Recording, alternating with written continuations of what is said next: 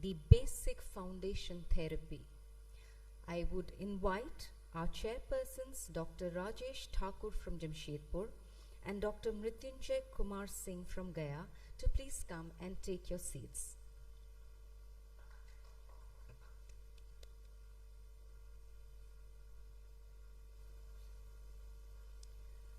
I would also request our speakers, Dr. K.N.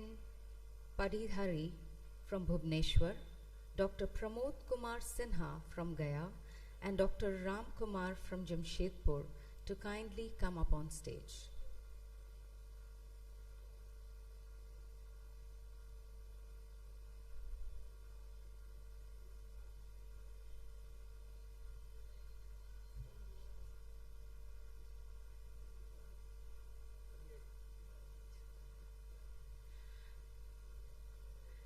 So we have Dr. K.N. Padihari on stage. Could I please request Dr. Pramod Kumar Sinha and Dr. Ram Kumar to please join him on stage.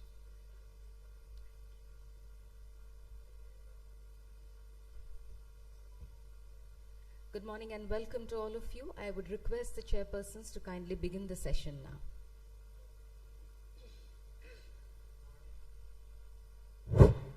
Good morning to all of you. Good morning to all delegates. This is the first session of the second day. Now we are going to start the basic foundation therapy. There will be three speakers, Dr. K.N. Padihari, Dr. P.K. Sinha and Dr. Ram Kumar. So we will discuss regarding how to prevent and how to revert the diabetes mellitus. So let's start with the first speaker, Dr. K.N. Padihari. Please, sir.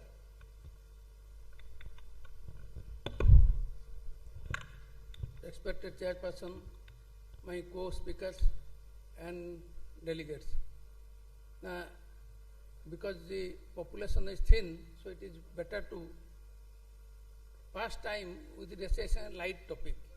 And this is a very light topic in the sense it is a spiritual aspect of diabetes. Now, yesterday, so many speakers told about prevention.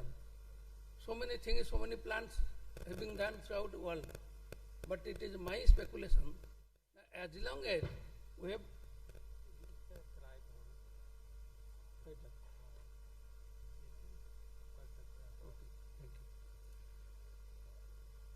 as long as we have not understood the spiritual aspect of food, we will not be able to prevent diabetes mellitus.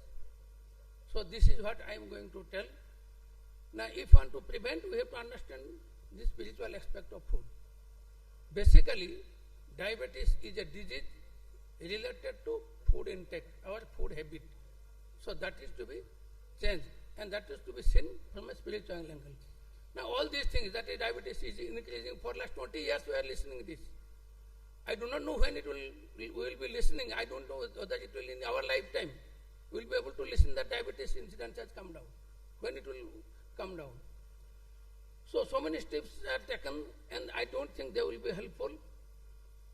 Now, before going to the spiritual topic, one should remember that whatever is happening or there on this earth, world, universe, is governed certain rules, certain laws. These are called the laws of nature. And these laws are made by nature, or you can say God. If you believe in God, you can say God. If you do not believe in God, you can say nature. You cannot deny that nature does not exist. So nature has made certain laws.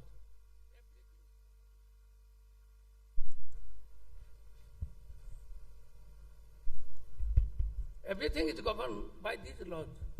Whether it is living being or non-living being, everything is governed by certain laws. Everything should work within those laws.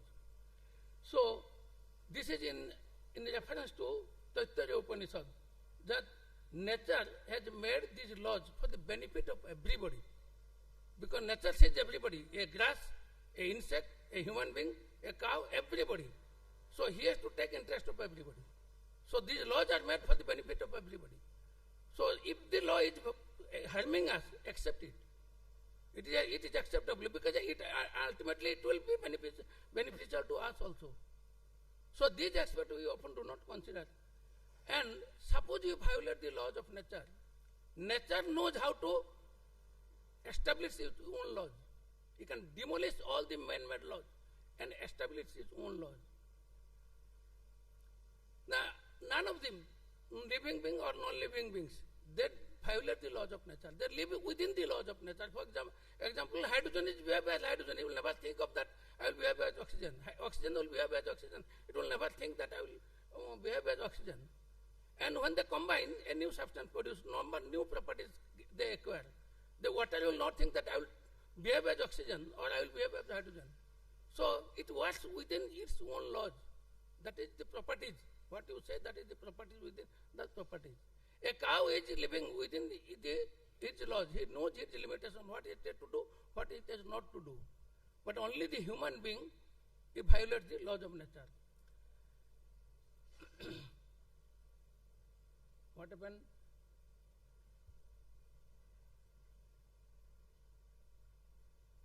Now, why the man violate these laws of nature? Is it because of incomplete understanding or incomplete knowledge in that particular field? For us, it is in relation to food. We will discuss about the food. Now, let us see how we violate the laws of nature. What are the laws governed by us? Now, all living beings require three things: air, water, and food. And the matter remains in three phases: the gaseous phase, liquid phase, and solid phase. We require three things: air, water, and food. Now, air is available everywhere. Nature has given air everywhere. We are not trying to take it away. It is not required to take. And it is delivered at the nose. You need not do any effort for that. It is given so freely. But there is limitation. You cannot take extra. The moment you take, the very next moment you exhale. You cannot take extra air. That is the law. The day you try to preserve air, then it will be harmful. So that is the law of nature. Because if you take everything, if you hold everything, all air, all other animals will require it. They will be starving for air. So air is, you need not do much of, even during sleep you are able to take air. Nature made that provision. Then let us come to water.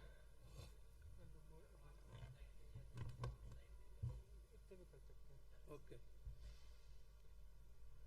Now similarly for water, 3/4 of the earth's surface is covered with water. So there should not be any deficiency of water. If there is deficiency of water, it is because of improper handling of water. We have not understood how to handle water. So in South Africa or in Delhi or in the other cities now deficiency of water. There should not be deficiency of water. By law of nature, it should not be deficiency. It is our misunderstanding, mishandling of water is the cause of deficiency of water.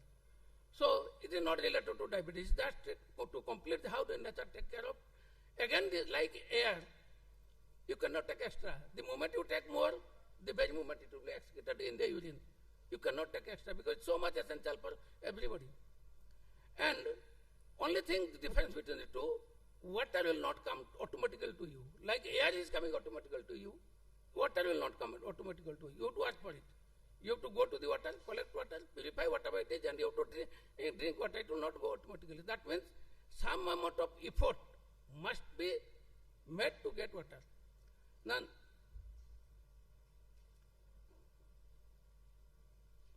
about food, now nature arranges food first, then gives birth to any living being. Without arranging food, nature never gives birth to anybody. That means for everybody there is enough food. Now this is a reference from Anual Upanishad. I have read all the 108 Upanishads.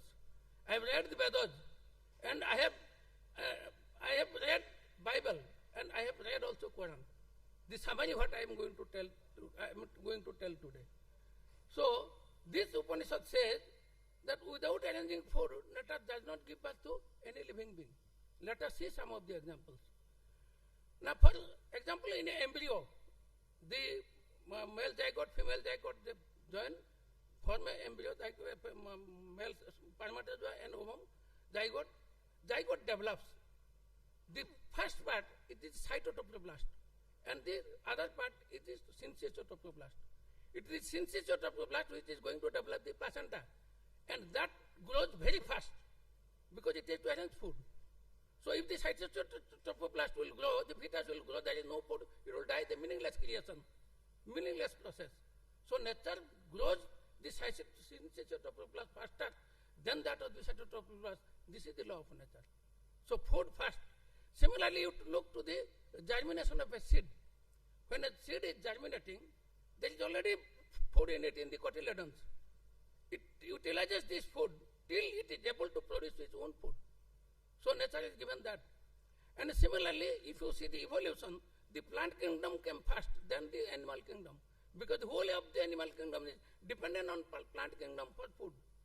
So nature arranges food first, then giving birth to any living being. Now another example is like when a girl child is growing, it is the thelasky first, that is the arrangement for food. Then manasky, that is the arrangement for giving birth to a young one. So you see, if you closely observe what is happening in the nature, you can understand that nature never gives birth to anybody without arranging food for it. But again, food will not come automatically to you. Like air, it comes automatically, water with little bit of effort, but food will not come automatically. You have to exact more. You have to do more work to get food. Otherwise, you will not get food. So, for that, nature has given us hands and nature has given us legs to search for food and to collect food. The amount of food grown on this earth is meant for everybody. If you take more, somebody will be starving. So it may be for human being or it may be anybody. So nature is keeping a record of it, what you are doing. So all have to strive to get food. Certain foods are common to each other. Food for cows is not food for us.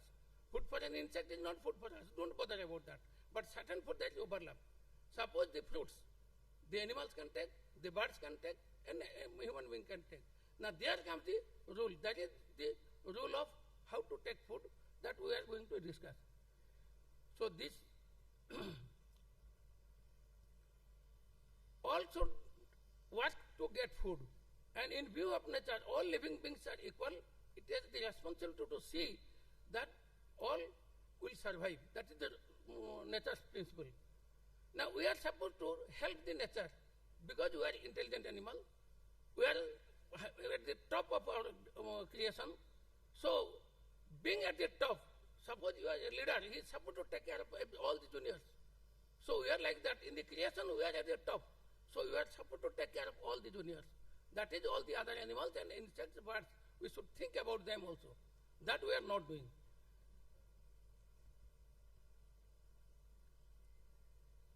Now, nature says the natural way of taking up food is guided by hunger. Nature is given when you will take food. Nature is given you hunger. So if you are not feel hungry, naturally you do not deserve food. So you should take food only when you are hungry. Nature has made its own provision. Nature has made its own provision thirst, that you take water. So all these things are all man-made. So we see a very palatable food, then we are not hungry. Then we start taking food. It is against the law of nature. You are not supposed to take this type of food. This is where maximum we have violated the law of nature. That without hunger we are going to take food. And violation of the law of nature related to intake of food is we took food when we are not hungry. We take food out of fun. Our body never required food. But somebody is giving, let us take. So this is fun. You cannot do like that for food. So there are many other, it is available does not mean that you will take it. Food is available, suppose in a feast, so many types of food are available. You take whichever is required for you. Don't take everything. The change of food habit of man started with the growth of civilization. Now growth of civilization, the human food habit changed. Otherwise, before that, we are fighting with other animals to get food. We are doing a lot of work to get food. Now, civilization when started with the development of agriculture. With the agriculture development, the men found that why should we go to search for food? We can grow food. That means he found that by his own intelligence, a seed, fruit is falling, you can collect these seeds, grow them, and we can grow our own food. There is no need to search for food. So this is the concept of agriculture. And agriculture is against the law of nature. What do you do? Then we violated from nature. Suppose there is a piece of land, a large piece of land. What nature will grow? It will never grow a single type of crop. It will grow varieties of plants, grass, bushes, all these things, because it has to take care of everybody. But what man did, he grew only one type of plant, either mango plantation, or paddy plantation, or wheat plantation. So this is violation of the laws of nature. You arrange everything for you, what you did for the others. So at this time, this happened all over the world. God created his representative, or himself you can say, to give the instruction. Okay, you are going away from the nature. Okay, no problem. But follow this principle. In relation to follow this principle. Now, these principles are written in the Bible. It is written in our Vedas and Upanishads. And it is written in Quran also. I am going to tell some of them. Now, this is where the God has given the instruction in relation to food, in relation to production of food, in relation to distribution of food, in relation to conservation of food, and other things. All these things have been instruction is given in these scriptures. Now, these are some of the principles. That is Taittiriya Upanishad. Everybody should promise that he will try to produce more food. Now, you see what is happening now. Acres of agricultural land are remaining vacant, not being grown. It is against the law of nature. Nobody should. What will happen to food, don't bother. It is your duty to grow food. We must promise that we will grow food. What will happen to this food, don't bother. You must grow food. So that is the Upanishadic advice. Don't grow any food on your field on every 7th year. This is in Bible. And if anything grows in that field, then you don't go to harvest it. Don't go to harvest it. It is for some other creature. The other birds, animals, they will take it. So these are some of the principles. This is the Old Testament. Then don't harvest from the edges. Suppose this is the field. Don't harvest from the edges of the field. These are for other animals. You can take from the center, but don't cut from the edges of the field. Now again, this is from Old Testament. Don't pick the grapes. Suppose you are taking a bunch of grapes, some fell down. Don't pick it up. Don't pick it up. It is not yours. Nature says, or God says, I have fallen it down for others. So it's not yours. You leave it like that. Or in a grapevine, you are going to pluck the bunches of grapes. You have 10 branches. You could not see 3, 4 branches. Then again you stand back, 3, 4 are left. But don't go. Don't pluck these leftover branches. God says that I have knowingly hidden it from your vision. It is for others. Either by passing people or for animals. This is again from Old Testament. The plant fruit bearing trees, if you should plant many fruit bearing trees and don't eat the fruits for first 3 years. For first year, leave it for everybody. And from 4th year, it is for God. From 5th year, it is yours. If you follow this, your plant will grow more amount of food. Don't feel that everything will be lost. Not lost. Your plant will grow more food. Again, it is from Bible. On the 50th year, suppose you have got a field, right field for 50th year. If you are still surviving, don't harvest anything in the 50th year. Every 7th year and on 50th year, don't harvest anything. Now this is also in Old Testament. God instructed human being to take care of the birds, animals and fish also. So what I have already told that because we are the leader, we are supposed to take care of all subordinates.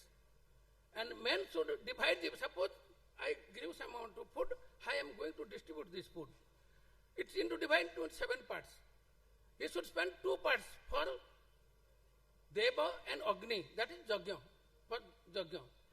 3 parts for own use. 1 part for birds and animals, 1 part for deprived ones. Suppose I am not able to grow anything because my illness or something that this year I could not build it, so I am not having food.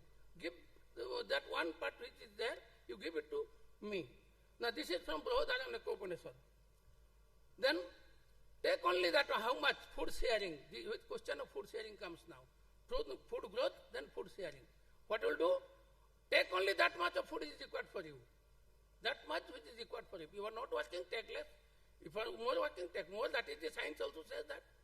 Then, now this is in reference to, I am not going to take a lot of time. How by greed, people conserve food, and next day the problem started. This is discussed in Bible. Sharing of food is the law of nature. Now, if you see a monkey is taking a mango from a tree, after taking few bites, he is throwing down. It is not taking to the last drop. Because the what are 20%, 30% left, it is meant for the insects and other creatures which are living on the earth. You see, he do not know, monkey does not understand whether next day he will get that food or not. But he is throwing it down. If a lion catches a prey, it will take flesh. Still 30-40% are left with attached to the bones. It is for hyenas or jackals. This is the law of nature. There is food, even if the lion catches the prey, all do not belong to him. He gives the share to other animals. So this is food sharing. That is the law of nature.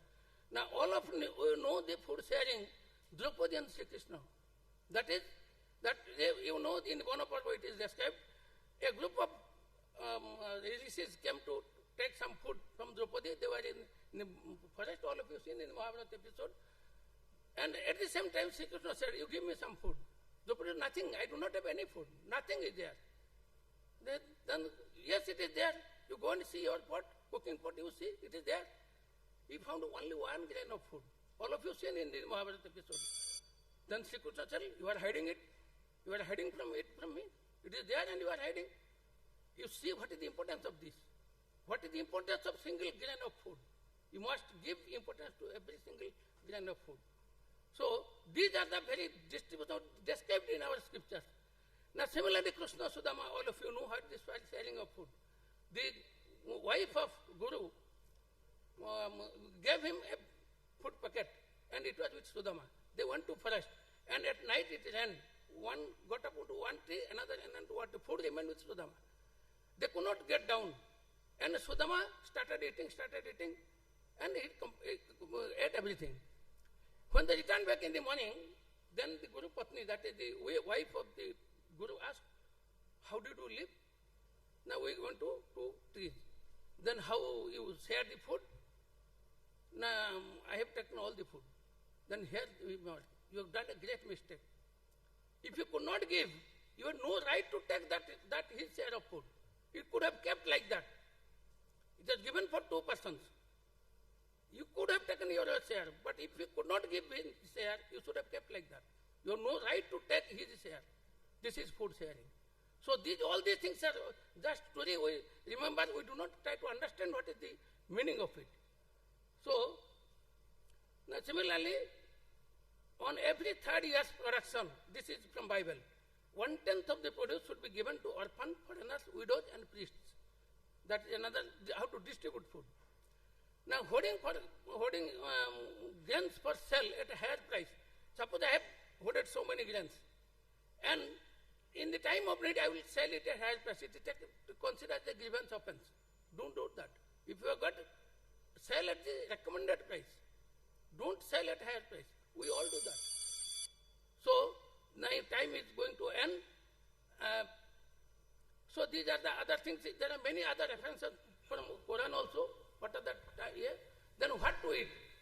We can take fruit, grains, flesh of animals and birds, but not blood or fat of animals and birds. Then there is nothing called, this is from our own year, good food or bad food.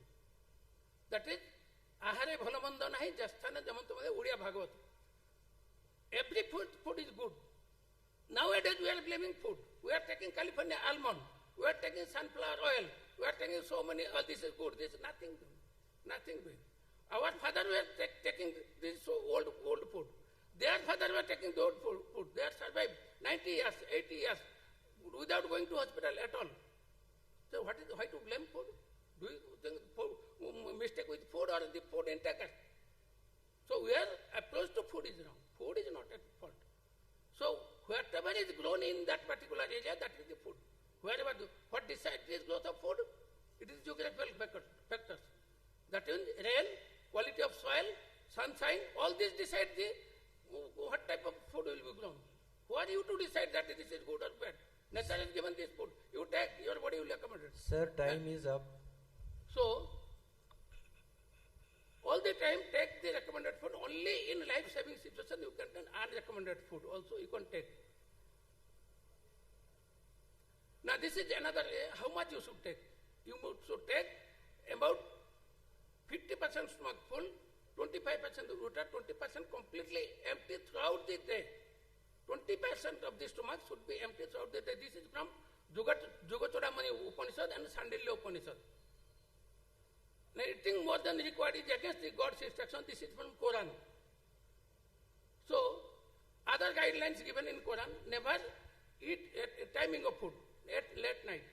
And never eat when you are not hungry. This is from Quran. I will never show disrespect. This is oath. The man is supposed to take the oath, Taittiriya Upanishad.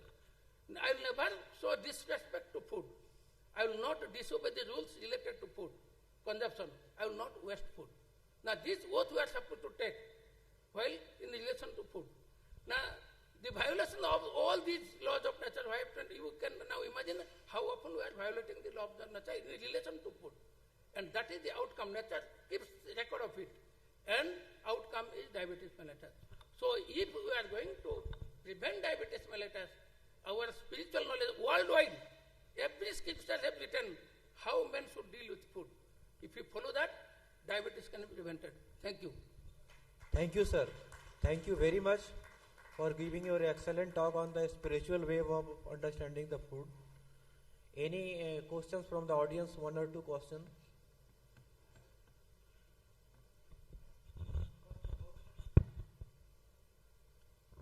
First of all, I must congratulate, sir, you for the vast reading of the all Upanishads and the Vedas, and you have just drawn the conclusion out of them.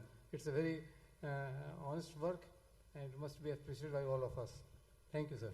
So I will conclude this talk with a sloka.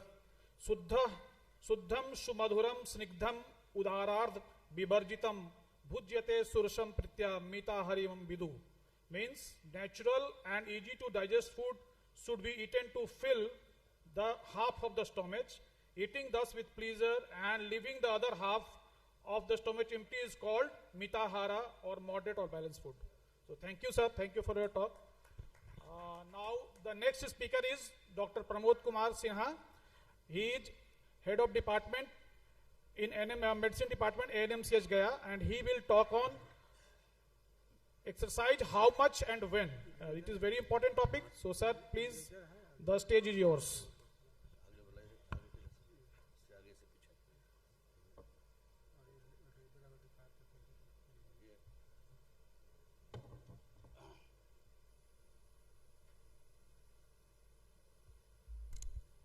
Well, very, very good morning, everyone. Sabko mera namaskar.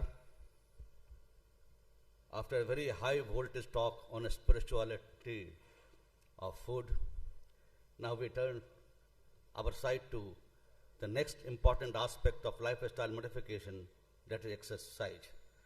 Well, friends, ladies and gentlemen, to understand how much and when of exercise, we need to understand also what and why of exercise. Friends, WHO and US Department of Human Health Services has also done a very hard work on this and had given a guideline in 2018 and also corrected it in 2013. Friends, physical activity and exercise is defined as any bodily movement produced by the physical muscles that require energy expenditure and can be performed yes, thank you. Hello. And can be performed at a variety of intensities as a part of work, domestic course, transportation. Exercise is a subcategory of physical activity that is planned, structured, repetitive, purposeful, and performed during leisure time with primarily purpose of improving or maintaining physical fitness, physical performance, or health. Exercise and exercise training frequently are used interchangeably. Friends, let us see what exercise. Aerobic physical activity. The activity in which the body's large muscle move in a rhythmic manner for a sustained period of time. Aerobic activity, also called endurance activity, improves cardiorespiratory fitness. Example includes walking, running, swimming, bicycling, and jogging. Friends,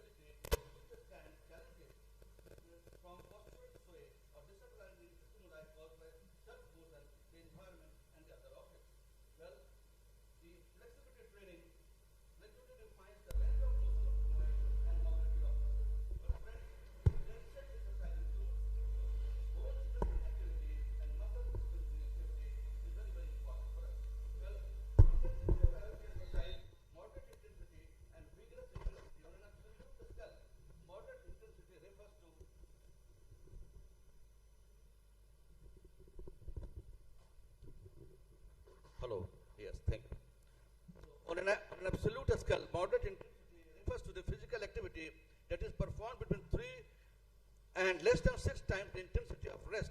On a scale relative to individual's personal capacity, moderate intensity physical activity is usually a 5 or 6 on a scale of 0 to 10.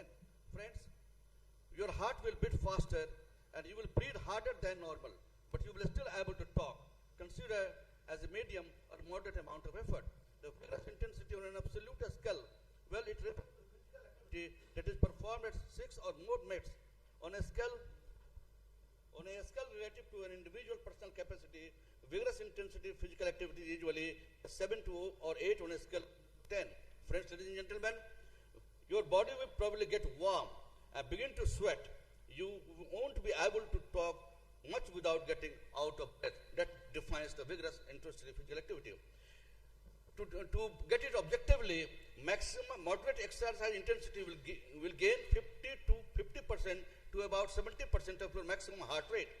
Vigorous exercise intensity 70% to 85% of your maximum heart rate, whereas maximum heart rate is calculated 220 minus age. Well, friends, ladies and gentlemen, examples are moderate brisk walking less than at least 2.5 miles per hour, whereas hiking uphill or with a heavy back pain or running or jogging is a vigorous intensity. Water aerobics, moderate intensity, whereas swimming laps are vigorous intensity. Riding a bike on a level ground or with a few wheels, but less than 10 miles per hour constitute moderate intensity, where cycling more than 10 miles per hour constitute faster activity. The vigorous activity, dancing, social or ballroom dancing, moderate intensity, whereas vigorous aerobic dancing is a vigorous activity. Playing double tennis is a moderate intensity, where playing single tennis is a vigorous intensity activity.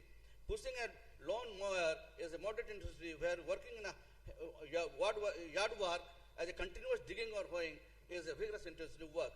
Roller blading is a moderate intensity, where jumping is a vigorous intensity. So these are simple definition of the moderate intensity activities and vigorous intensity activities. Well, resistance exercises.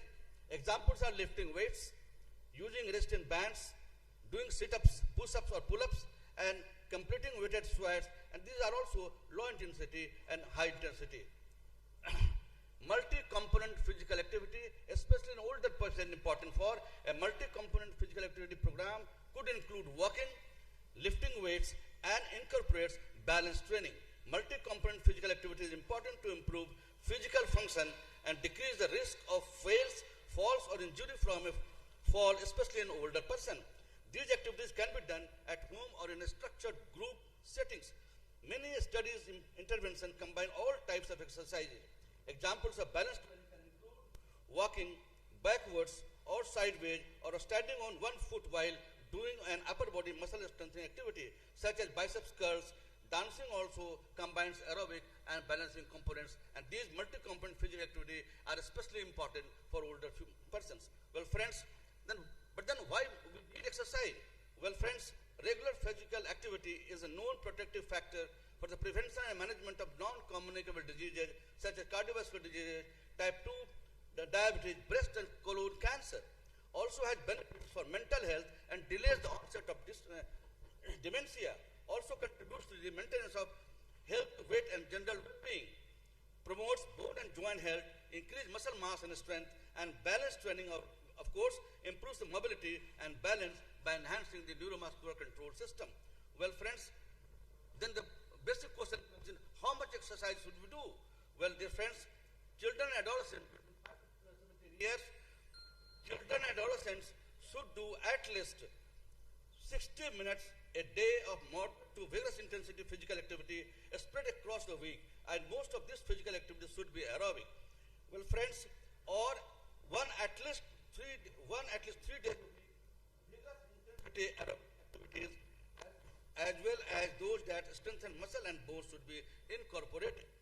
Well, friends, it's important to provide all children and adolescents with safe and equitable opportunities and encouragement to participate in physical activities that are enjoyable, offer variety, and appropriate for their age and ability. Well, friends, children and adolescents with a disability should also do these physical activities. It is a strong recommendation. For it, beside other health benefits, it also improves cognition in individuals with disease or disorders that impair cognitive functions, including attention deficit, hyperactivity, activity disorder. Improvement in physical function may occur in children with intellectual disability. Well, friends, there are no major risks for children and adolescents living with disability engaged in physical activity when it is appropriate to individuals' current activity level, health status, and physical function, and the health benefit accrued outweighs the risk. Children and adolescents living with disability may need to consult a healthcare professional or other physical activity and disability specialist to help determine the type and amount of activity appropriate for them. Well, friends, sedentary behavior, every adolescent and children should limit the amount of time spent being sedentary, and particularly the recreational screen time. The sedentary behavior produces ill health, not only in children, adults and older also. Well, friends, what are the health benefits? The physical activity in children confers health benefits, improved physical fitness, cardiometabolic health, cognitive outcomes, mental health, reduced symptom depression, and reduced adiposity.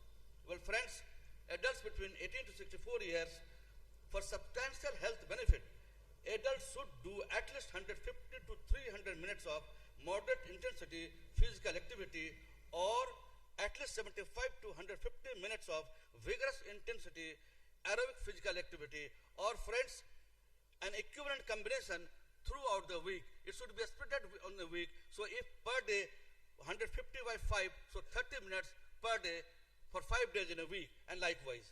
Friends, at least everyone, at least on 2 days for a week, muscle strengthening activities at moderate or greater intensity that involve all major muscle groups should be done for additional health benefits. For further health benefits, you can increase the timing from more than 300 minutes for moderate intensity physical aerobic activity, or more than 150 minutes of vigorous intensity aerobic physical activity. This will give further health benefits. Well, friends, you could see the relationship between the dose-response relationship, the better result when you are in between 150 to 300 minutes, but it will add benefit if you go beyond that, but also will incur harms. Well, you can see here the high risk from lower risk. The improved physical activity brings you to the lower risk. Lessing the sedentary habits brings you to the lower risk. Friends, sedentary behavior in adult, higher amounts of sedentary behaviors are associated with following poor health outcomes. Friends, all-cause mortality, cardiovascular disease mortality, cancer mortality, and incidence of cardiovascular disease, cancer, and type 2 diabetes are increased. So limit the amount of spent being sedentary and replace with more physical activity of any intensity. Well, friends, older person, as it more than 65 years, well, from substantial additional and further health benefits, similar level of physical activity recommended as for adults less than 65 years. Well, friends, older adults, however, should be as physically active as their functional ability allows, and adjust their level of effort for physical activity related to their level of fitness. Well, friends, to enhance the functional capacity to prevent falls, this is a special one on at least 3 days a week, a varied multi-component physical activity that emphasizes functional balance and strengthening at moderate or great intensity is a requirement for older patients. Friends, sedentary behavior similar as for the adult less than 65 years.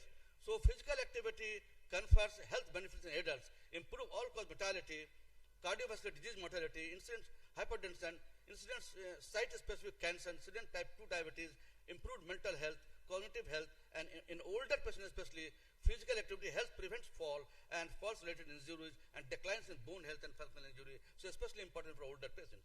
Well, friends, adults 18 years and above with disability are recommended. But then there are no major risks to adults living with disability engaging in physical activity when it is appropriate to the individual's current activity level, health status, and physical function, and when the health benefits accrued outweigh risk.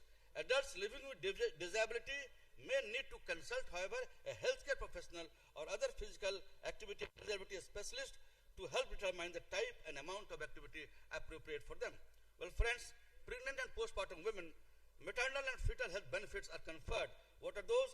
There are decreased risk of preeclampsia, gestational hypertension, gestational diabetes, excessive gestational weight gain, delivery complication, and postpartum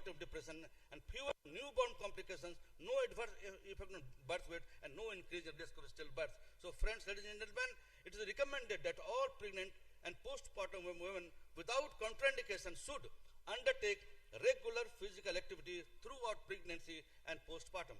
Well, friends, what amount? At least 150 minutes a week of moderate intensity aerobic physical activity, and at least moderate intensity physical activity throughout the week for substantial health benefits, and incorporate a variety of aerobic and muscle strengthening activities.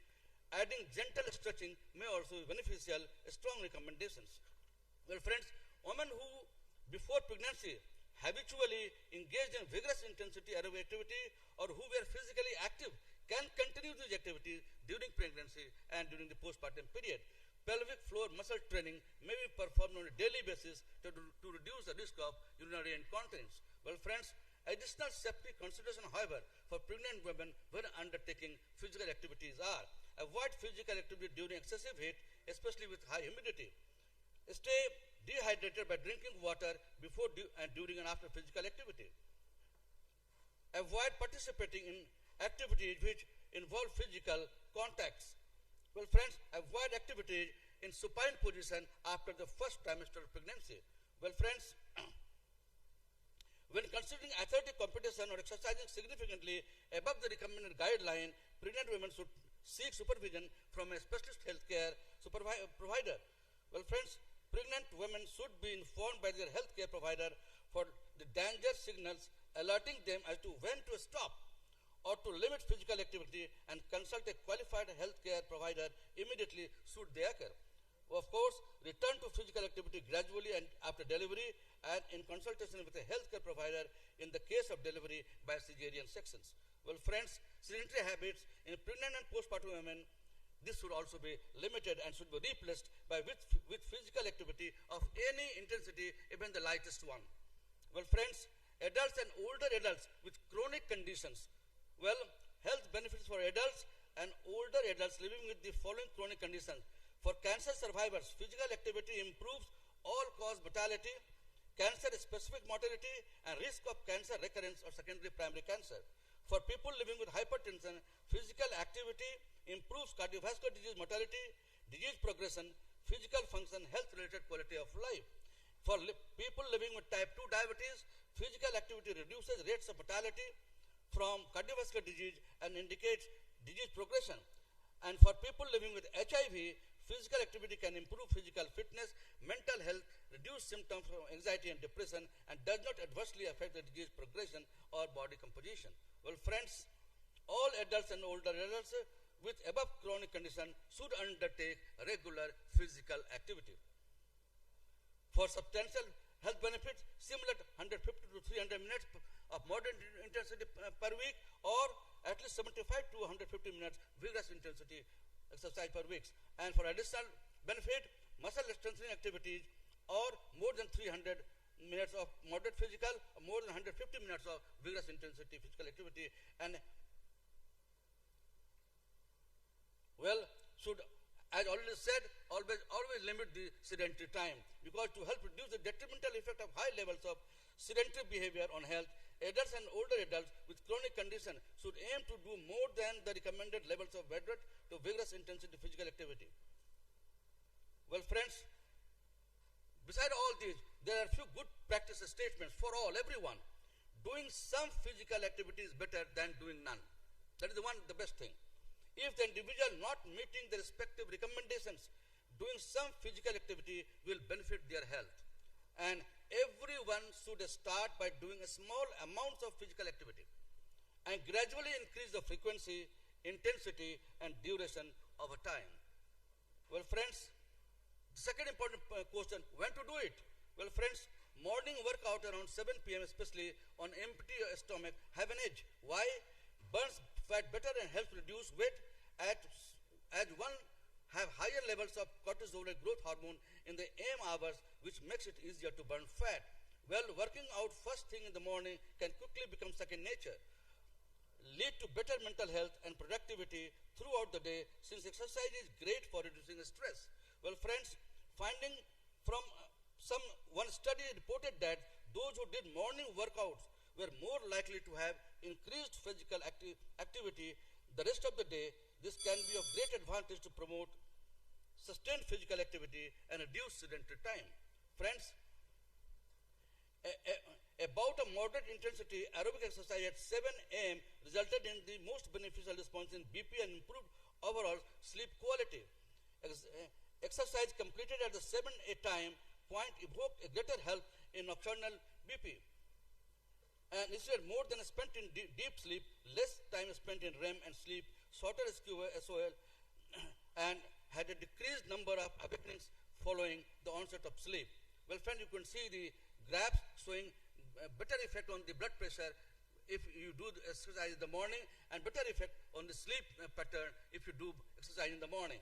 Well, friends, afternoon works between 4 p.m. are almost as good, and nighttime works between 7 a.m. to 10 p.m. still come with perks. What is most important, a strength exercise is especially better later in the day. Well, friends, so bottom line, if one have to pick a best time to exercise, morning would win for aerobic exercise, and a strength exercise will be better in the later afternoon. But there is really no bad time to exercise. In fact, the most important thing is finding the time to do so wherever works for you. That is the most important line. So the takeaway, friends, ladies and gentlemen, science has linked exercise with multiple health benefits, and also being inactive and sitting too much with higher risk of heart disease, type 2 diabetes, colon and lung cancer, and early death. So move more with more intensity and sit less. That is important to recognize. So here are some of the big wins already enumerated: lower risk of heart disease, better sleep, improved cognition, less weight gain, obesity, yes, better bone health and balance, fewer symptoms of depression, and better quality of life and sense of overall life being. Well, friends, ladies and gentlemen, so what are you waiting for? Let us get moving. How? For substantial health benefit, I repeat, minimum 150 to 300 minutes of moderate intensity physical activity spread out the whole day, or at least 75 to 150 minutes of vigorous intensity aerobic physical activity. For additional health benefits, do at least 2 days muscle strengthening exercise, or you can increase the duration above 300 minutes of moderate and above 150 minutes of vigorous intensity. Well, friends, to enhance functional capacity and prevent falls, you do the balancing of very multi-component exercises. So friends, just start and increase yourself and make the patient to do the same.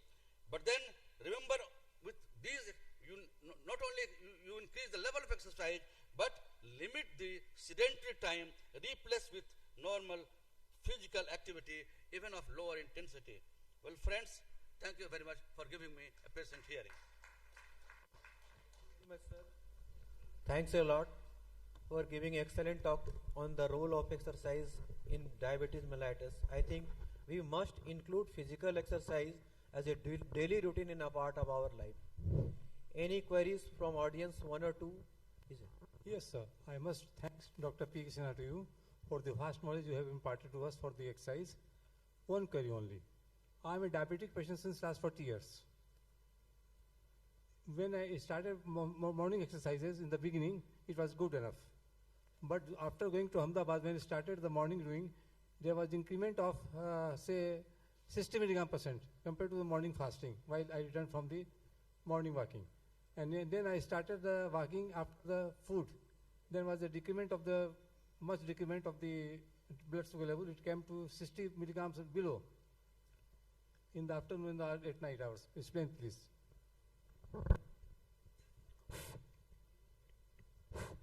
Hello. Yeah, thank you for such a nice question, sir. The most important point so far regarding the time is concerned, many studies and many thoughts suggested morning exercises are good. But, friends, ladies and gentlemen, it is done on empty stomach. So, naturally, it may cause, in a diabetic, the fasting problems, as Dr. Khaitan suffered in last few days in Ahmedabad.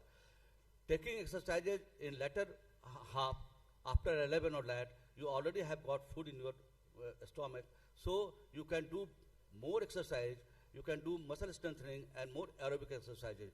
That is well maintained and well mentioned. So, sir, time, finally, it has to be individualized what suits you. That is only one thing. But science suggests that morning exercise is good for aerobic exercises and strength or muscle making exercises are good in latter half. Simply because after food you have got more energy to burn out with exercise. That is a good part on the latter half of the exercises. But it has to be individualized as per your need. Thank you very much. So thank you, sir. So what is your take on 3 intermittent exercises, 10 minutes of 3 exercises in a day? Means not in a stretch, 30 minutes. 3 exercises, 10 minutes, 10 minutes, 10 minutes. You can individualize. Only one, the bottom line is do exercise as per your time and as per your wish, as per your capability. You can do 30 minutes exercise a day. You can break it up in 10 minutes, 10 minutes, and 10 minutes.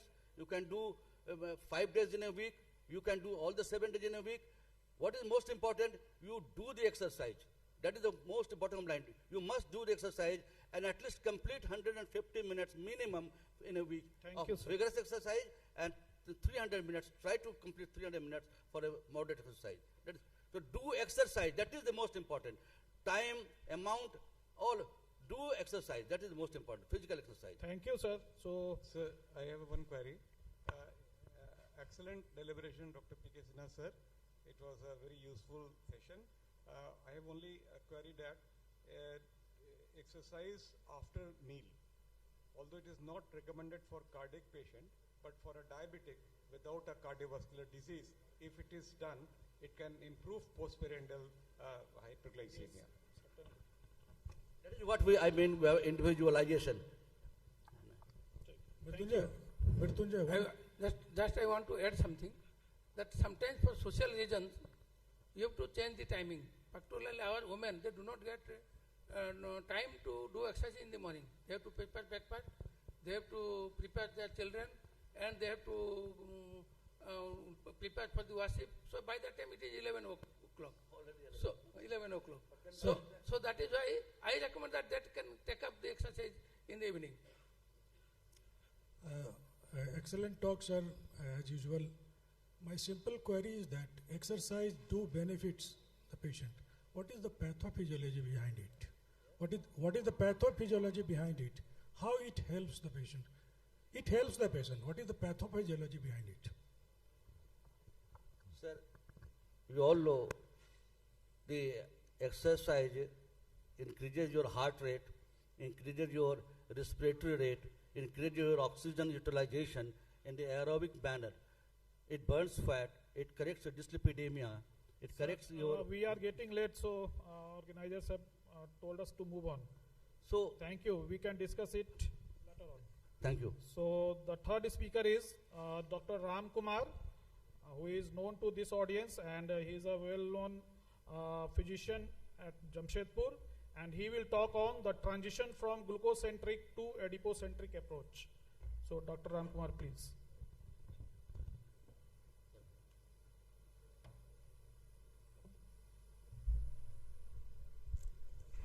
So, good morning to all. The lesson from these two first session is learned that यहाँ पे खड़े होकर भी exercise कर सकते हैं आप, और रात के पार्टी के बाद भी एक्सरसाइज तो करना ही था, सब कुछ सबने किया ही होगा, और क्योंकि हमारा रिसोर्ट जो है हैज़ अ ब्यूटीफुल लॉन है ना, सो must have engaged yourself for that. The next topic is the new concept in management of diabetes is from transition from glucocentric approach to the adipocentric approach. And I thank Dr. Bani for giving me this talk. Before starting in the talk, the common origin of any of the chronic disease lies with defect in adiposity and obesity. So, because obesity and excess weight and these two are the new epidemics, dual epidemics, and you know that the data is that 88% of people who are type 2 diabetes are overweight or have obesity, and of those, 77% have a HbA1c of more than 7%. So they are lacking whenever you go with the glucocentric approach in management, because we are trying to chase the things, and this is not going to happen till now, since the management of diabetes mellitus has been conceptualized in any of the data or any of the studies. So we know there is overlapping of risk factor for diabetes, obesity and CVD. For the type 2 diabetes, you know that obesity is the risk factor, and for the obesity is happening, there is a diabetes. So these are the risk factor: smoking, physical inactivity, blood pressures. There is genetic factors which cannot be modified: age, PCOS, high blood lipids, race and ethnicities. Different races have different kinds. Higher incidences of gestational diabetes, leading to further complicating the female population into type 2 diabetes with high insulin resistance. Then there is obesity, which combine most of the factor for the causation of obesity, included with different sleep patterns, disturbing the circadian rhythms, socioeconomic status. Nowadays, those who are more well-to-do have lesser incidences of diabetes because they are adopting the better lifestyle pattern, but the surrounding area of the people who are well-to-do, who are poor, they have a lack of a very good lifestyle, they are increasing their diabetic incidences. Then there are other medications factor which can contribute to the obesity, and also the mental health, like for example depression leading to the obesity is there. Now these three type 2 diabetes and CVD has many common factors, so we cannot ignore one disease simply saying that I am a cardiologist, I cannot treat diabetes. I am a diabetologist, I cannot treat cardiology, I cannot treat the heart disease. So the concept of CCDSI actually based on this concept, which will help the physician, primary care physician, in treatment of particularly obesity, which will help in treating all the chronic complications of the obesity. Now this is the pathophysiology of diabetes, obesity and CCD. Basically what we are seeing is that there is increase in inflammations in the body. Whether this inflammation are subclinical or overt inflammations, increase in so many plethora of inflammatory markers you can see here. The core defect is because of insulin resistance, where our hyperglycemia, because of obesity, there is increase in free fatty acid, triglyceride. They have increased adaptation of renin, angiotensin at the kidney level, leading to hypertensions. Then all these two factors has increased endothelial platelet dysfunctions, a chronic oxidative stress taking very long time to manifest its disease in terms of CVD. Maybe 10 years, 15 years later on, people will get this kind of any chronic or acute cardiovascular disease in a persons. So the pathophysiology of diabetes, obesity and CVDs are not separate, they are integrated. They should be seen in a single point view, with a single window, and if you consider obesity as a disease, as WHO has already stated, obesity is a disease entity. So the core concept of pathophysiologies need to be understood by everyone who are dealing with any of the chronic disease, whether it is CVD, chronic kidney disease or diabetes.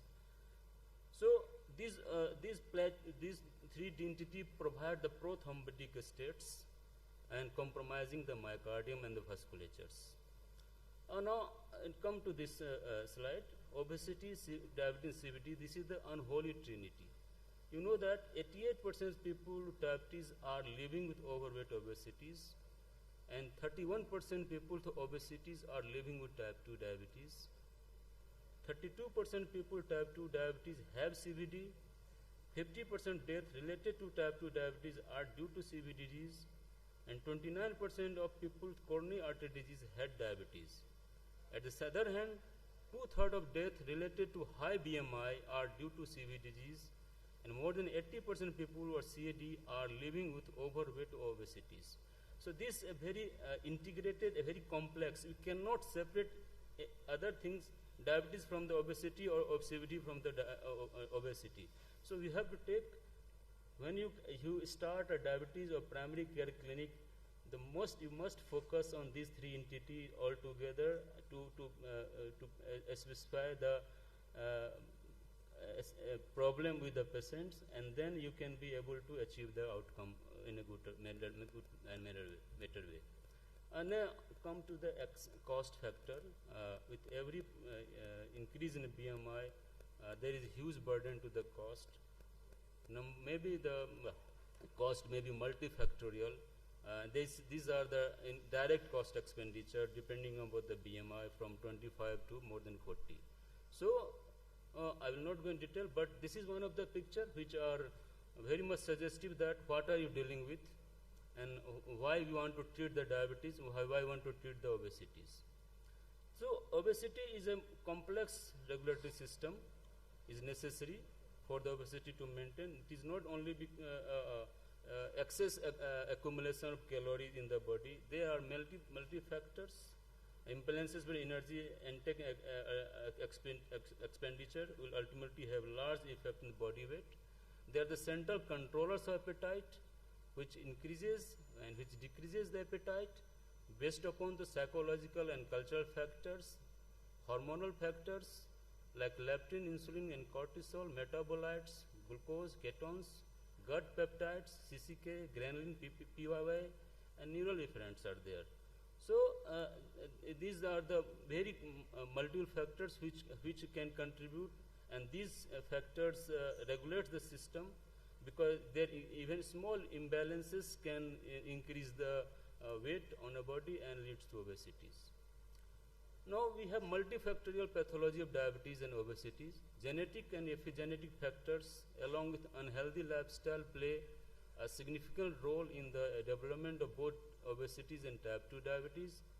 Various factors including adipokines, pro-inflammatory cytokines, NEFA and other contribute to the visceral fat accumulations, beta cell dysfunctions, change in gut microbiota and gut barriers leakage. In addition, inflammatory reactions in the hypothalamus might contribute to the onset of diabetes and vice versa. Diabetes impact energy homeostasis and hyperactivity regulates neuron as well as the surrounding microglia in the hypothalamus. So, when you talk about diabetes, you must talk about the obesities and inheritance, and the most two core defects, that is the insulin resistance and beta cell decompensations. So there is a adiposity links between type 2 diabetes, CKD and CVD, and they are the integral part of the CKM syndrome approach. W has predicted that 18% of men and 20% of women will be affected by obesity in 2025, with 40% global population will be the overweight. So preventing aspect from the right route, as yesterday told by the prevention program, should start from the school, and that is rightly predictions as done by WHO should be emphasized in any of the planning. Now, visceral adiposity is often associated with several severe metabolic risk factors such as arterial hypertension, both nocturnal sustained, metabolic syndrome, insulin resistance, impaired glucose metabolism, type 2 diabetes, dyslipidemia, and their complications. There is a role of adiposity, adipocytes in the obesities, because this adiposity is an endocrine organ, and lipid storing adipose cells, it must increase by enlargement of adipose cell through the lipid deposition, as well as by an increased number of adipocytes, whether it is characterized by after adipose tissue get its masses increases, there is infiltration of the macrophage, although it has been defined as a storage fat, but there are also endocrine cells that releases the numerous molecules in regulated fashions. So there is many substrates and there are many hormones in the adipocytes. Their role are very much important in lipid homeostasis, insulin sensitivity, blood pressure control, coagulations and vascular health, and likely to contribute to obesity-related pathologies. The etiology of obesity is more complex than simply an imbalance between energy intake and energy output. The possible factors are metabolic factors, genetic factors, inactivity, endocrine factors, race, age, sex, ethnic and cultural factors, socioeconomic, dietary habits, smoking cessation, pregnancies and menopause, psychological factors, gestational diabetes, lactational history, and energy balance equations. Now, obesity leading to diabetes. The link between BMI and increased risk of type 2 diabetes has been demonstrated in various populations, including those with both traditionally low and high rate of diabetes. Higher level blood fats inhibit glucose utilization by the muscles, increase accumulation of fat in the liver, and stimulate insulin secretions, causing hyperinsulinemia, and which play a significant role. Excess weight, especially abnormal weight, cause insulin resistance in part from increased fatty acid level by the adipose tissues. The two core defects of adiposities are insulin resistance and beta cell decomposition. So one other hand is adiposopathy and other is diabetes. They are compounded by physical environment, sleep disorder, and social environments. And there are medications, induce weight gain, neuropathy and decreased activity, hypoglycemia and food intake, stigma and impaired mental health. So two core defects, if you correct it, many of the other etiological of diabetes will automatically be taken by itself.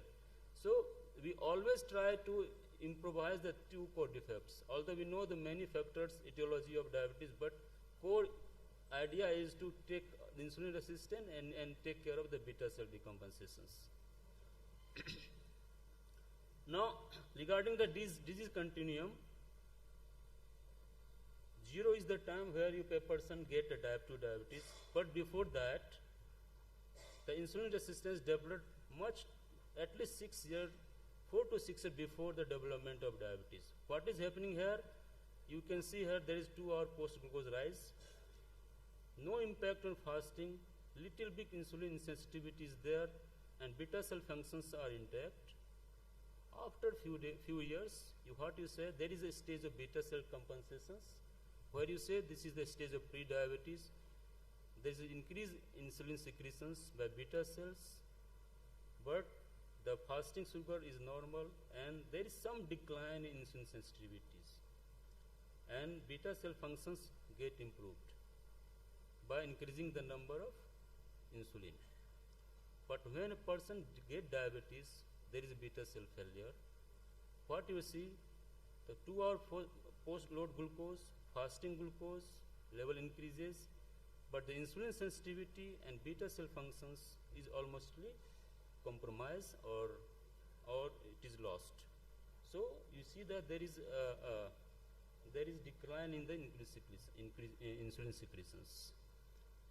So ABCD, that is the new term for obesity-based disease, is adiposity-based chronic disease, is a diagnostic term for overweight obesity that explicitly recognizes the chronic nature of disease, the underlying adiposity that drive the pathophysiology and complications that cause morbidity and mortality. ABCD type 2 diabetes belong to group of metabolic disease and chronic kidney disease can damage almost every major organ systems. ABCD and the associated insulin resistance are the root of many cardiovascular kidney metabolic syndrome. So a holistic therapeutic framework using weight loss as a disease modifying intervention would facilitate its management at different stages across the lifespan.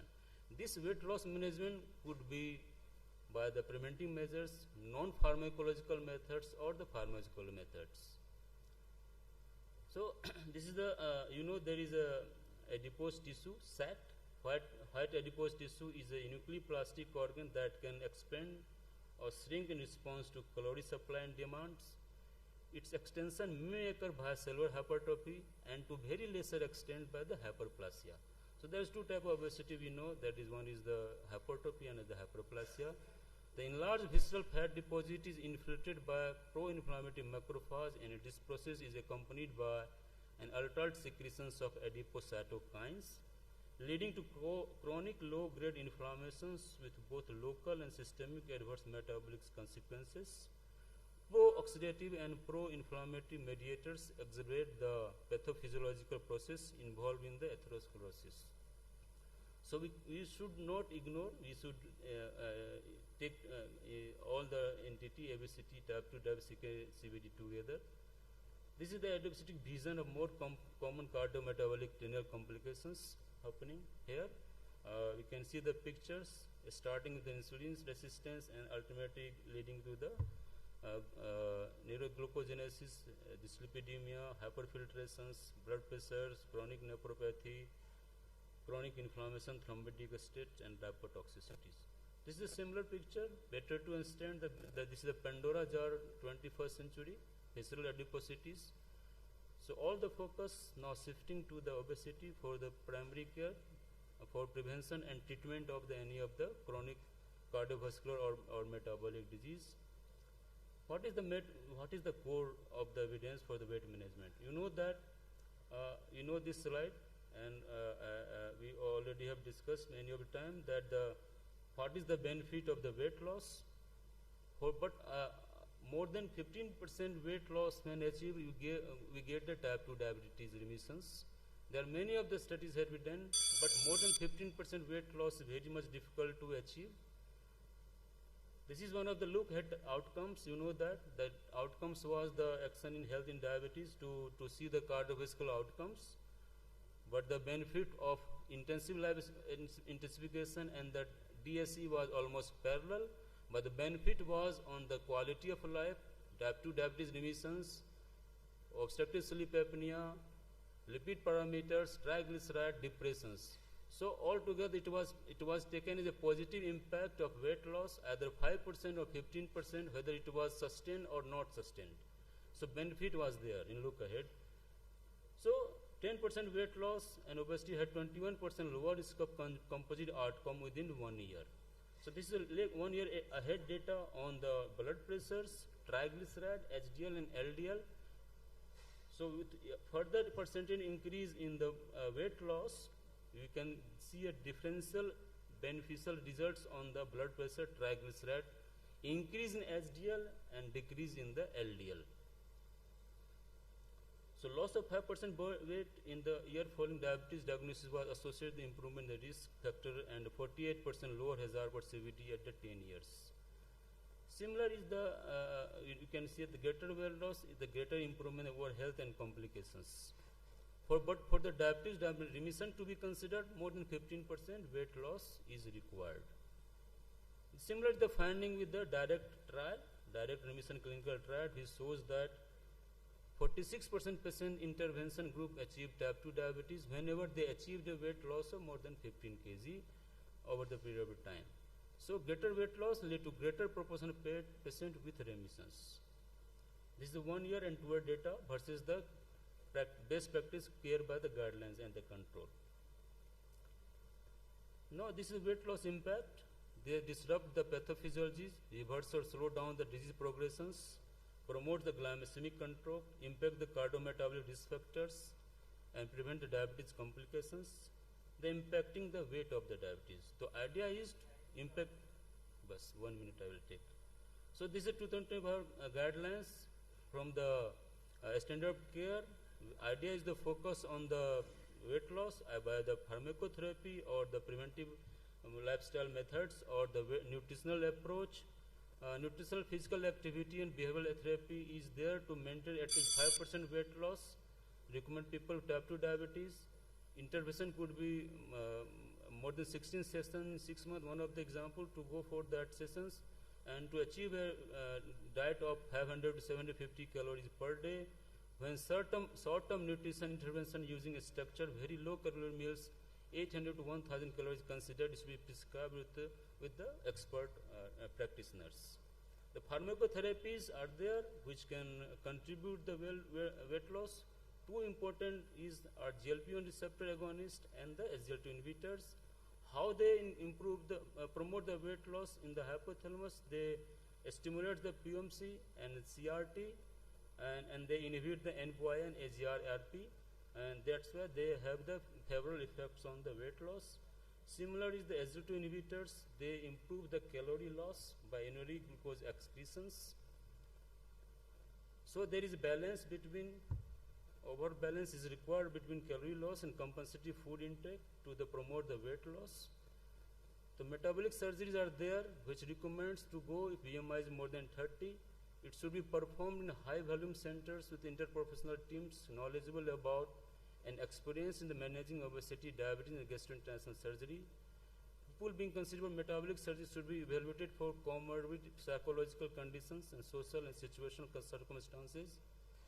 Surgical procedure of obesity treatment often referred to as interchangeably as bariatric surgery, weight loss surgery, metabolic surgery, or metabolic bariatric surgery can promote a durable weight loss and improve the type 2 diabetes. This is the most effective method to go for the weight loss. Now coming to this picture, this is the square circle where you can see this is the stages has been shown. This is the data, this is the dysfunctional tissue approach for the management of obesity or diabetes, where there are 4 components. They are obesity, diabetes, CKD and CVD. The CKM stages have been defined. Stage 2 is the dysfunctional adipose tissue with metabolic risk factor. Stage 3, subclinical CVD. Yes, this is the last slide. So, adipocentric approach is required for the management. In the setting of the nutrition and physical exercise, nutrition is there to modify the protein intake and decrease the carbohydrate intake.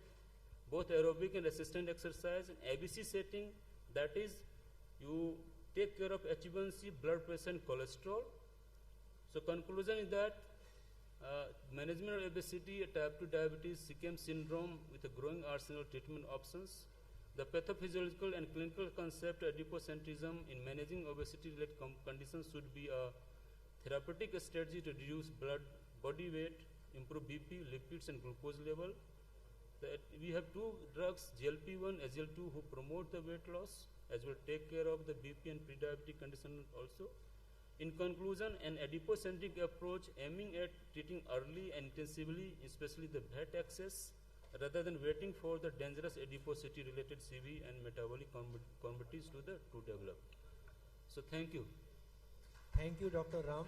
Thank you very much for your elaborative pathophysiology on adiposity and obesity. And I think we can have a question and answer session afterwards. Okay, so we are concluding this session. Okay.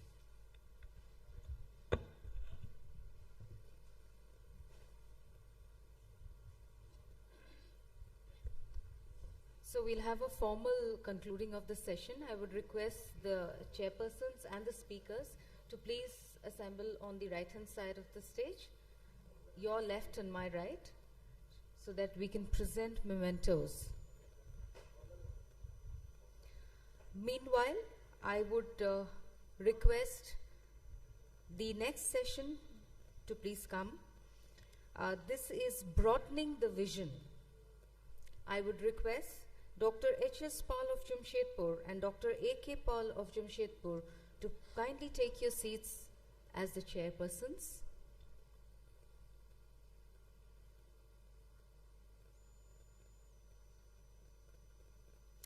And requesting our speakers, Dr. Sanjay Das from Talcher and Dr. Sebil Guha from Patna to kindly take your seats. Dr. Sanjay Das of Talcher and Dr. Sebil Guha from Patna.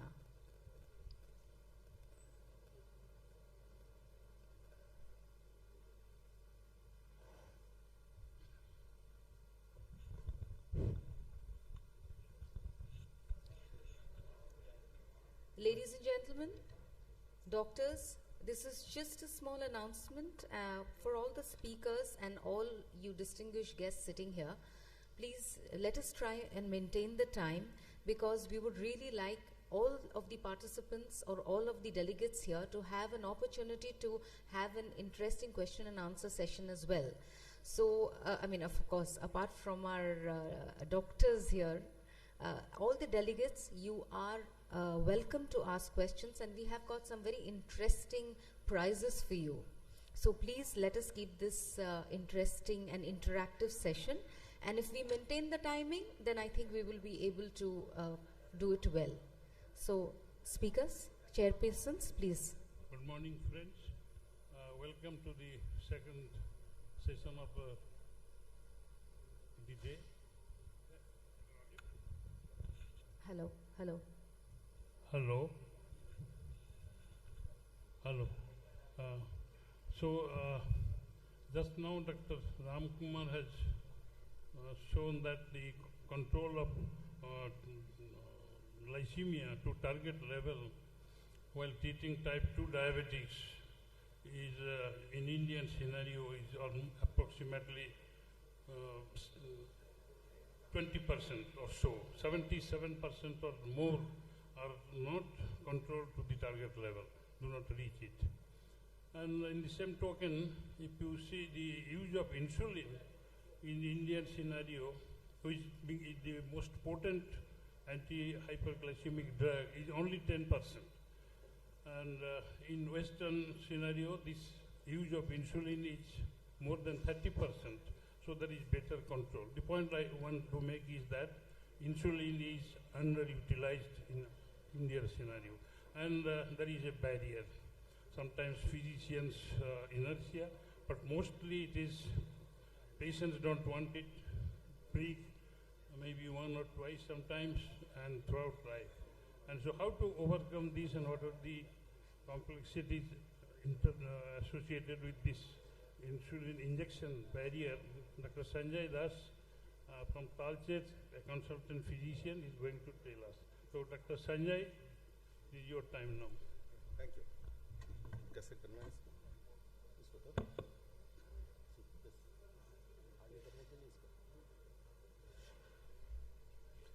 So, good morning everyone. I thank Dr. Virmani for giving me this platform. Thank you very much. So, I'll be speaking about insulin barriers.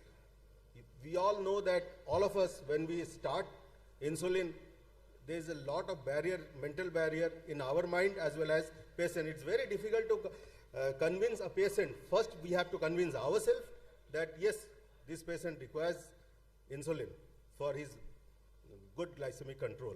Then we have to convince the family members and the patient himself. So how we are going to do this? What are the things which we must know? These are the things which I am going to discuss, and how we are going to tackle this. There is no conflict of interest. The agenda is introduction, barriers, solution, and conclusion. We all know IDF 2021, which is the latest one. The 2023 has not yet come.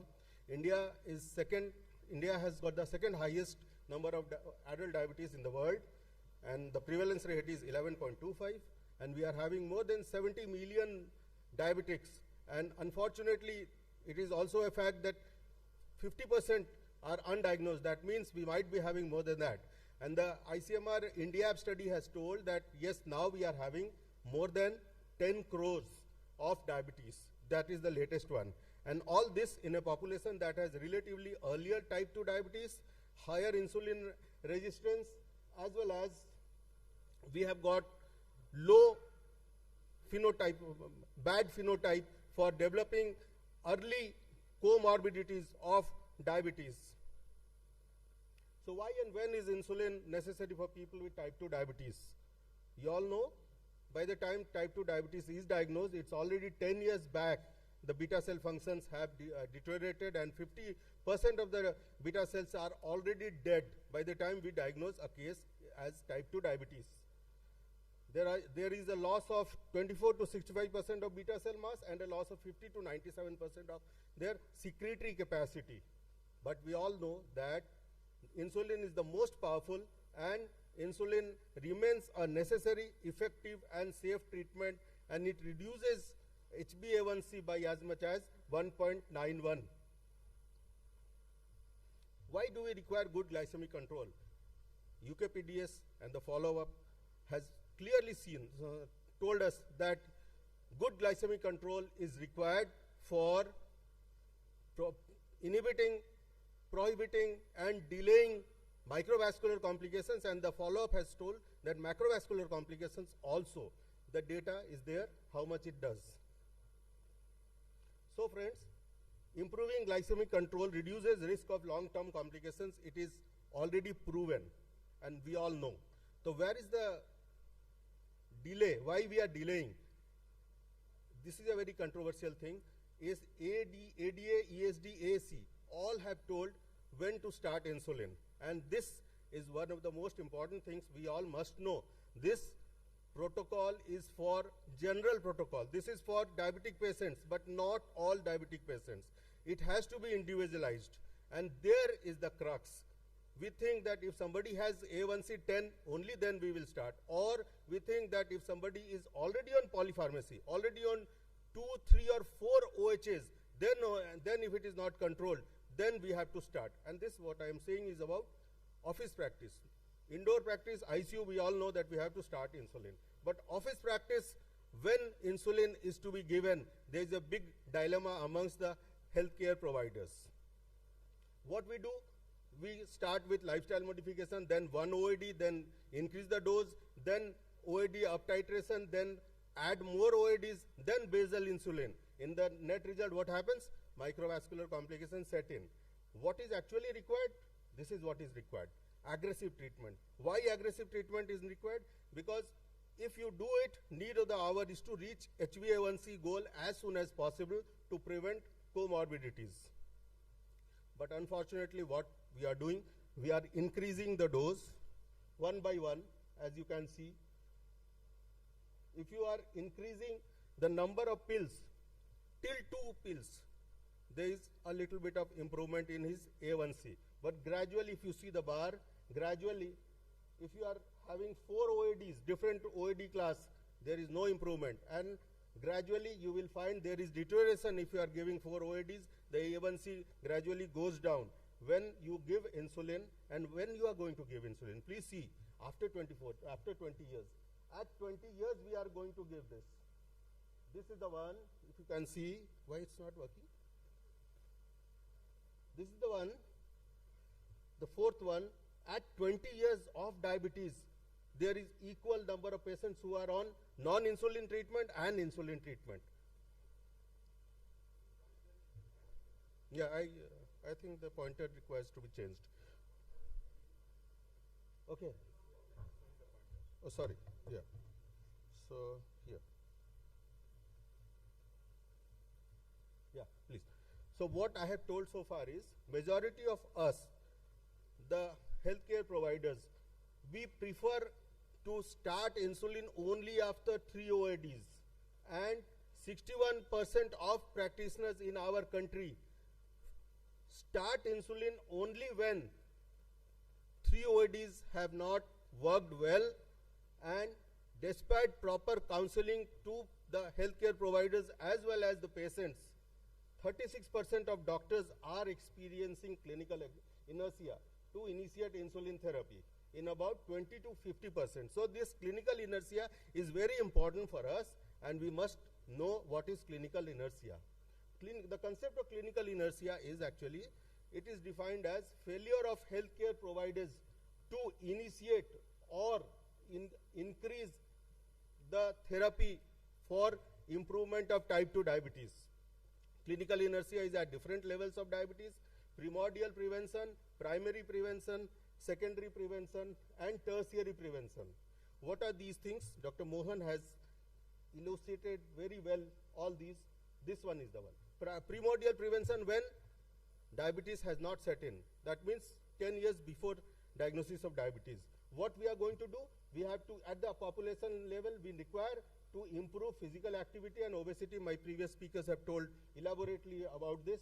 Then at pre-diabetes, that is primary prevention, at this level, what we have to do, we have to screen, community-based screening is to be done, so that we do not lose the opportunity to prevent diabetes. Then at new onset diabetes and established diabetes, we have to identify and treat aggressively, so that what we do not develop complications, as well as there is no legacy effect or bad metabolic memory. And who have long duration of diabetes or who have already developed some complications, we should investigate properly about complications and treat them. So this is the tertiary prevention of diabetes. So poor glycemic control, that inertia is at 3 levels. Initial inertia, when to start basal insulin, then titration in inertia, when to increase the dose of basal insulin, how often we have to do by glucometer HGT, and then intensification inertia, when we have to actually transfer it from initiation from basal insulin to basal bolus insulin or prandial insulin.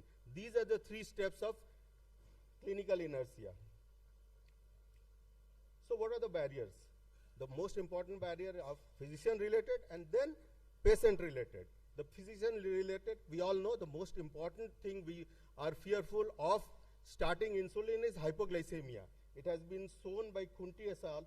That 75% of us, the healthcare providers, we fear to start insulin because hypoglycemia is a very important barrier, and weight gain is another important barrier to initiate insulin. The third one is patients as well as the HCPs think that if you start insulin, then what will happen? The patient will have bad quality of life. He will not have the normal quality of life which others are having. These are the 3 physician barriers. Besides, there are so many physicians barriers. Lack of experience. Most of us are not trained. Most of us, I actually mean the GPs. The GPs who are the first interface for the patients, they are not properly trained of how to actually start or treat a case of diabetes to prevent comorbidities. Then most of these physicians think that insulin therapy should be deferred as long as possible. Why? Because if you are shifting that therapy, then the patient will change you. He will go to some other physician. This is very common. And what I am writing is actually, this is what Dr. Mohan and Far East countries and Asia Pacific countries, some experts had sat, and it has been produced this year itself, published, that one of the very important factors for not initiating insulin in Asia Pacific region is this. We will be losing the patients if we tell them that you have to start insulin. Complexities. Most of these targets are different. HbA1c 7% is not for all. For some it is 6.5, for some it is 8. So many of us do not know how to fix a target of good glycemic control. Then we do not have knowledge about the guidelines. Then many of the guidelines have different take home, and there are newer therapies which many of us are not implementing or not understanding. We have insufficient resources. Our country has, like the previous health minister said, out of 1,000 population, we should have 1 doctor. It's a good thing that in our country, there is 1 doctor for 834 patients. But are they well equipped to treat these NCDs? I'm sure you all must be agreeing to me that no, they are not equipped. Because we do not give time, we do not have time to discuss with our patients about diabetes, its complications, everything. We do not have time. We just write a prescription and said you have to start insulin. Nobody will start insulin like that. What we are requiring our associates. Lack of trained paramedical staff are not there to counsel the patients. Diabetes educators are not there. So now come to the patient barrier. One important factor is psychological insulin resistance. It is defined as psychological opposition of the patient towards insulin use, and 30% of our patients, this is India data, 30% or more of our patients whom we are going to start insulin, they have reported psychological insulin resistance, and the reasons are injection related anxiety, perceived lack of control, that insulin will not work. They think that positive gain is not there. Then low self-efficacy and personal failure, they self-pity, they pity themselves that others are doing fine with tablets, why should we require insulin? Then they are concerned about the adverse effect because social media, they know about that so many complications are there with insulin, and the cost. Cost is very important factor in our country. So what is the impact of reluctance to initiate insulin therapy? The impact is increased risk of complications, results in poor glycemic control and increased risk of complications. So what are the solutions? Friends, now I come to solutions. Barriers and all I have discussed. Now what are the solutions? The solutions are this. We have to determine patient barriers to insulin and address. We have to introduce a patient to the insulin. We have to explain benefits and risks, why you are starting insulin and the regimen. And we have to educate the injection technique, units, dose frequency, storage, and what are the hypos, what is the meaning of hypo, how you are going to tackle hypo, what should be your blood glucose goals and how often to test. We have to educate them and follow up. We must follow up at the beginning when we have just initiated insulin. We must follow up every 1 to 2 weeks to review blood glucose readings and titrate regimen. Once it is stable, we can call them later on, or they can do it on their own. So the solution for us is CMEs, hands-on workshops. We have to know how to identify the right patient for insulin therapy, how to administer insulin safely and effectively, and we have to empower all HCPs to teach the right technique to their patients. I must tell here that me and Dr. Dandania, we had gone to Steno Diabetes Center in 2001 to learn this. That it was 3 days workshop, hands-on training, where we were asked to take insulin, not the needles, the syringes with saline distilled water to know how it feels. And there were so many workshops we had attended in 3 full days in 2001, and that is how we can actually address these barriers amongst the physicians and the patient. What is required is learn, learn, learn, and we should know what are the right patients for insulin therapy. So reduce the burden. We should have healthcare providers with us who are not doctors but paramedical or diabetes educator. Then we will be having more time to consult or the other types of patients also, and to this patient also, if there are any concern, we can address those concerns. But the mundane things which a diabetes educator, trained diabetes educator can do, we do not have that many diabetes educator in our country. Innovation in therapy. We must inform that there is lots of innovation in therapy. Now a lot of good analog insulins have come. Now a lot of treatment changes have done. Devices are good. CGMs are there. AI is there. So many things are there which will facilitate the treatment of diabetic patients who require insulin, and there will be better quality of life to them. So as soon as you diagnose a case of diabetes, you start insulin conversation, tell the patient what is diabetes, what are the treatment, and how he feels about insulin, explain to him and set the expectations. Many of them say that taking insulin means I have failed to manage diabetes. They self-pity them. Then you must inform them that diabetes is a progressive disorder and insulin is the most natural management. I'm not going to give you insulin, but insulin is the best treatment. When you require insulin, only then we will be giving. And they think that they have failed in their diabetes management themselves, so they self-pity, and we have to explain to them that no, this is the natural phenomena. It will happen to all, and they should be coming with their family members also. Taking insulin makes it more difficult to fulfill my responsibilities. This is what the patients and their family members say. Then we have to explain to them, no, nowadays a lot of insulins have come which work for 24 hours. It is peakless insulin. So many things have come up.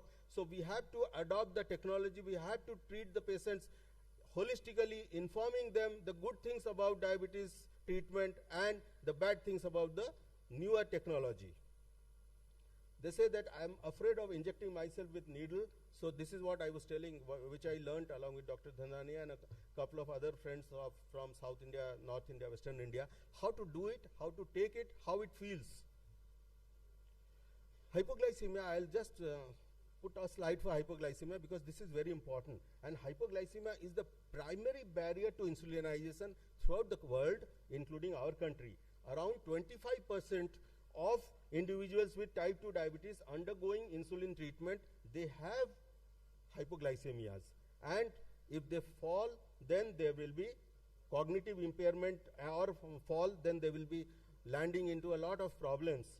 GAP study, which is Global Attitude of Patients and Physicians, have clearly said that hypoglycemia is the most important barrier for us, the physicians and the patients, to start insulin.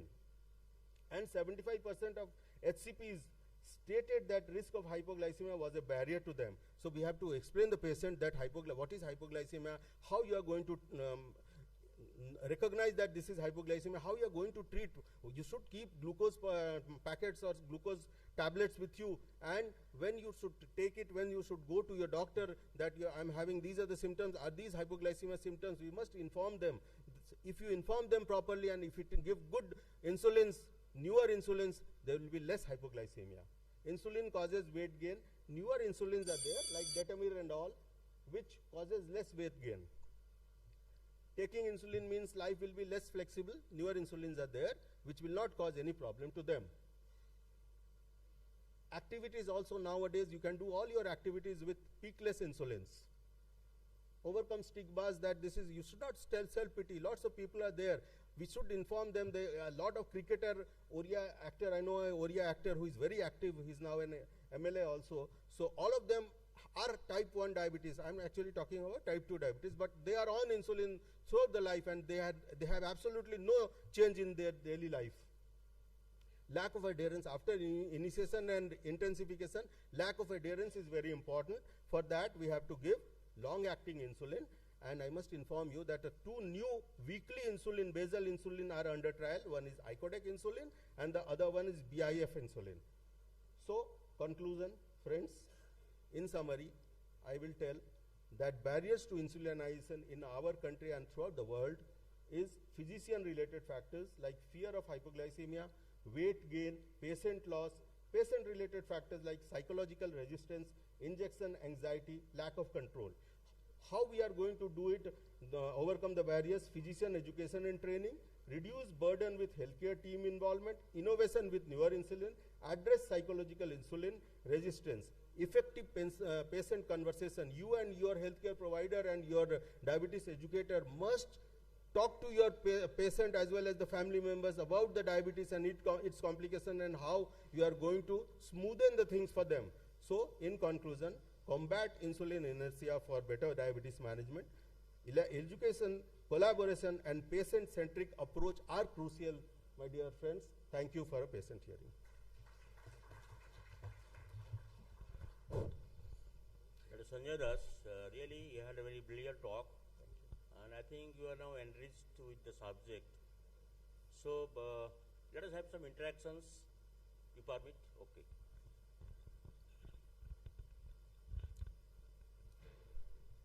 Just two comments. One, the weekly insulin Icodec. Yes, sir. Now that has been rejected by FDA by 7:4 vote because of the high incidence of hypoglycemia from day 2 to day 4. So it has not yet been approved. They are again trying to modify it, number one. Number two, the guidelines that say that we should start insulin after 3 OADs, I think should be updated today, because we have lot of another newer molecules that have come up, like SGLT2 inhibitors, DPP4 inhibitors, pioglitazone, emeglumine. So we have sufficient oral drugs at the moment. So my approach is always not to talk about early insulin initiation, but of timely insulin initiation. I think starting insulin timely is more important than talking about early insulin initiation. True. Any other comments if somebody has? Tapas. Timely is when your blood sugars are not controlled even with whatever that you're giving the drugs. You can go up to 4 or 5 drugs also, not necessarily 3 drugs. Sir, Icodec and BIF is actually, I have also mentioned, these are under trial, not yet gone for... No, Dr. Bani, if the timely, I am here, timely means, well, each each and every patient of diabetes you come across, we must assess it first. Comorbidities, duration of diabetes, the level of glycemia, and the time is set by that.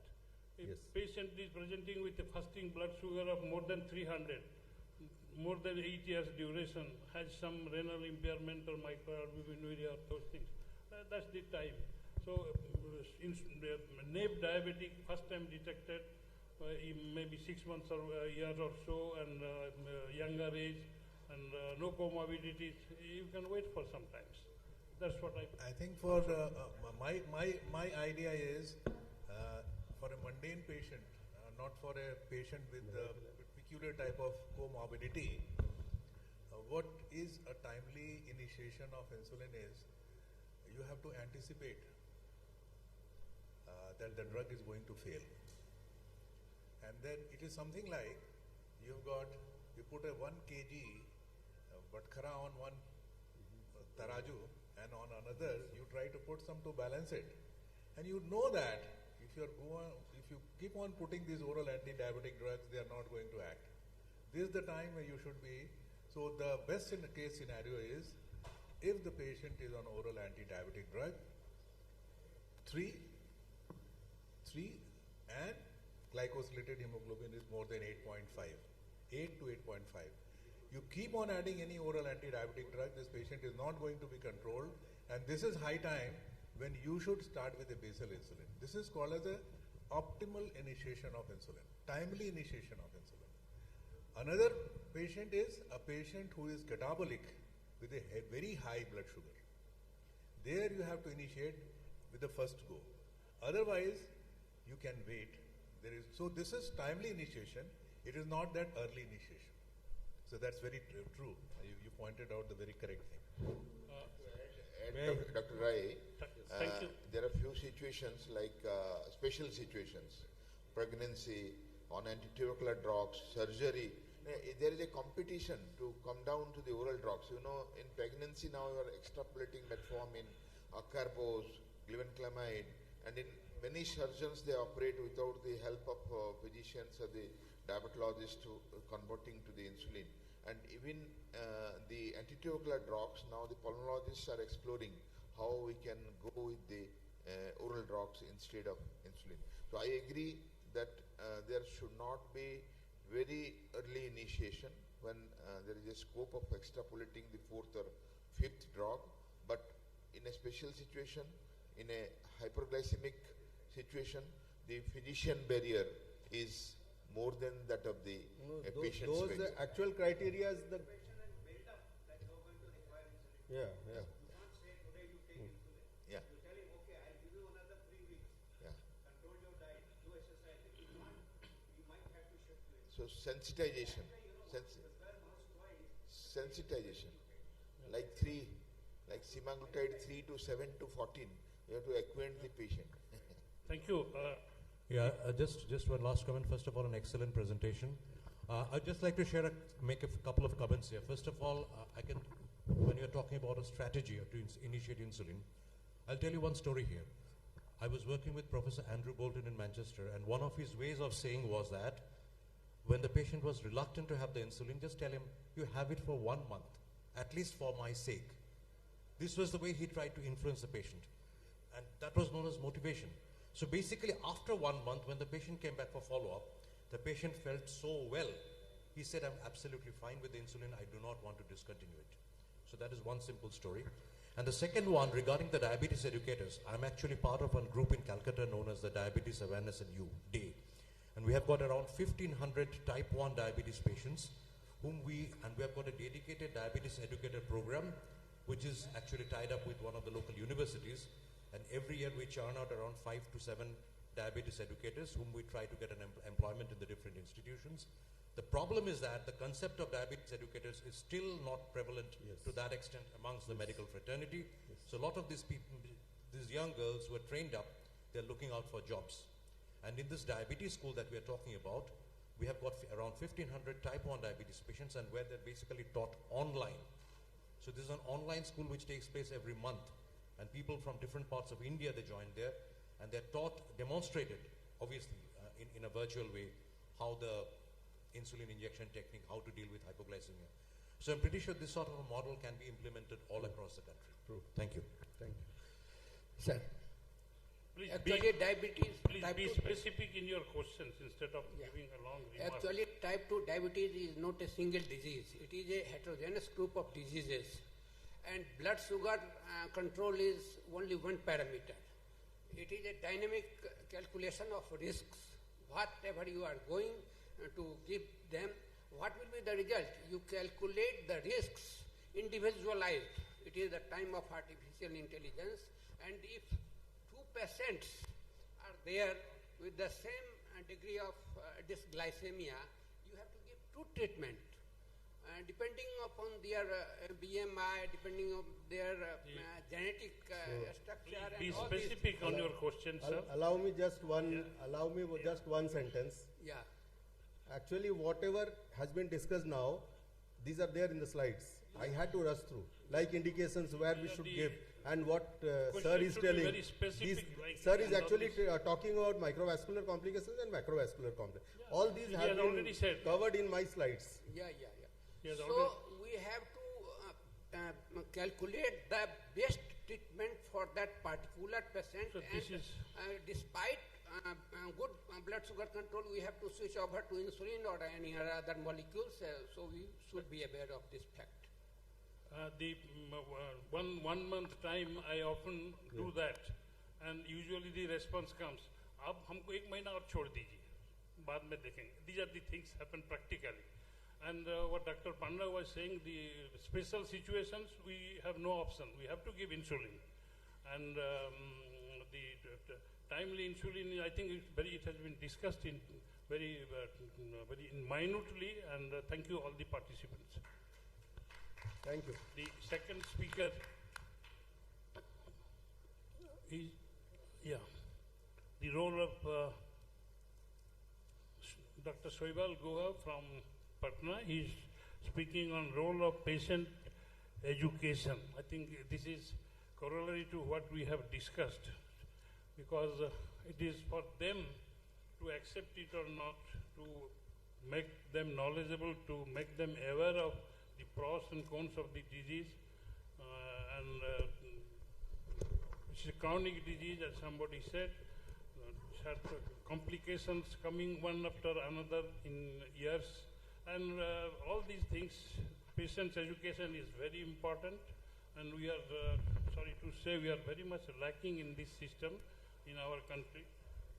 You have seen clinics in abroad, in US or other things, or UK. There are already, every patient goes through a counselor. We don't have that much of facilities available here, but this is very important. And Dr. Saibal is going to enlighten on this. Yours. Yeah, respected chairperson, sirs, and dignitaries in this august audience, a warm good morning to you all. My sincere thanks to Dr. Virmani sir and his organizing team for giving me this honor to grace this occasion. And I would start with thanks and sincere gratitude to Professor N. Rai sir and the office bearers of CCDSI for permitting me at this last line in my credentials yesterday evening. So when Virmani sir gave me this topic a few weeks back, I still remember I gave him a call immediately. Sir, don't you have any better topic? I don't think there's much to talk about it. But he insisted strongly, no, I want to see you talk on this topic. And I'm glad today that he did, because that was an eye-opener for me.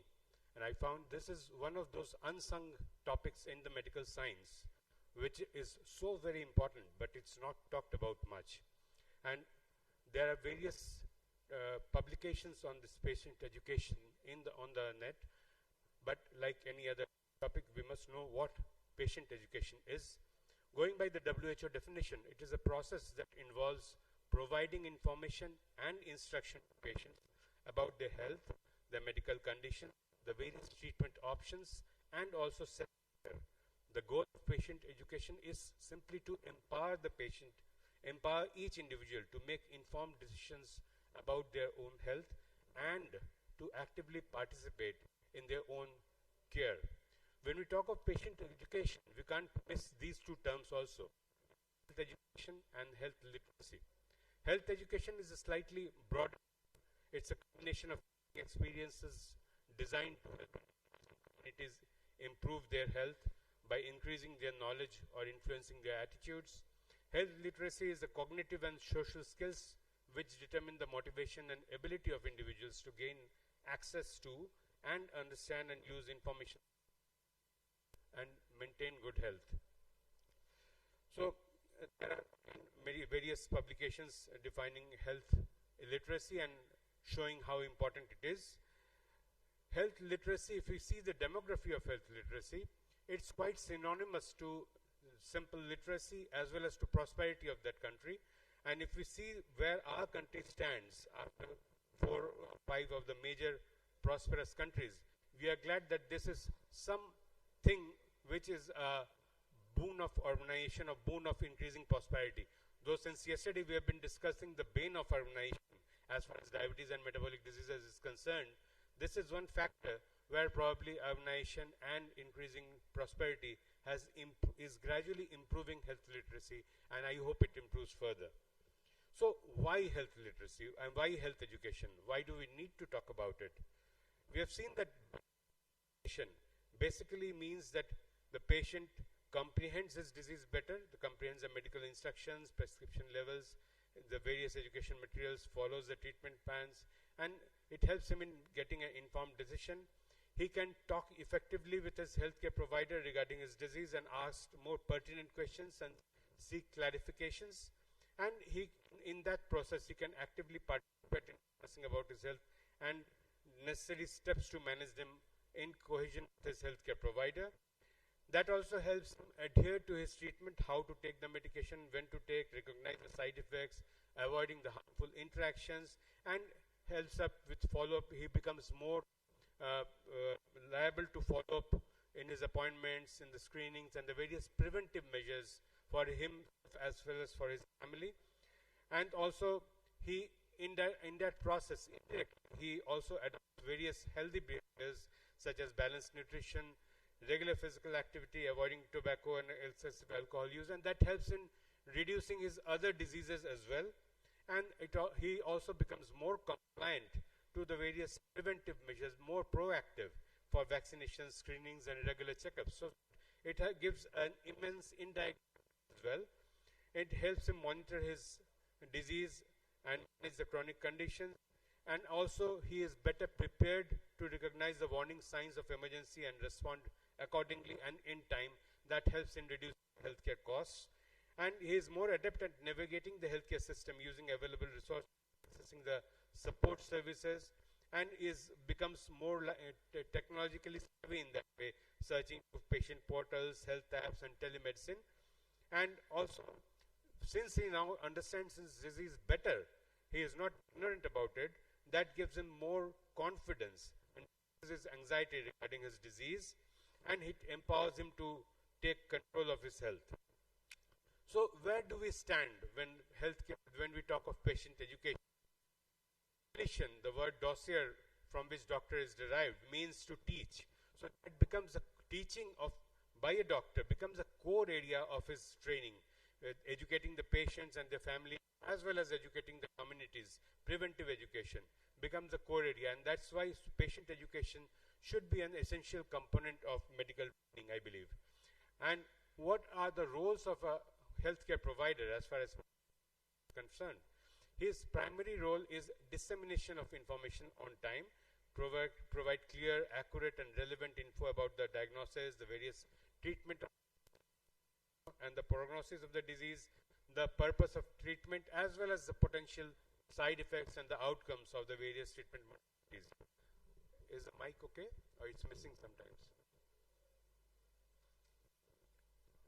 Right. And it helps, and doctor needs to translate complex medical jargon into understandable terms for the patient to understand. It encourages questions from patients and caregivers seeking clarification, and customizes the education materials as per the patient's individual needs and his level of literacy, so that he understands it properly and in the form of various brochures, videos, models, and digital platforms, and it empowers the patients in decision making. There are practical skill management parts which a doctor or his assistant can do, like helping the patient in learning how to take his medications, how to take insulin, how to use the medical devices, simple devices like glucometers, BP instrument, and to perform simple physiotherapy exercises at home. So these can be done through training sessions, various workshops, or demonstrations by his staff in the clinic. And then ongoing support and follow-up is needed to reinforce whether that education remains with the patient, he is regularly updated, and it also ensures the adherence of the patient to his treatment. And then that a doctor also needs to monitor the progress of the patient, address any of his misunderstandings, and make the various adjustments according to his status of disease. And he should also guide the patient to be more tech savvy, to know more about his disease, to visit reputable websites, and to contact his support groups and community services to make him proactive in informing, in educating other patients of the same disease as well. So that makes a team effort, and the patient becomes a team, a part of the team along with the healthcare provider. So, and that helps in connecting him with patients with other specialties as well as with dietitians and therapists. And a doctor needs to be holistic. He should not only stick to the control of the medical disease, but he should also see about the psychological importance, benefit of the patient, his social and emotional factors, and incorporate discussions about the lifestyle changes the patient may need, about his mental health support if he needs, and preventive measures of the patient education part. And he should also be documenting his achievements and coordinating with various agencies, documenting patient education activities and outcomes, and maintain the proper medical record, and coordinate with other members of the team. But since we have our own constraints, so what are the challenges for patient education as far as the healthcare provider is needed? First and foremost, I believe, is time constraint. All of us are running against time. Adequate time to teach our patients. So the only compromise possible is to utilize whatever time we have in educating the patients in the best possible way. And we should also simplify the complex medical terminologies regarding the disease and its treatment so that the patient can understand and know better about his disease. Patients have varying level of health literacy as well as simple educational literacy, and we should come down to that level and make him understand about his disease. Patient engagement, we should encourage him to actively participate in healthcare, understand the importance of the. We should also, more importantly, prevent him from getting misinformed about the disease. Yesterday only we were talking about fly-by-night doctors and the doctors available on net who are regularly shouting from the rooftops that they can get rid of diabetes within a month. They are advocating, there are dietitians, global dietitians who are charging a hefty fees, promising cure for diabetes, cure from obesity in few months. So we have to prevent from getting misled and misinformed from those type of things. And then we have across the various cultural and language barriers, because the doctor and the patient may be from different cultural and language backgrounds. So we have to come down, go back to his level to make him things properly. And then not all patients are tech savvy, so that digital device problem is a problem. And so we need to know that if the patient is not so tech savvy, he cannot have access to the internet. So we have to make it available. We have to make the education material available to him properly. Then there are privacy concerns also. Ensuring the privacy and confidentiality of patient information is also very important, because sometimes what we find that many of the agencies which come to us that we are trying to educate your patient, we will take his number, we will contact them directly, give him guidance about diet and exercise. They are also taking the patient information along without our consent, without the patient's consent. So that is one very important thing we should keep in mind, that this confidentiality part of the patient information is a big issue now.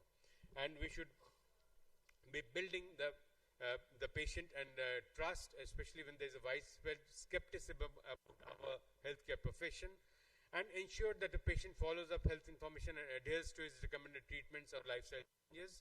And that only will be possible if the patient has confidence in his healthcare provider, and that patient of any disease anxious to more about his disease. He will be worried about getting his morbidity and mortality. So we have to be emotional.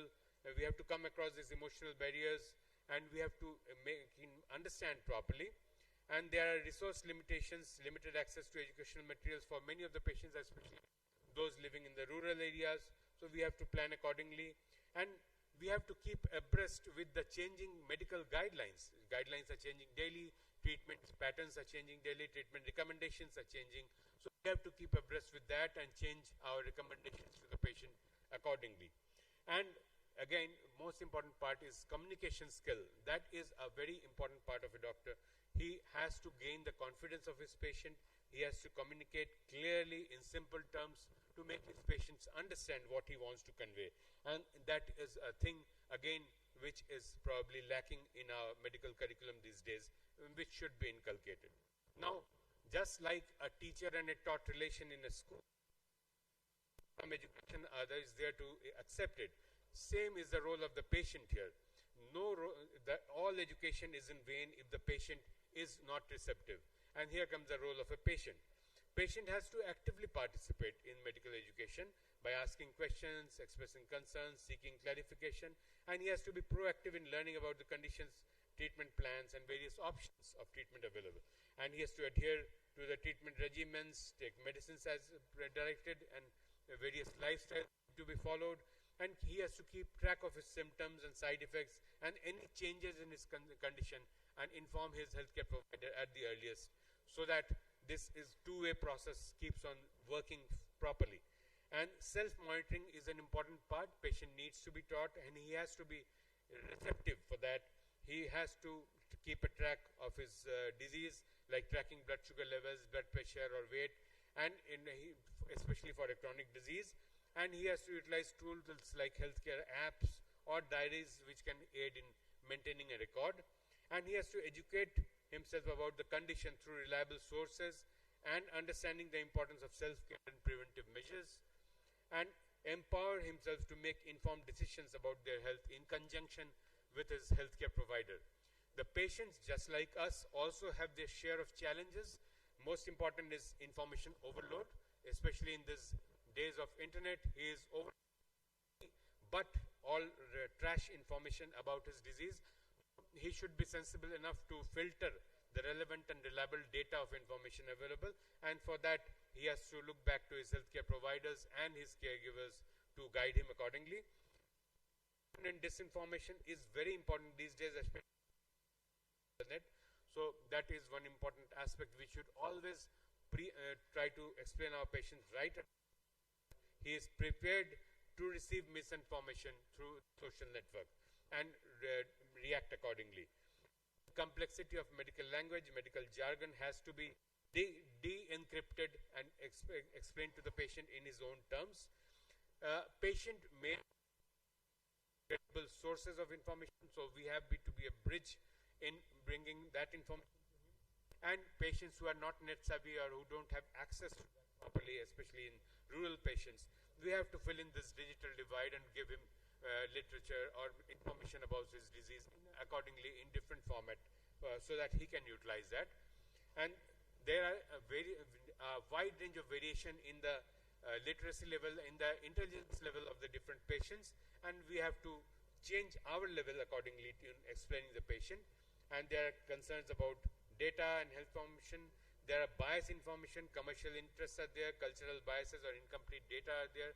So he has to be cautious about it. And patients also have a fear of discovering negative health information or anxiety associated with health issues of his disease. So we have to allay that anxiety. We have to tell him in clear terms about the various morbidities and mortalities associated with this disease, so that he is more empowered. And he needs to thoroughly research the health information, but unfortunately many of them don't have the time to do so. And navigating healthcare systems is a challenge for most patients, because especially not only healthcare systems, dealing with insurance and medical protocols is also very important for patients and a big challenge for him. There is a role of healthcare providers, patients' caregivers also, when we talk of patient education, because caregivers forms a bridge. By caregivers, I mean paramedic staff who are hired by patients to look after the patients at home, or the patient's relative at home. There's a role for that also. They have a role to play also. They have patients' needs and concerns are communicated, and they support. They can support the patient emotionally. They can help the patient in administering his medications, book appointments and daily activities, and ensure that he is following the dietary and exercise recommendations. The caregivers also need to educate themselves about the illness and the treatment options so that they can help the patient. And they need to change, they need to observant, and they need to see the changes in symptoms of behavior and the patient's progress or any onset of side effects, and inform the healthcare provider accordingly. So basically a patient education is a two-way process. Yeah. So, hello. Hello. So, this is working. So basically patient's education is a two-way process. It's an interaction between all the initiatives done by the healthcare provider in teaching his patient, and how much the patient and his caregiver receives this information, and it permeates in his mind, and how much he understands that. And this two-way process gives a beautiful term, responsibility index. And this was a new term for me, so I thought I should share this with you. And I found this matrix across various skills that provide information, ask questions, adherence to treatment, self-monitoring, and skill development, empowerment, resource provision, follow-up and support. And all of these skills have been divided, and the responsibilities of each individual skills have been divided in 3 different terms. And we find that in most of these important things, there's a shared responsibility. This matrix illustrates the collaborative effort required for effective patient education, highlighting the overlapping areas where both the patients and the caregivers, as well as the healthcare providers, need to work together so that it works in harmony. And to summarize, we find that patient education, the healthcare providers, patients, and caregivers, only if they work together, they can improve this health outcome, enhance the quality of life, and ensure a more effective and personalized healthcare management. Thank you.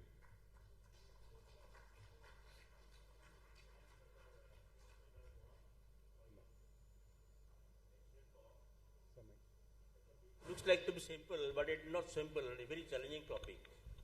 So let us have some interactions.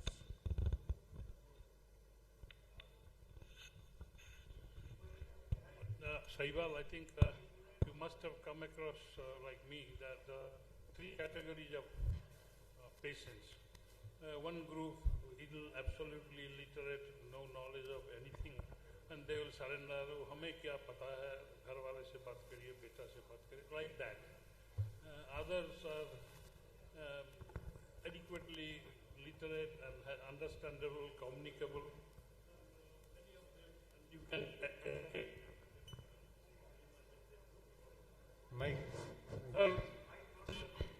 there is a third group,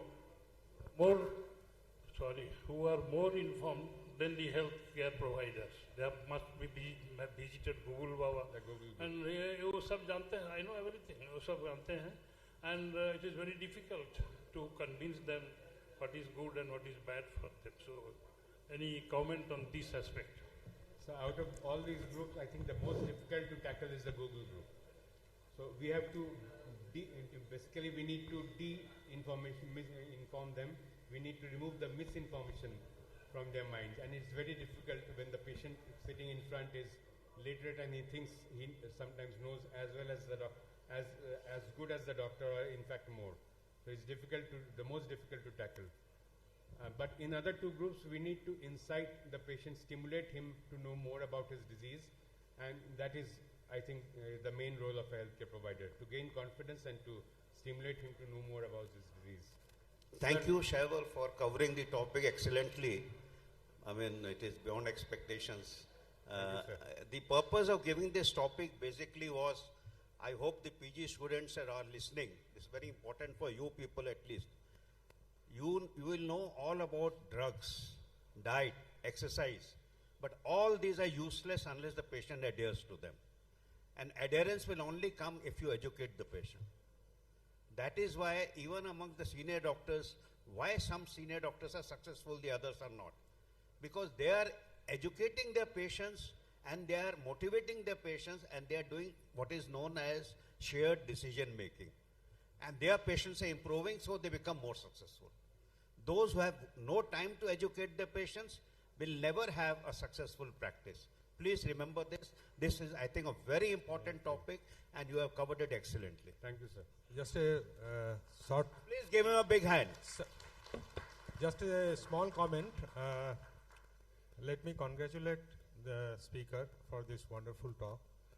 And there is a term called diabetic distress, where that's the psychological aspect of having diabetes, particularly in children, where there is a feeling that he has to live the entire life with this chronic illness and feeling sort of social isolation and so many issues, including familial issues. And in today's scenario, one of the important factors is the single parent, which I think also should be taken into account, because if there is a dispute between parents, the child becomes very much isolated and frustrated.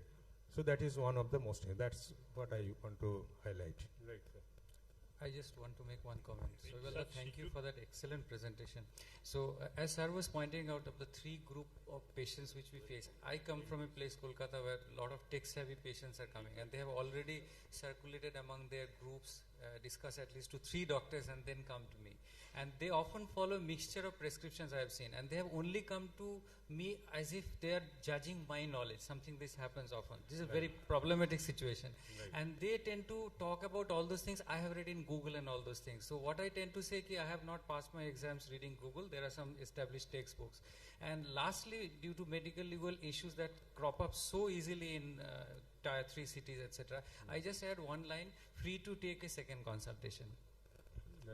In this situation, the depression, the first time patient comes and asks, kya ho gaya, to diabetes ho gaya. What I do, name a few celebrities who are diabetic, taking injections, and like that Pakistani captain, cricket player, some film stars, Asim Akram and others, some, and it really acts. They look at, abhi aisa ho sakta hai, take treatment and you may become like that. It's quite encouraging if you take name of few celebrities in front of them. Dr. Birmani was pointing to the the DNB and the students. Any question from? I think you should ask more questions, if any. You know everything. I think all of these points are very useful tips, and I would try to summarize what I gathered. First is stimulating the patient by giving him examples of celebrities who are having diabetes. Second is telling them that if you are regular in your treatment and very compliant with the treatment, you are lucky to have a disease which will keep you equally normal even 20 years from now if you are regular with your drugs, unlike other diseases where you gradually become crippled or gradually become you lose some organ. So that is one more important thing. And the third part, which Madhukar sir has shared, which Dr. Suja has shared, I'm sorry, that is which I also try in my practice. I always tell whenever we are talking about insulin, and I would start with what Birmani sir had shared, that when we should talk about insulin right from the first visit, even if we know that patient will improve only with 500 mg of metformin, we have to remove the fear of insulin right from that time. That if it increases, you may need to insulin, but you don't need it now. So don't worry. But insulin is otherwise a very wonderful thing. It's absolutely 100% safe. So we need to keep him informing about insulin and other drugs in every visit, so that in future, when we advise insulin, the patient is prepared and he doesn't have any fear about insulin. So that is a very important take. Thank you. And what Dr. Suja has said, that we need to convince that start in taking insulin just for 15 days or 1 month for my sake, and see, and I'll stop it the day you say you are having any difficulty, we'll stop it and change over to tablet. But insulin has these benefits which those tablets won't. So that has to be made clear. Thank you for highlighting points so much. I think we should conclude it here. Maybe this is the last one, please. We cannot. Thank you, sir. So I liked your idea of starting insulin for at least 15 days or so, but in practical life it's not possible. I tried it 30 Yes, years sir, ago. I fully agree. It's not possible. And But practically, I'm yet to come across a patient who comes after 1 month and says, no, I won't take this. So usually the for quality this of the life improves solution so much. Yeah, that but patient for this the continues. solution what I have is this: we have to organize a seminar for the patient. We call it patient education program, which we run every month, and where we have to demonstrate them. Right. So it is so simple. But if you tell individual patient, you take for my sake, patient will even not come again, or tell more people, don't go, pehle insulin sikhayega. Right. So I think we have to use it at right time only. But during patient education sessions, Right. we have to stress on learning how to use. You may not require, but you can help someone who require insulin. Right. So this is the way I think we can enroll them into the possibility of using insulin Very in true, future. sir. Thank And there is a role of the proper healthcare educators also. I am lucky to have one healthcare educator who himself is a type 1 diabetic. So that helps a lot in training the patients about insulin. Yeah, we have to involve everyone. Thank you. Your suggestion is well taken. I think we should. So that's an additional advantage. हाथ कंगन को RC के और पढ़े लिखे को फारसी के. We should conclude Just once. this, sir. Mike.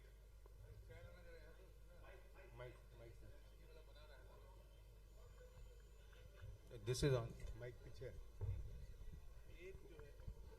एक पेशेंट को मैं बहुत दिन से कन्विंस कर रहा था इंसुलिन लेने के लिए, and another patient was moving out of the chamber.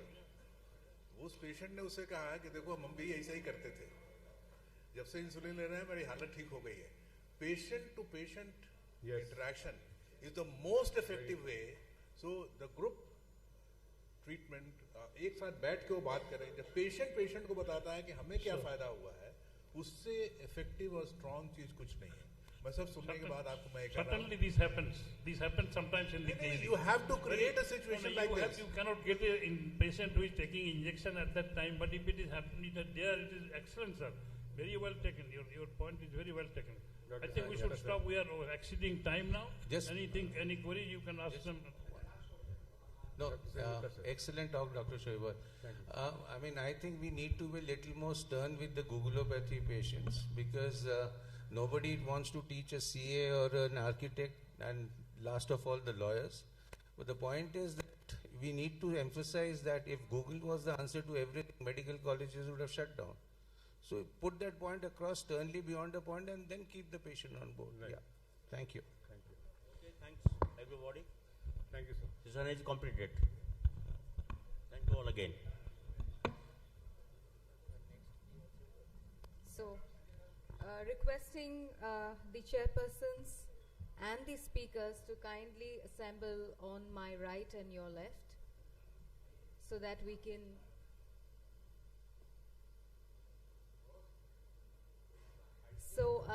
I think we need to start maintaining a little bit of time.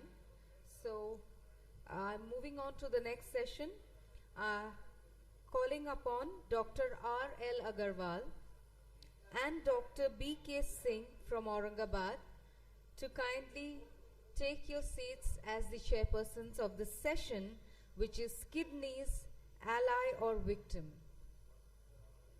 Dr. R.L. Agarwal from Jamshedpur and Dr. B.K. Singh from Aurangabad for the session Kidneys, Ally or Victims.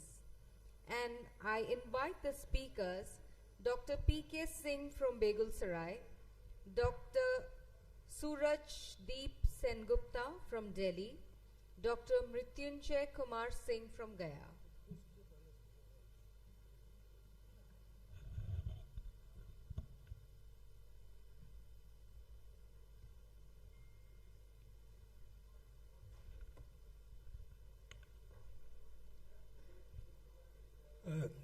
May I start?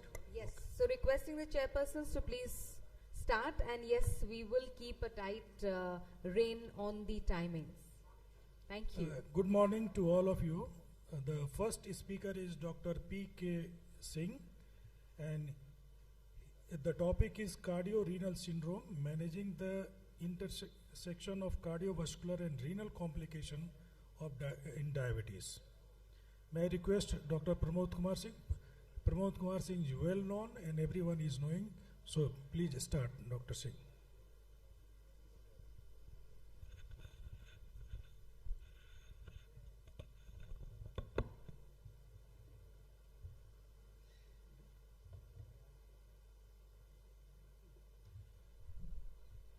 Good morning to all of you. At the outset, I would like to thank Dr. Bani and Dr. Khan for inviting me to be here, and my gratitude to Dr. Ayandai, my mentor. Actually, I am obliged to the Chairman Scientific Committee for allowing me to speak on this new definition, new coinage, cardiorenal syndrome, and how to manage it. What is cardiorenal syndrome?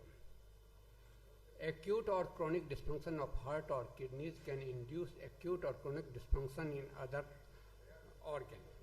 In addition to both, heart and kidney function can be impaired by an acute or chronic systemic disorders. The term cardiorenal syndrome has been applied to these interactions. What are the types?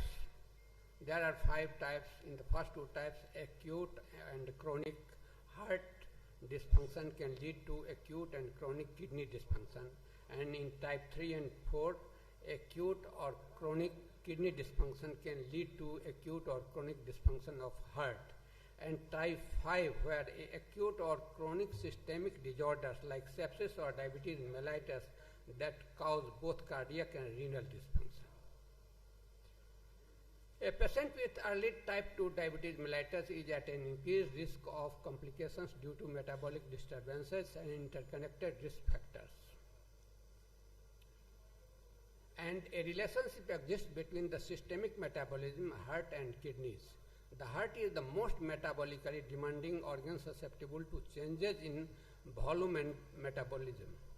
A regulation of metabolism by liver, pancreas and fat is essential for healthy function of organs, especially the heart and kidneys. Kidneys play a key role in glucose and volume homeostasis and blood pressure regulation. So these are the factors of interplay among these.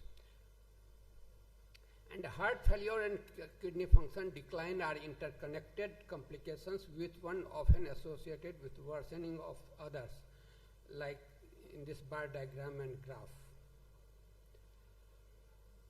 Globally, approximately 1/3 of patients with type 2 diabetes and cardiovascular disease, patients with type 2 diabetes and cardiovascular disease have an increased risk of other complications like myocardial infarction, stroke, heart failure, CKD versus patients with type 2 diabetes mellitus without cardiovascular disease. Cardiovascular disease occurs early and is the leading cause of mortality in patients with type 2 diabetes mellitus.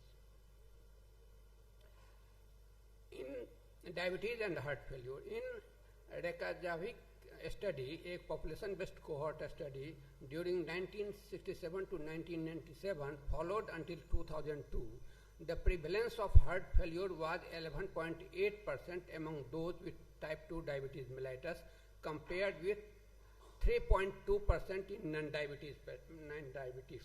Observational studies have consistently demonstrated a 2 to 4-fold increased risk of heart failure in individuals with diabetes mellitus compared with those without diabetes mellitus. Classically, the higher prevalence of heart failure in diabetes was explained by coexisting comorbidities that cause heart failure, such as hypertension and coronary artery disease. But recently, a direct detrimental effect of type 2 diabetes mellitus on the myocardium has appeared as a key feature. This is the point to be noted. So all these are interconnected factors in heart failure with preserved ejection fraction or with reduced ejection fraction, obesity, hyperinsulinism, dyslipidemia, hypertension, tobacco habit, etc., leading to fibrosis, myocardial fat infiltration, sympathetic activation, microangiopathy, lipotoxicity, and inflammation. A review discusses the role of hyperinsulinemia as a central key feature of how type 2 diabetes mellitus promotes heart failure by suppression of autophagy. Autophagy is the adaptation, it is the positive process which controls the homeostasis in our body, and promotion of oxidative stress and mitochondrial dysfunction in type 2 diabetes mellitus leads to heart failure. It causes myocyte damage and at the same time activating sodium hydrogen exchanger in cardiomyocytes and in the proximal renal tubules. So there is sodium retention and increased filling pressure. Also epicardial adipose tissue expansion, which appears to be innocent but has been consistently reported in diabetes mellitus, resulting in secretion of pro-inflammatory adipocytokines acting as a paracrine organ on the myocardium and causing microvascular dysfunction, inflammation, and fibrosis.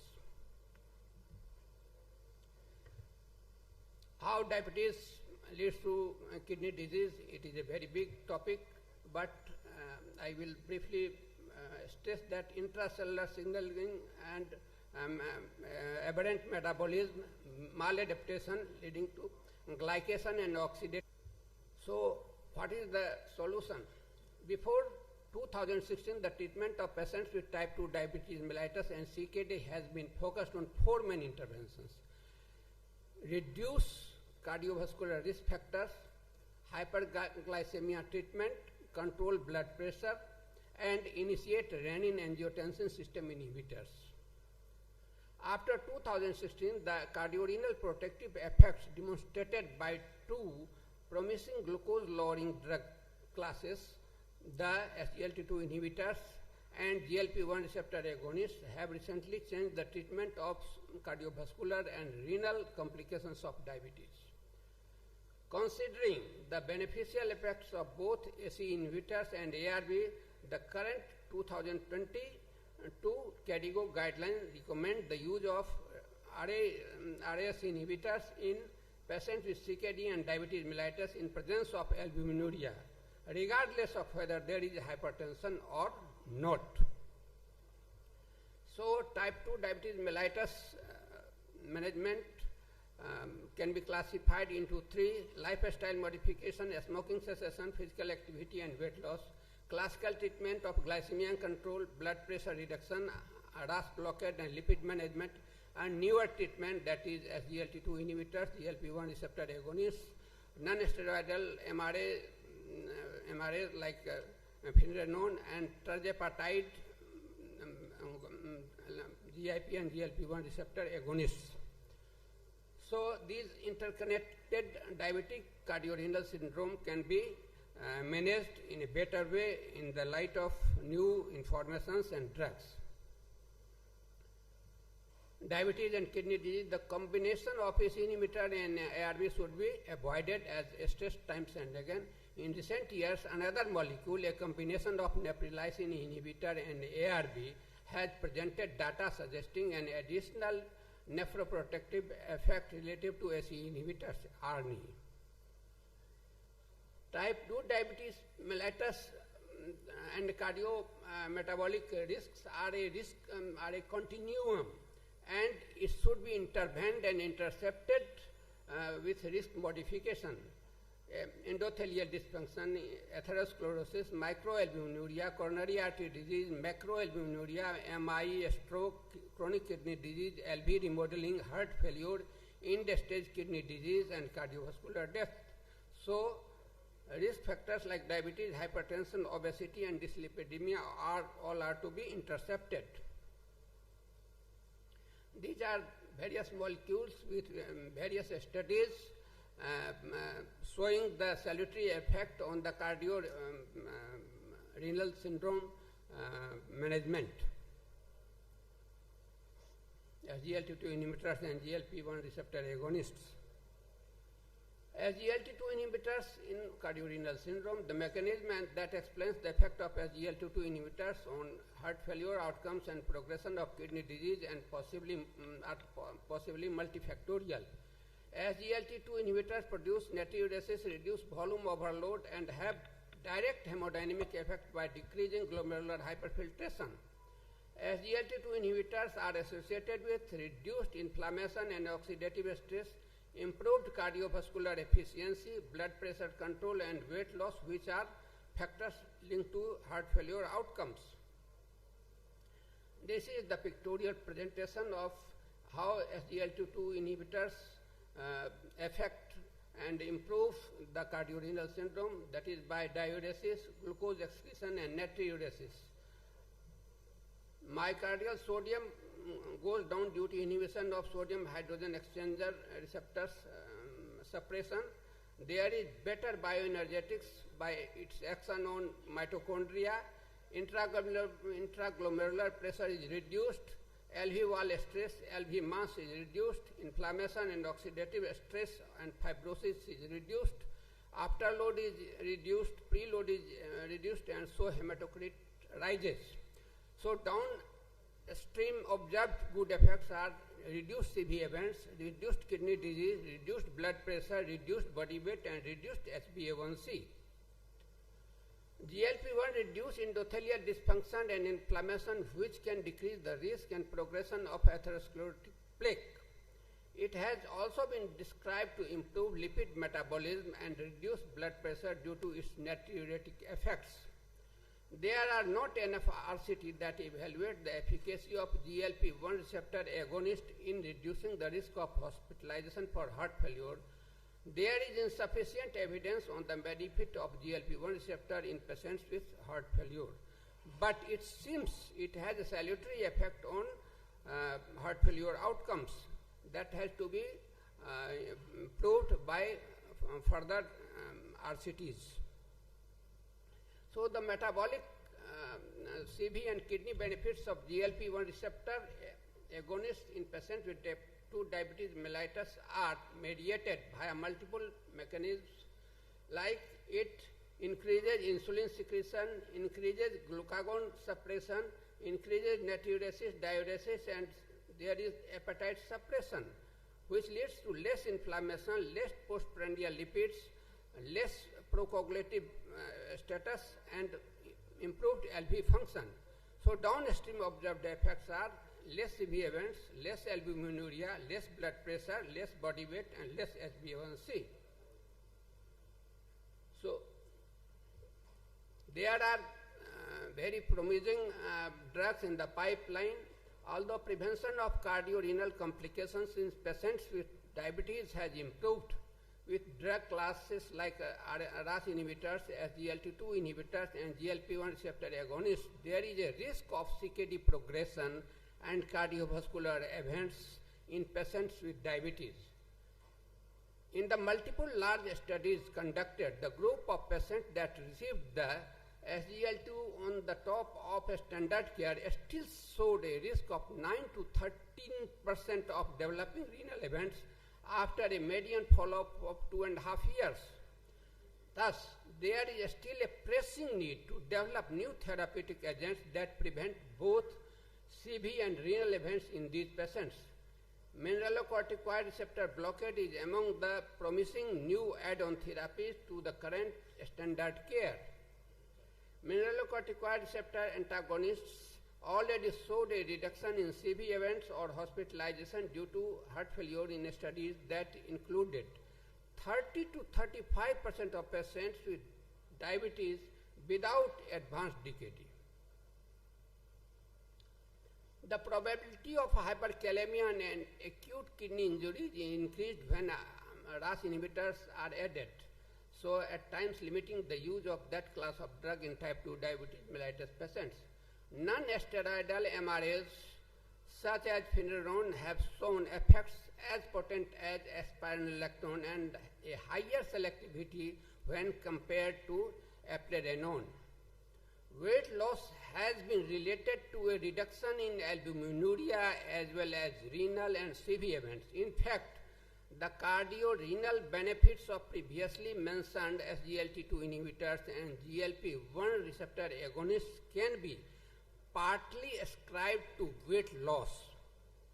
High dosage of tirzepatide, selective endothelin receptor antagonists, and soluble guanylate cyclase stimulators are some of the drugs which are being studied for management of CRS.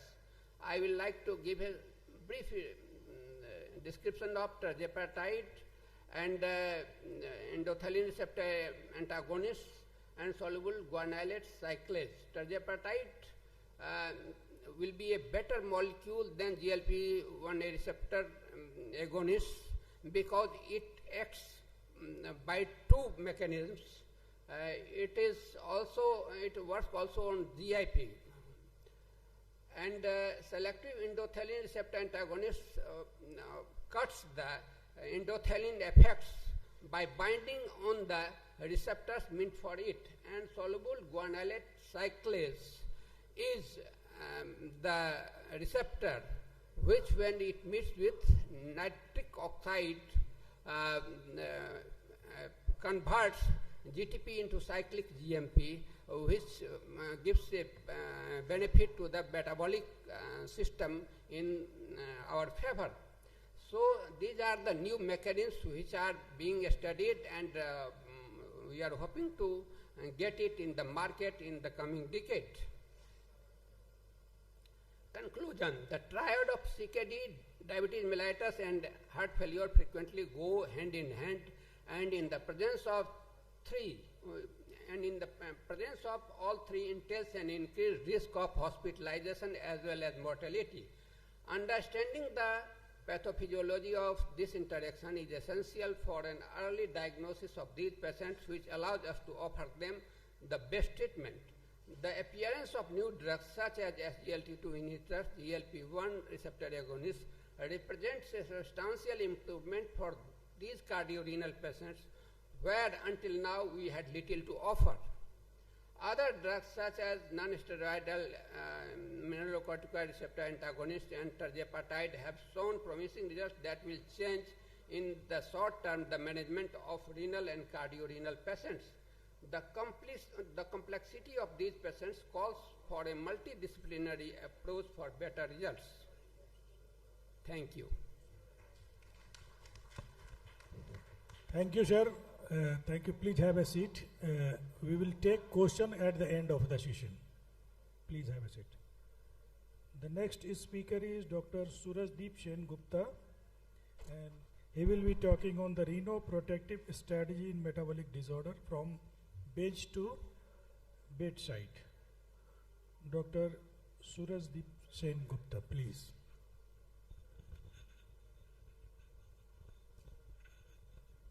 Question answer will be after the three speakers conclude their session, then question answer will be. Good morning, everyone, and thank you, Dr. Virmani sir, Dr. Satish sir, and team CCDSI for inviting me to do this presentation. And it's really an honor to be here amongst this galaxy of speakers. The brief given to me is rhinoprotective strategies in metabolic disorders from the bench to bedside. Now this briefly projects what we have in terms of the numbers of metabolic disease prevalence in our country, and all of them have some kind of a connotation with renal disease, and diabetes being one of the major diseases which predisposes to chronic kidney disease. So let's look at the cardiorenal metabolic connection. So on a baseline of comorbidities like hypertension, diabetes, dyslipidemia, obesity, etc., there is systemic sympathetic nervous system and the RAS overactivation. There's a background of oxidative stress, inflammation, endothelial dysfunction, glucolipotoxicity, and a background of hemodynamic changes. And what this does is, goes in for cardiac remodeling, ventricular dysfunction and heart failure, which leads to a syndrome of low cardiac output, chronic hyperperfusion, increased venous pressure, and leading on to subclinical inflammation and other abnormalities as shown, leading on to tubulointerstitial fibrosis, glomerulosclerosis and EGFR decline, and continues on to a spectrum of progressive CKD and ESKD, which is end-stage kidney disease, which causes sodium and water retention, hypertension, RAS overactivation with secretion of inflammatory cytokines, causing anemia, uremic toxins to be accumulated, calcium and phosphorus abnormalities and vascular and tissue calcifications, leading on to atherosclerosis, ventricular hypertrophy and myocardial fibrosis. So this cycle goes on, and there has to be a block somewhere to try and salvage the patient. Now these are the known risk factors for CKD progression pretty much across the spectrum of patients that we all see. And CKD unfortunately is underdiagnosed in patients with type 2 diabetes due to underutilization of the recommended criteria for CKD screening. And 85% of the patients are EGFR assessed during the 15 months prior to study in this particular study participation, the AD-CKD study, but only 47% had USCR assessment. So what this led to was that, as you can see, that across the spectrum of all stages of chronic kidney disease, the undiagnosed element remained paramount. So this CKD in type 2 diabetes has a very high disease burden in our country. Almost a 48% prevalence of CKD in type 2 diabetes patients across all sorts of populations. And this gentleman, who could just be very innocuous looking, could be one of the 100 million Indians with type 2 diabetes, and more importantly could be one of the 50 million with CKD and type 2 diabetes. Now in a typical CKD patient with type 2 diabetes, the risk of CKD progression is underestimated. So taking the prototype of this gentleman who has an EGFR of 60 ml per minute, and you, as per the KDIGO guidelines criteria, if you see, he is possibly in the A1 and G2 category, but the moment his USCR is done, which shows a value of 352 milligram per gram, he is at very high risk for progression of CKD. So he automatically goes into the A3 category. So based on EGFR and recommendation of urinary albumin creatinine ratio, guidelines recommend that such patients should be screened more often or at least twice annually. So they recommend both forms of testing at least annually, preferably twice annually in all patients with diabetes, and this cuts across all the guidelines from ADA, KDIGO and the ACE.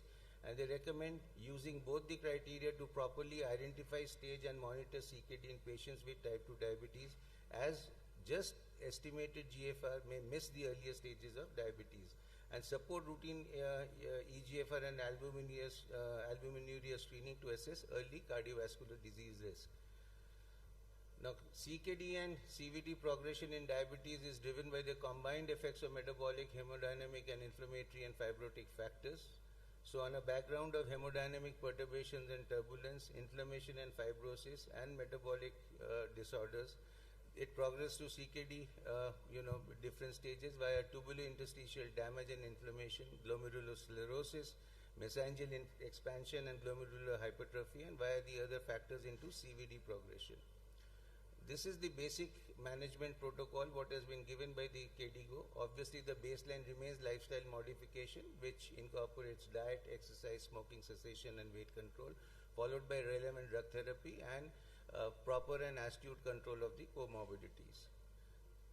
Now, let's come to the management. So, optimal management of CKD should be based on prevention and reduction of risk factors associated with kidney injury.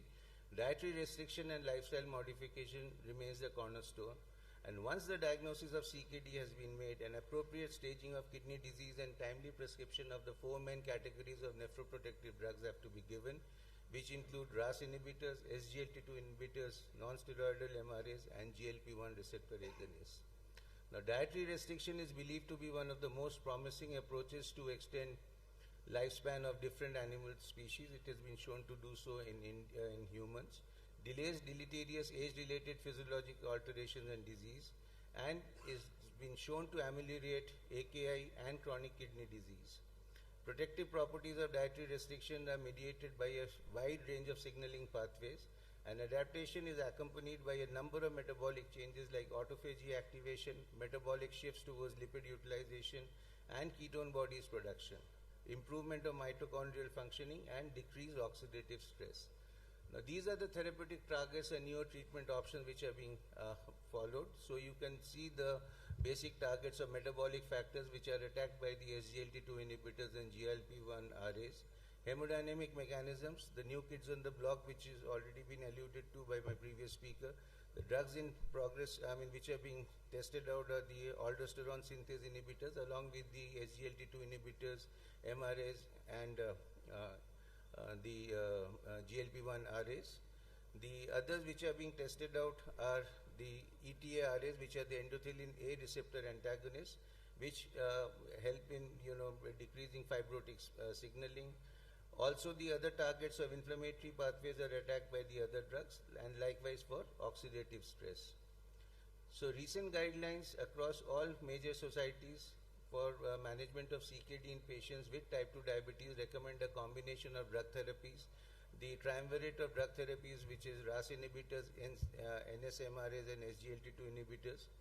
On a background of optimal risk reduction, this three-pillar drug therapy should be combined with glycemic control, blood pressure control, lipid control, smoking cessation, proper nutrition, and regular exercise. And now this has been expanded to incorporate the GLP-1 RAs. So there are now 4 pillars of drug therapy management along with lifestyle modification and dietary restriction. So the holistic approach, treatment approach of CKD involves targeting these different pathways to slow the progression of heart and kidney disease. The RAS blockers and the SGLT2 inhibitors via their various mechanisms as described, they primarily attack the hemodynamic perturbations and also metabolic dysregulation. Fendronone primarily on hemodynamic perturbations and inflammation and fibrosis, and potentially the GLP-1 receptor agonist for metabolic control, and all of them are acting in tandem to settle down the basic inflammatory and fibrotic processes, and the basic thrust is to delay the progress of CKD and prevent where possible. So which antihypertensive to choose from? RAS blockers, what is the rationale? Renal autoregulation keeps glomerular pressure and filtration rate stable, and glomerular hypertension leads to glomerular barotrauma. And as you can see on the left hand side, the lower box, if the glomerular blood hydrostatic pressure goes up from 55 to 65, it increases the net filtration pressure by almost 20, which leads to more glomerular hypertension and glomerular barotrauma. So we should be having something to curtail this. And this illustration displays the central role of angiotensin in the pathogenesis of progressive renal injury and fibrosis following nephron loss. And via the various pathways, as you can see, it ultimately culminates into inflammation, direct injury to glomerular cells, and extracellular matrix accumulation, leading on to glomerular and tubulointerstitial fibrosis. So RAS blockade, how does it help? Now we know that renal function is closely associated with cardiovascular risk, and even minor renal abnormalities which are present in 10% of the general population carry a greatly elevated risk of cardiovascular disease, target hormone damage, and death. And reducing blood pressure by 20 millimeters or more in patients with severe hypertension, that is by more than who are designated as more than 160 systolic by 100 diastolic, and advanced renal disease is sufficient to ensure a considerable reduction in proteinuria. And in patients with less severe disease, however, the blockade of RAS is necessary to restore normal renal function. ARBs versus ACE inhibitors. Clinical studies have shown that ACE inhibitors and ARBs, which both overcome the activity of angiotensin II, provide renal protection in diabetics and non-diabetics. We all know that. But out of the two classes, as per the published data presently, the data favors ARBs over ACE inhibitors in terms of improving both renal hemodynamics and clinical measures of renal function. Probably as a result of more complete angiotensin II inhibition, ARBs dramatically impede the progression to overt nephropathy in patients with evidence of primary renal disease. And they can reverse early indications of renal impairment in patients with mild renal abnormalities, and greater protection can be afforded by uptitrating the ARBs to the maximal possible effective dosage. Now these two seminal landmark trials, RENAL and IDNT, which involved losartan and irbesartan, irbesartan significantly reduced the risk of progression to hard renal endpoints in DKD. And as you can see from both the graph plots out here, the end-stage renal parameters of risk of progression of to ESRD, doubling of serum creatinine or death with losartan, or to compared molecule compared with amlodipine, and losartan compared with placebo in renal in patients with DKD, the relative risk reduction was 16% in renal and 20% in IDNT compared to the comparator drugs and placebo, which showed significant improvement with the ARBs in these particular trials. This is a summary list of the multiple trials which have incorporated ACE inhibitors and ARB, which have shown positive outcomes in mortality, cardiovascular events in patients with type 2 diabetes and nephropathy. They are all very well established, and I am very sure we all have gone through this at different points in time. This is the other list also, which shows the other trials which have incorporated these two particular drugs and which have shown renal benefits. Coming on to the next group of drugs, the metabolic effects of SGLT2 inhibitors. It has an increased glucose excretion, which has an insulin-independent blood glucose lowering effect. The second primary effect is of calorie excretion, which causes reduced caloric load and weight loss. The last is osmotic diuresis, which causes volume depletion and reduced blood pressure. Now, the renoprotective effects of SGLT2 inhibitors are associated with improvements in both hemodynamic and metabolic factors. As you can see on the left-hand panel, natriuresis leads to activation of the tubuloglomerular feedback, causes afferent arteriolar vasoconstriction, and this is the reason why the serum creatinine initially dips on initiation of SGLT2 inhibitors, leads on to a decreased intraglomerular pressure, less hyperfiltration, less systolic blood pressure, and less volume overload, leading on to hemodynamic effects of the SGLT2 inhibitors, leading on to kidney and heart protection. On the right-hand panel, you can see the effects causing glycosuria, leading on to a decreased A1C and weight loss, which are the metabolic effects of SGLT2 inhibition. And the most widely accepted mechanism of renoprotection associated with the SGLT2 inhibitors in patients of CKD and diabetes is the reduction of hyperfiltration via activation of the tubuloglomerular feedback.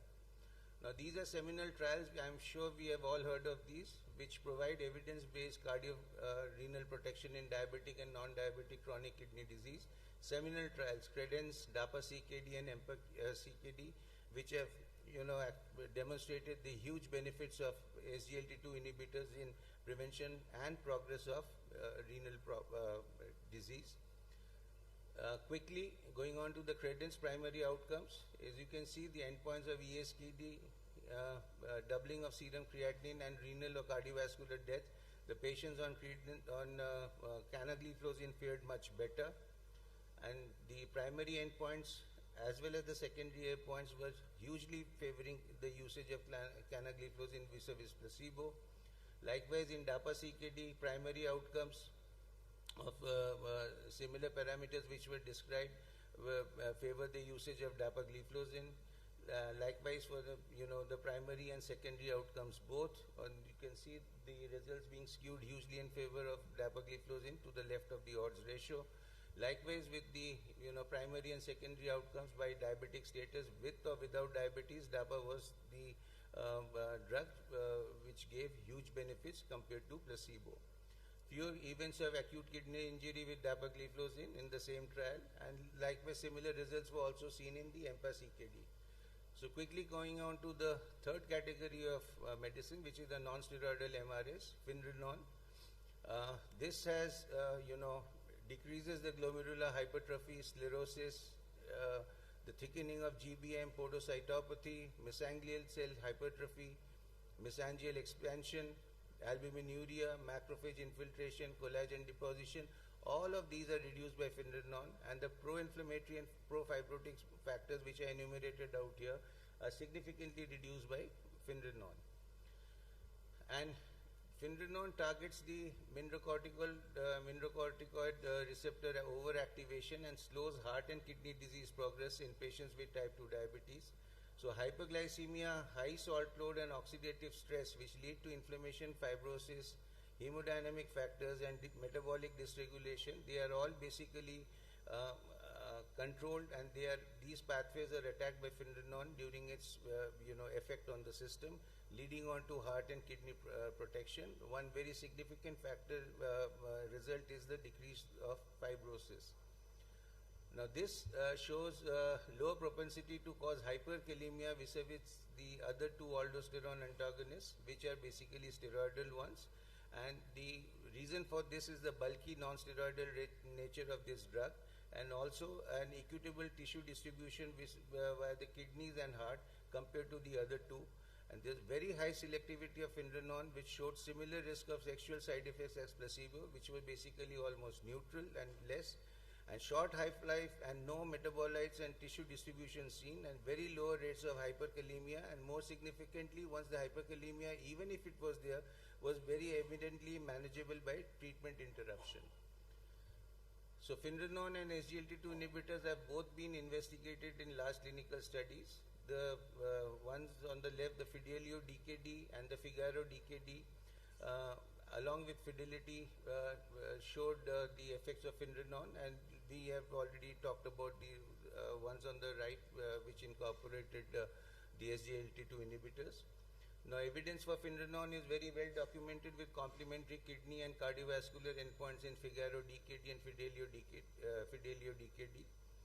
As you can see in Fidelio DKD, the composite primary endpoint was time to kidney failure, sustained more than 40% eGFR decline or kidney-related death. Now, interestingly, this was taken as the secondary endpoint in Figaro DKD. And likewise, the composite endpoint of Figaro DKD was taken as the secondary endpoint for Fidelio DKD. Suffice it to say, Findranon fared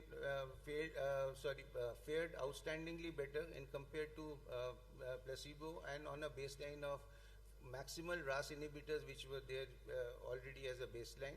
And the Fidelity also showed improved cardiovascular and kidney outcomes which was a pre-specified pooled analysis on almost 13,000 patients.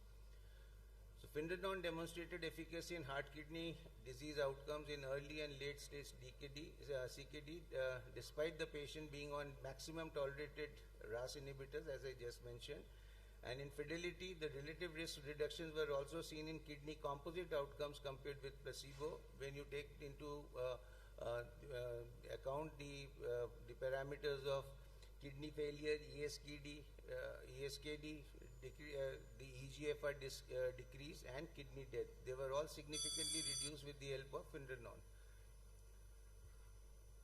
Now, Findranon in combination with the SGLT2 inhibitors and maximum tolerated dose of ASARs were also shown to markedly improve the UACR in the same study of Fidelity.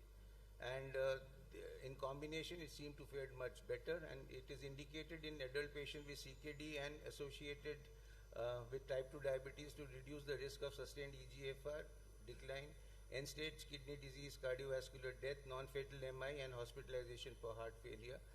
I'll just be quick. I think just a few minutes more. Findranon has been studied from a huge range of UCR from 30 to 5,000 and an eGFR from 90 to 15. The initial cutoff is 25, but it can be continued up to 15. An early initiation of the drug to prevent fibrosis is there, but can be safely continued in the later stages also. And hyperkalemia rates are lower, and this is the only NSMRA which is recommended for use in CKD patients. Additionally, dietary control, potassium monitoring, diuretic usage, and other things have to be seen, and which, along with the use of SGLT2, it mitigates the risk of hyperkalemia. I'll skip through this. So the benefits provided by these group of drugs potentially outweigh the risk. So that is why they are in prime usage and are recommended for patients. So the last group of drugs, quickly, GLP-1 receptor agonist role in multi-organ protection. You can see it in the illustration out here. It pretty much has very diversified modalities of action. And these are the renoprotective effects, the direct effects of proximal tubular natriuresis stimulation and modulation of CAMP and PKA signaling, inhibition of the renin-angiotensin system, and decrease of renal hypoglycemia. These are the pathophysiologic mechanisms, and indirect effects of improved glycemic control, improved BP control, weight loss, and increased insulin sensitivity, leading on to clinical benefits of decreased renal inflammation, weight loss, atherosclerosis, and vasodilation, which leads on to renal protection. And from the SELECT trial, in which high-dose subcutaneous semaglutide Wegovy was used, which impacted the atherothrombotic processes and weight loss. There was a decrease in CKD along with the improved outcomes for the other parameters. And likewise in the FLOW trial, semaglutide injectables demonstrated a 24% reduction in the risk of kidney-related events in patients with CKD and type 2 diabetes. So these are the mechanism of action. So I'll just quickly go on to this, that the natriuretic effect of GLP-1 RAs along with the effects of these drugs on conventional risk factors for diabetic nephropathy such as hyperglycemia, hypertension and obesity may represent the most relevant mechanism underlying their anti-albuminuric effect along with natriuresis, which helps to decrease the GFR also. This was one of the seminal studies published last year which showed the renoprotective effect of GLP-1 RAs. Quickly a summary of the trials of GLP-1 and the renoprotection which are there. Mechanism of action, the summary of renoprotection, how these drugs work. I have already gone through this. So this is basically a summary of all the effects of the various four main drug groups. So what are the take-home messages? Key risk factors for CKD progression include diabetes, hypertension and cardiovascular disease, and there is a strong interconnection between them and metabolic health. RAS inhibitors, SGLT2 inhibitors, Findranon and GLP-1 RAs are crucial in slowing CKD progression. Dietary restriction can extend lifespan and improve kidney health. Mechanisms include autophagy activation, metabolic shifts and reduce oxidative stress, and significant benefits of SGLT2 inhibitors, RAS inhibitors, Findranon in reducing renal events and mortality have been seen, and multiple trials have highlighted that. And KDIGO guidelines emphasize comprehensive diabetes management in CKD along with regular monitoring and timely intervention. In summary, diabetic patients with CKD have a high risk of heart and kidney outcomes, so try and screen them at least annually, preferably twice yearly along with USER. Holistic treatment approach of CKD involves the targeting different pathways to slow the progress of heart and kidney disease. The 4 categories of drugs have been investigated in large clinical studies across the spectrum of CKD with positive cardiorenal outcomes, and guidelines for the management of CKD in patients with type 2 diabetes recommend a variable combination of RAS inhibitors, SGLT2 inhibitors, GLP-1 receptor agonists and Findranon commensurate with the clinical scenario, and then you have to prescribe them accordingly to optimally reduce cardiorenal risk. So thank you very much for a patient hearing, and it's my privilege to invite all of you for the National RSSDI conference, which we would be,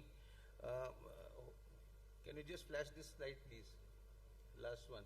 Thank you, Which we will be organizing in Yashobhumi, Dwarka later this year, 14 to 17 November, which is the biggest convention center, and we are very honored to have it in Delhi, and it is my real honor to invite all of you to this mammoth gathering that we hope to see in Delhi November 14th to 17th.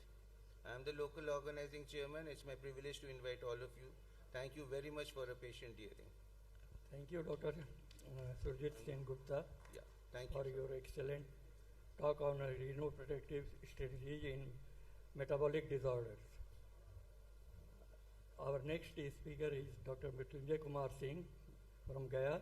He will be talking on obesity and kidney function, mechanism, consequences and therapeutic approaches.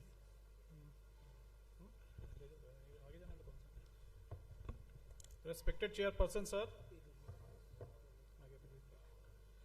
At the outset, I would like to thank the organizers for inviting me for this talk. My topic is obesity and kidney function, mechanism, consequence, and therapeutic approaches. So, obesity is a complex, multifactorial conditions characterized by excessive accumulation of body fat, leading to adverse health effect. It is commonly defined by a body mass index greater than or equal to 30 kg per meter square. However, it is essential to recognize that obesity is not only mere a body weight increase in body weight, it also involves metabolic dysregulation, chronic inflammation, and other comorbid conditions. So, indeed, it is a global health concern because it has tripled since 1975, and even the children are not spared with this obesity. obesity is associated with numerous chronic diseases, musculoskeletal diseases, and mental health. It is also quite prevalent in low and middle income countries, and the global economic impact of obesity is substantial. That's why this should be given importance. Now coming to the epidemiology of obesity and kidney disease.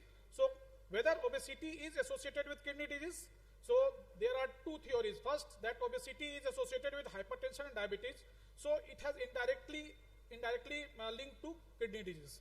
But there are several studies, and I am quoting these 6 studies, which says that obesity is associated with significant increased microalbuminuria. With each 1 unit of increase in BMI is associated with 5% increase in the risk of CKD, and it also increases the risk of ESRD in a stepwise manner in subject with overweight, with subject with class 2 obesity, and with subject with class 3 obesity. So it is quite obvious that obesity is associated with kidney diseases. Now, how will you assess the obesity in CKD? Because there is a problem. If a person is having same height and same weight, then BMI will be the same, but the body composition will be different. So how will you overcome this scenario? Because this is why we are underestimating obesity in CKD, and one of the studies says that using BMI to detect obesity among those with CKD may miss a large number of people with excess body fat.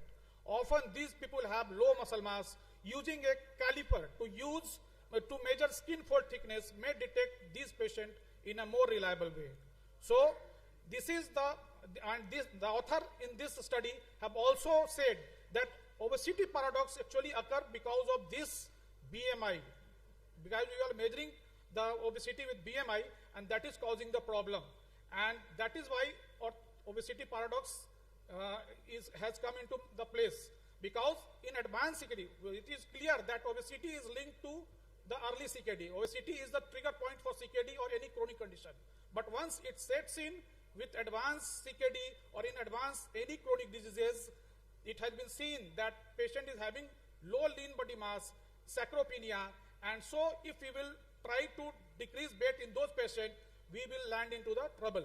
Because it has been seen in the studies that with advanced CKD, if patient is having higher BMI, then they are doing better. If a dialysis patient is having higher BMI, they are doing better. So it is called the obesity paradox in the context of reverse epidemiology.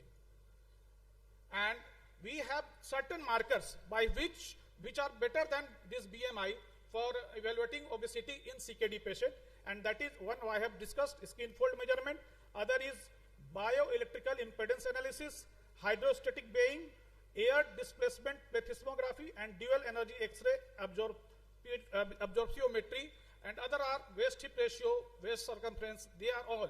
But the simplest is the skin fold measurement. However, it has observable variation.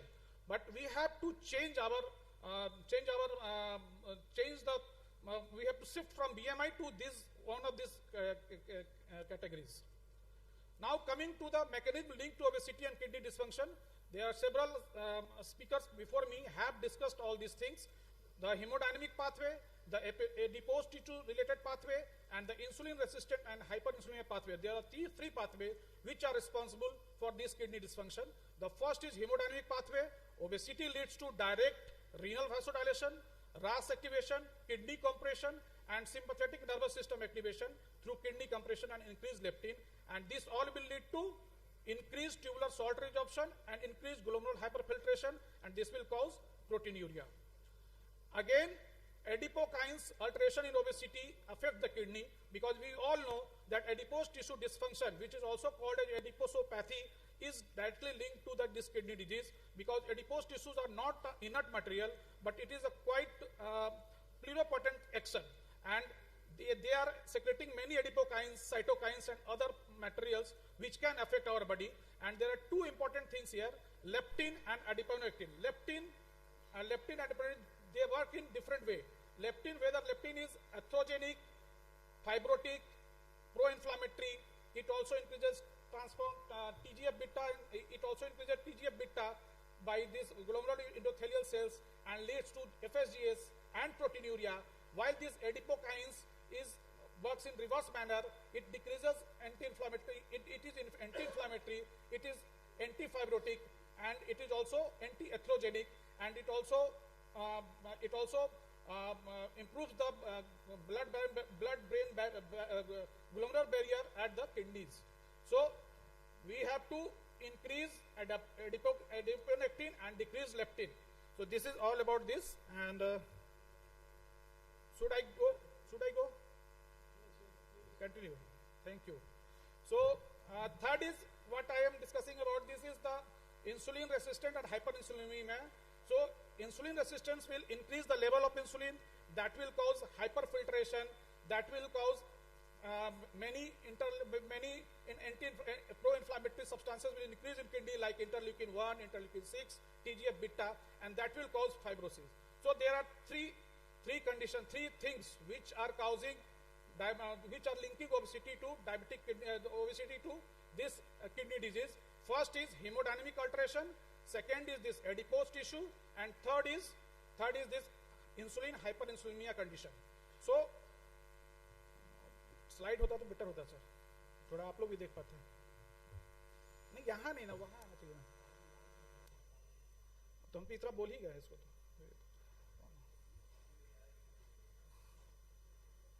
अच्छा आगे ना, ठीक, तो ये तो बोल ही दिए थे। Now you see here the interaction between adipose tissue and the microbiome and kidney. We all know that with adipose tissue derived factor and this uremia toxin will lead to this leaky epithelial cells of the gut, and this leak can cause increased inflammatory cells in the blood vessels, which will lead to this damaged kidney, and this damaged kidney will increase inflammatory cell, and again adiposopathy will increase. So there is a vicious cycle between this, and this is called as gut kidney axis. Now moving on to this I have discussed already, and this is the all what I am telling about this increased adipose tissue, this RAS activation, and this NSX activation will lead to this kidney injury and fibrosis. Now coming to this pathological changes which is occurring in obesity related columnopathy, which is glomerulomegaly, and it causes focal segmental glomerulosclerosis. It is associated with subnephrotic range proteinuria. Never it will cause nephrotic range proteinuria. So patient will have subnephrotic range proteinuria. Patient will not have hyperlipidemia, will not have hypoalbuminemia. So it is not a benign condition, but it is not a very malignant condition, and it can be managed with ACE inhibitor or ARB, or of course by decreasing the weight. Now, factors predisposing obese individual to renal injury, obesity type. We all know that we have three types of fat in our body. First is this visceral fat, which is around the viscera, mental fat, peripancreatic fat, others. So second is ectopic fat, which is in the cell, in the organs, like renal sinus fat, this intrapancreatic fat. And third is this subcutaneous fat, which occurs on the trunk and gluteal region. So this is the visceral fat obesity and this ectopic fat which is causing the disease. Now this component of metabolic syndrome are also leading to renal injury. Obesity associated conditions, we all know that sleep apnea and this non-alcoholic fatty liver disease are quite common in obese patient, and this will lead to renal injury. Again, if patient is having low birth weight, then he will start with low nephron number, so chances of getting renal injury is quite high in these patients. Nephron mass reduction due to congenital anomalies or nephrectomy can lead to renal injury in this patient. Progressive loss of or functions of kidney disease in chronic kidney disease and others. So what is the consequences of kidney disease? First I have already told you that patient will have more albumin in the urine, albuminuria, and it will never be nephrotic range proteinuria, it will be subnephrotic range proteinuria. And second is that obesity is with anatomical perturbation, physiological disturbance and biochemical alteration will lead to sympathetic overdrive, and that will cause obesity again, and this vicious cycle will continue and cause vascular dysfunction, cardiac dysfunction, and renal dysfunction. Obesity is also linked to nephrolithiasis. It has been associated with increased incidence of nephrolithiasis. Recurrent stones are quite common, and complication is that performing lithotripsy or endoscopic procedure due to anatomical consideration is quite difficult in these patients. Why nephrolithiasis is quite common in obesity? Because obesity alters metabolic processes, leading to increased urinary excretion of calcium, oxalate, and uric acid, which are key components in the formation of kidney stones. Second, there is an insulin resistant. Third, dietary factors, diets high in salt, sugar, and proteins often prevalent among obese, and adipose tissue inflammation is, of course, leading to nephrolithiasis. Okay. Now, renal cancer, obesity has been associated with increased risk of kidney malignancy, and the association is consistent in both sexes and across population. However, no clear explanation for the pathogenesis has been found.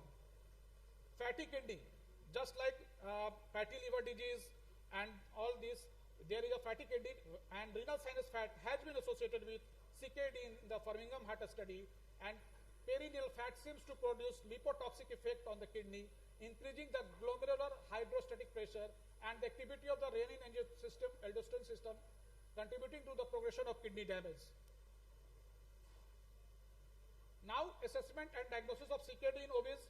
There are no clear guidelines related to the diagnosis and assessment of CKD within people with obesity, contrary to person with hypertension, diabetes, and cardiovascular diseases. Severe obesity is associated with poorer performance of a standard eGFR. How? You can see here that a patient with serum creatinine of 0.9, age 73, and sex is male, and if we will have 3 patients with this report and this age group, then we will have GFR of 90, because we only take these 3 into the consideration. Now, if you will see the body surface area, the first person will have body surface area of 1.77, and the third person will have 3.06. So, if we will index this patient for this body surface area, then we will get the GFR 88, 62, and 51. So, it is not clear whether we have to index these patients or not. The authors are quite, the studies are quite confounding in this case, whether we should index or not. But one thing is clear, that it is underestimating in certain condition, and it is underestimating in this condition, and this is hyperestimating in this condition.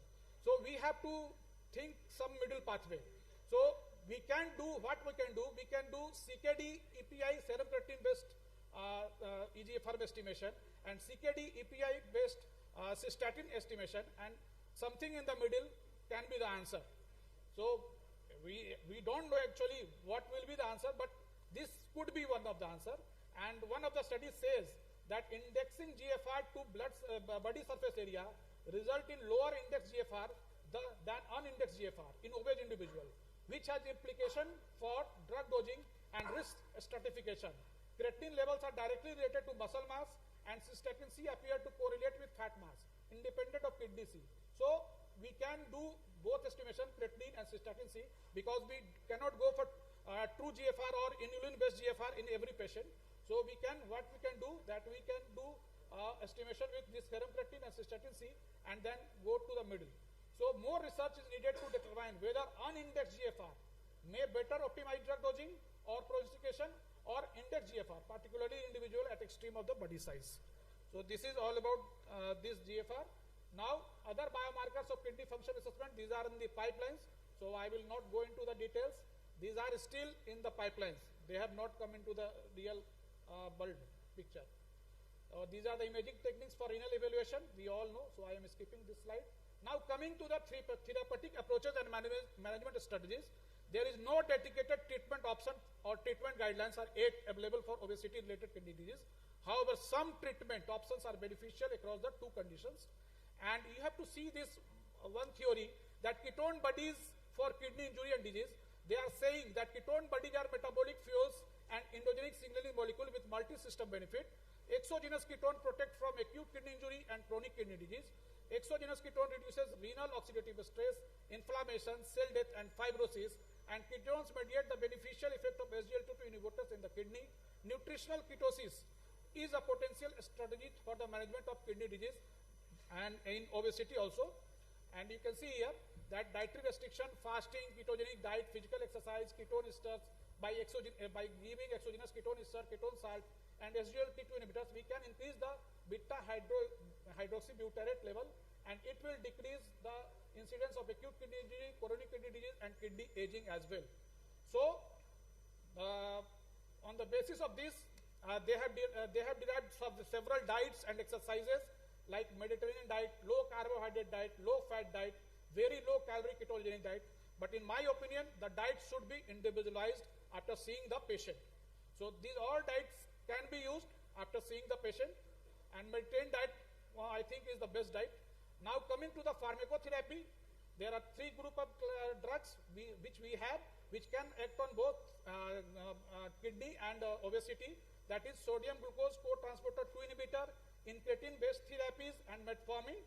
SGLT2 inhibitor causes 60 to 80 gram of glucose loss daily, and by this we can lose around 1 kilogram weight loss within a week of initiation, and in the 6 months we can lose 7 kilogram.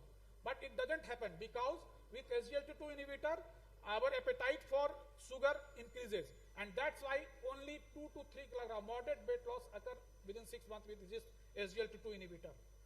Now, as the KDIGO guideline says that SGLT2 with proven kidney or cardiovascular benefit is recommended for patient with type 2 diabetes, CKD, and EGFR of more than 20. Once initiated, the SGLT2 can be given at the lower levels of EGFR.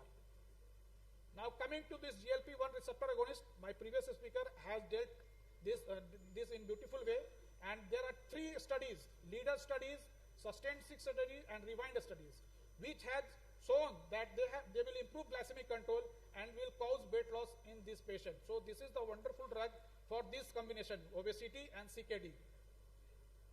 And another molecule, so KDIGO guideline says that in patient with type 2 diabetes and CKD who have not achieved individualized glycemic target despite use of metformin and SGLT2 inhibitor, or who are unable to use this medication, we recommend a long-acting GLP-1 receptor agonist.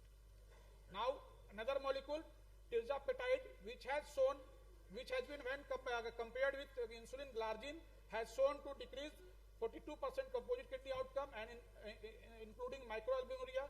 So they will be the wonderful drug for this set of patients. Now metformin, how metformin causes weight loss?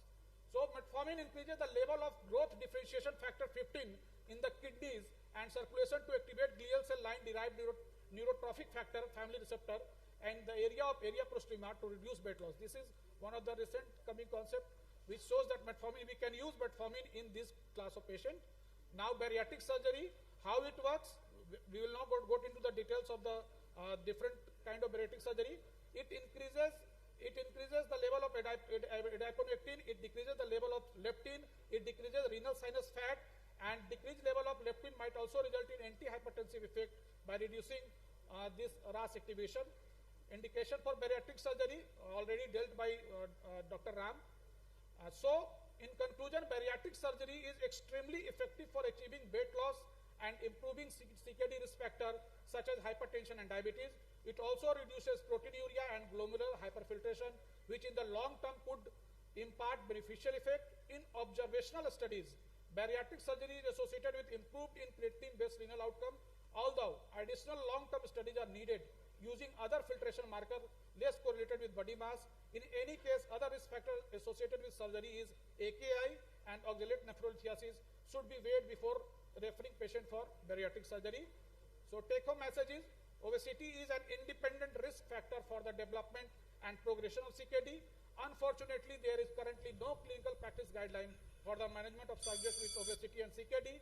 Weight loss achieved through nutritional, pharmacological, and surgical approaches can slow the progression of kidney damage and can lead to significant reduction in proteinuria and improvement in GFR.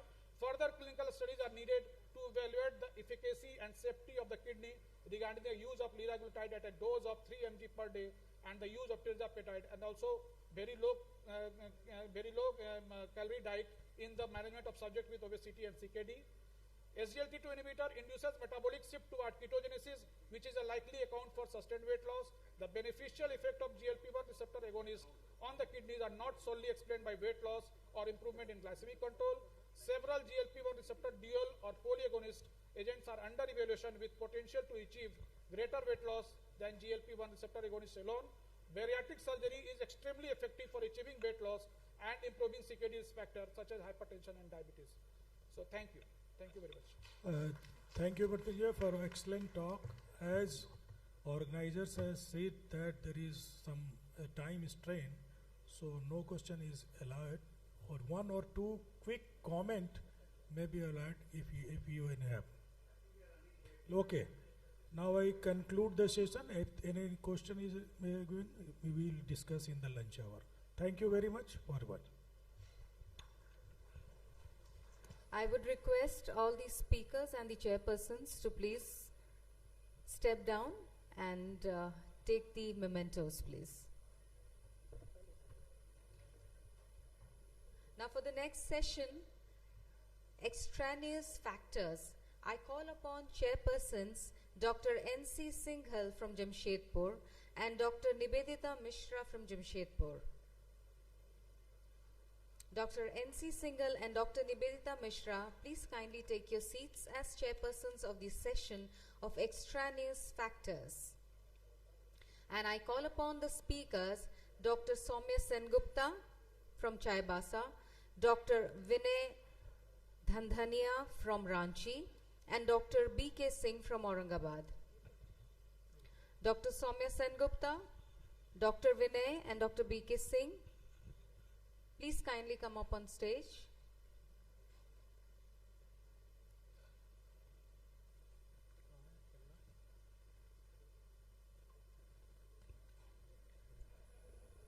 Without much delay, we will start the sessions, but at the beginning of the session, I would request, since we are already running behind schedule, and that is 1 hour 15 minutes behind schedule, I would request the speakers to please keep the time in constraint, and the chairpersons to please keep our speakers in check. I'm very sorry, I shouldn't be so stern, but I think we're really running behind schedule. Thank you so much. That's so kind of you. Thank you so much. We will begin the session. Thank you. Good afternoon to all. We'll straight away begin the session. The first speaker, we have Dr. Soumya Sengupta. He is a dynamic physician from Chaibasa. He is going to speak on clinical approach to diabetic foot. First of all, I welcome you all on the behalf of CCDSI Bihar and Jharkhand chapter in this great scientific extravaganza.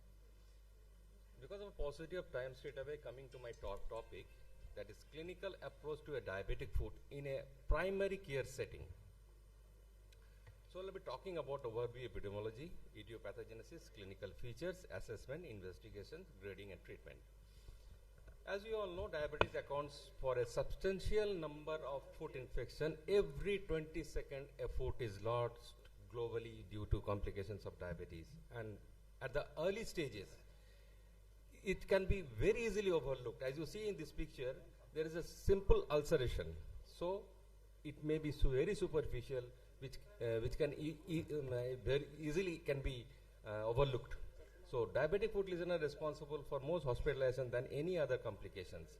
Among patients with diabetes, 15% patients develop a foot ulcer. Among them, about 12 to 24% require non-traumatic amputations. The risk of lower extremity amputation is about 15 to 46 times higher in the patient with the diabetes than with those who do not have the disease.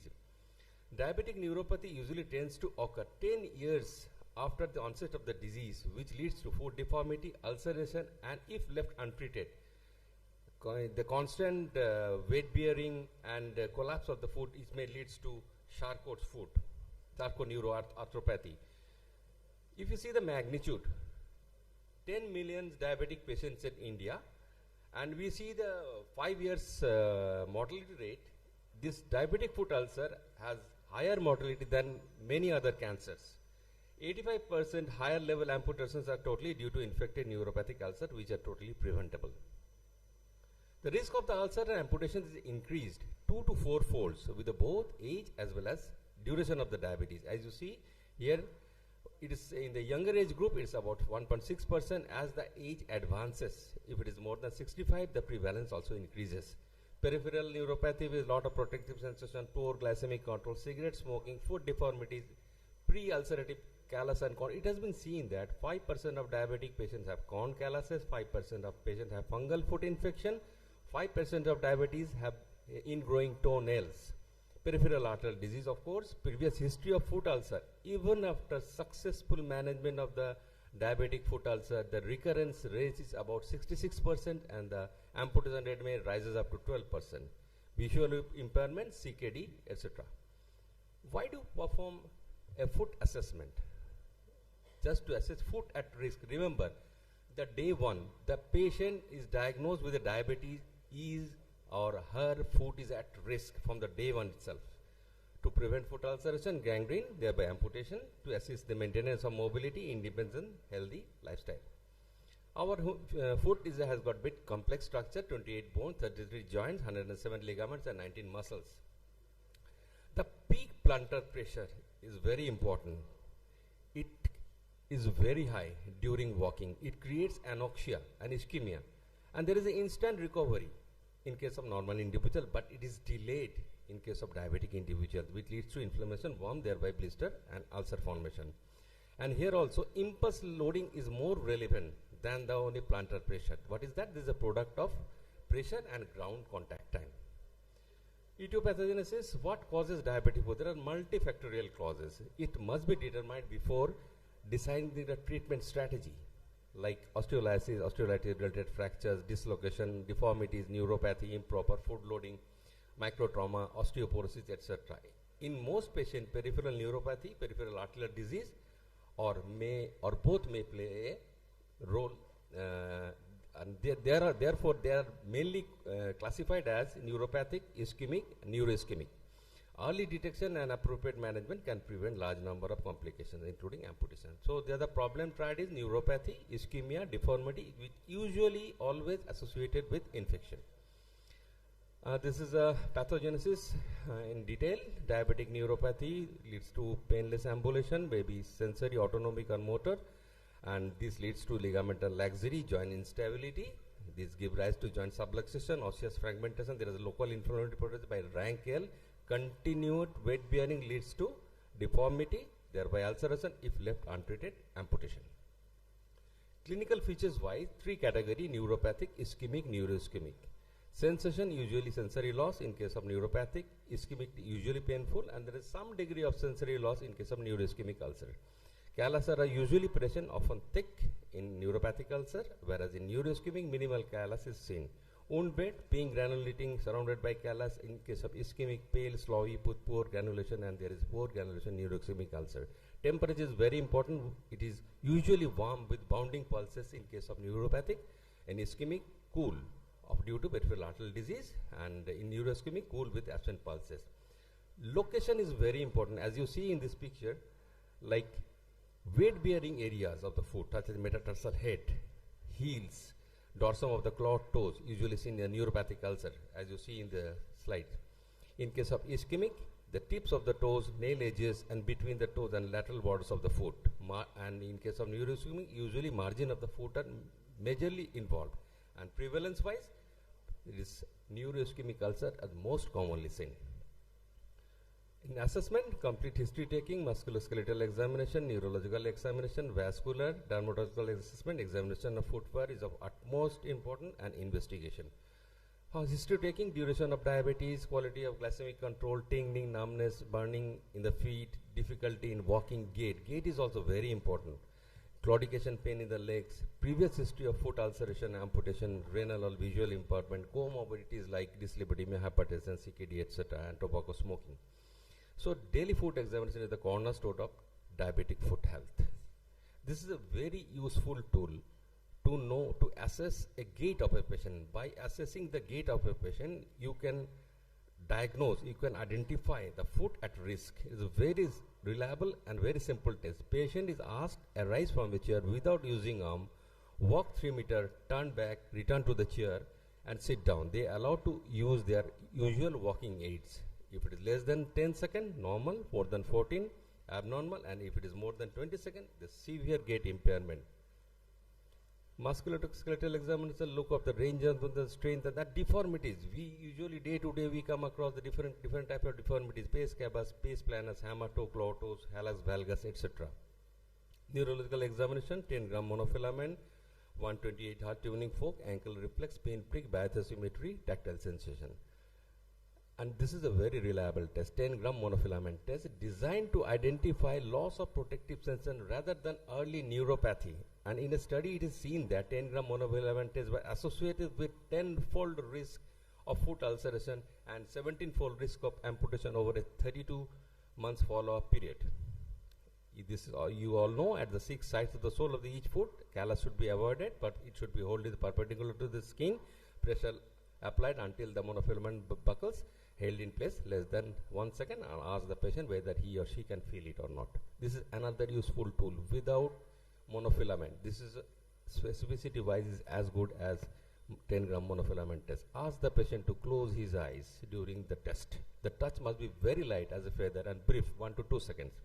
If the patient do not respond, not to try with a harder pressure, and if not fail, not to repeat again. Register yes. If the patient does not have a sensory response in more than 2 toes, in one limb patient, if there is no sensory response in more than 1 second, that is considered as that is sensory loss, that the foot is at risk. Vascular assessment: absent pulses, mottling, dusky color of the skin, cold foot, shiny dry skin, etc. Taking the temperature by infrared thermometer is also very important. Palpate for the pulses. Every diabetic foot, you should palpate the pulses. The dorsalis pedis, posterior tibial. Check the ABI if the facilities are available. It is normal, 0.9 to 1.2. That is the risk of foot is less, and 0.6 to 0.9. The risk of ulcer is moderate, and if it is less than 0.6, severe vascular disease, and there is a chances of developing foot ulcer. Check the Doe brachial index. If it is less than 0.5, that is peripheral arterial disease. Peripheral vascular disease is diagnosed, transcutaneous oxygen tension and duplex scan usually done in the higher centers.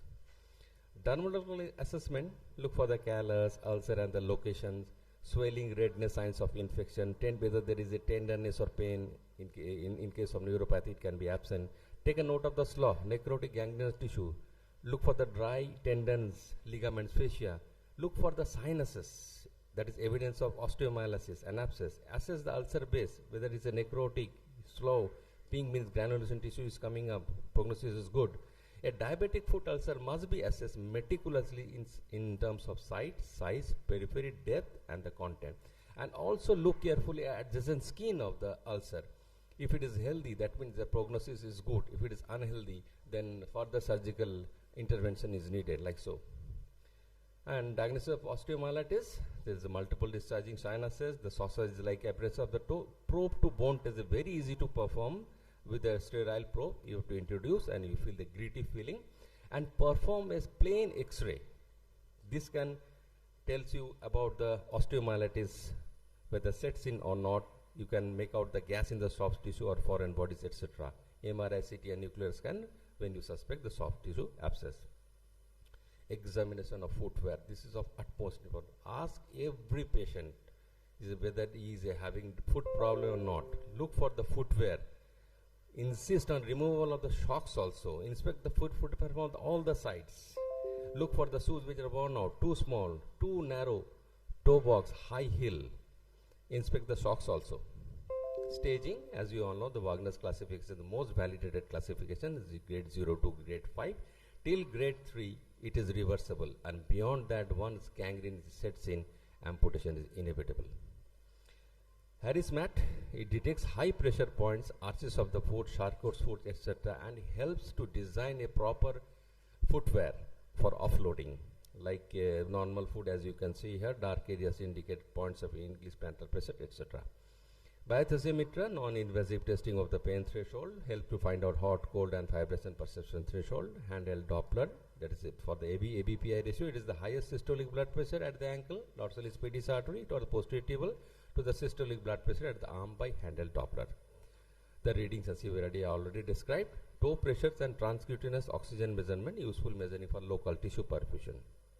Laboratory investigation like for the glycemia, FPS, PPPS, AG1, CCGMS, and infection by hemoglobin, CRP, etc. And systemic examination, LFT, RFT, lipid profile, retinal examination, ECG. This is very important. Interval of foot examination. How often you should ask the patient. No sensory neuropathy once a year, sensory neuropathy once in every 6 months, sensory neuropathy, and there is a signs of peripheral vascular disease once in every 3 months. And if there are any signs, any previous history of ulcer or amputation, I suggest every month. Risk categorization: 0, low risk. Category 1, loss of protective sensation, moderate risk. As category 2, loss of protective sensation with either high pressure or poor circulation, higher risk. And category 3, history of ulceration, amputation, and neuropathic fracture, very high risk. What are the early warning signs? It is important to know. Swelling of the foot or ankle, very cold feet or legs, color changes, pain in the legs or wrist. A patient with acute ischemia, which is characterized by 6 P's: pulselessness, pain, pallor, perishing cold, paresthesia, and paralysis, poses a clinical emergency and may be at greater risk if not managed timely and effectively. Hemodynamic instability, tachycardia, hypotension, open sores, non-healing wounds, ingrowing toenails, loss of hair, feet, etc. Regarding management, primary aim is very simple: to obtain wound closure and make the patient ambulatory as soon as possible. Objective: to reduce the risk of infection, amputation, to improve the function and quality of the life, and of course, healthcare, to reduce healthcare cost. Good wound care treatment largely determine offloading, debridement. It may be of surgical, sharp removal of necrotic tissue. Larval autolytic removal is some centers they use it, and recently hydrosurgery and ultrasonic are also being used in some centers. Moist dressing, I will describe in detail. Control of infection should be started in the presence of even subtle signs of infection. Topical antibiotics in case of superficial, IV or oral antibiotics in case of deep-seated infection. Control of blood sugar throughout the course of the treatment is of utmost importance. Important modalities are microbiological control, wound control, vascular control, mechanical control by offloading, metabolic control, and of course educational control. Educate the patient as well as to the family member as well as to the healthcare workers regarding the care of the foot. Achieving optimal diabetic control alone is not sufficient. Look for the other comorbidities: hypertension, cessation of smoking, dyslipidemia, etc. Look for the physical causes of repetitive trauma in the shoes, any foreign body which can give rise to ulcer formation.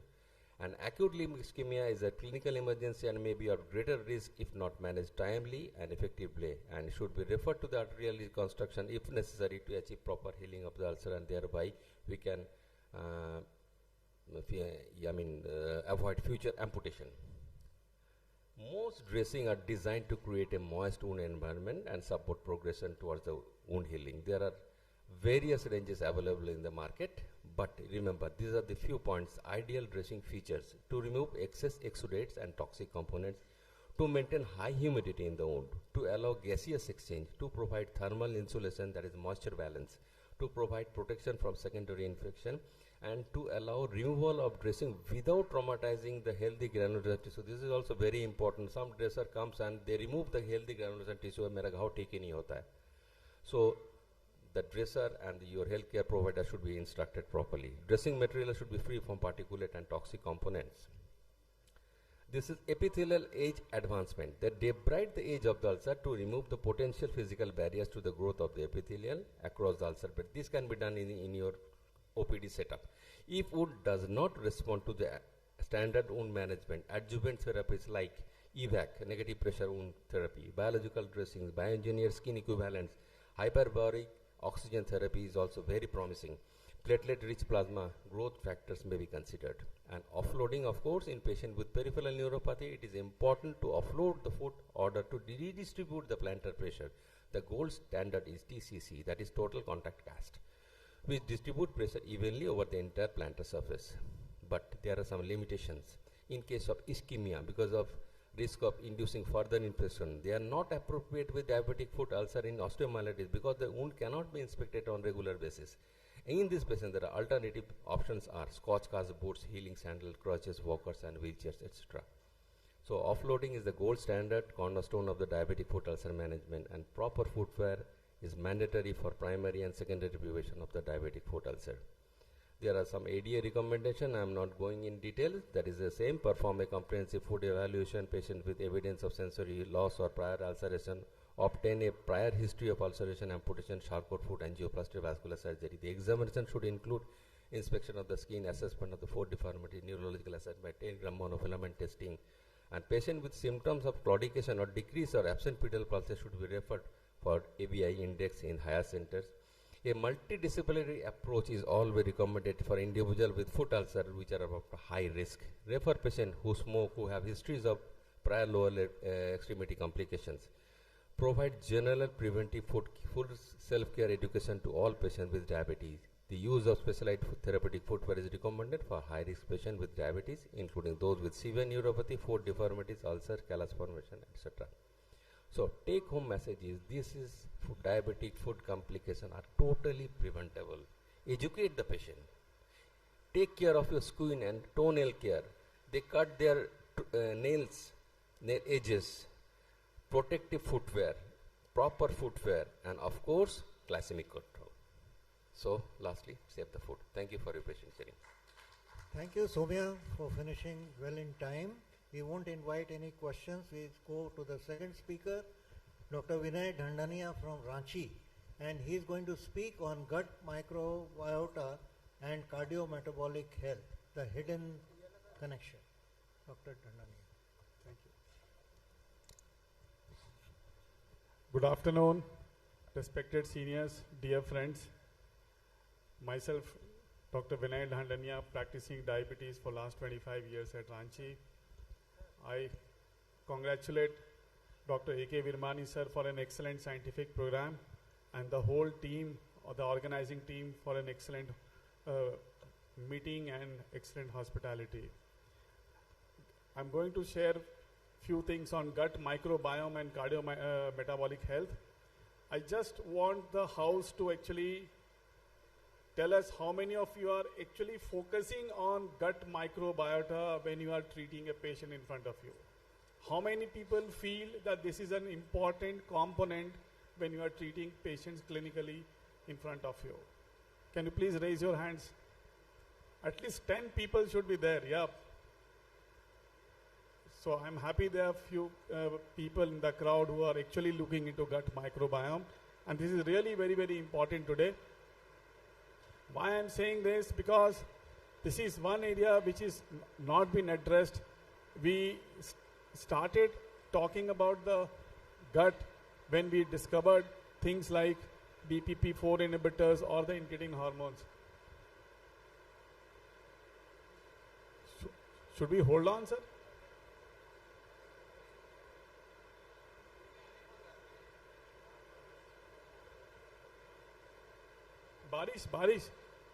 बारिश होगा अच्छा yeah. So I'm going to share a very short story, clinical story. One day body parts were fighting with each other as to who is the most important part, the brain, the heart, then comes the liver. Why I'm putting this slide is when a patient is sitting in front of you, doctor साहब मेरा kidney ठीक है ना, मेरा heart ठीक है ना, मेरा liver ठीक है ना, but no one is bothered about मेरा gut ठीक है ना. No one is asking you in front of you that whether gut is also important. So I think gut has very, very important as far as digestion, absorption, protection, and excrete, produce hormones and reabsorb, etc.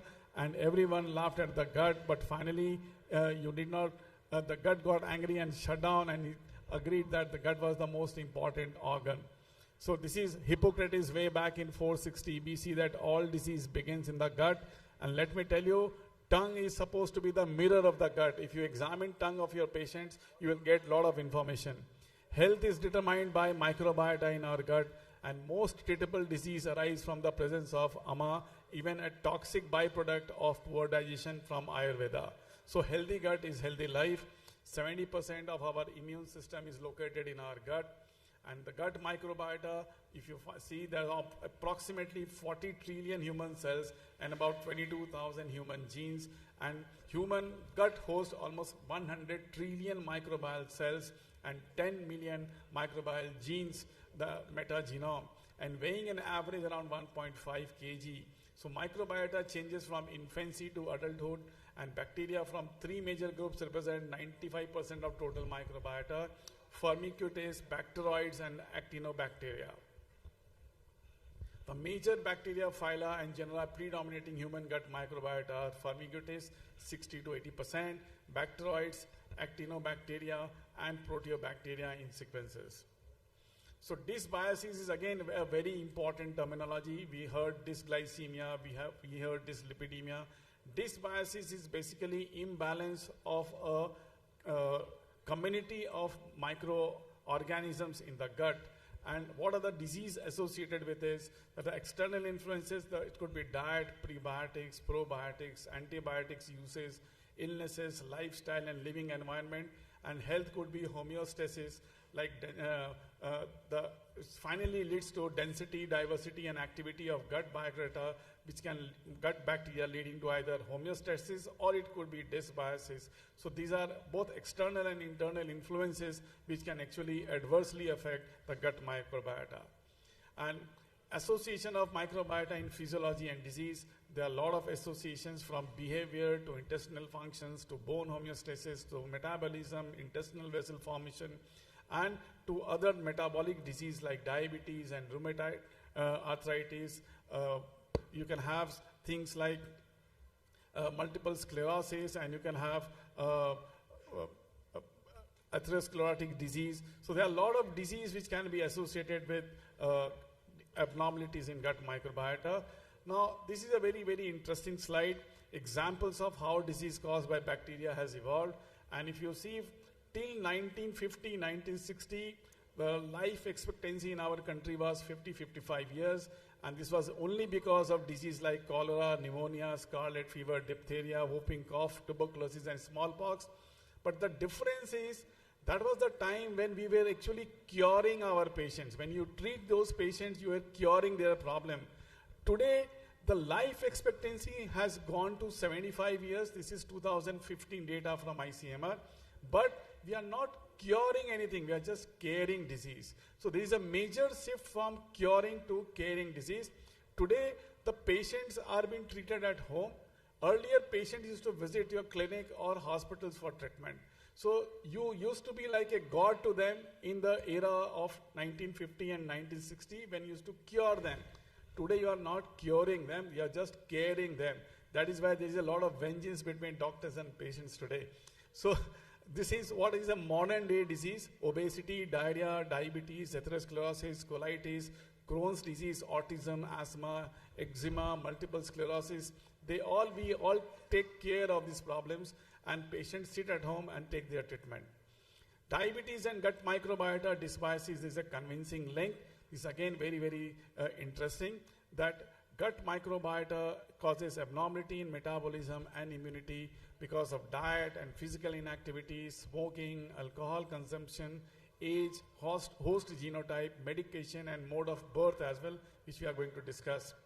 So the gut microbiome in cardiometabolic health, there are a lot of publications today. This is not a very late publication, this is 2015. There's an evidence for the influence of diet on the gut microbiota in various disease, and several microbial metabolites have been shown to have significant effect on the metabolic health of host through pathways that influence intestinal health, such as mucosal permeability, inflammation, and immune function. So there are various mechanisms to this. That state of bacterial dysbiosis contributes to differences in body weight, insulin sensitivity, glucose metabolisms, and other cardiometabolic risk factors among individuals. The whole genome sequencing showed that the genus Colinizella was enriched in fecal samples for patients with atherosclerosis. So gut microbiota influences the metabolic state of host through an extensive involvement in bile acid homeostasis. I tell you, one of the important clinical signs which you see in clinical practice, which we label as functional dyspepsia, And believe me, most of our type 2 diabetic patients are on drugs like pantoprazole or pantoprazole domperidone, and this is not for 1 week or 15 days. They keep taking those medications. Believe me, try to put some brainstorming in those class of patients and evaluate whether their gut microbiota is a concern, because disease like giardiasis are known to cause a lot of flatulence. Disease like amoebic enteritis are also amoebic colitis are also known to cause a lot of flatulence and dyspepsia. Gut microbiota in disease, again, they are all related to the changes in even body temperature regulation and reproduction and tissue growth. So there are a lot of mechanisms which has been hypothesized with the abnormalities in the gut microbiota in metabolic diseases and cardiometabolic health. There's a lot of publications also in literature, and there are recent publications that impact of the gut microbiota on the development of obesity and type 2 diabetes mellitus. We had heard couple of good lectures in obesity today since morning, and we all know that there's again a trypti genotype and the trypti phenotype factors. The trypti phenotype factor is again related to low birth weight babies, the Barker hypothesis.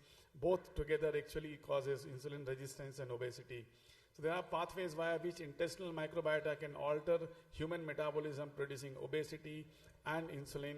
This is through lipopolysaccharides, small chain fatty acids, de novo lipogenesis and glucogenesis, fat storage in the liver, and insulin resistance, increase in hepatic glucose output.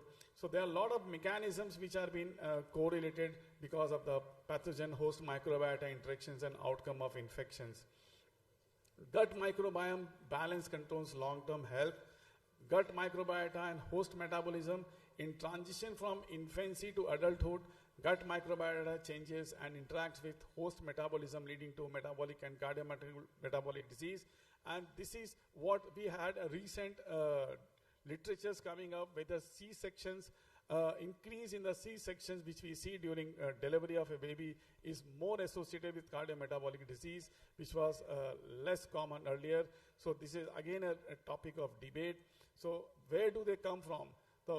They come from the initial exposure occurs during passage through the birth canal, which is not happening today because of the more C-sections. During first year of life, heavily influenced by mother and environment. So oral, pre-mastication of food, memory through breastfeeding, cutaneous through contact with the skin, and vaginal through passage through the birth canal. So all these things are very, very important, how the actually gut microbiota comes into life. So there are again publications where suggest that host gut microbiota, multiple metabolic interactions, and they are again important for the host immune system that begins at birth. This is a real complex slide, but I tell you this gives a lot of information regarding the therapeutic modulations which can be done at the level of gut microbiota from cradle to the grave. And if you see right here, it explains everything from host genome to maternal modulation to probiotics to environmental stress. So you see there are complex mechanisms which is happening at the level of gut microbiota. Health optimization, symbiosis, disease prevention, pathogen resistance, dysbiosis, pathogen therapeutics. So if you club each and every parameter together, there is an interaction at the level of gut microbiota dysbiosis. Multiple cited impact of gut microbiota on whole host metabolism at the level of fat storage, energy metabolism, fat liver metabolism, hepatic steatosis, cardiovascular disease, tissue lipid compositions, periodontitis. Again, I tell you, you'll find a lot of patients coming with a bunch of reports. Sir, mera CRP bahut zyada hai, HSCRP bahut zyada hai. And you just ask him, how is the dental status? Sir, I'm taking treatment for dental status for last 15 days, 20 days. You will find periodontitis is one of the reasons why these people have raised CRPs most commonly. Behavior and motor activities, again, very, very important. Neuroendocrine metabolism. And I tell you, behavioral therapy has got a very important role in cardiometabolic disease. And I heard a very interesting lecture in the morning along with I think Dr. Ram presented on obesity. He talked about nutritional factor, lifestyle and behavioral therapy is very, very important in the management of obesity and any cardiometabolic disease. So there's a link between the gut microbiota and metabolism. So this is what insulin resistance can cause. These are the different markers. FI, AF is fat-induced adipose factors, AMPK is activated, protein kinase C. So there could be, the LPS is lipopolysaccharides, SCFA is small chain fatty acids, incretin secretin, butyrine production. So this is what is seen in the obese gut microbiota. And lean microbiota, if you see, there's an increase in FIF, LPS is decrease in SCFA, incretin secretion, and butyrate production. So these are very complex mechanism which is happening at the level of fat. So gut connection to diabetes, what's your take on this subject? The important is we need to actually have the balance between the decrease in brain satiety, increase in liver short chain fatty acids, adipose tissue, there is an increased production of non-esterified fatty acids. At the level of muscles, you have decreased fatty acid oxidation. So all this together actually a complex mechanism is being altered by the gut microbiota because of the dysbiosis in gut microbiota. So again, gut microbiota in patients with type 2 diabetes, the mechanisms in endocrinology, there's again a lot of publications, a lot of complex mechanisms from lipopolysaccharides to short chain fatty acids to bile acids. All this together are leading to increase in inflammatory markers and increased prevalence of diabetes. So understanding the role of gut ecosystem in diabetes is also very, very important. And there are a lot of factors. We are actually into Western diets. We're talking about pizzas and burgers and all those fast foods. Antibiotic consumption, again, is a real big concern in our country. Over-the-counter selling of antibiotics is very, very common. Microbial exposure have been reported to play a role in gut dysbiosis. This leads to decrease in short chain fatty acid production, lowered secretion of glucagon like peptide 1, and increased low-grade inflammation as well. So gut dysbiosis, both type 1 and type 2 diabetes. I'll go a little faster. So gut microbiota in even cardiovascular health and disease. There is a publication 2017. The possible molecular pathways linked to cardiovascular and cardiovascular disease is basically, again, as I said, lipopolysaccharides, small chain, bile acids, uremic toxins, choline, TMA. They all together actually cause insulin resistance. So probiotics in medical disorder, where do you place them? Are they important in treating of diabetes?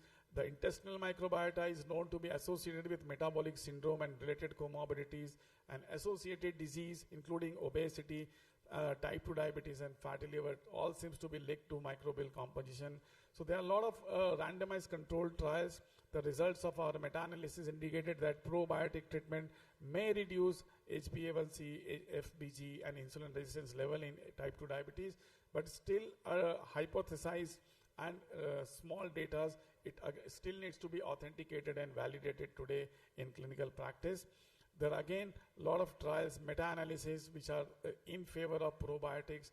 There are also some data in favor of even alpha-glucosidase inhibitors.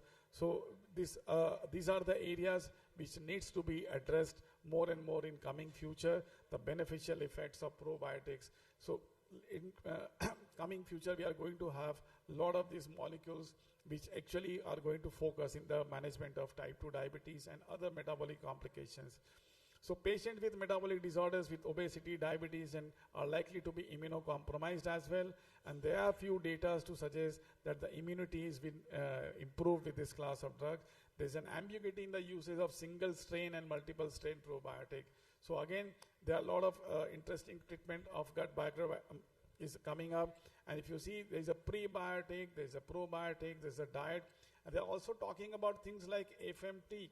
FMT is nothing but fecal microorganisms being transported to individuals who are lacking it, the normal individuals. So they are seen to preventing disease like heart disease, liver infection, Parkinson's and all this disease. So there are a lot of research been going on in these areas, and modulation of gut microbiota for prevention and therapy is also very, very interesting topic to discuss. And modulation will help in prevention and treatment of most of the cardiometabolic disease, but this needs to be started early in the course of disease. So much early, maybe the school days and the teenage, which is very, very important. So day is not far when doctors do gut profiling, give food plans to patients, says Stanford professor. He has a lot of publications in these areas of gut microbiota, and it is clear that industrialized lifestyle has to this point drastically changed gut microbiome composition. So I thank you all for your patient listening, and I thank once again the organizers for this opportunity. Thank you very much. Thank you, Dr. Dhandania. I regret that we cannot take any questions due to lack of time. So Dr. Dhandania is not only the leading diabetes practitioner, also the leading academician from Ranchi, looking at his rare sort of presentation. And coming up, another rare sort of topic, as typical of Dr. Virmani's selection, is epigenetic, the role of epigenetics in shaping cardiometabolic destiny by Dr. B.K. Singh from Aurangabad. Sir, please.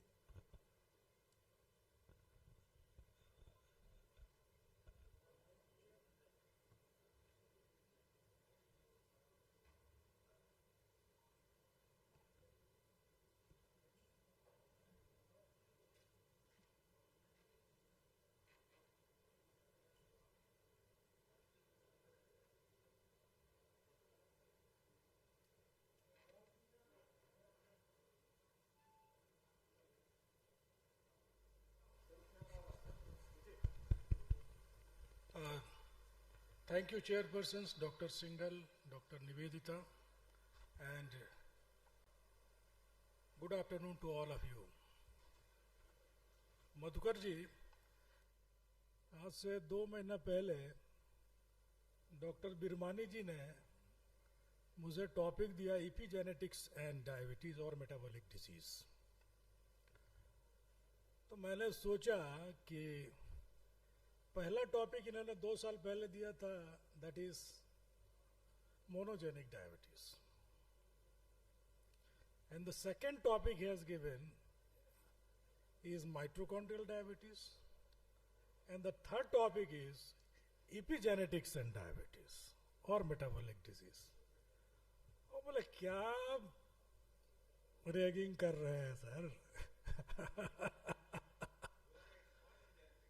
Then I realize that if you have given difficult topic, you start reading and try to get knowledge. For that, I really appreciate Dr. A.K. Birmani, gesture, and I please give a big round of applause to Dr. Birmani for selecting such a beautiful topics in 2 days' time. So thank you very much, sir. With this, I start. How many of you knows epigenetics? Probably no one. So you have to understand what is genetics and what is epigenetics. Suppose this bulb is lighting and this needs one switch, electricity and wire, and this wire is disrupted or the genes are disrupted or abnormal, this is called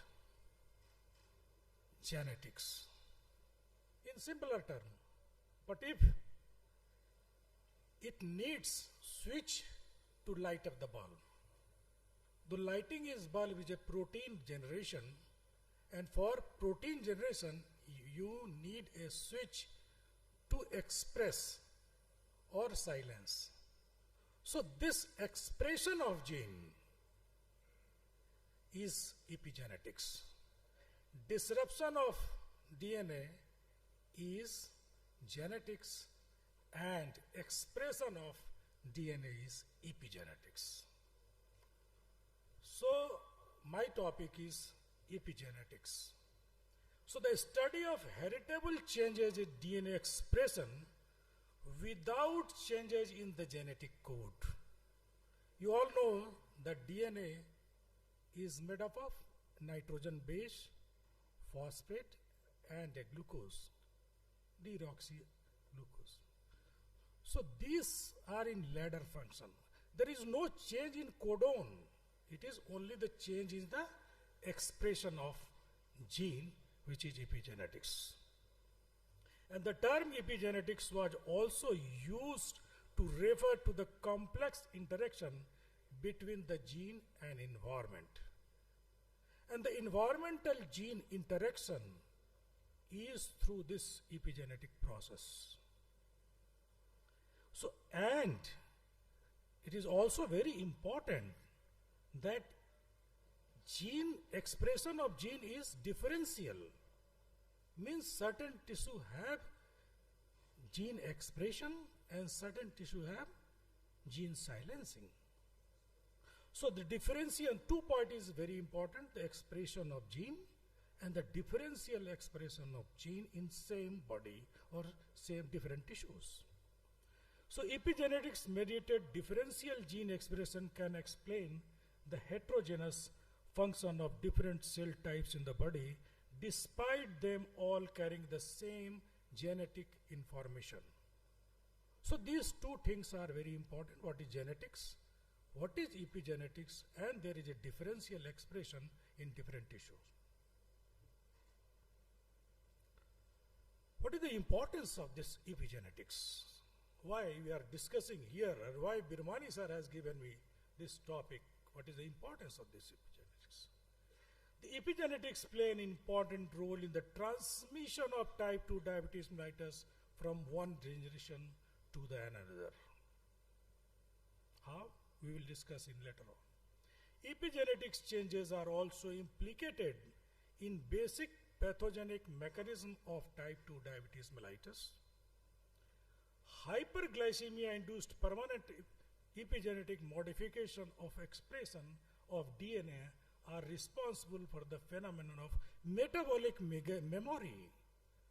This early insulin effect or legacy effect is gone through this epigenetic changes.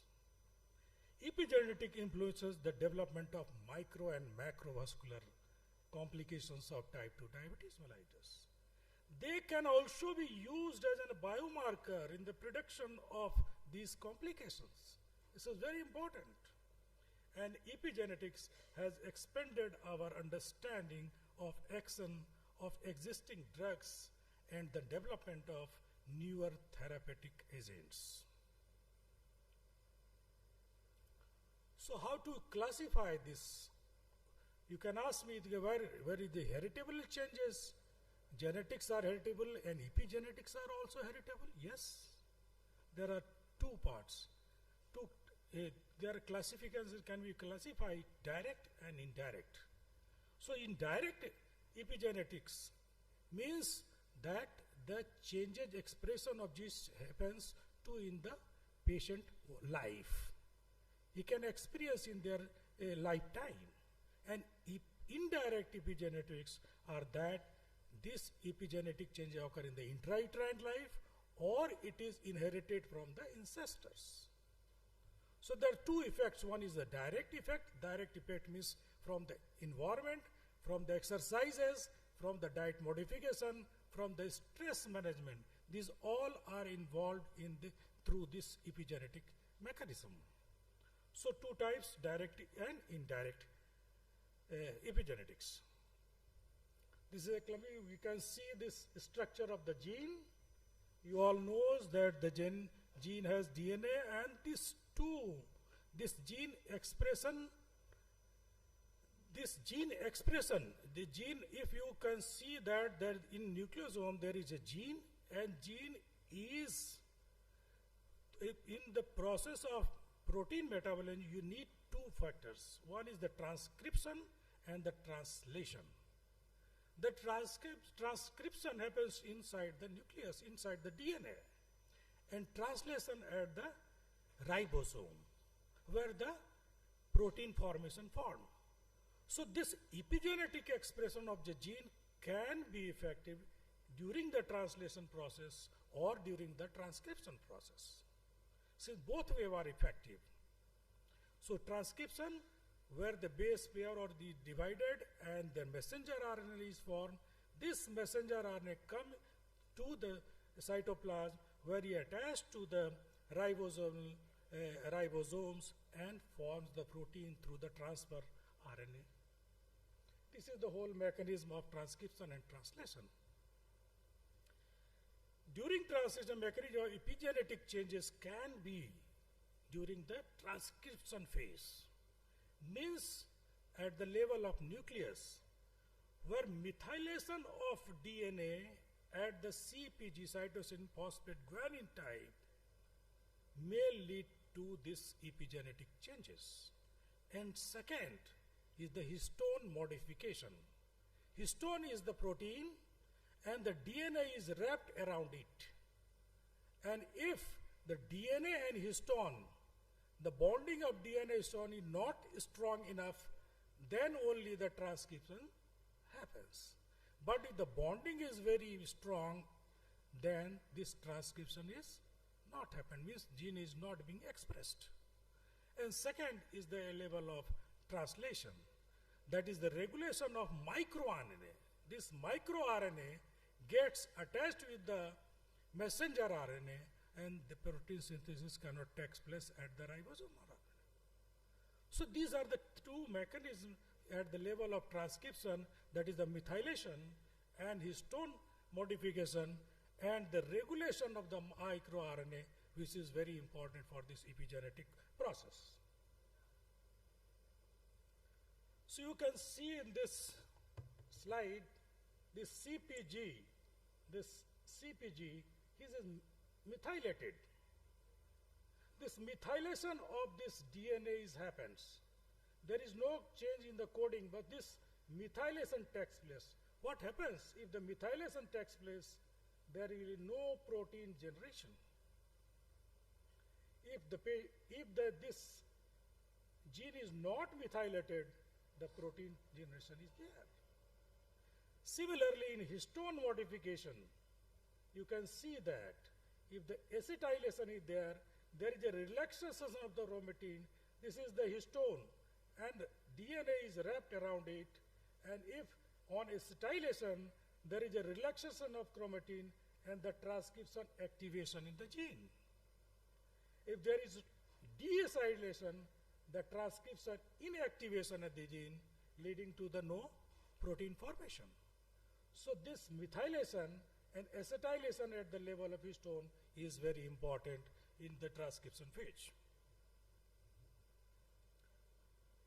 This is the same graphic presentation, histone modification.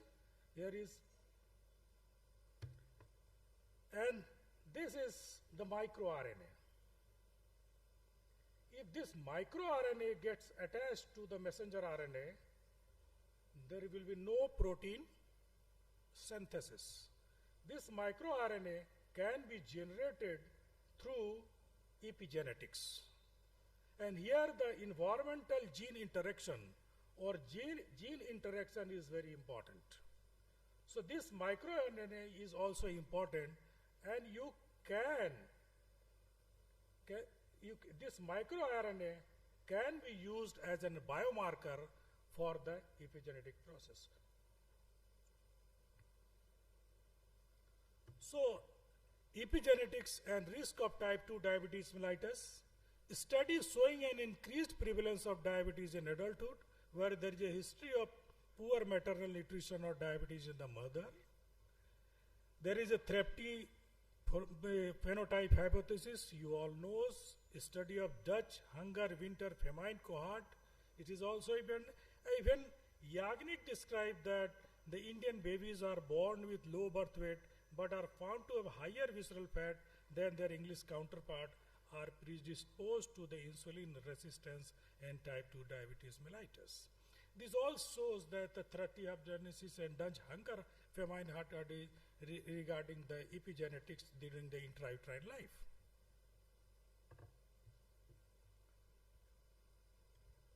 The epigenetics and pathogenesis of type 2 diabetes, insulin resistance by alteration and the methylations of the PPARGC, KCNQ1 and TCF7L2 and insulin receptors are important.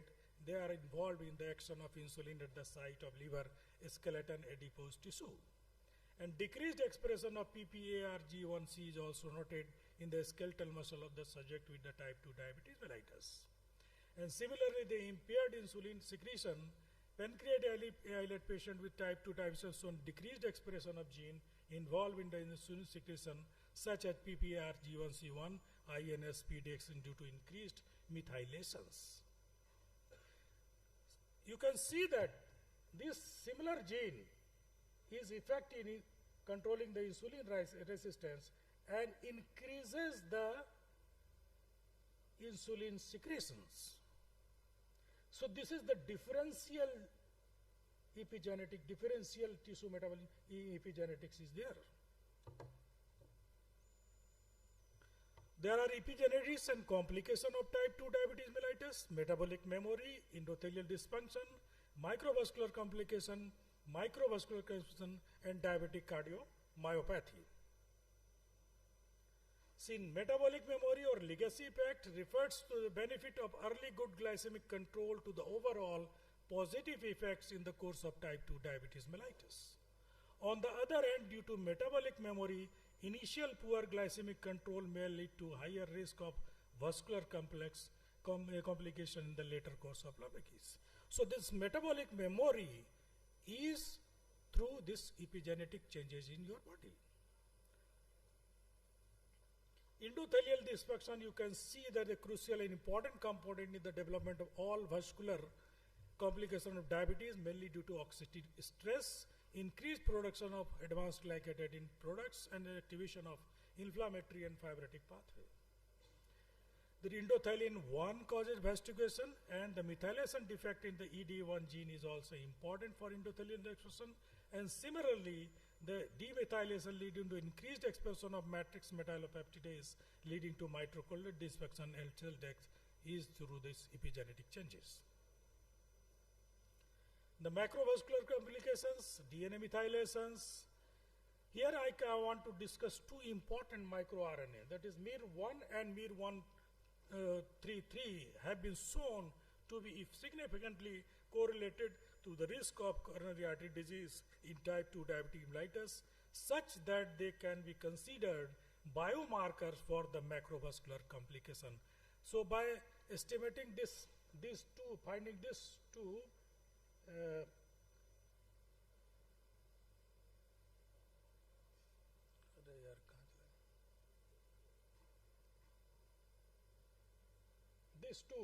these two important microRNA, namely MIR and 2, can be used in this microvascular complications.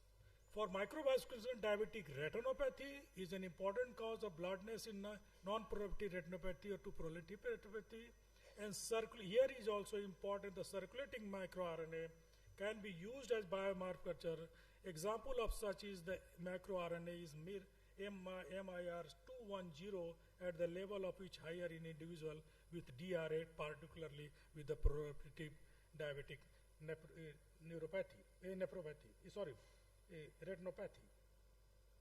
In diabetic nephropathy, diabetic-related kidney disease is the leading cause of chronic kidney disease worldwide, and increased DNA methylation is correlated with inflammation of the diabetes nephropathy. Increased expression of transforming growth factor beta 1 in diabetic kidney disease leads to the hypermethylation of RASL1, causing activation of RAS-GTP signaling, results in the collagen deposition and fibrosis. Urinary examples, microRNA can be used as a biomarker for the onset of diabetic nephropathy, and for example, increased urinary level of MIR1915, microRNA 877, and microRNA 192, and microRNA 5 are found to be patient with type 2 diabetes mellitus with diabetic nephropathy. In neuropathy, similarly, the decreased expression of the microRNA 25, 126 and 190 has been noted in animal model of diabetic neuropathy. In diabetic cardiomyopathy, you all know that there is a cardiac dysfunction. Patient with diabetes, in the absence of any explanatory cause such as the CAD, valvular and hypertension, and epigenetic changes lead to overexpression of genes of renin-angiotensin-aldosterone system axis, which is crucial to the pathogenesis of diabetic cardiomyopathy.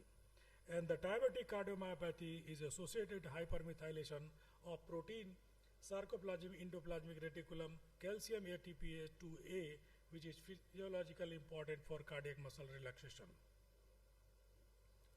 So epigenetics and therapeutic of type 2 diabetes. Understanding epigenetics will lead to the possibility of using epigenetic changes as biomarker for the predicting of the risk of developing type 2 diabetes mellitus. It's a complication for the development of therapeutic target.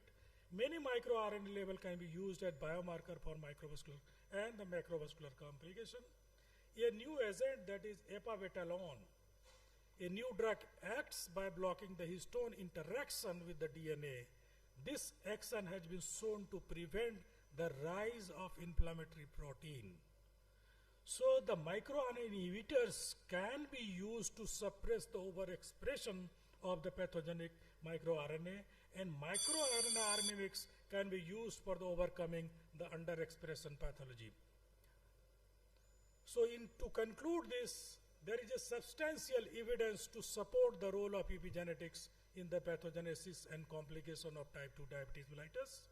Epigenetic modification starts in the intrauterine environment and continue throughout an individual's life, and heritable adverse environmental conditions such as food habits, sedentary lifestyle, circadian rhythm, maternal malnutrition or maternal obesity interact with the individual genome, leading to various disease states such as type 2 diabetes mellitus.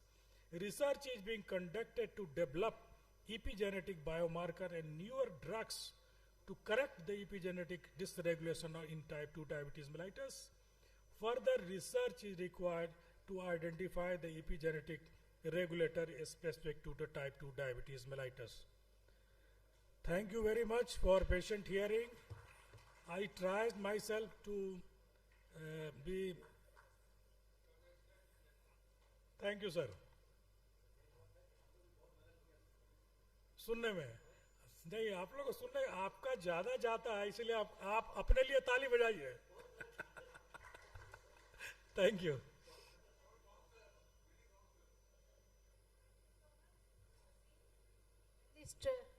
At least we can now boast of few terms. If we are to ever hear about epigenetics and diabetes, we have picked up few terms at least, and we can understand a few mechanisms, how it is acting.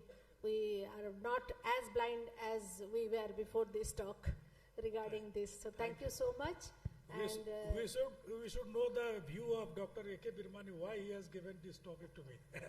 That is why, that he knew that it is very difficult, so we will all have some knowledge regarding. Dr. B.K. Singh, we must congratulate you for simplifying such a difficult topic. It is not work. Okay. Sir, my question is, this epigenetic changes, is it reproducible in new generations? Or Yes. There are two types of heredities. One is direct changes, another is indirect changes. Indirect changes in intrauterine life, or it is heritable. This DNA express, this epigenetic expression or DNA expression or methylation can be inherited from father to the progeny.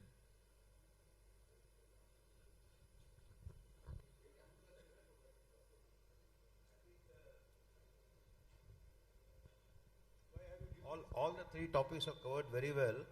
Even gut microbiota was a very complex topic. Yours, of course, was mind-boggling. And I did try to read something about epigenetics. I couldn't understand anything. So I said, okay, let me ask the expert. He'll teach us. And he has done a wonderful job. He has made it so simple that I have decided we'll break for lunch right now. And we'll have the next session after lunch.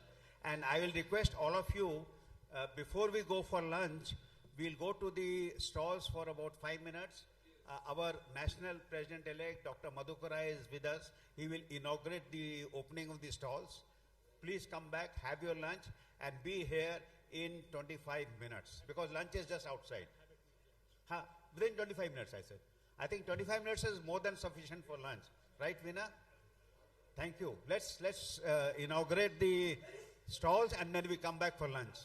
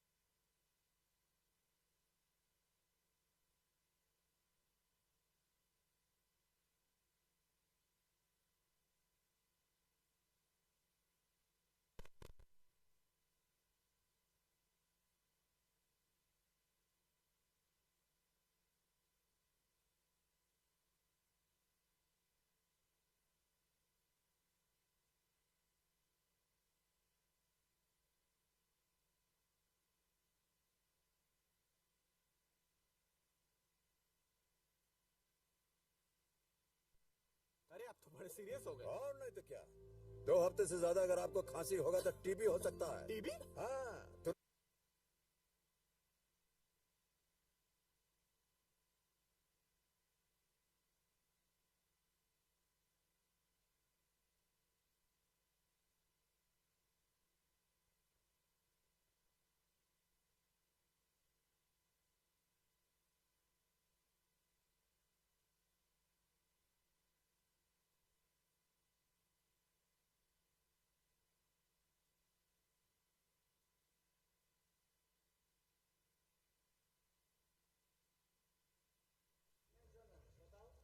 Hello hello check हल hello check cheque ready हल ठीक है।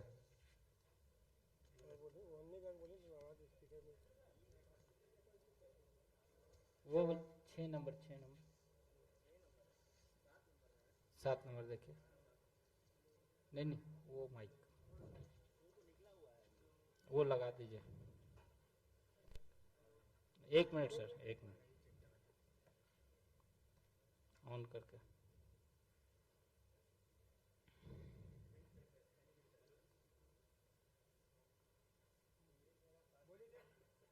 हाँ sir बोलिए।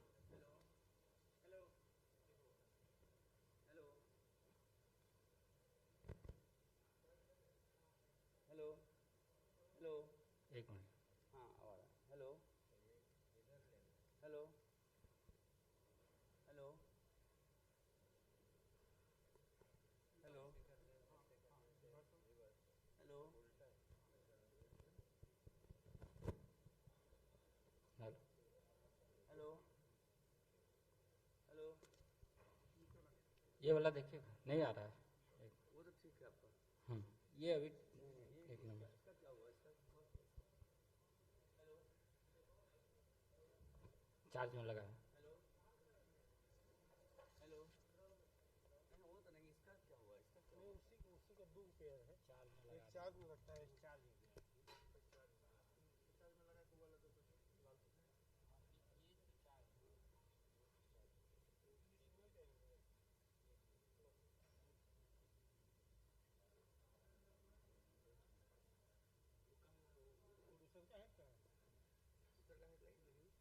Hello hello hello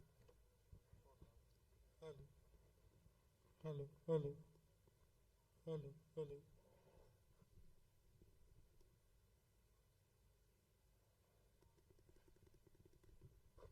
hello hello hello hello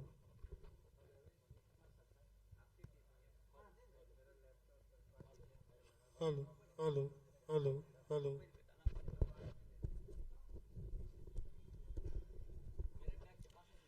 hello check check 1 check check check check check check check check hello hello hello hello hello check 1 check check hello hello hello hello hello hello check check 1 check hello check hello check check hello hello hello hello check check check check check hello hello hello hello check 1 check hello hello hello hello hello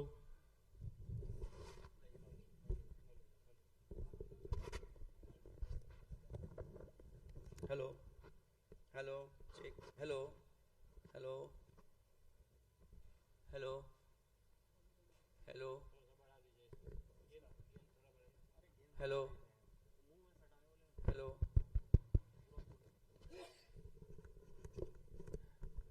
hello hello hello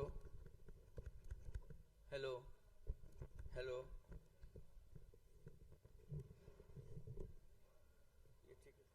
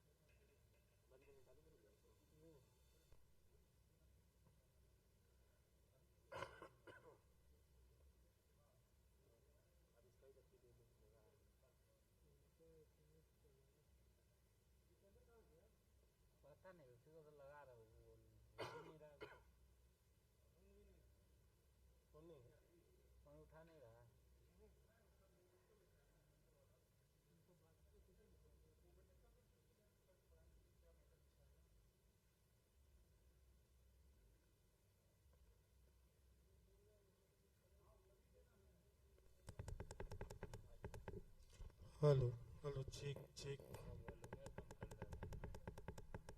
Hello, hello, hello, check, check, check. Hello, check. Hello, hello, check.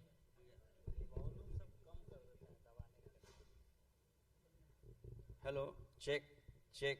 Hello, hello, check, check. Hello, check, check, check, check. Hello, check, check, check, check, check, check.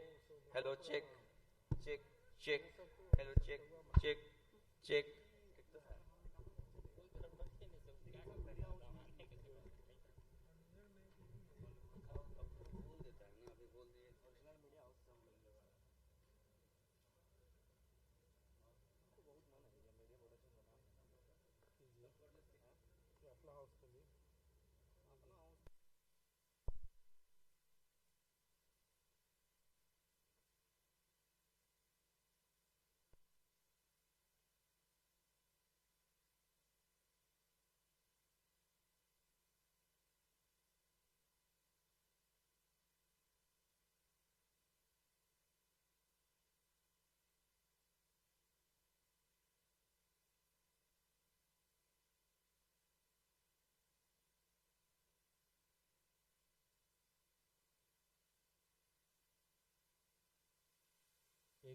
Check, check, check.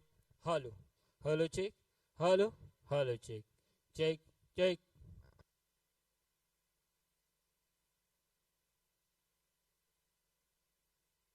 4 number कम कीजिए कम. Hello hello check. Hello hello check check. Hello hello hello.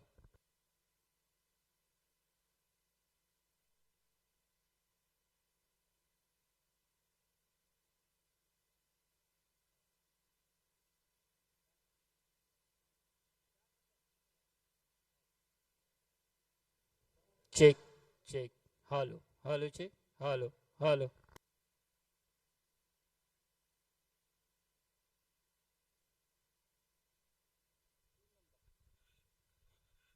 3 number check. Hello hello check check check check.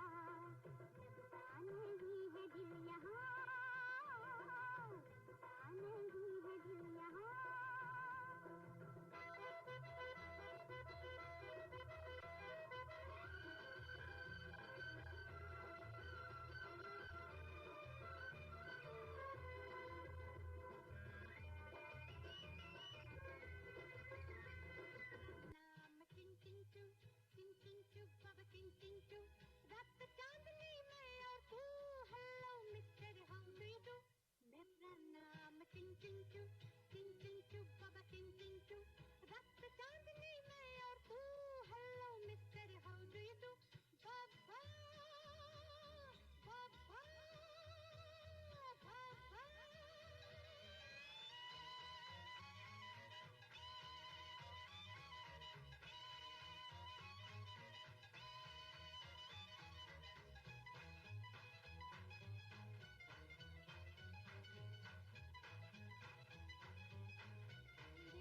प्यार में जरा संभलना बड़े धोखे हैं इस राह में बाबूजी धीरे चलना प्यार में जरा संभलना डर गया जी अभी अभी यहीं था किधर गया जी किसी की अदाओं से मर गया जी बड़ी बड़ी अखियों से डर गया जी अरे जाने कहाँ मेरा जिगर गया जी अभी अभी यहीं था किधर गया जी किसी की अदाओं से मर गया जी बड़ी बड़ी अखियों से डर गया जी उड़े जब जब सुल्फे तेरी उड़े जब जब सुल्फे तेरी उड़े जब जब सुल्फे तेरी उड़े जब जब सुल्फे तेरी कवारियों का दिल मचले जिंद मेरी जब ऐसे चिकने चेहरे जब ऐसे चिकने चेहरे तो कैसे न नजर फिसले जिंद मेरी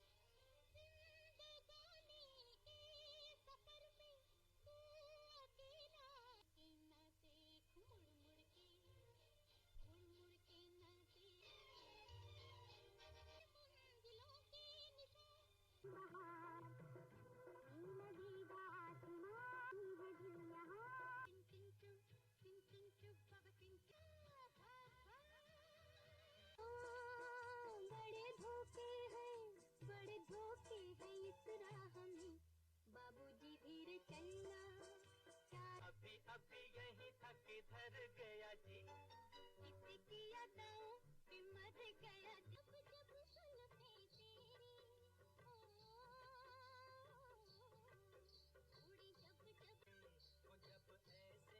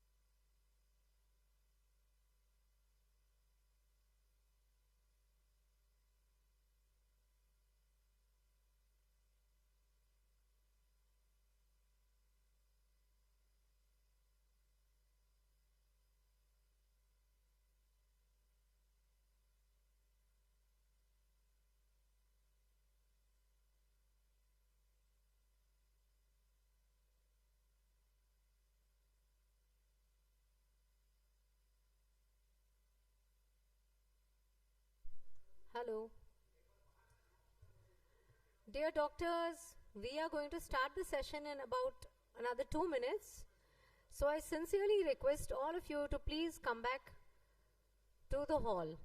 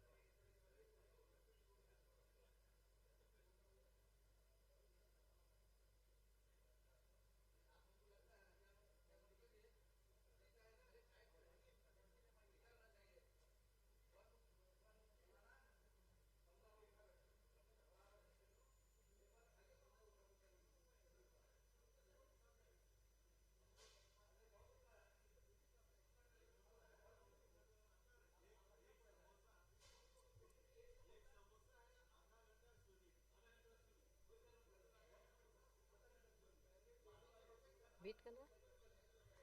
Dr. Virmani, can we start? It seems बाहर MR लोग बाहर हैं, डॉक्टर्स कम दिख रहे हैं शायद.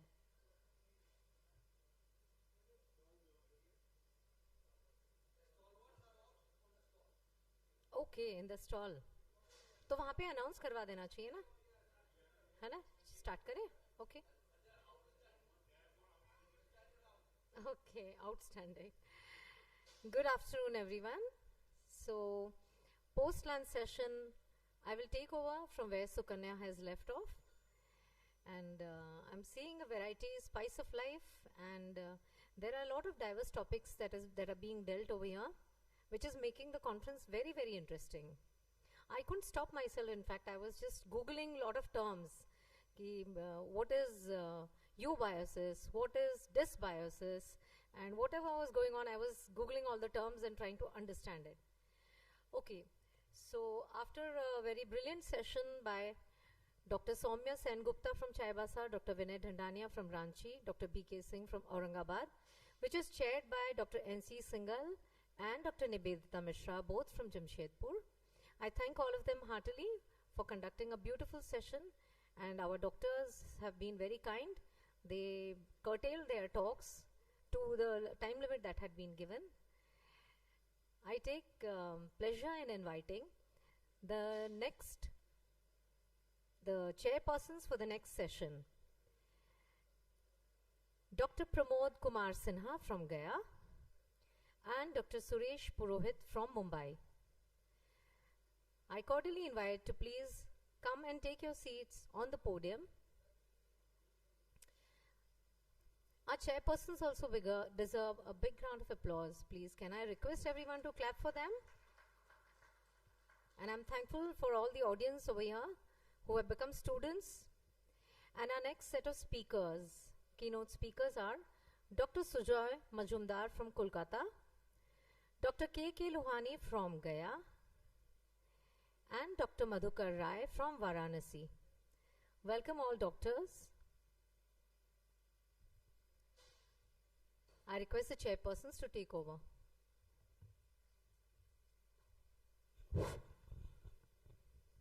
Thank you very much. Most welcome in the post-lunch session. We are going to have important talks related to diabetes and hypogonadism, lipid concomitant diabetes, and organ production in type 2 diabetes. Dr. Sanjay Majumdar will begin is the first person to take on the batting. Dr. Sanjay Majumdar is from Calcutta. Oh, Sujay Majumdar from Kolkata. Sorry, sir, for misspell. Dr. Sujay Majumdar from Kolkata on diabetes and hypogonadism, the silent curse. Really, friends, ladies and gentlemen, hypogonadism has got a prevalence of 40%, near 40% of diabetic, and when it is associated, it causes much increase in the CVD risk. So, Dr. Sujay, please. Thank you for such a kind words. Basically, I'm really thankful to Dr. Virmani and team CCDSI. No problem. To Dr. Virmani and Dr. team CCDSI basically for inviting me to deliberate in front of this very august audience. Now, we know that. Okay. So now we know that India is a land of 3 Ks. So what are these 3 Ks? India is the land of Konarak temple, India is the land of Khajuraho temple, and last but not the least, India is the land of Kama Sutra. Despite these 3 things being there, we Indians are very, very reluctant to talk about our sexual dysfunctions. So basically, I'll go through some of the basic facts, and this is very important here. So what is hypogonadism as a cause in diabetes? Because whenever there is any diabetes meeting, we talk about the cardiorenal metabolic comorbidities. We talk about the peripheral neuropathy, we talk about the foot ulcers. But there is hardly any talk, I'm using the word, there's hardly any talk focusing on 2 of these issues. One of them is the sexual dysfunction, and the second one is depression. And let me assure you, ladies and gentlemen, both of these are very, very important topics. Something which can totally spoil the life of a diabetes patient. And why do people do not talk about it? Because if a person is sexually incompetent, he thinks that this is his personal incompetence, and it becomes a sort of a persona non grata, like somebody who has got syphilis. This is a practical story, I'm telling you. A patient with diabetes will only confide his sexual dysfunction only when he is absolutely confident about the doctor. In the first, second, third, or even up to the 10th consultation, you will not talk about it at all. And it's a social stigma. If you're having an erectile dysfunction, your family life is gone. You become a sort of a looked down upon as a downcast fellow in your society. And there are many misconceptions why sexual dysfunction happens. So those things we can obviously take up in the question-answer session if there's any. But there are other factors, and this is an important issue which I'd like to draw your attention to. A person with a hypogonadism in diabetes is at an increased risk of mortality. And the mortality, there have been specific figures. The mortality rate of untreated hypogonadism in diabetes can be as high as 20%. And again, if these patients are treated with a testosterone replacement, this hypogonadal death comes down to 9.4%, so it's nearly halved. So you can understand, this is something which we cannot always ignore. So hypogonadism in diabetes in females and in males, it can present in multiple forms. For the sake of time, I'm confining my discussion primarily to the hypogonadism in males. But again, let us not forget the simple fact that hypogonadism in females can present in multiple forms like PCO, amenorrhea, infertility, and delayed puberty. Now, why does this delayed puberty happen? This delayed puberty can happen in type 1 diabetes in males also. But the primary effect or the primary reason behind this, this infertility or this delayed puberty is that this insulin deficiency has got a direct action on the hypothalamo-pituitary gonadal axis, and it has also got an effect on the maturation of the granular cell theca and stromal ovarial cells. So obviously this is something in type 1 diabetes also the same thing has happened. There's an insulin deficiency, and this can contribute to these factors. But the more pressing issues in patients with diabetes, particularly in type 2 diabetes, are the functional hypogonadism, erectile dysfunction, and infertility or subfertility. So basically this is the relationship between diabetes and infertility. You have got diabetes on one side, and on top of that you have got this disruption of the hypothalamo-pituitary gonadal axis, and this is something which contributes to a hormonal disbalance. This on the long run basically contributes to the damage in the gonads and the seminiferous tubules, a defect in the germ leading and Sertoli cell decrease, abnormal morphology of the sperms, decreased sperm counts, ejaculatory disorder. So both these things, they go on hand in hand together. Now when we are talking about hypogonadism in diabetes, we primarily concentrate mainly on the erectile dysfunction issue, which is obviously a very big issue. And if they've got a subfertility, that further complicates the matter. Now, this was our guideline, which we published about 3 years ago. This is the most comprehensive guideline on the management of hypogonadism in type 2 diabetes. And you can see some of the very familiar names. Some of you were familiar with many of here in the audience. So based on that guideline that we published, we're going to address some questions. So the first question is, what is functional hypogonadism? What is the definition? Now, functional hypogonadism is defined as a reduced testosterone value with low or inappropriately normal gonadotrophins. Now, let me explain. If there is a primary testicular failure, what happens? We all know that the testosterone level goes up, but the gonadotrophin level, that is FSH and LH, goes up. So the testosterone level goes down and the FSH, LS level goes up.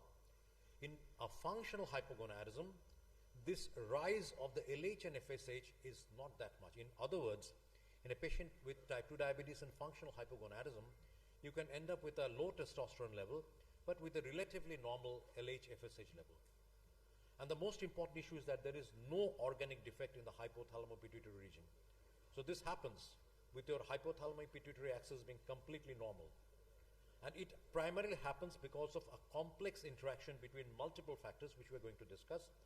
One of them being old age, one of them being visceral adiposity, one of them being insulin resistance, the changes in the serum sex hormone binding globulin, serum leptin, and other inflammatory markers. How they're going to interact, I'm just going to show you a little later. Now, this is a brief list of what are the cause of organic hypogonadism and what are the cause of functional hypogonadism. I'm not going to bother you with this big list, but suffice it to say that whenever we are talking in terms of a functional hypogonadism, particularly if the secondary functional hypogonadism, these three factors or these four factors we should not forget.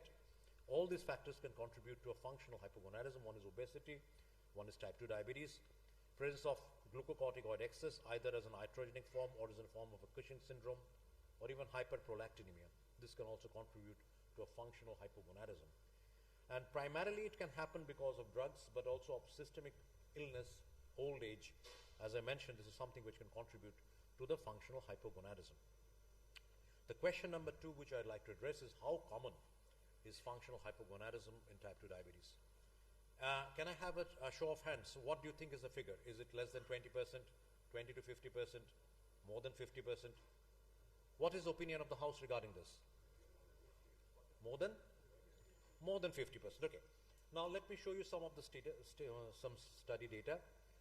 Now, hypogonadism, as I mentioned, that obesity is one of the independent contributory factors to this hypogonadism, and this particular graph will show you in no uncertain terms how men without diabetes and men with diabetes, as they progress from a lean state to an obese state, you can see how the prevalence of this hypogonadism, as documented by a subnormal free testosterone, it goes up. If you look at the exact figures, this is based on the research study that we did. Between 21 to 33% of all patients in this age group of 31 to 75 years, they have got this functional hypogonadism. It is more prevalent in obese men with type 2 diabetes.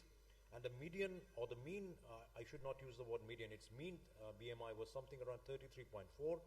And the mean HbA1c in such patients was around 8.4%. So you can understand both the visceral adiposity as well as the poor glycemic control are independent contributors to the development of this functional hypogonadism.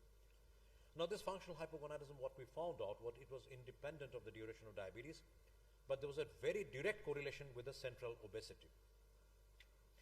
So the next question is, what is the pathogenesis of this functional hypogonadism? And this is the million-dollar question which we're going to answer. So basically, if you look at it very carefully, obesity is something which leads to an increased insulin resistance and which leads to type 2 diabetes. Now, this increased insulin resistance which reduces the levels of the sex hormone binding globulins. And obesity has also been shown to lead to an increased production of estrogens in your system. Obesity and leptins, or obesity is also associated with reduced in the leptin and the insulin signaling pathway of the CNS, that is the hypothalamo-pituitary pathway.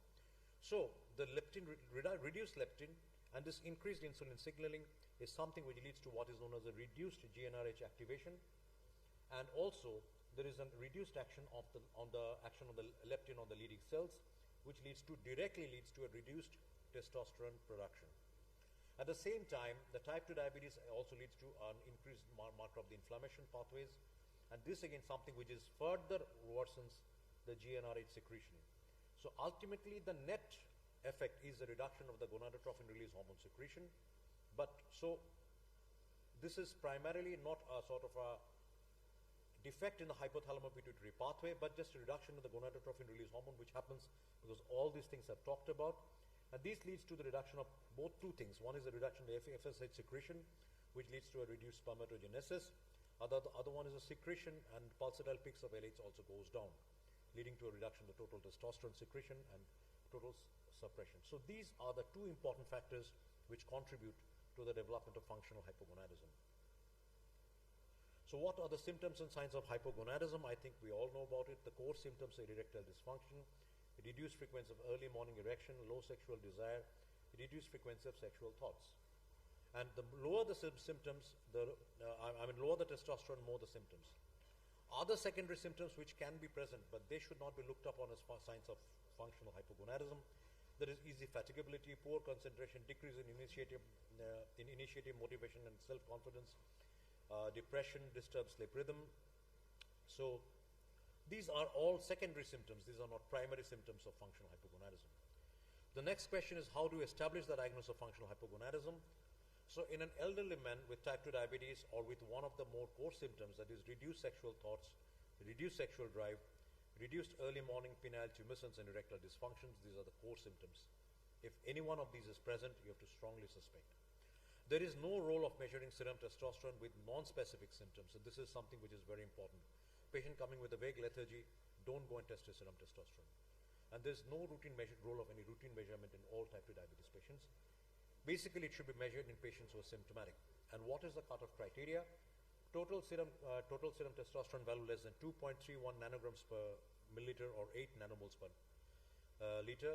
So that's, or the free testosterone value less than 46 picograms per ml.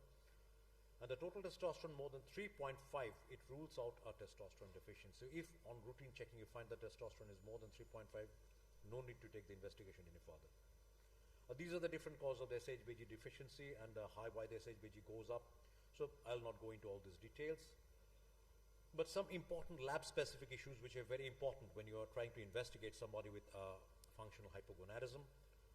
Bioavailable or free testosterone should be measured only when the serum total testosterone correlation is not diagnostic in symptomatic individuals. Why is that so? Because the free testosterone is something which is measured by the equilibrium dialysis technique. And this is a technique which is not present in many of the centers.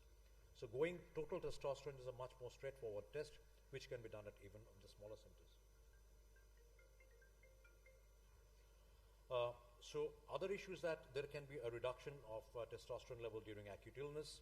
So if a patient has recovered from a fever or any sort of other comorbid condition like an MI or something like that, do not repeat the testosterone within the next 6 weeks' time. So weekly variations of testosterone level are known to happen. So values which come up between 2.3 and 3.5 should be re-evaluated. Serum testosterone less than 1.5 suggests an organic hypogonadism. And these people need a pituitary and hypothalamic workup, including measurement of a serum prolactin and pituitary imaging. So these patients should be better referred off to a qualified endocrinologist.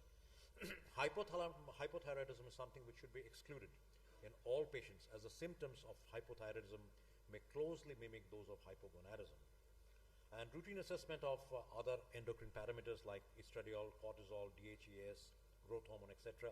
These are not indicated until and unless you suspect there are coexistent other endocrine conditions present. Now this is a very busy slide, but I'll give you the take-home points from this busy slide. Ideally, the blood should be collected between 7 or 11 in the morning or within 3 hours after waking up. Now this is very important, people who work in night shifts. So you should, even if he's got a night shift and sleeping in the day till say 12 o'clock, you should collect the blood sample after 3 hours after he gets up from the sleep. And you can end up with 3 possibilities. Either the serum testosterone is low, or it is within the normal range, or it can be borderline. If it is borderline, fine, rule out other causes. If it is below, obviously you have to reconfirm it. But the problem lies in the borderline group. So basically they have to repeat the SHBG, calculate the free testosterone, find out what is the free testosterone level. If the free testosterone is low, check for the other things, reassess that the patient has got the LH, FSH, free T4, these should be re-evaluated again. If the patient has got a high LH and FSH, this is a primary hypogonadism and should be dealt with by an endocrinologist. If it is a low or inappropriately normal FSH, you should rule out any other organic pathology, and then try to rule out any organic secondary hypogonadism and fight functional hypogonadism. Now, if the patient with a functional hypogonadism, he wants a fertility treatment, should be referred to a fertility expert. If he doesn't want the fertility treatment, then basically consider the testosterone replacement in such patients. So the next question is, how do you manage such patients? Well, the answer is very simple. First of all, you have to confirm the diagnosis. But before you initiate a testosterone replacement in such patients, always rule out the other conditions which are present, like obesity, hypertension, etc. And testosterone therapy, as we all mentioned, it's a gold standard therapy, but you should correct those other things. For example, the lifestyle modifications have shown that basically weight loss is able to sustain an improvement in the testosterone level proportionally related to the reduction in body weight. So an obese guy, if he cuts down the body weight, his testosterone levels go up. And there is a weight loss dependent increase in the SHBG, calculated free testosterone, LH and FSH, and a reduction in estradiol as soon as the body weight starts going on. So when you're dealing with somebody with an obese diabetes with a functional hypogonadism, this is the first thing you should do rather than jumping into a testosterone replacement therapy.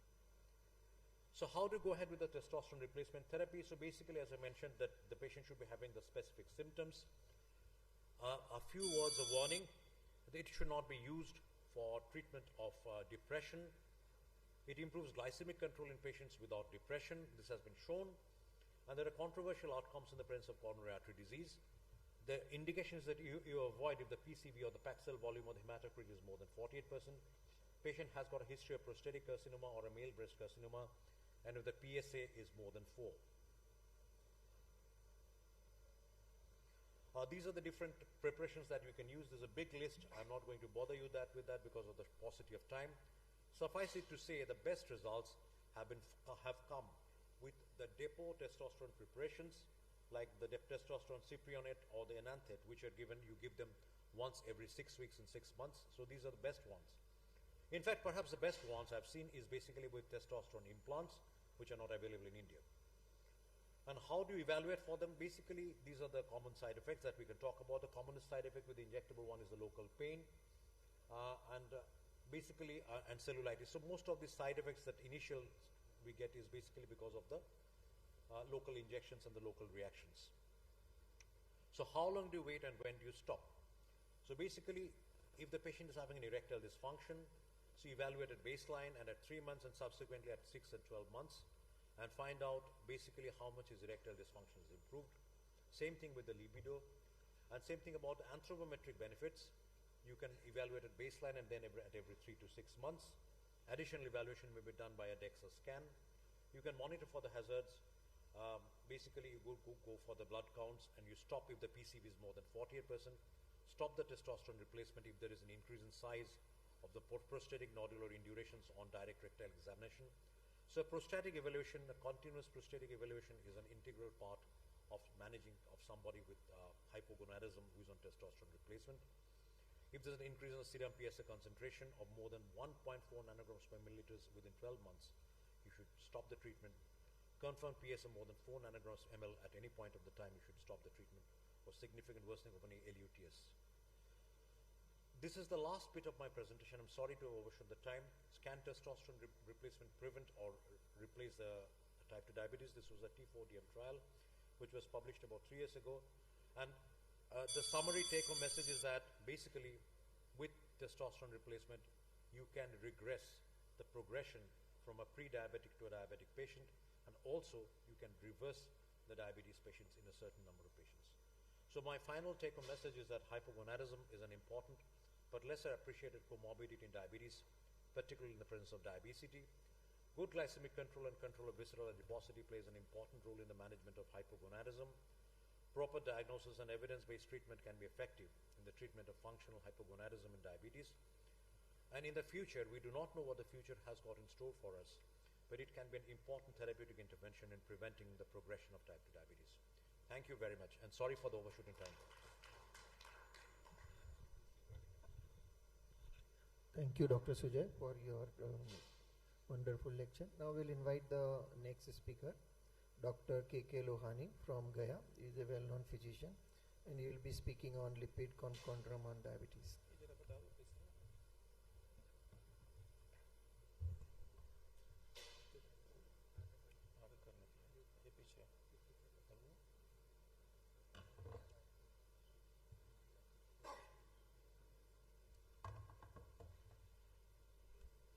honorable chairpersons, and dear colleagues.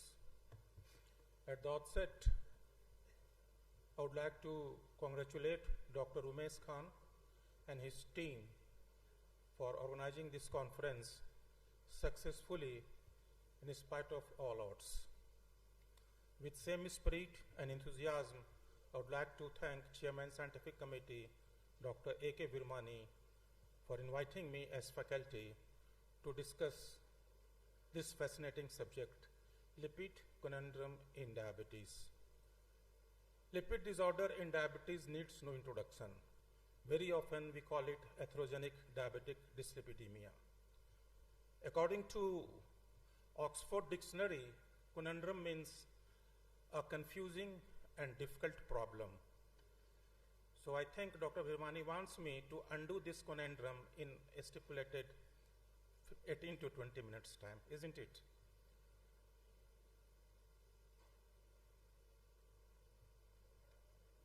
While dealing with a patient of dyslipidemia, we all know the first and the foremost responsibility of a treating physician is to do the risk stratification.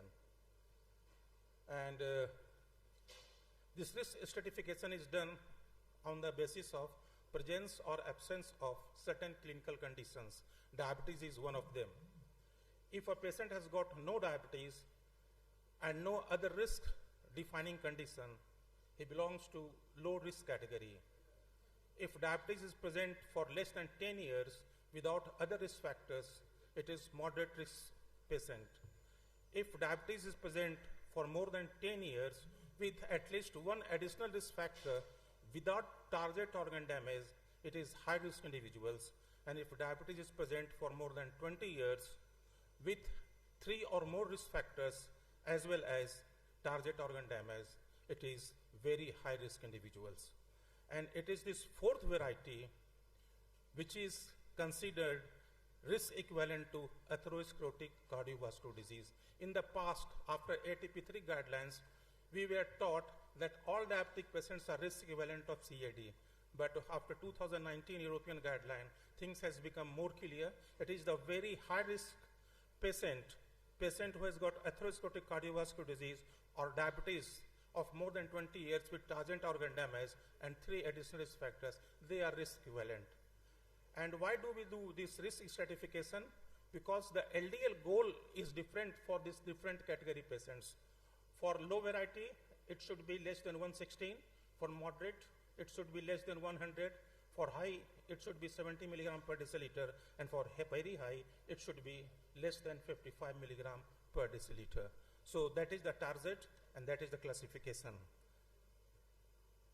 Here comes the $1 million question, how to achieve this target? And this target is achieved by lifestyle modification or lifestyle modification followed by lipid lowering drug or lifestyle modification plus lipid lowering drug concomitantly. And the choice depends upon the risk category of the patient as well as the baseline LDL level. I know this slide is a bit clumsy, but one thing is very clear. If you see minutely, in every block, lifestyle modification is mentioned. What does it mean? It means lifestyle modification is important at every level of prevention of dyslipidemia. So that is the most important thing. And what about the drugs? Which drugs should be used? In 2019 European guideline, or for that reason, 2018 American guideline, or 2020 Indian guideline, 3 drugs are basically included in the therapeutic armamentarium: statin, ezetimibe, and PCSK9 inhibitors in different combinations. When you use moderate intensity statin, you get more than 30% reduction in LDL. High intensity statin, more than 50% reduction in LDL. High intensity statin with ezetimibe, 65% or more reduction. PCSK9 inhibitor plus moderate intensity statin, 75%, and PCSK9 inhibitor plus high intensity statin plus ezetimibe is 85%. When you use one of these combinations, there is absolute reduction in LDL cholesterol, and finally there is absolute risk reduction. So we have got different choices, and we use it as per baseline LDL level and the amount of reduction we required. But then, it has been seen in clinical practice that in spite of all said and done, the LDL goal in very high-risk individuals is not met in majority of patients, either because we do not use high intensity statin, that is maximally tolerated dose of statin, or we did not bother to as ezetimibe, or we could not afford PCSK9 inhibitor, which is a very, very costly injection. So, two newer molecules have been included in our therapeutic armamentarium in last couple of years. One is bempedoic acid, and second one is inclisiran. I won't go into the detail of this slide, but one thing I would like to mention that bempedoic acid is an oral drug, and like statin, it inhibits the synthesis of cholesterol in the liver. Of course, the target enzyme is different. Ezetimibe, we all know, it decreases the intestinal absorption of cholesterol, and PCSK9 monoclonal antibody, or PCSK9 inhibitors, which we used to call it, as well as inclisiran, it facilitates the excretion of LDL cholesterol from the blood. So this is precisely the mechanism. And to sum up, as on date, we have 5 lipid-lowering drugs to address LDL cholesterol. Statin is the primary drug. Ezetimibe and PCSK9 are add-on drugs. And nowadays, we have another add-on drug, bempedoic acid orally, or inclisiran as injection. So now we have got a better option and better chances to reduce LDL cholesterol to the target of 55 or even less. Well, if management of dyslipidemia is so simple and straightforward, then why Dr. Virmani has used the word conundrum for this topic? And its answer is not very difficult. Dyslipidemia in diabetic patient is different from dyslipidemia in other population. And this statement is especially true for Indian patient. All of you must have gone through this slide, which is in the circulation for last 10 years or more. It was published in International Journal for the first time in 2015. And as per this slide and this article, the Indian population is different from the Caucasian and other population. Indian population, Asian Indian population to be more correct, are characterized by thin fat individual with high visceral fat, high insulin resistance with high inflammatory markers, high small dense LDL, low HDL, and high triglyceride, early beta cell destruction, early onset of diabetes, higher risk of diabetic complication, and higher risk of CVD, especially premature cardiovascular disease. So this is the characteristic of Indian phenotype. And this syndrome involves the so-called diabetic dyslipidemia of our country in particular. And this is not a hypothesis. It is evidence-proved statement. You go through the ICMR study, which has been discussed by many speakers yesterday and even today. This ICMR India diabetes study has very clearly shown that the biggest abnormality in Indian subcontinent is low HDL, 72%. Then hypertriglyceridemia, 30%. Then hypercholesterolemia, 13.9%. And high LDL is seen only in 11.8%. So precisely, high triglyceride with or without low HDL is a major concern in our diabetic population. A study was conducted and its result was published in the journal in 2018, if I remember correctly. It was by Dr. Krishnamurthy. And the study was related to find out the pattern and prevalence of atherogenic diabetic dyslipidemia across sectional study from India. Objective was to identify pattern of dyslipidemia and prevalence of ADD in treatment naive diabetic patient.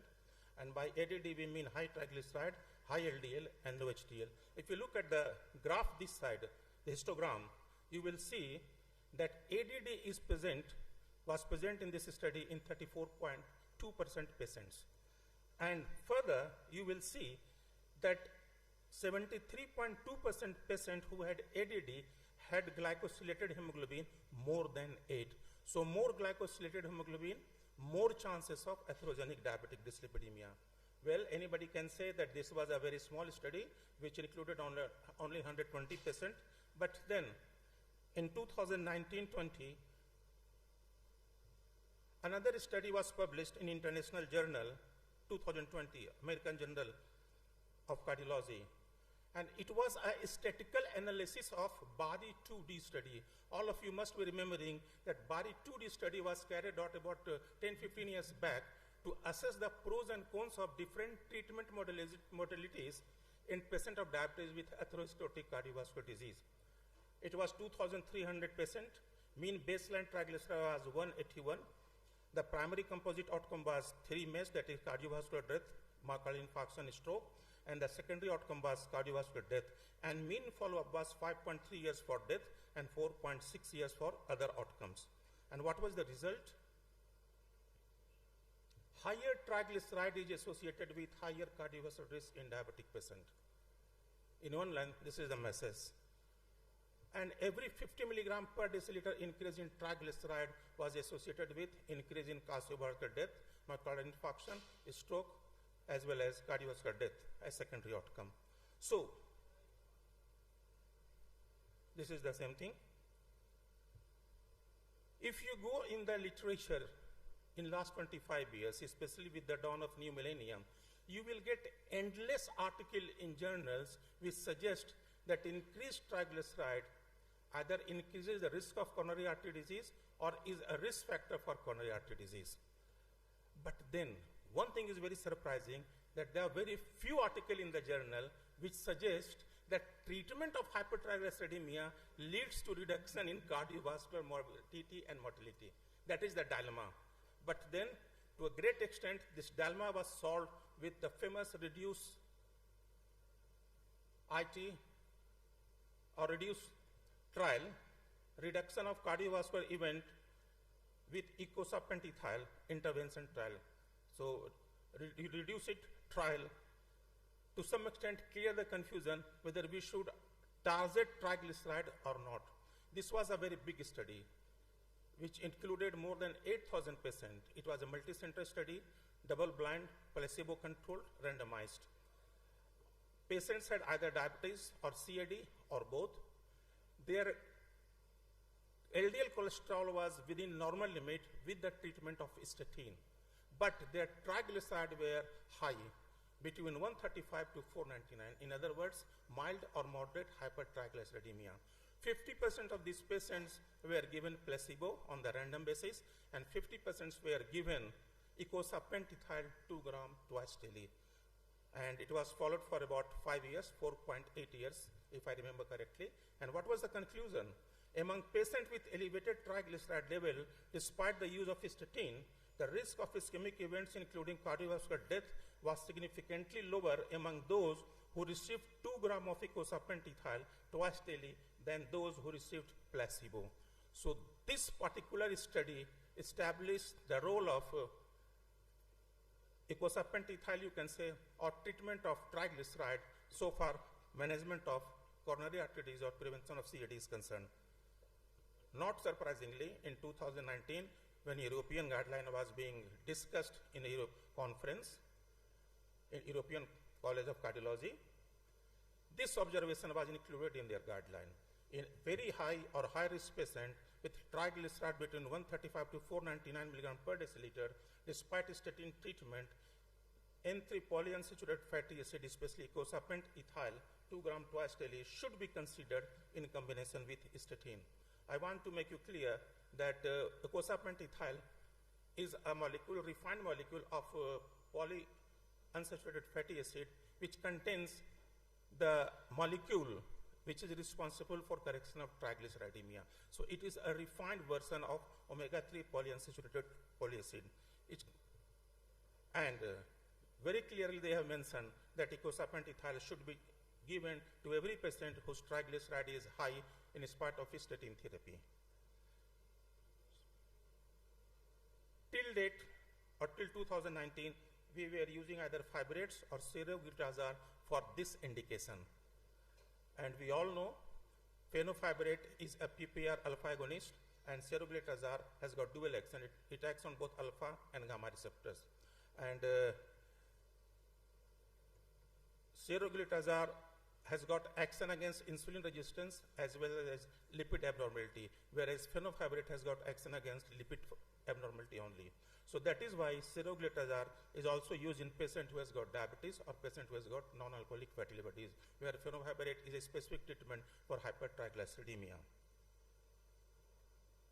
There are certain new drugs in the pipeline also. One such drug is called angiopoietin-like 3 protein inhibitor, and the molecule is evenacumab, and it is human monoclonal antibody, and it is given by subcutaneous injection. And it has shown very good result in patient with homozygous familial hypocholesterolemia, atherogenic diabetic dyslipidemia, as well as human healthy volunteers. And the beauty of this molecule is that it takes care of triglyceride as well as LDL cholesterol. So this is the 2022 consensus recommendation for dyslipidemia management in diabetic patient. This is RSSDI recommendations, and what we have discussed is almost the same thing. If aim is to reduce LDL cholesterol, we should use high intensity statin, that is atorvastatin 40 to 80 milligram, rosuvastatin 20 to 40 milligram. If and when need, we can add ezetimibe or PCSK9 inhibitors. If triglyceride is high, after statin, we can either add fibrate or seroglitazar or omega-3 fatty acid. And especially we can consider it if the triglyceride is more than 200 right from the beginning. So, to sum up, RSSDI recommend triglyceride lowering agent in Indian diabetic patient with triglyceride more than 200 milligram per deciliter. So if triglyceride is less than 200, start the treatment with statin alone. If it is more than 200, you can start with statin plus this triglyceride lowering drug. This is perhaps the most recent guideline given by our own Cardiological Society of India in December 2023 during their annual conference. And they have also very clearly said that if triglyceride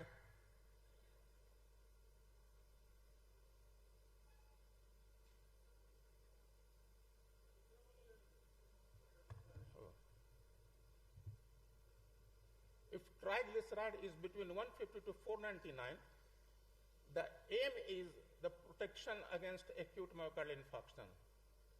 And for that, we should use LDL cholesterol reducing agent like statin and others, plus minus eicosapent-ethyl.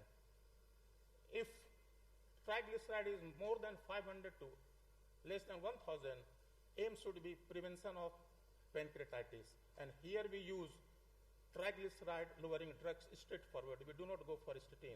And even if that is not enough, we can think of the newer drug which can be given by injection. So,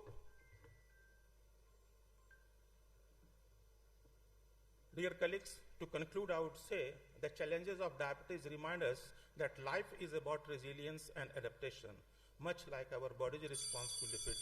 What I mean to say is that while dealing with a patient of diabetic dyslipidemia, we should be flexible in our approach, because medical science is not mathematics where 2 plus 2 is always 4. Thank you very much. Thanks, Dr. K.K. Lohani, for such a nice detail of the lipid concomitant diabetes. I hope the issue was resolved or is resolved now. What to do and what not to do in difficult situation of triglyceridemia.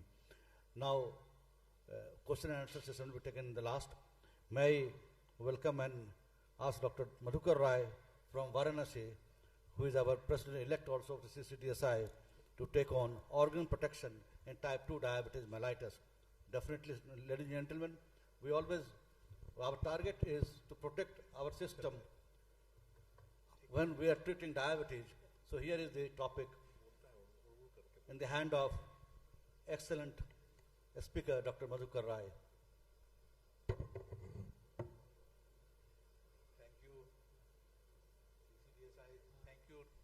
Bani, for inviting me here, providing an excellent hospitality and a wonderful academic feast. My job has already been done, so as to say, because you know how to protect organs in a diabetic with so many, and Dr. Lohani was so eloquent with his lipid management, kidney management was done, and everything is done. I will take you through some different sort of journey, and that is what I consider as on today. We are looking at at diabetes as all these from a blind man looking at diabetes. What is in the center of this, we don't know. We are talking of, first we started from triumvirate, now we have gone to octate, and we don't know what is the driving force. Whether SGLT2 inhibition is a product of insulin resistance or it is itself a pathophysiological defect. As we will evolve, our understanding about diabetes will evolve, and we will have to change our algorithm for treatment in the ensuing years. Now, what eyes do not see, the mind does not know. Or the other way, what we don't know, we can't see. The same is true for diabetes. All that we know from the current knowledge has been discussed. There are many things which are beyond, and Dr. B.K. Singh has brought out very eloquently, very clearly, and I congratulate him for that what could be the store for us. Now, what does a very famous yogi, the majority of us cannot see beyond few years. Just like animals cannot see beyond few steps, that is our world. What we see, we do not have the patience to look beyond. This is our weakness and helplessness. So that is why probably diabetes is increasing, complications are increasing, and we are adding so much of knowledge. So we have to give a very serious question to that. Now this is the recent guidelines.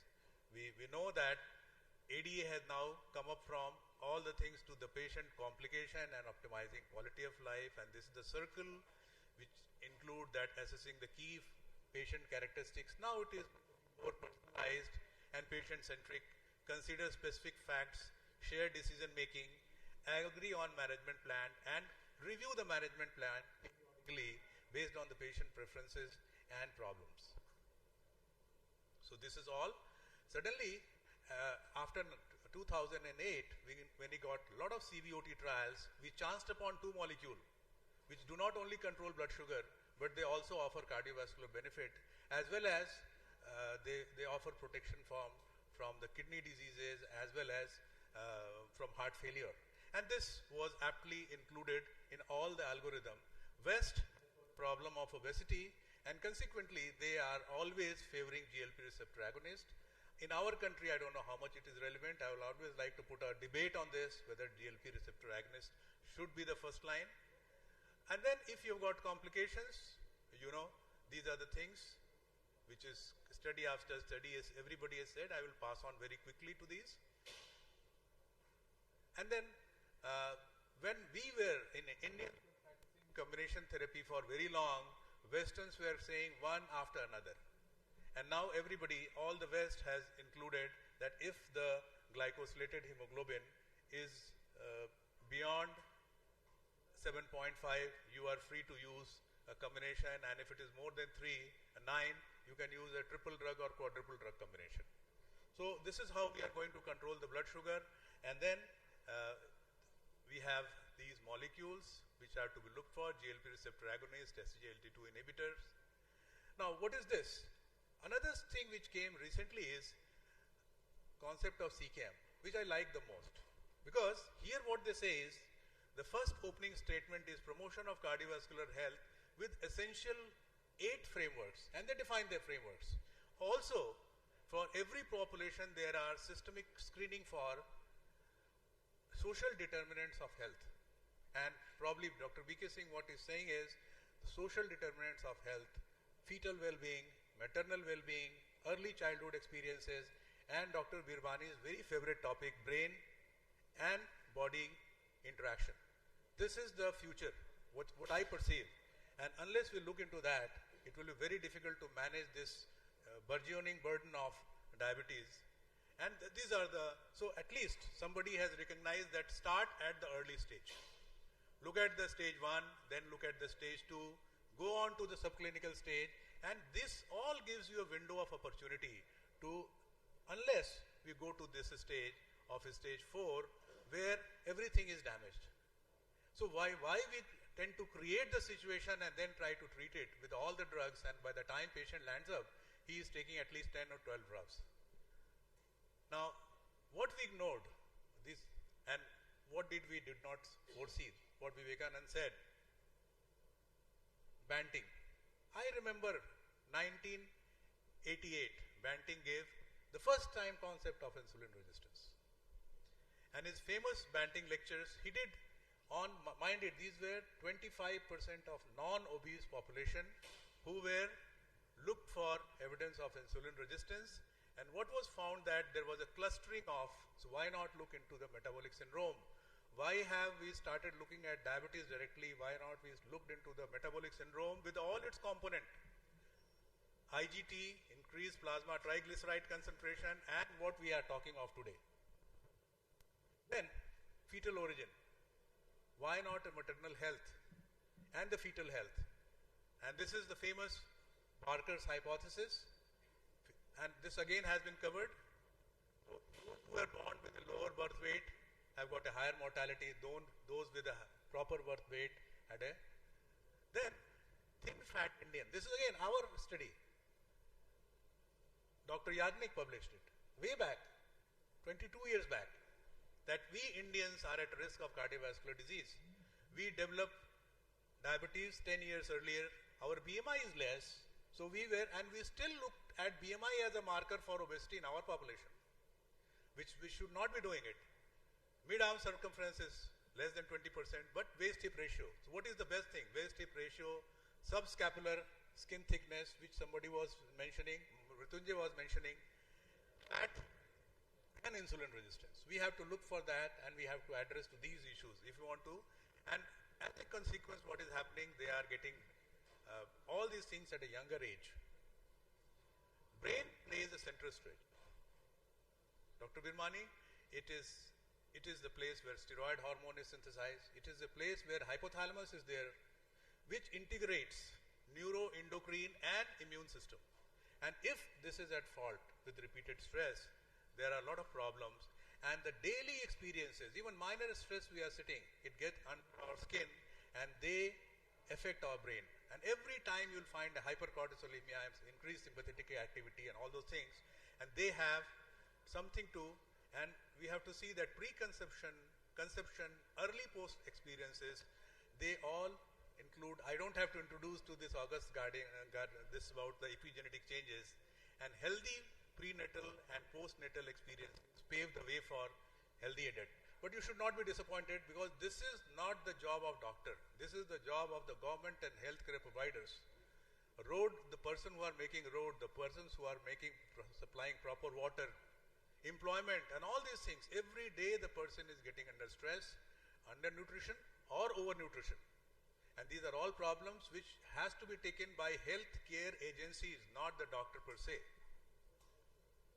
So, it is not the DNA to biology, it is the DNA is every momently, it is changed by epigenetic changes, histone modification, DNA hypermethylation and microRNAs which are adding, and unfortunately as they come, they get accumulated in your body and they are transmitted to the next generation. And probably that is why the incidence of diabetes is increasing so rapidly in India, because these changes are becoming transmissible. So, the fetal environment is at defect, low birth body weight, this is a thrifty phenotype, the body adaptation is wrong, and then on the top of that, environmental factors lead to thrifty phenotype, and these things get transmitted into a very strong insulin resistance. And mind it, India is the insulin resistance capital of world. We are the most insulin resistant race. So, how do we have to counter this? Biomedical sciences, somebody in cardiology is sitting, he is looking at the angioplasty, somebody in endocrinology is looking at diabetes, somebody in nephrology is looking at kidney, somebody in lipidology is looking at lipids.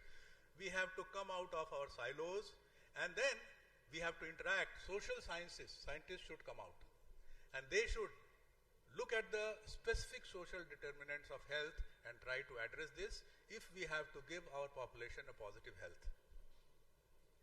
And you can say that this is like a theory, but this is, look what happened in North Karelia. In North Karelia and Finland, what they did was they did a community-based intervention, and in this north part of Finland, Karelia, had a very high mortality rate as compared to rest of the Finland. They looked at the social determinants of health and they started intervening. And what happened, from around 800 deaths per 100,000, it dropped to national average. And then what they did was they adopted the same model to whole of the Finland. And what is the situation 11 years down the line in 2011? The death rate has gone down drastically. So this is the value of community interaction. And we are not involving community in the management of a metabolic disease like this. So now even if you allow the diabetes to develop, what we have to take, we don't have to look at the drugs. What we have to do is we have to diagnose the patient early, hit hard, and get a legacy effect. And this is aptly proven that if you do whatever you do, BADT and Bari 2D, if you do it early, you tend to gain. And multifactorial intervention, a trial of 160 patients, giving churning out data as on today. These two trials are very close to me. And if you look at this dysglycemic legacy if the patient has, and it leads to, within 5 years, this much of excess deaths and MI is there. So, poor control in the first year of the diagnosis increased TB deaths. And this is the abnormal legacy which we are carrying. This is an accord population and this is a UK PDS population. And this is what we have to control it. And the epigenetics, how it is affected, hyperglycemia during the early part leads to histone modification, DNA methylation, microRNAs, and it leads to defect in the endothelium, leading to lasting microvascular and macrovascular. And this is already established in the body. At the same time, this also leads to pro-inflammatory pathway. Hyperglycemia leads to oxidative stress, and then what is going on is a chronic inflammatory state sets inside the body, and the patient gets this multi-pronged approach in type 2 diabetes. Steno, the death at the end of the study, the population where the intensive control was there in 80 patients, you see the 31 are still surviving. Out of 80 patients in conventional, are surviving. So is the difference in the death rate, and so is the difference in the cumulative mortality. Now the consequences, this, everybody has shown that what is India developing? It is developing all fluid markers of insulin resistance, diabetes, pre-diabetes, dysglycemia, hypertension, abdominal obesity, hypertriglyceridemia, and low LDL cholesterol. So these are the figures. As on today, we have got 10 crore diabetics, 13 crore pre-diabetics, very high dysglycemia. Another thing which is bothering us is this is the burden of the disease which we have got. Can we treat it?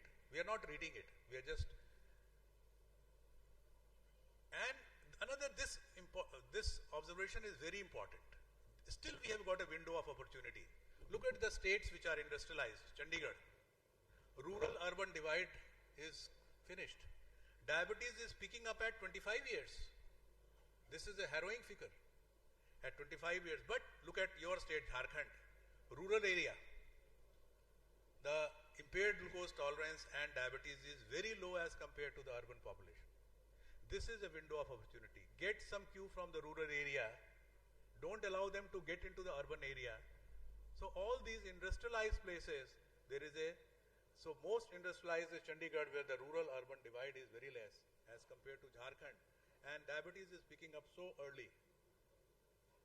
And if you allow the diabetes to develop, along with that, kidney disease develop, diabetic and kidney disease, if it is there, the death rate is almost 8 to 9 times as compared to those who are healthy. Even CKD, if it is there, the death rate is very high, whether it is congestive heart failure, acute myocardial infarction, renal replacement therapy, and death. Don't allow these things to happen to your patient. And we have to address at each level of whether it is a pre-diabetic, insulin-resistant state, pre-diabetic, type 2 diabetes, or type 2 diabetes with complications. So organ protection strategy should be in the early stage, nascent stage, we have to go for a lifestyle intervention, look at primordial prevention, and look at the social determinants of health, address to that. Once the patient has got diabetes, hit early, hit hard, And if the patient has got all complications, then you've got all guidelines sitting over here to give you answer to how many drugs the patient can take. He has to take a statin, he has to take a isopentol, and then you've got antihypertensive drugs, lipid-lowering drugs, everything he has to take in order to, and a lot of complications are there. So, my dear friends, this is high time. In a country like India, we have to look into the primordial prevention, and at best, we have to go to the early stage, intervene at the early stage, recognize and treat metabolic syndrome, don't treat diabetes. That is my message to this. And I think if the day we get the knowledge, Arjun Dharasai ho gaye the, unko knowledge nahi tha, Krishna gave him knowledge, and this knowledge, so we have to acquire knowledge, and this should be our population-driven knowledge. And we have to look forward for 20, 30, 50 years ahead rather than immediately or 2 years after. Thank you so much.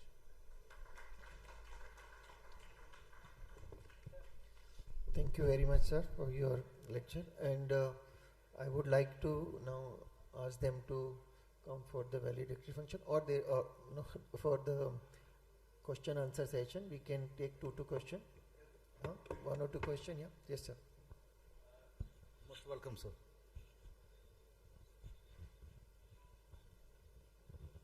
It's surprising that we listen to what the West does, but don't look at what we have been doing. The term CKM syndrome, cardiac, kidney and metabolic, was coined by the American Heart Association in 2024, earlier this year. But what we have been doing in CCDSI, this concept was thought about by none other than Professor A.N. Rai way back in 2015. So we have been collaborating the cardiac, kidney and metabolic syndromes together for treatment. Number one. Second comment for Dr. Lohani and also the others, that today there is a paradigm shift in the way we treat, whether it's diabetes, hypertension or dyslipidemia. And as Dr. Madhukar Rai very rightly pointed out, hit early, hit hard. So today is the era of early combination therapy. Today in dyslipidemia, we don't talk about high statin therapy, we talk about high intensity, we don't talk about high intensity statin therapy, we talk about high intensity lipid lowering therapy. That means use of early combination therapy. So that is now become very important to avoid the side effects and to get the ultimate benefit of the legacy effect. As we have seen now 24 years follow-up UKPDS study, and the legacy effect is still there. Thank you very much. Anyone? Any question? Yes. दीजिए जैसे mic दीजिए उनको.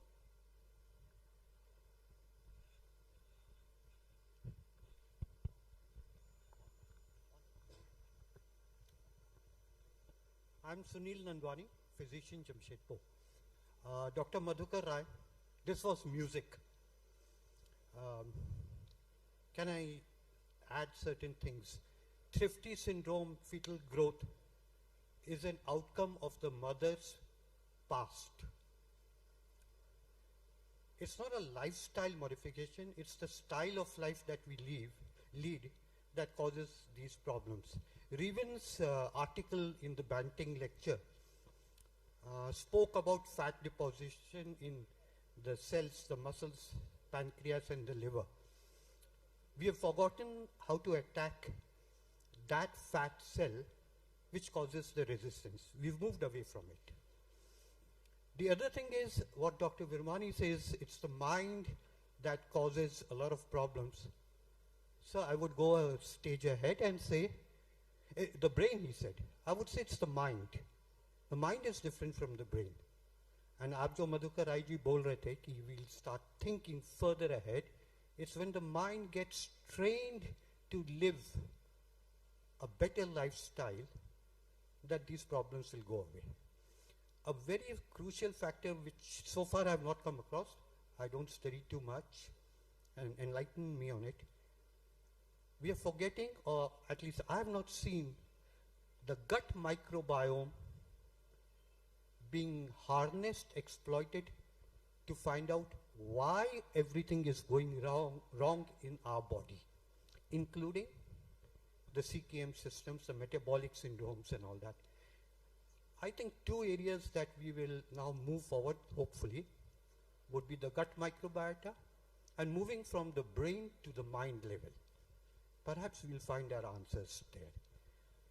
Thrifty syndrome is just an outcome of the mother's lifestyle. And to me, it seems that when a person is already diabetic, we've lost perhaps 3/4 of the race. Now we are doing just lipopoti. Think about it. But your talk after a long time was music. Thank you, sir. Thank you very much, sir. Anyone?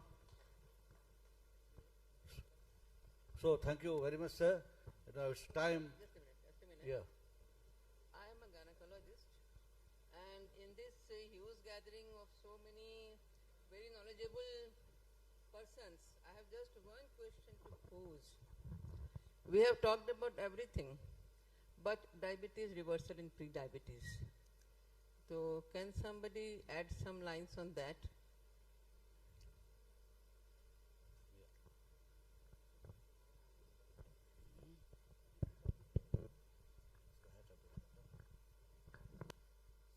Diabetes reversal in pre-diabetic patient. Definitely it depends upon the phenotype of this pre-diabetic patient. Now suppose this is a patient where the diabetes has come as a consequence of MODY or some other thing. It's very difficult. Or it is a smoldering type 1 diabetes. It's difficult. But if I happen to get a patient where there is a reversible factor like obesity, right? There if I bring down the weight drastically to an ideal body weight, it always stands a chance of reversal. So that is one area where I feel that it is a pragmatic to reverse it. Otherwise there are studies to suggest that if you control the blood sugar meticulously with insulin, for some time the patient will remain euglycemic, maybe on account of this glycemic load and glycemia of the receptors. But otherwise is by and large, and the initial concept of beta cell damage and beta cell loss is now gone. I think beta cell it doesn't die, it de-differentiates. It differentiates into alpha cell or some other cell, and it is lying over there because like blood, islet cells are also dynamic. They are not that, they are constantly being formed. Now the only question is they are formed into a different shape. Now if we provide a milieu, and maybe future research can do that, it can revert it back. Otherwise a patient of diabetes who was obese and 10-12 years after down the line, if he loses weight he becomes alright, or is subjected to bariatric surgery and sugar returns to normal. How it is possible if beta cell is damaged? So that is another thing, but as on today it is more of an internet thing, but only condition where we can reduce weight is important. But my only contention is, as a physician, everybody has a responsibility to adopt a school, go to the school, teach the teachers, children and parents, because unhealthy adult is going to create an unhealthy nation. And diabetes is one which is going to cripple us down. We have to look into that. Thank you very much. Thank you very much for putting such a nice question. So, dear friends, ladies and gentlemen,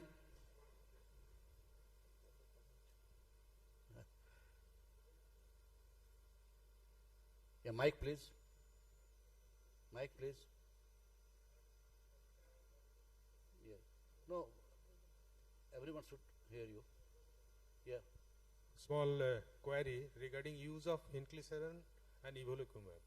So, along with statin, which one do we prefer, evolocumab or inclisiran, or for dyslipidemia management? We are using statins, maximum tolerated doses of statin, along with say familial hypercholesterolemia. We are using 6 monthly inclisiran or like that. So in which condition we will prefer evolocumab, in which condition we will prefer inclisiran? Is there any just guideline or any? In which condition you should prefer the first Monoclonal antibody. Monoclonal antibody. And small microRNA. There is no indication or contraindication relative to each other so far inclisiran and monoclonal antibody is concerned. The only problem is that when you are using PCSK9 and monoclonal antibody, you have to give it every 2 weeks. And the cost is very high. Once in 6 months. Inclisiran is once in 6 months. I'm talking about monoclonal. And when you use inclisiran, you have to give first dose at day 0, second dose at 3 months, and then after every 6 months. So naturally, the cost will come to a great extent to a lower level. So that is the point of consideration. And indication is same, and utility is same, mechanism is also same. Both drugs facilitate the excretion of LDL cholesterol from the blood. Only caveat, Dr. Lohani, is we can combine all the antilipid drugs together except saroglitazole and fibrates should not be used together. That you should remember. Yeah, so they should not be used. It's just like using 2-sulfonylureas. It makes no sense. Yeah. Even fibrates. Same, because same mechanism. Whenever it is a common practice, an established fact that whether it is diabetes or hypertension or dyslipidemia, when we use combination drug, we prefer drug of different mechanism of action. We do not go for the same mechanism of action. That is precisely the policy in diabetes, hypertension, dyslipidemia. Yeah. So now it's time to see the elephant in its real size and shape and to hit the common pathophysiology to prevent the diabetes and its prevalence and its complications. So now the speakers and the should come here and mic is handed over to Ms. Meena. Yes, thank you so much. I must say that this, the flow of the topics and the way the speakers are speaking, it really makes listening so interesting, though of course everything is Greek and Latin to me, but it was very interesting and there was good exchange of knowledge towards the end. And if the speakers will just, just pardon my saying so, if they will contain their discourse within the time limit, it will make the sessions very interactive. Thank you so much, speakers, and I would have requested Dr. Suresh Purohit to just come from that side to this side. He was a chairperson. Please allow me to invite chairpersons for the next session.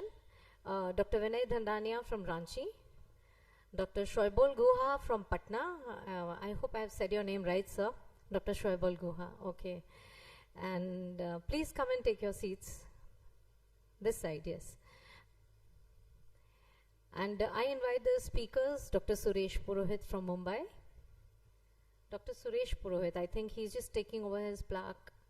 So we just have to wait for a few minutes. Dr. Tapas Bandopadhyay from Kolkata. Please come. A big round of applause for them, ladies and gentlemen. It's so good to see the hall the chairs being filled up by all knowledge-hungry and thirsty doctors over here. Welcome all of you in the post-lunch sessions.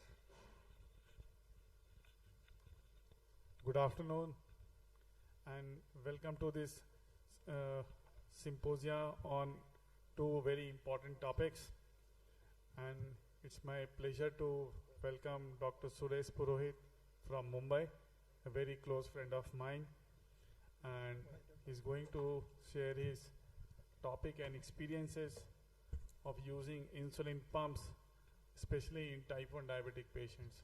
Over to you, Dr. Suresh. Thank you, Chairperson, your kind words.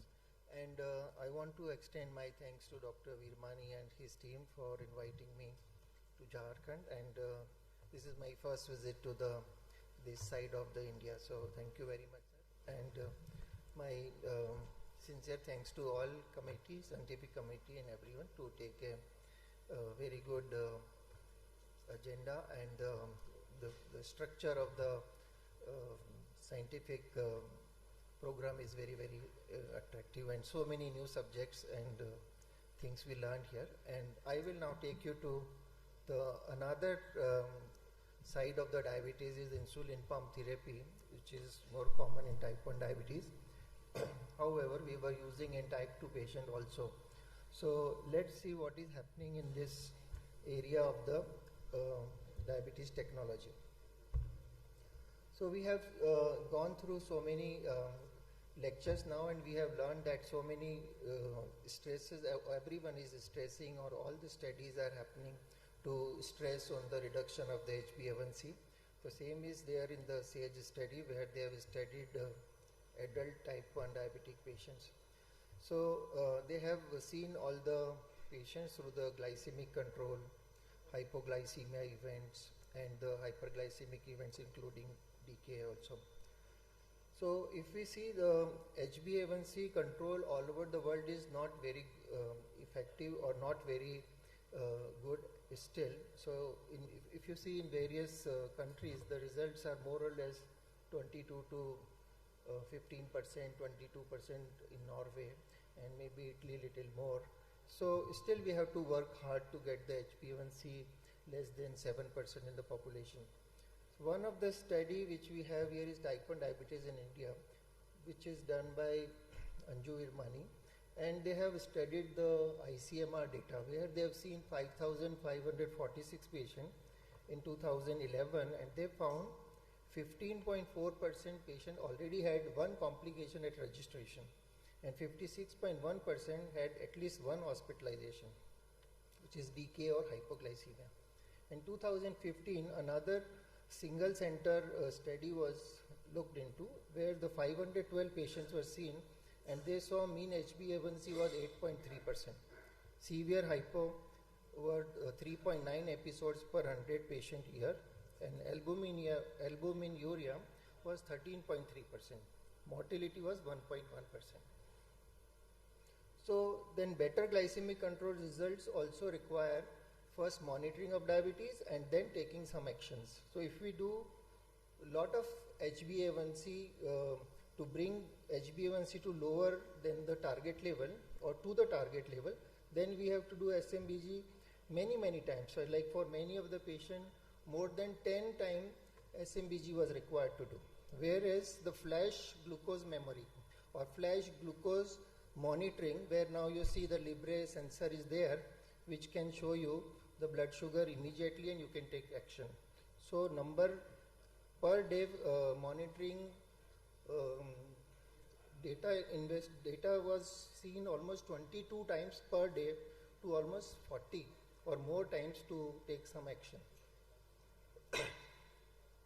Another study also showed the HbA1c. In this, we have seen the HbA1c was marginally, albeit significantly lower in the flash users, those who were using the glucose sensor, as compared with the control group throughout the entire 2-year observational period.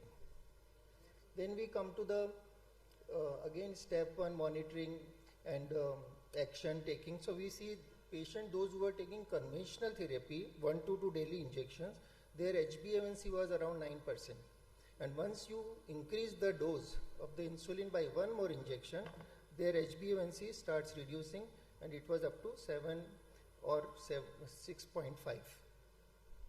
So there is a burden of monitoring which is very common, and the patient finds very difficulty in managing all these affairs.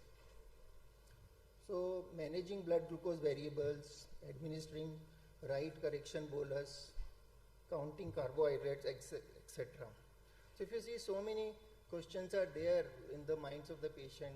How did they do or what they are doing, or is it enough, or if I have taken insulin, after some time will my sugar go down, etc., etc.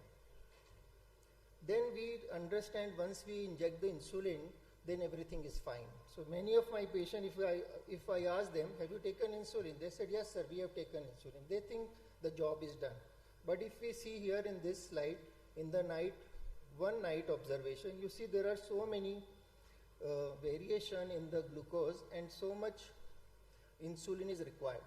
And the another night, the variation is not much, but still lot of insulin variation is there in requirement. So there is a daily change in the insulin requirement. Then correction boluses, they also have a lot of problems. So 1 out of 3 high glucose episodes are not followed by a correction bolus. So many times patient misses that. And 1 out of 2 times correction boluses are wrongly calculated for managing hyperglycemia. So many of the patients, they don't, even on insulin pump, they don't calculate their boluses, they just take insulin by their own choice. They find very difficulty in calculating carbohydrate counting, etc. So in carb counting, nearly 50% of people with type 1 consider counting carbohydrate as the most burdensome aspect of diabetes self-care. And in our culture, we have so many types of food. Even for the lunch, we have so many varieties of the food. So counting carbohydrate and understanding their preparation and all is very, very confusing. Whereas 59% people with type 1 diabetes do not count meal carbohydrate correctly. So they take injection, if they take by just a chance or just by a random number. So underestimate of carb and bolus insulin can lead to hyperglycemia in 87% of cases. Overestimation of carb and bolus insulin can lead to hypoglycemia in 63% of cases. Then daily therapy management without automation. So this patient on pump also will require to go through so many things, right from getting up till sleeping. So many activities, so many things they have to complete. And it has to be done every day. So after some time patient will not do or they will stop doing. Like many of my patients, they use insulin pump, but they don't check the sugar. They say it's okay, it's going on and I'm fine. So this is actually protocol which they have to see before meal, after meal, then blood glucose, then correction dose, then writing it down, then talking to the physician, then again going to the next step. So very, very cumbersome, even on the insulin pump. So once we put this patient on automatic insulin pump or the advanced hybrid closed loop system, then you will see their duties have reduced a lot. Now they don't have to check so many things, everything is done, and so most of the time only they have to put the carbohydrate counting section and exercise part, and then everything is done by the pump itself. We all know that DCCT intervention and the tight control of diabetes, we all know that intensive patients have shown HbA1c of 7.2 by increasing the 1 dose of the insulin and giving the tight control of the diabetes. So the journey of closing the loop. So the pump there was one more pump before that also, and many more were there. So this pump, then they added another thing, then they added Bluetooth, then they added something else connected with glucometer, then sensor came into the picture, and now finally advanced hybrid closed loop system has addition of meal detection algorithms. So now what happens, this pump has inbuilt algorithms. Even I don't know how that pump controls the blood sugar. And what I was learning and doing by my knowledge doesn't work now, because algorithms are set in the pump from the company itself.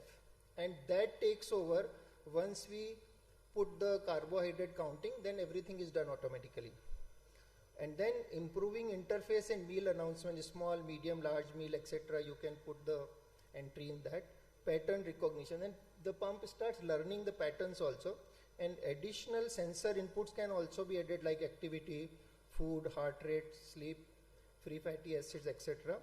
and detecting sensor or infusion set failure. So this pump is connected with the sensor, and I will show you how it is connected here. So increasing levels of, now we have got a smart guard technology. The one of the problem was the pump. The patient used to feel that now pump is pumping the insulin, so maybe later in the night I might go into hypoglycemia. So the pump is added with the glucose sensor, and sensor connects with the pump and decides whether to infuse insulin or not. So there is a suspend on low or suspend before low. So you can put both the entries, whatever you like, depending on the patient's age, depending on the patient's work style or the exercise plan, etc. And in auto mode, this all is done automatically. So this is how the pump is connected with the other accessories. Like this is the Guardian glucose sensor, which is connected through the Bluetooth. Glucometer can also connect with this. Then data can be downloaded on the computer, and it can be seen on your app. Through the app, you can see on your mobile phone. All data are stored in the care link, which you can download anytime you want, or you can share with the physician or doctor, who can also look into the data at the same time. And this is how you see it on your app. So now if you see here the basic basal rate. So once we set a basal rate, then insulin starts delivering in this fashion over a period of time. So but now what is happening here, blood sugar is going down, so insulin is going down, then going up, then insulin is also going up here to control the high sugar, elevation, etc.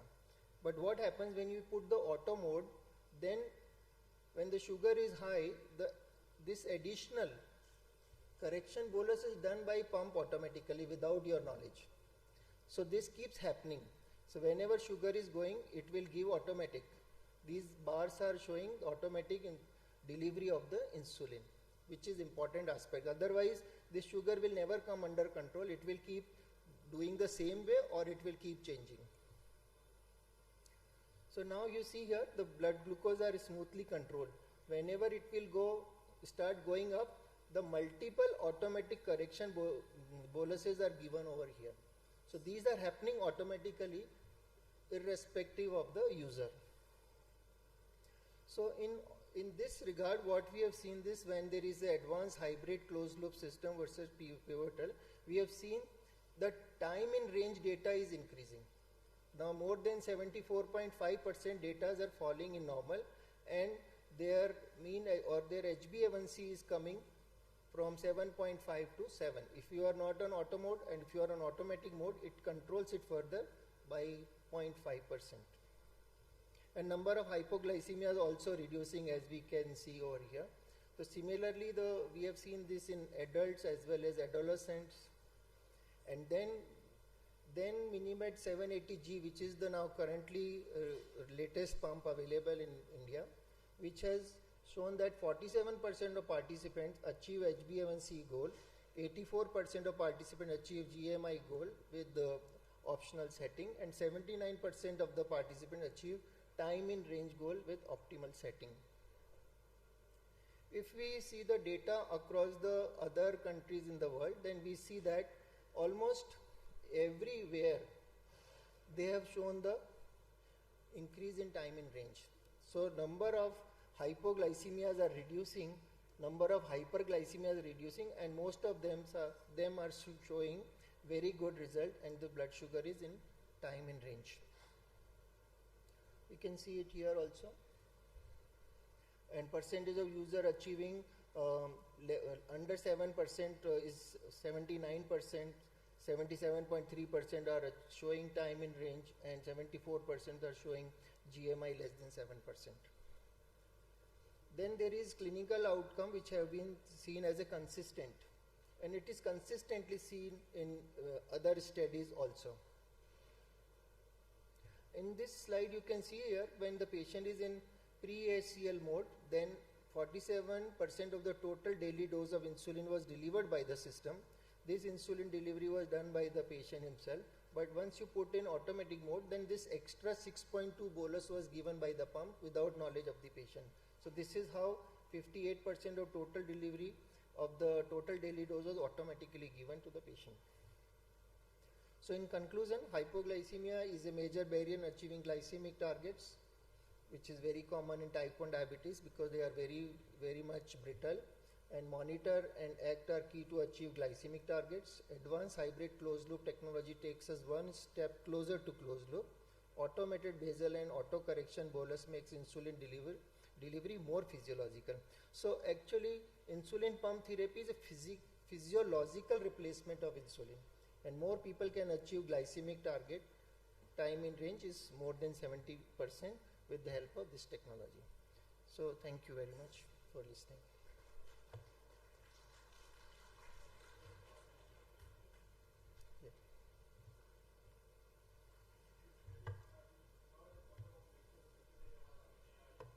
And I'm sure this is one of the component which is seen today in clinical practice. Artificial intelligence, Dr. Modi was talking yesterday from Thane. So I'm sure this is what has been integrated in this particular pumps. We have couple of patients in Ranchi also who are using 780G, and it has really transformed. One thing which I am saying is there is some weight gain because of excessive correction of doses using insulin to correct hyperglycemia. Otherwise, the patient who were maintaining a HbA1c of 8, 8.2 in spite of being on pump, now they are between 6 and 6.5. This is what has been happening in last 1 year. So they are very comfortable with this. And the most important thing is the self-belief and the confidence of the person with type 1 diabetes has really gone up. They are so overconfident now using this. It's expensive today, and the recurring cost, the monthly recurring cost of the sensor, of the insulin, of the attachments is pretty high today. But I'm sure with time it will go down by more and more people using it. Price can go down, but the government of India takes duty on the pump, and they still don't think it's a life-saving. So maybe the writing to them can help some of the patient to reduce, because government is already taking so many taxes and duties. For pump also they want. So if they can reduce the duty, then pump can be easily available to many of the patient. And plus I will request every one of you to at least try insulin pump on your type 1 patient for at least 1 week, 2 weeks. And a company gives a pump for the trial 1 week, 2 weeks easily without any problem. So at least your staff, your training, like yesterday, this morning also we discussed diabetes educators, and they can learn, they can think, and tomorrow something new things will come, then they will be easily able to help the physician to take action. Otherwise, by the time we learn and take into action, we are so busy, every one of you are so busy. I don't think you will learn this technology because it takes a lot of time. Patient call 100 times, pump failure happens, battery goes, then there is a problem, sensor defect is there. So all those things needs to be taken care, which can be done by one of the diabetes educator easily. We can take one question from anyone who wants to share their experience, or one question, anyone? Or we move on to the next session. Yep. Thank you, sir. Thank you, Dr. Suresh, for a wonderful deliberation on the insulin pumps. I would like to request Dr. Tapas Bandyopadhyay, our next speaker from Kolkata, to talk on psychosocial aspects of living with type 1 diabetes, addressing the mental health challenges. Over to you, Dr. Tapas. Thank you, Chairperson. Thank you. Let me thank the organizer, particularly Dr.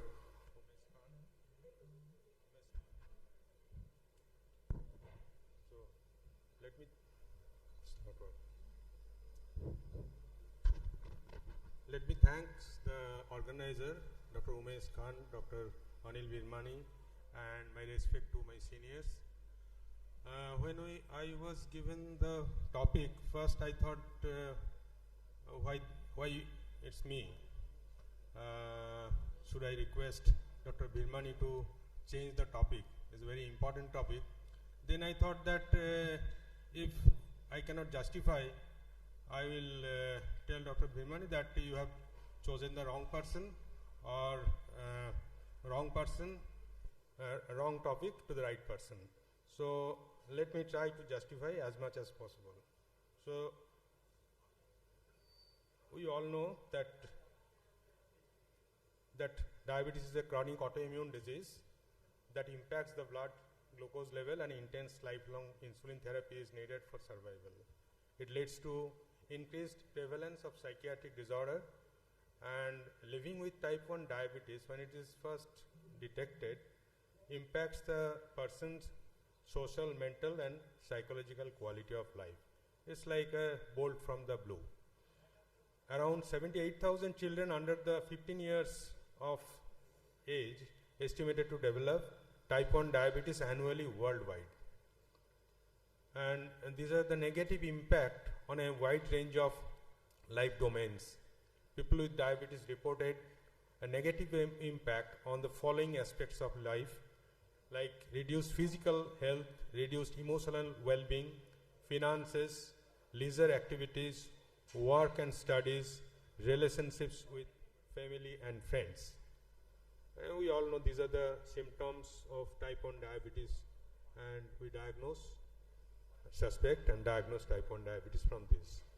The psychosocial factors are prevalence of psychological issues in children is very high. Children are at risk of decreased psychological well-being, non-adherence to medication, decreased quality of life, poor dietary compliance results in poor glycemic control.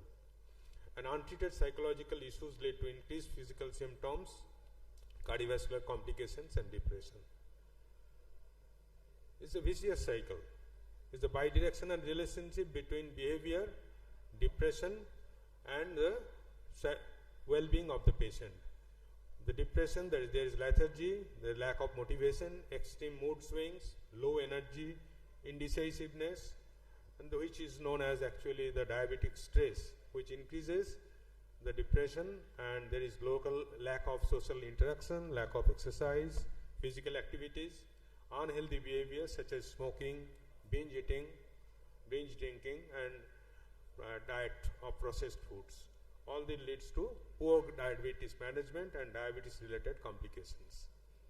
This is the diabetic distress, which we usually call it, and it involves feeling of diabetes that will control the life, feeling of missing support from the healthcare providers, social isolation or feeling of lack of social support, life quality related other issues, living with a chronic illness, this thinking of living with a chronic illness, and anger of living the entire life with diabetes. So the child suffers from stress caused by thought of having diabetes. Children with high diabetes distress show lower level of satisfaction with life, self-esteem and self-efficacy, adherence to life dietary regimen, exercising on regular basis, monitoring of blood glucose levels frequently and taking medication regularly is the solution. What are the psychiatric problems that we encounter in patients who are having diabetes at young age, though type 1 diabetes may be prevalent in extremes of age?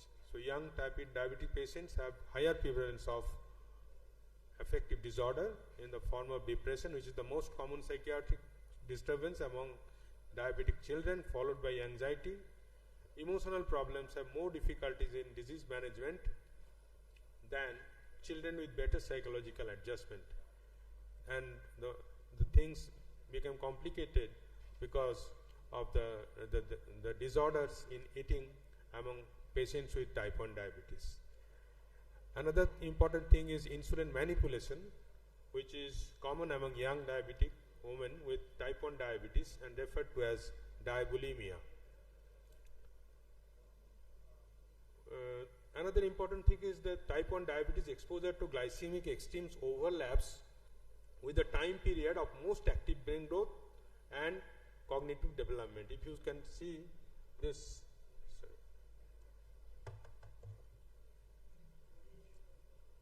this one, the graph, the white matter volume and the gray matter volume, this graph, and the period of this glucose consumption and hyperglycemic states.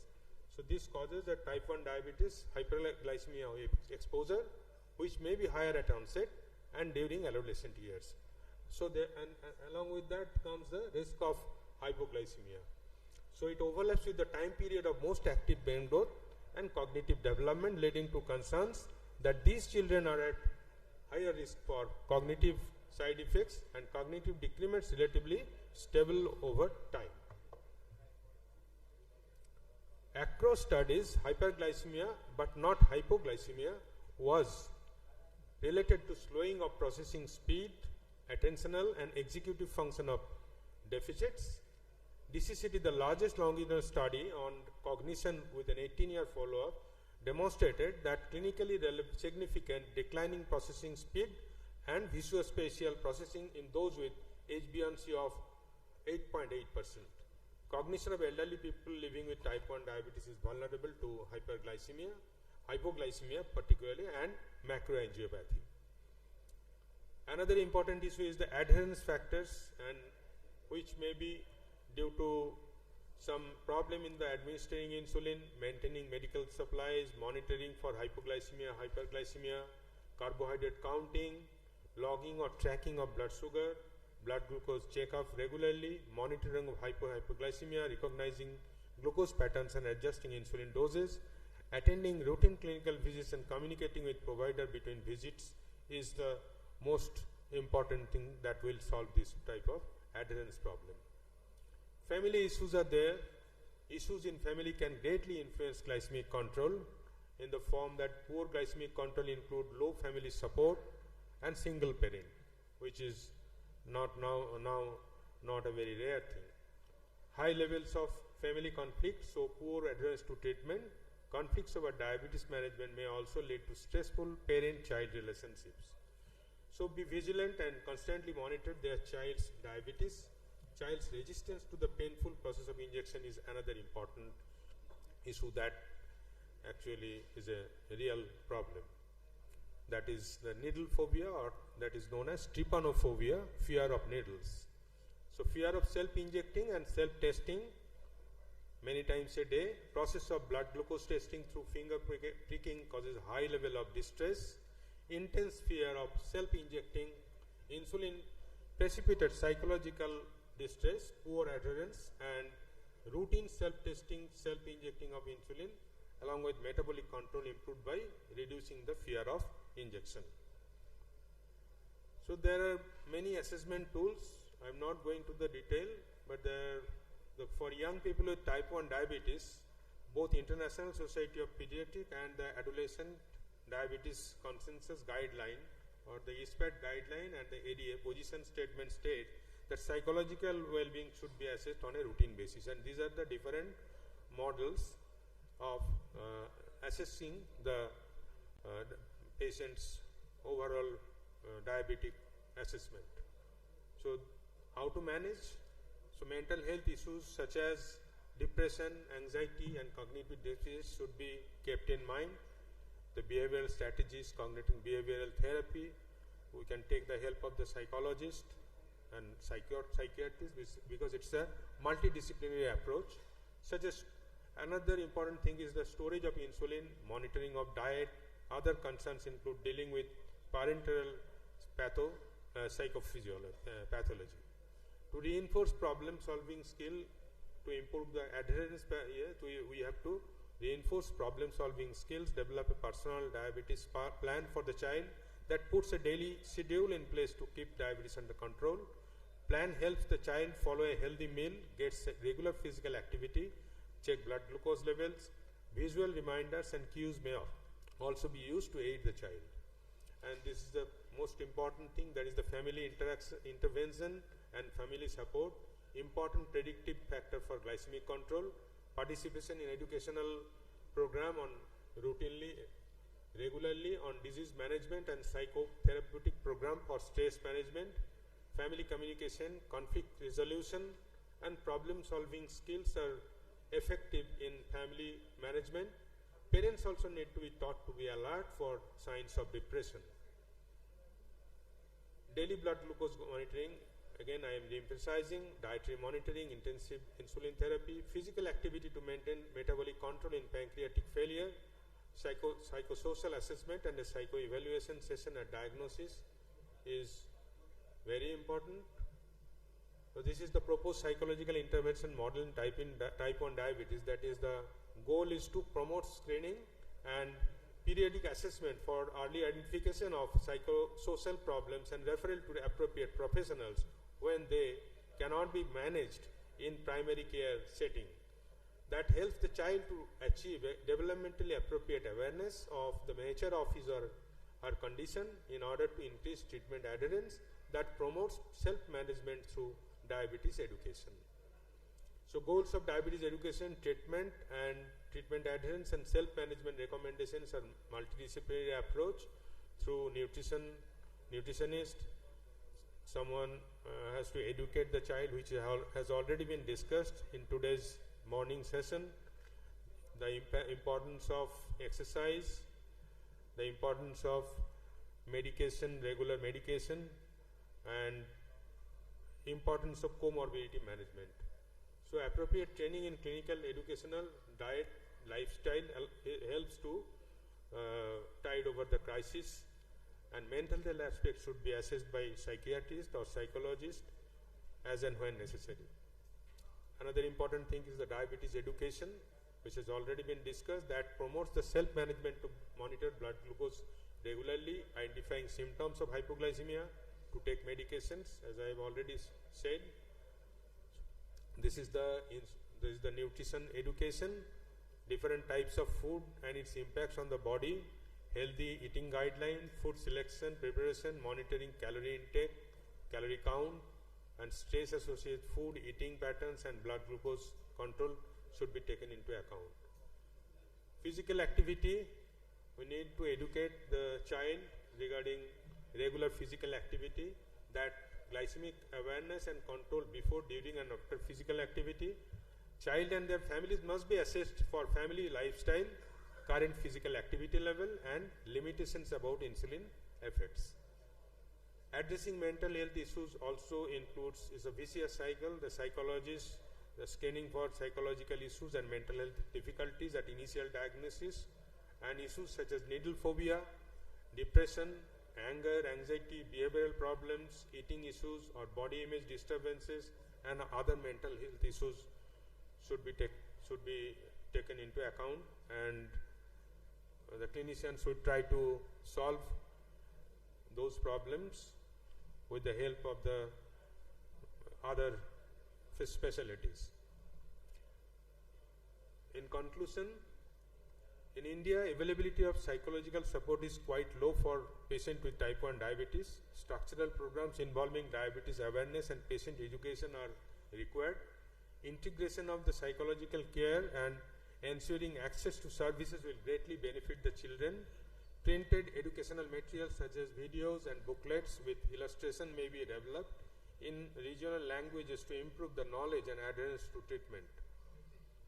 And the ADA position statement states that providers should consider an assessment of symptom of diabetes distress, depression, anxiety, and disordered eating of cognitive capacities using patient-appropriate, standardized, validated tools at the initial visit, at periodic intervals, and when there is a change in the disease, treatment, or life circumstances.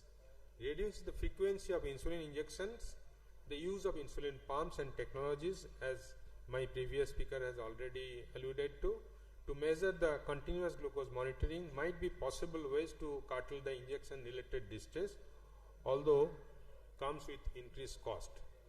Thank you so much for your kind attention. Thank you, Dr. Taposh, for speaking wonderfully on a vast and non-quantifiable topic, I would say. Just 2 points, as Dr. Vinay and myself were discussing. It's not only the patient of type 1, but the entire family who undergoes the psychosocial stress. And thankfully, things are improving in our country. People are awakening to it, and the healthcare providers as well as the paramedics are there now increasingly helping it. So thank you, and since due to paucity of time, we won't take any questions. Over to Veena ma'am for the carrying on the meeting forward. Thank you.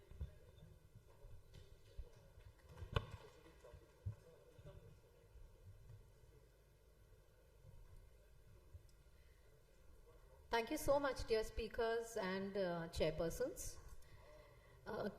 Kindly take your plaques and go to the right side of the stage and please take it. Yeah, you have got it as a speaker, as a chairperson now. Okay, now the next topic is a debate, a big fight, you know. That is how it is said. So I would have loved to say, time to wake up, dear doctors, to a big fight. Unfortunately, I just have to say that one of the protagonists of primary prevention, Dr. Abhishek Srivastava from Jabalpur, is unable to attend because he has sustained some fracture. So we pray for and wish him for a speedy recovery. And I would like to first of all invite the moderator, Dr. Anil Kumar Virmani ji.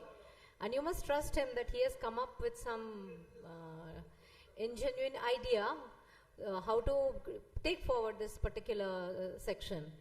And our speaker, he's a protagonist for secondary prevention, Dr. Vijay Kumar Mundra from Chaibasa. I invite him on stage. Please come and take your seat, and over to Dr. Anil Kumar Virmani ji. Thank you.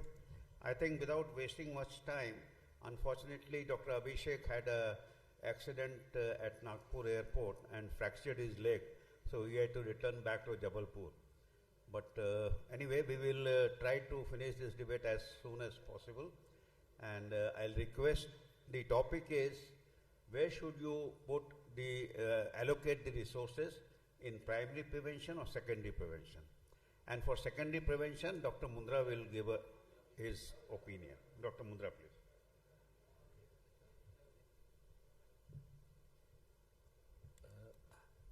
I had sumptuous lunch. I was preparing for a big fight, but I was told by Dr. Virmani that my dear opponent is not coming, so my enthusiasm is a bit dampened now. Okay, anyway, let's see what Big B has got to say.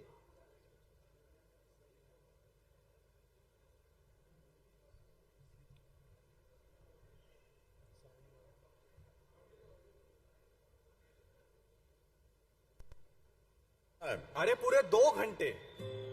अरे तुम्हारे time के बारे में नहीं पूछ रहे हैं बुड़बक, इनके खांसी के बारे में पूछ रहा है। खांसी ये तो 2 हफ्तों से हो रही है। 2 हफ्ते? पिक्चर चलो बैठो बैठो। First day first show, online booking भी नहीं किया है, पूरे टाइम लाइन में धूप में खड़े थे। और पता कितना टाइम? कितना टाइम? अरे पूरे 2 घंटे। अरे तुम्हारे टाइम के बारे में नहीं पूछ रहे हैं बुड़बक, इनके खांसी के बारे में पूछ रहा है। खांसी ये तो 2 हफ्तों से हो रही है। 2 हफ्ते? पिक्चर ले जाते हो फर्स्ट डे फर्स्ट शो और खांसी को हो गए 2 हफ्ते, ये तो बहुत केयरलेस है। चलिए हमारे साथ। डॉक्टर? अरे आप तो बड़े सीरियस हो गए। और नहीं तो क्या, 2 हफ्ते से ज्यादा अगर आपको खांसी होगा तो टीबी हो सकता है। टीबी? हाँ, तुरंत डॉक्टर से मिलिए और बलगम की जांच कराइए, क्योंकि टीबी जो है वो किसी को भी हो सकता है। और अगर हो गया तो बिना भूले पूरा कोर्स करिए और उसके बाद बेफिक्र हो जाइए। और नहीं किया ना तो इसका इलाज करना बहुत मुश्किल हो जाएगा मेरे हीरो हीरा लाल। चलो। 2 हफ्तों से ज्यादा खांसी, तुरंत डॉक्टर से मिलिए और बलगम की जांच कराइए। टीबी हारेगा, देश जीतेगा। So here you see even Big B is advocating the use of secondary prevention for effective control of tuberculosis. So my job is cut to prove that secondary prevention, allocating funds for prevention, secondary prevention will be better. Now the introduction of secondary prevention is, these are measures taken to detect and address disease at an early stage. So the tools for secondary prevention are regular examination, screening tests, and secondary prevention in CVD refers to preventing heart attack and stroke through drug therapy and counseling for high-risk individuals such as those with previous events or known CVD. I just forgot to tell, this is an out-of-the-box topic and I will try to do justice with this topic. Now let's see what are the resources available. We are a very poor country as resources are concerned. The resources are fund resources, human resources, media resources. And in fund resources, India ranks 179th out of 189 countries in prioritization accorded to health in its government budgets.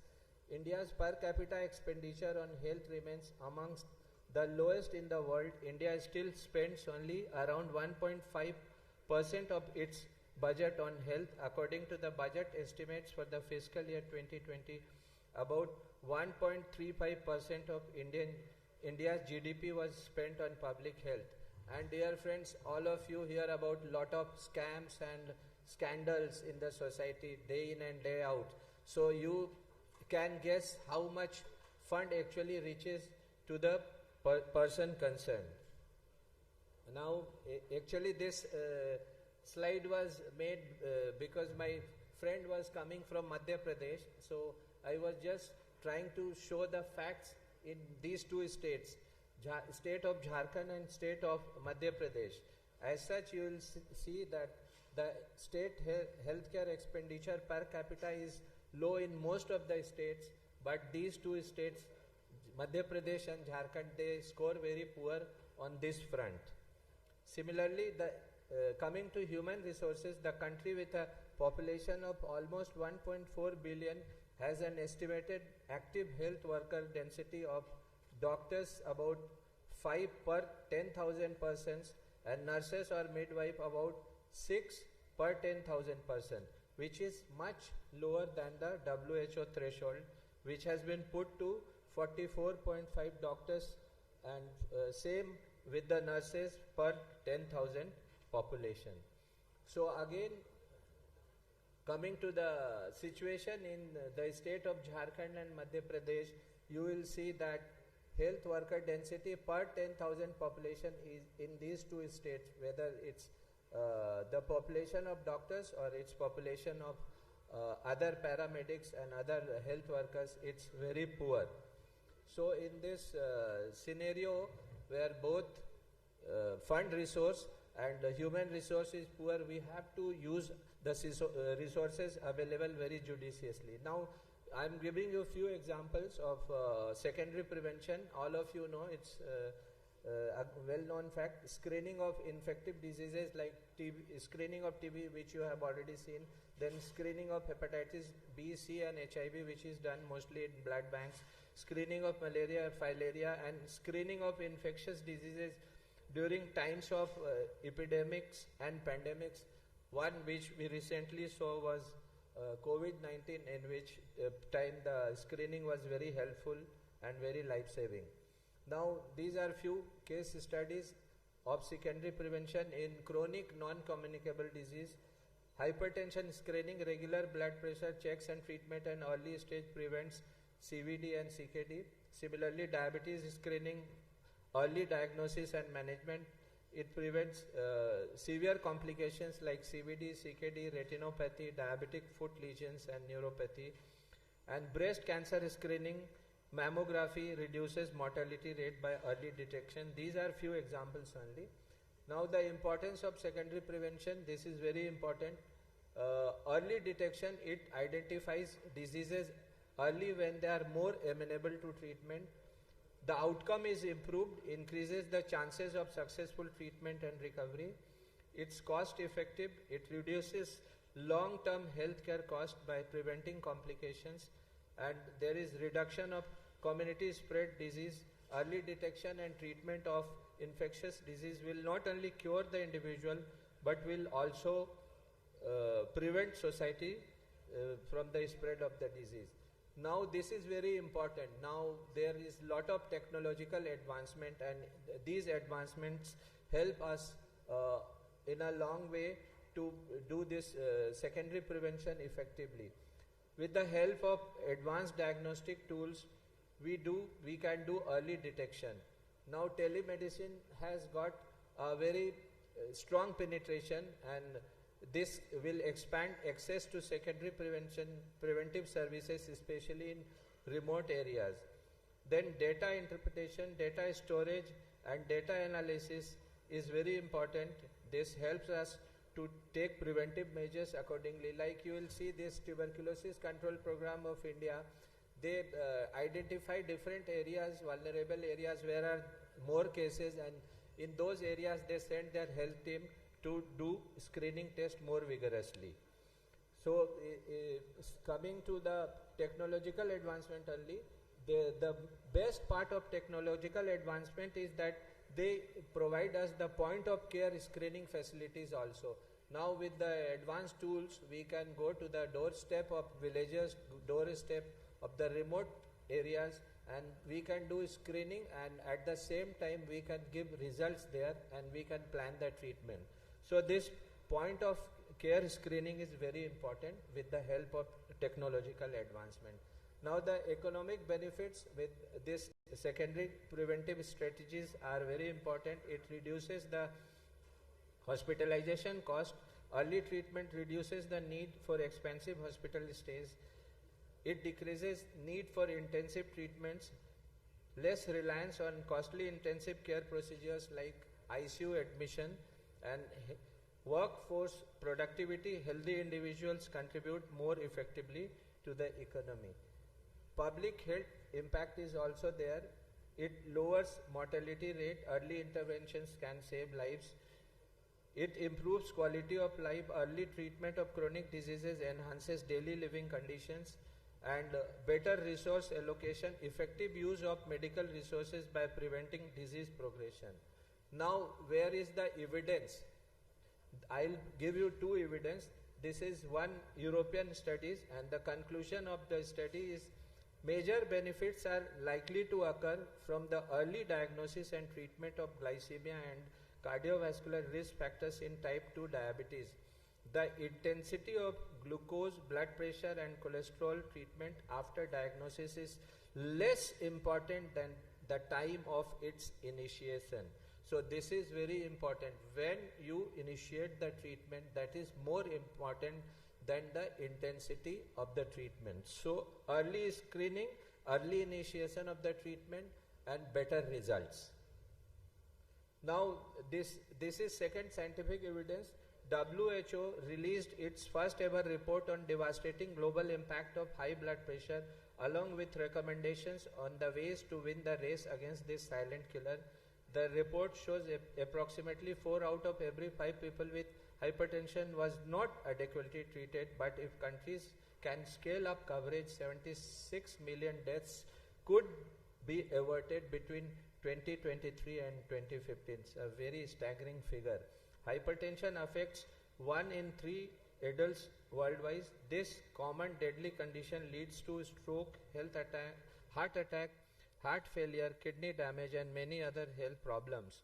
So what WHO has recommended, the prevention, early detection and effective management of hypertension are amongst the most cost-effective interventions in healthcare. Mind here the sentence, amongst the most cost-effective interventions in healthcare system. It should be prioritized by countries as a part of their national health benefit package offered at a primary care level. The economic benefits of improved hypertension treatment program outweigh the costs by 18:1. Now the ethical consideration, equity in healthcare ensures all individuals have access to early detection and treatment services. Patient autonomy, this is very important in our part where almost 70% of population resides in rural area, empowers patients with awareness about their health status. The health awareness in the general population, particularly in rural India, remains significantly lacking. This gap is largely due to limited access to healthcare facilities, inadequate health education, and prevalent socio-economic barriers. To address this issue, secondary prevention measures such as organizing screening camps and health melas play a crucial role. Most of the time, these serve as the first point of contact between health workers and villagers. This is very important. This serves as the first point of contact.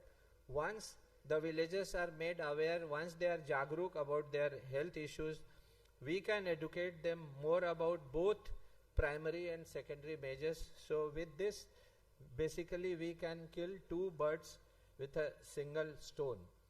So the conclusion of my talk is secondary prevention saves lives, reduces costs, and improves public health. So call to attention will be allocate more resources to secondary prevention for a healthier future. This last part was kept for my friend coming from MP, so Atithi Devo Bhava. But then the next slide was everything is fair in love and war. Thank you.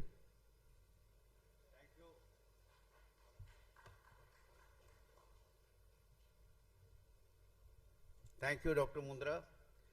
Since Abhishek couldn't come, 1 hour back I told one of my colleagues from Tata Main Hospital, he is a postgraduate student, Dr. Shashank, can you please come over and say a few words for primary prevention?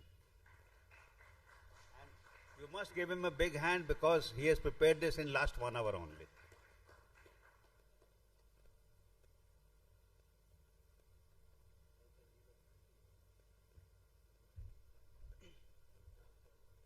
Good afternoon, everyone. Thank you, Virmani sir and Dr. Nivedita ma'am for providing me this opportunity to speak about primary prevention. So, primary prevention in healthcare mainly refers to measures taken to prevent the onset of diseases or injury before it occurs. So, main components are health education, public awareness regarding balanced diet, regular exercise, smoking cessation. These go help patients from so many risk factors, and also immunization programs regarding diseases like measles, influenza, hepatitis virus. Mainly in elderly, influenza vaccinations help in preventing COPD exacerbations, which are leading causes for mortality in ICU patients and in wards. And coming to environmental changes, you can also government programs are there to help water sanitization, to improve air quality, and for mosquitoes prevention, and also lifestyle modifications to adapt healthier habits, wearing seat belts, etc.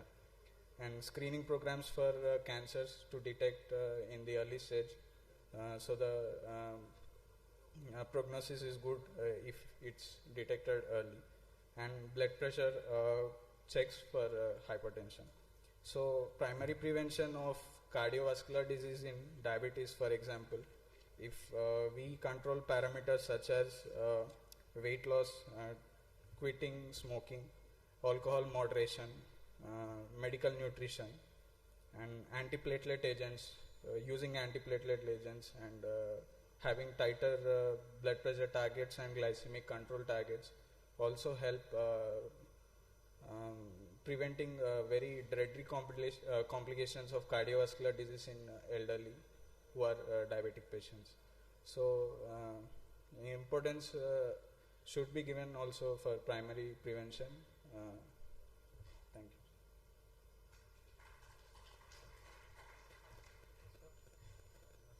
Thank you, Shashank.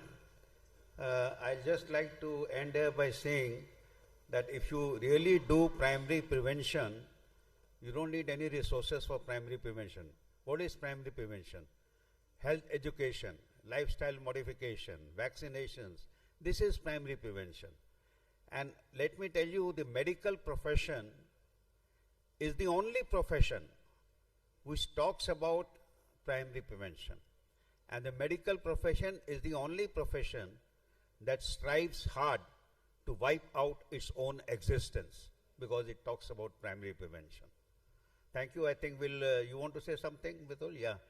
Just 1 minute. 30 seconds.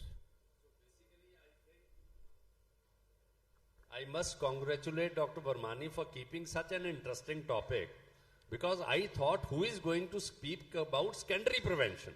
Primary prevention is okay, and I must compliment you also, because there is no rivalry versus between primary and secondary, right? If you ask me, as Dr. Varmani has told, primary prevention is putting up red lights at traffic signals to prevent accidents. And I think nobody in this hall will support that there should be no red lights, only ambulance should be there. If accident occurs, you take the patient to the hospital to prevent death. But everybody will support that there should be red light as well as ambulance also. If the accident occurs, the person should not die. So I think primary prevention is indispensable. Nobody can arrest the epidemic of obesity, NCDs, etc. without primary prevention, but the existing population should not die. So they should be treated. So primary prevention and secondary prevention, my motto is focus on primary prevention without neglecting secondary prevention. Don't create rivalry between primary and secondary. Primary is like father, secondary is like son. So we need to protect both. Thank you. I think we should not be talking about primary and secondary prevention. Today we should be talking about primordial prevention. Thank you.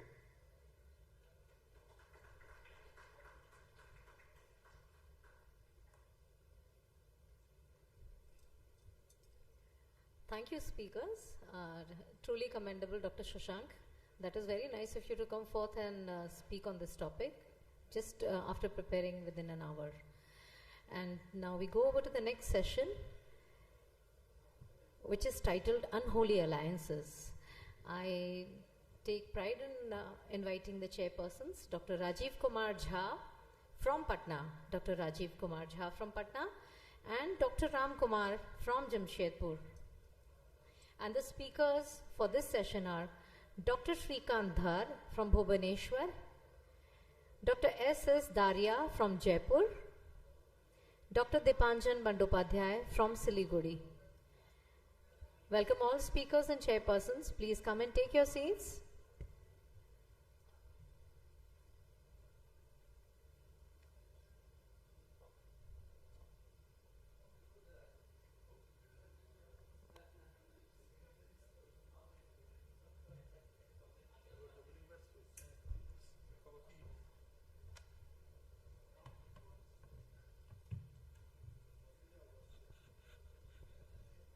So, without delaying, I'm missing my colleague. So, but then we will start with our talk. First talk, can you change it? Srikant, Professor Dr. Srikant Kumar Dhar would deliberate his talk, and he's from Professor PG Department of Medicine, IMSM Hospital. Over to you, Dr. Srikant. Thank you, Dr. Birmani, for giving me opportunity. And this is the first time I have visited Jamshedpur. And my topic is none other than diabetes and hypertension, the deadly duo. We have been already listening to so many topics about diabetes and its complication, hypertension and its complication, and how both of them can react. I am here to deliver. You must be thinking, what is the fun in giving this type of topic, diabetes and hypertension? Everybody knows that if both the things are there, we can have a devastating effect. Now, you know so many deadly duos. Deadly duos in cricket, in test one day T20. You know deadly duos when our neighbors, they mix up, they can be deadly duo. And you also know deadly duo in our mythology, Ravan, Mahiravan, and these are the other deadly duos. In cinema, you also know how if you 2 billions of this cadre, they unite, they can be devastating. And now I am talking about one disease concern, TB and HIV. Probably few of our fellow speakers have been talking on this deadly duo, combination of diseases. Now my talk is to talk about diabetes and hypertension, how they behave. If one is there, we know what are the complications. If both of them are there, my talk is to mention about how do they behave if both of them are there. Diabetes and hypertension is a twin epidemic, so I have already been listening since last 2 days that both of them are increasing in Indian condition, the INDAP data or the data all over the world, you can say that it is increasing. And the diabetes hypertension in India is also increasing. The crude prevalence of diabetes and hypertension was 7.5% versus 25.3%. So this is increasing day by day as the data says. And you can see prevalence of diabetes is increasing. The prevalence of diabetes in India is 11.4%. And the prevalence of hypertension is 35.4%. And if you combine the presence of prevalence of hypertension in diabetes is 37%. If they combine, then probably it can have called havoc. Now Now the prevalence of hypertension in patients with diabetes, the prevalence of hypertension in higher in patients in diabetic mellitus, with 50% of cases of hypertension also being diagnosed with type 2 diabetic mellitus. The risk is marked in elderly population who are at greater risk of complication, including macro and microvascular disease due to coexistence of diabetic and hypertension. In India, an increase in coexistence of diabetes and hypertension has been reported. Patients with diabetes showed 1.5 to 2 times higher prevalence of hypertension. That is obvious. If you go to the pathophysiology of diabetes or hypertension globally, it is increasing, and the pathophysiology, hypertension is more common in individual, and so the complication. I have already mentioned the combination, the prevalence is increasing as well as the complication is also increasing. Now, what is the relationship between hypertension and diabetes?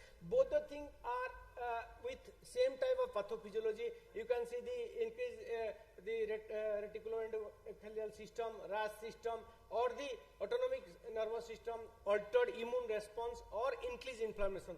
Both the things causes hypertension. Both causes microvascular and macrovascular changes, arterial stiffness, and the complication likewise. So, what are the BP characteristics in patient of diabetic? The hypertension in diabetic patients is somewhat different. The patients with diabetes have more isolated systolic hypertension. They have less reduction in nocturnal BP. They are higher baseline heart rates always. So, more prone to develop orthostatic hypotension, and incidence of resistance hypertension higher in diabetic patients. These are the characteristics of diabetic hypertension patient.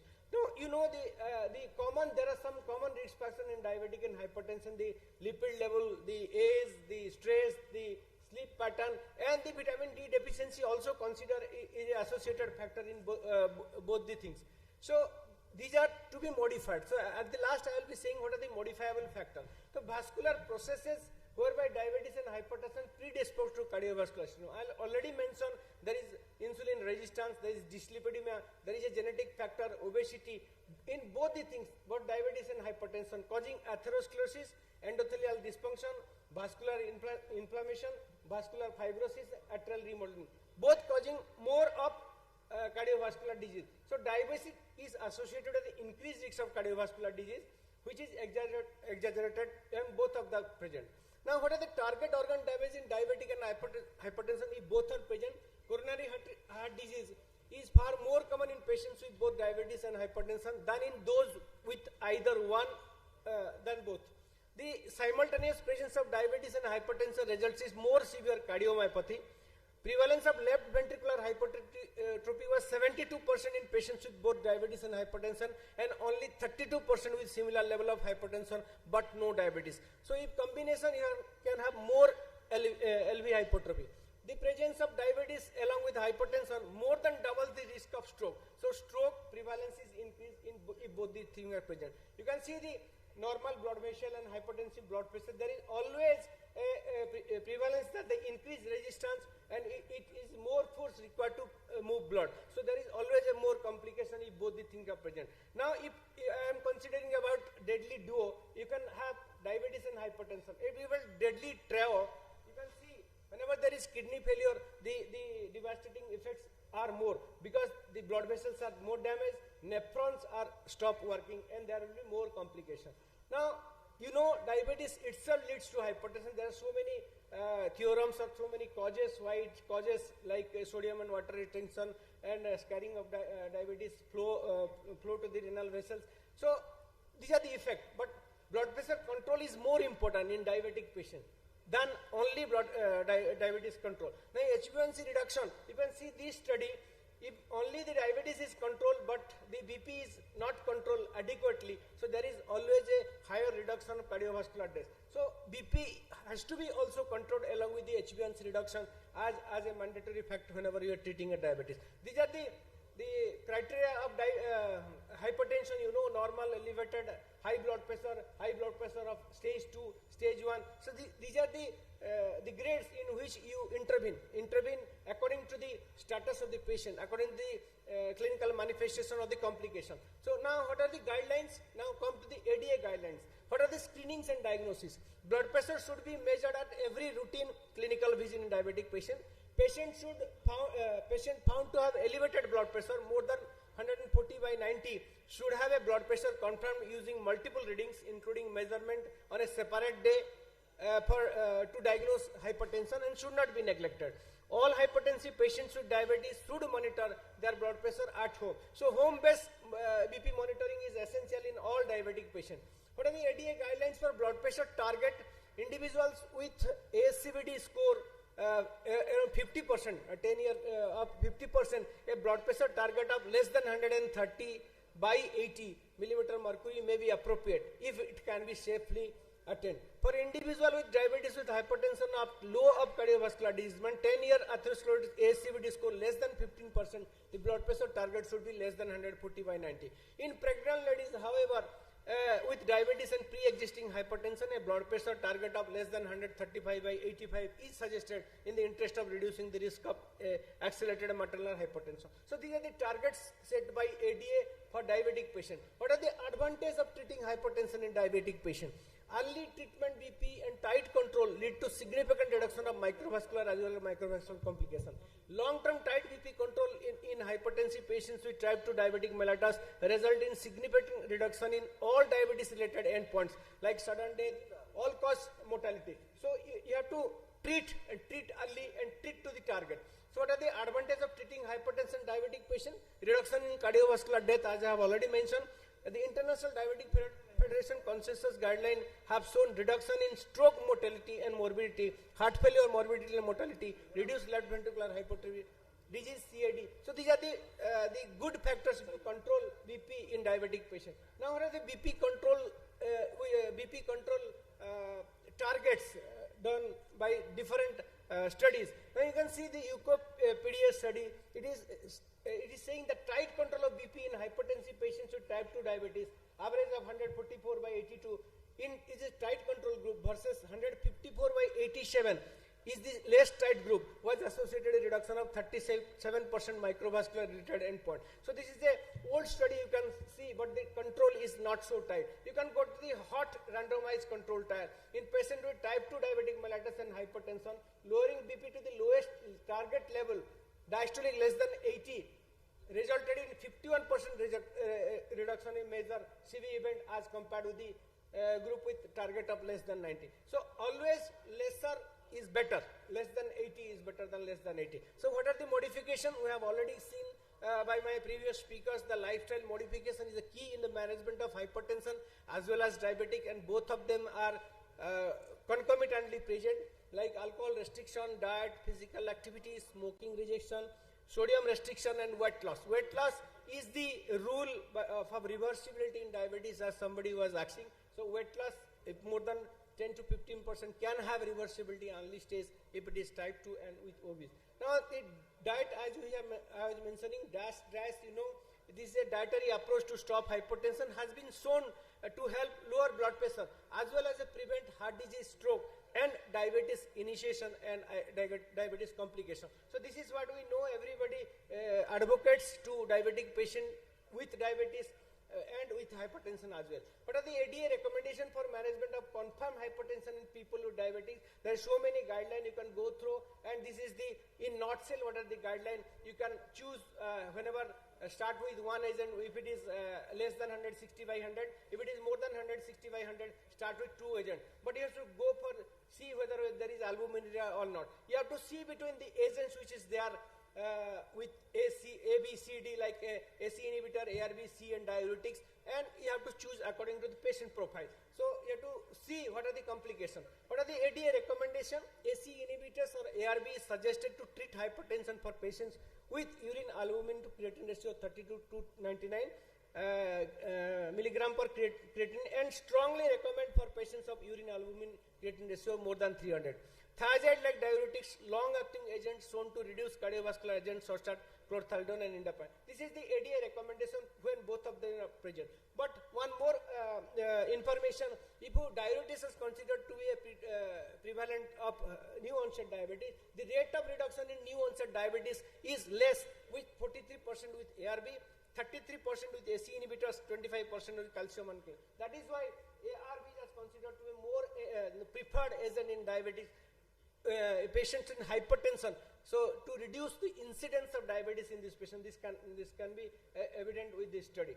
Next is, this is another study. You can see there is a meta-analysis saying that telmisartan improves the insulin resistance. You can see in addition to blocking RAS, telmisartan can also definitely improve the insulin resistance and reduce insulin level. So primarily if you are treating a hypertension, reduce the incidence of diabetes, or in combination, it can have a better effect by reducing the insulin resistance. Therefore, it could be speculated that telmisartan is a superior to other ARB in reducing the delaying the occurrence. Now, the AC compendium already been mentioned by few of the my previous speaker. Thus, ACVD risk reduction algorithm for hypertension. You can have the same systolic goal of less than 130 or less than 100 in diastolic. There is a goal oriented along with lifestyle modification and the agents, and according to the patient status and according to patient complication, you have to choose a agent, but you have to treat to the target. Now, complication related, also there is a glycemic control.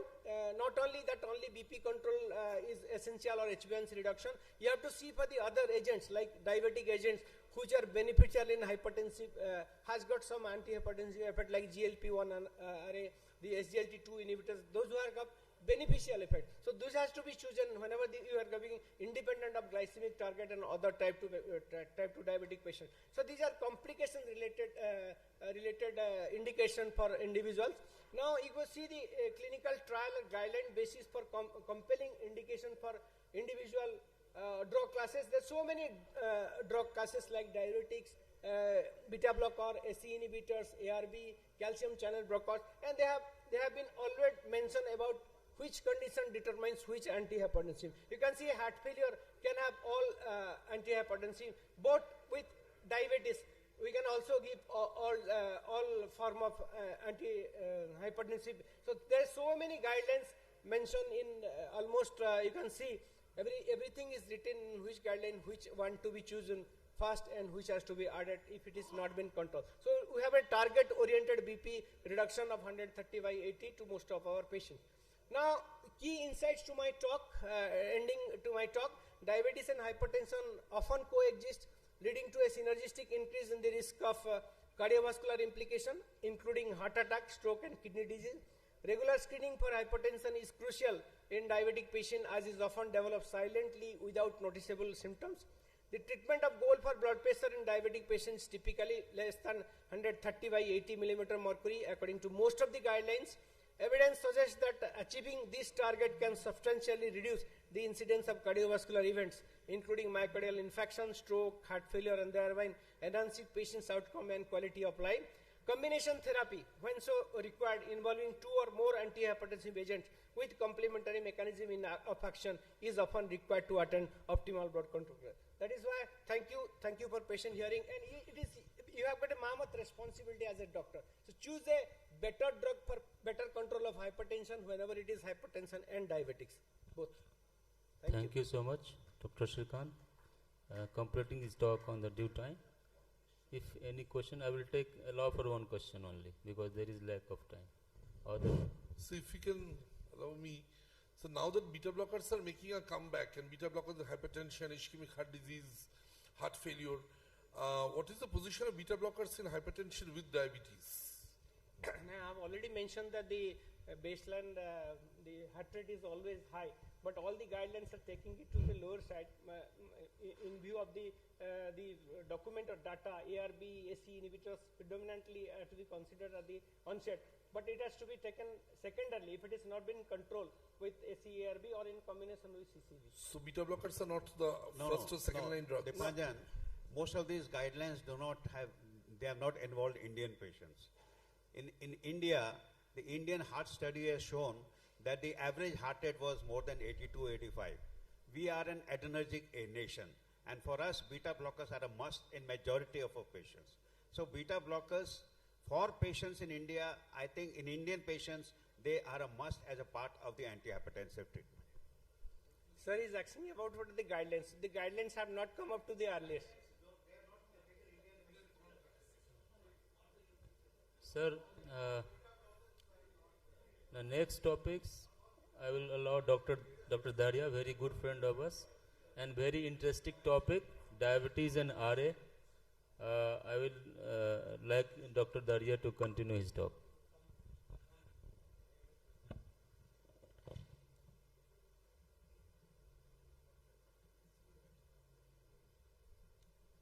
So, at the outset, thank you so much, Dr. Anil Virmani sir, for giving me this opportunity to again here in the Jamshedpur. Last time I was here in Ccdsicon. So, the next double trouble is RA. First we have seen the diabetes and hypertension, and second one is the diabetes and rheumatoid arthritis.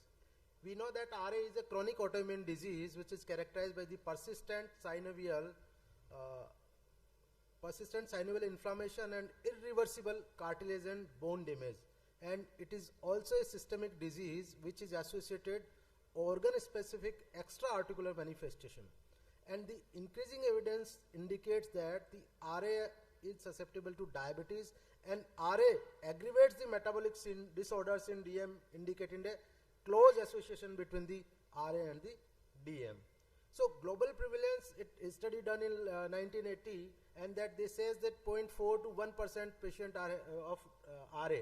The most common, the prevalence is between 4th to 5th decade. It is higher in females, and it includes the pro-inflammatory cytokines such as TNF-alpha, AL1, IL-6, and immune cells such as the auto-reactive CD4 T cells, B cells, and the macrophages. Epidemiology of RA as well as the DM. RA is only 5% to 1%, but the DM, we all know that in few months or that will become the capital of diabetes worldwide. And at present, more than 30 million people globally affected with the diabetes. And diabetic patient, of course, they are the obese, they are having the insulin resistance, uncontrolled hyperglycemia, all which increase the cardiovascular risk diseases. The inflammation-related pathogenesis, both in type 1 and type 2, and some other mediators also present as well as in the RA, which suggest the potential connection between these two diseases. And about 20% of RA patients have DM as a comorbidity, and that is why RA is linked to the high risk of diabetes development. So the link between these two, that the pathology is inflammation, the immobility, the drugs, depression, the common risk factors. What are the common risk factors? The male preponderance, genetics, the older age, obesity, socioeconomic status, alcohol, and the smoking. They all cause same as well DM and RA. So the link between that rheumatoid arthritis increases your insulin resistance, and that increase your diabetes mellitus, and they both insulin resistance and DM, they increase your cardiovascular diseases. The inflammation link. There is no direct research which indicate that RA directly, either type of diabetes, that disease causes RA. But the diabetes is a comorbidity, and that means two conditions often affect the same person at the same time. So both RA and type 1 diabetes are autoimmune conditions, but type 2 is also considered as a condition of chronic inflammation.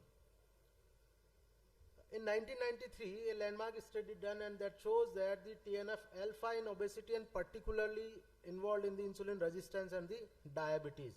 And this inflammation with obesity and diabetes were made when circulating concentration of the markers and mediators like the fibrinogen, the CRP, the interleukin-6, the plasminogen activator inhibitor, sialic acid, and white cells, they all are elevated in these both. So this is the type 1 pathology where the regulatory T cells are defective in autoimmune disease, and these affected T cells participate in the development of type 1 diabetes, which targets the beta cells and other related peptide epitopes.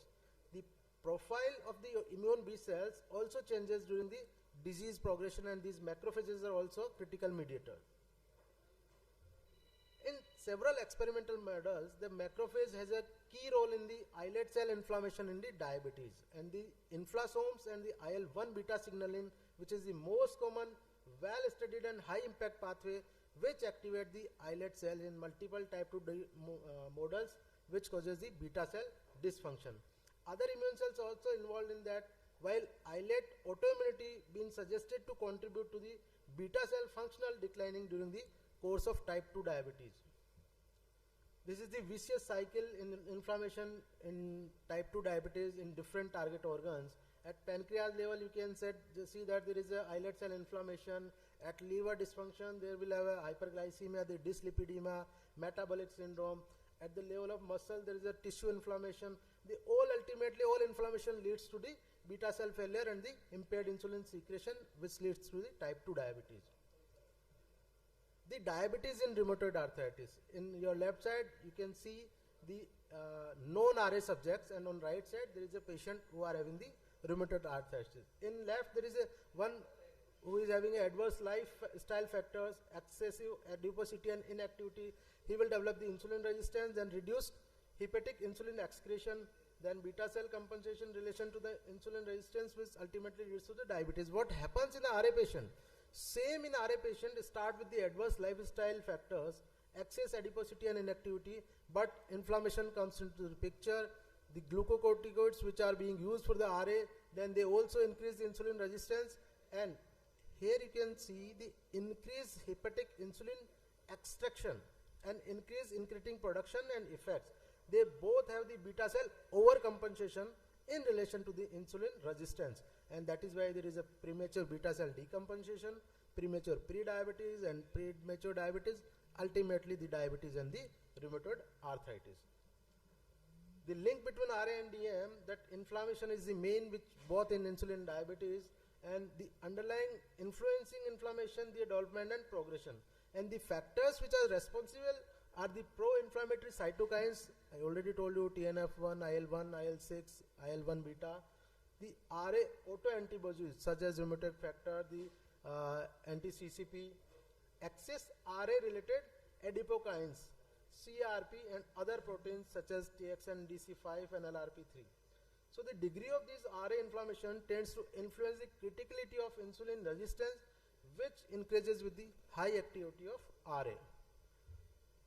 In RA, there is a insulin resistance prevalence observed greater in patients with RA, those without the RA, and they can be linked significantly with some inflammation markers such as CRP, TNF-alpha and positivity of rheumatoid factor.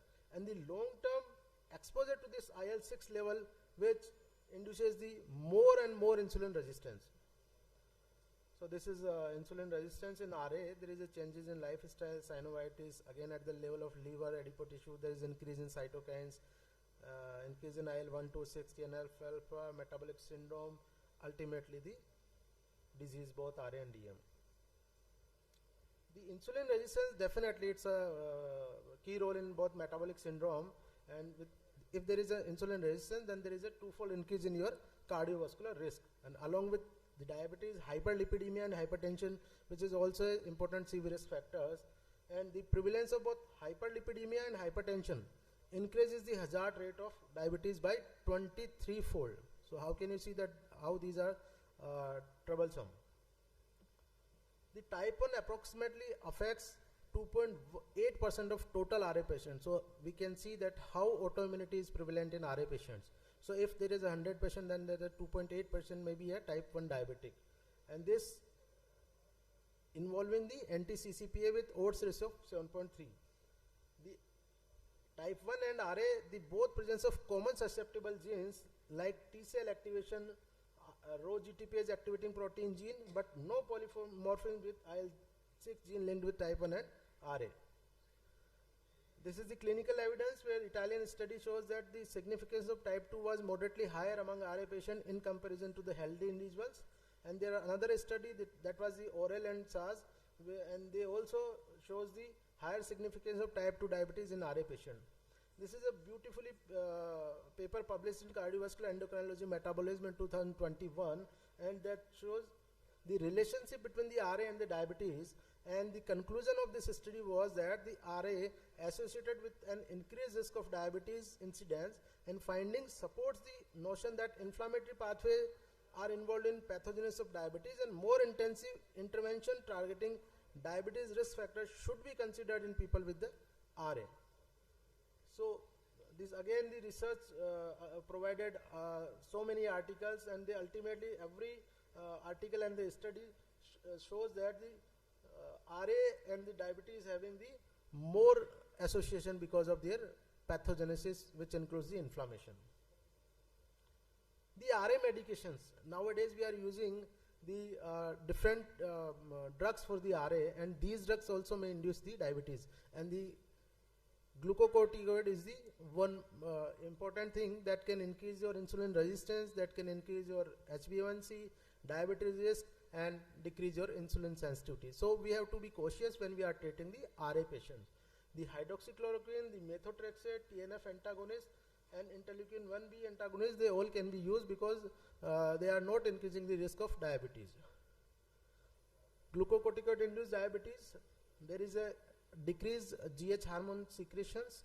At the muscle level, there is decreased muscular mass, glucose uptake, glycogen synthesis, and increase in the protein catabolism. The pancreas, there is a decreased beta cell function, increase in cutting effect on beta cells. This all because of your glucocorticoids which are being used in RA patients. So managing RA and diabetes together, that should be a collaborative care. Engage a healthcare team, includes the rheumatologist and the endocrinologist. Lifestyle modification with a balanced diet, regular exercise, weight management to control your blood sugar and RA symptoms. We carefully monitor the medication which are being used for RA and diabetes to avoid the potential interactions and side effects. Regular monitoring of blood sugar level, the joint symptoms, and overall health is crucial for timely intervention, and it is essential to monitor blood pressure and lipid profile also to treat them appropriately to prevent the cardiovascular diseases. So to conclude my talk, the inflammation is the main link between the RA and the diabetes. The independent of BMI or specific RA therapy, the use of glucocorticoid, higher baseline disease activity, and elevated levels of pro-inflammatory cytokines including IL-1 and 6 are associated with significantly risk of incidence in diabetes and RA patients. And this confirms that the significant relation between the systemic inflammation, insulin resistance, and the risk of developing diabetes in RA patients, and highlights the significance of optimal disease activity control in these patients. Thank you everyone for your patience hearing. Thank you, Dr. Daria, completing with time, good time. These two diseases very deadly combination because they are very highly inflammatory states. I would like one or two questions from the audience if they want to ask something.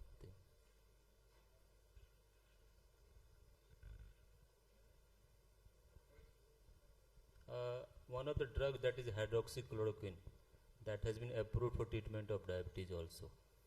So patient with diabetes coming polyarthritic syndrome, if you apply these drugs, also the reduction of HbA1c is fantastic. Also, as the state of cardiovascular prevention in rheumatoid arthritis is there with approval for a statin and ecosprin patient who are suffering with rheumatoid arthritis. So, if there is no question, I would like our next speaker. One question. Yeah. Is there any preference of corticosteroid in diabetic with rheumatoid arthritis? Deflazacort and others. Yeah, it's basically steroids. Any steroid will enhance the insulin resistance, right? So that should be used cautiously. If there is a flare up in the RA, then definitely we have to use the pulse therapy, or we have to use the methylprednisolone in a higher dose. But once if you want to use, then you can use the deflazacort in lower doses. So our next speaker is Dr. Dipanjan Bandyopadhyay from Siliguri, and the topic is diabetes and TB double whammy. So, Dr. Dipanjan.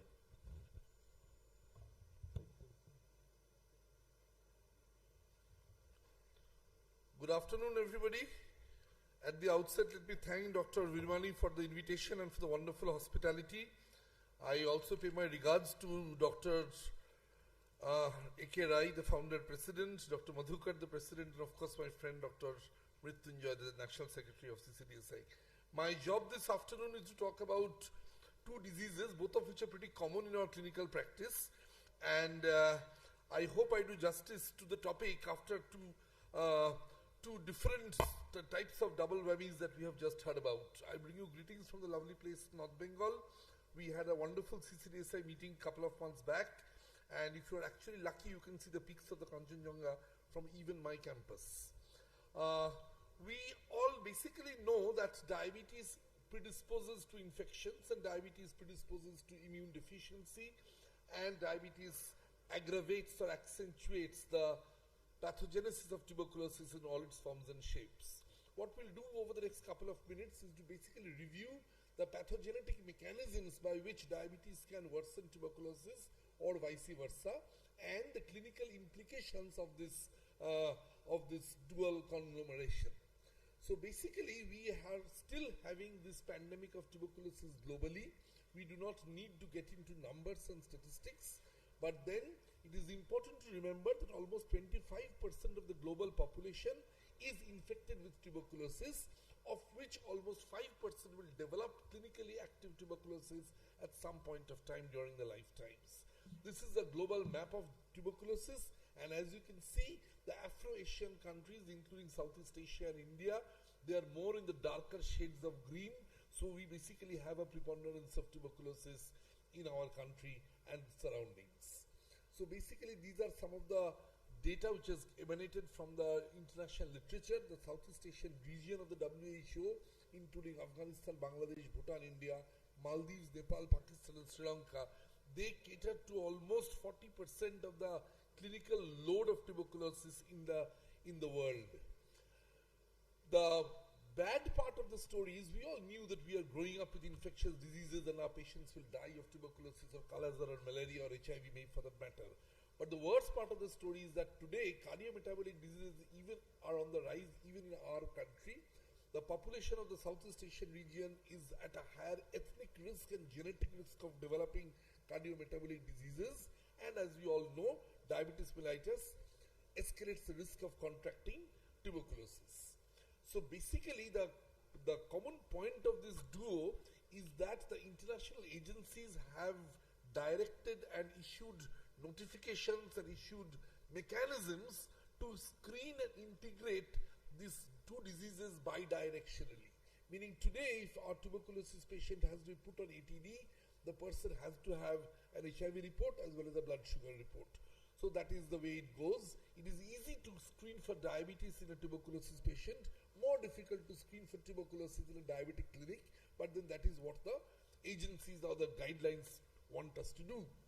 So going to some of pathology and pathobiology, the lung in diabetes suffers from vascular changes, and there is changes in the pulmonary vasculature.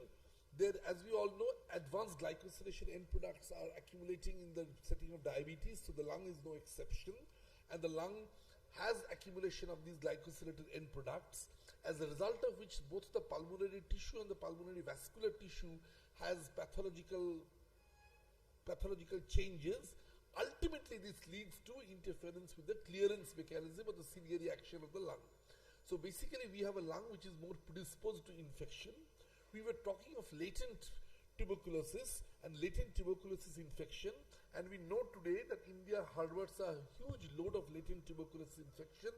In fact, today the treatment of latent tuberculosis infection has been dictated by before we embark on the management of HIV, and basically this latent tuberculosis infection has been associated with the clinical association of diabetes. So if a person has diabetes, his chance of having LTBI and his chance of activation of LTBI into clinical tuberculosis is both accentuated.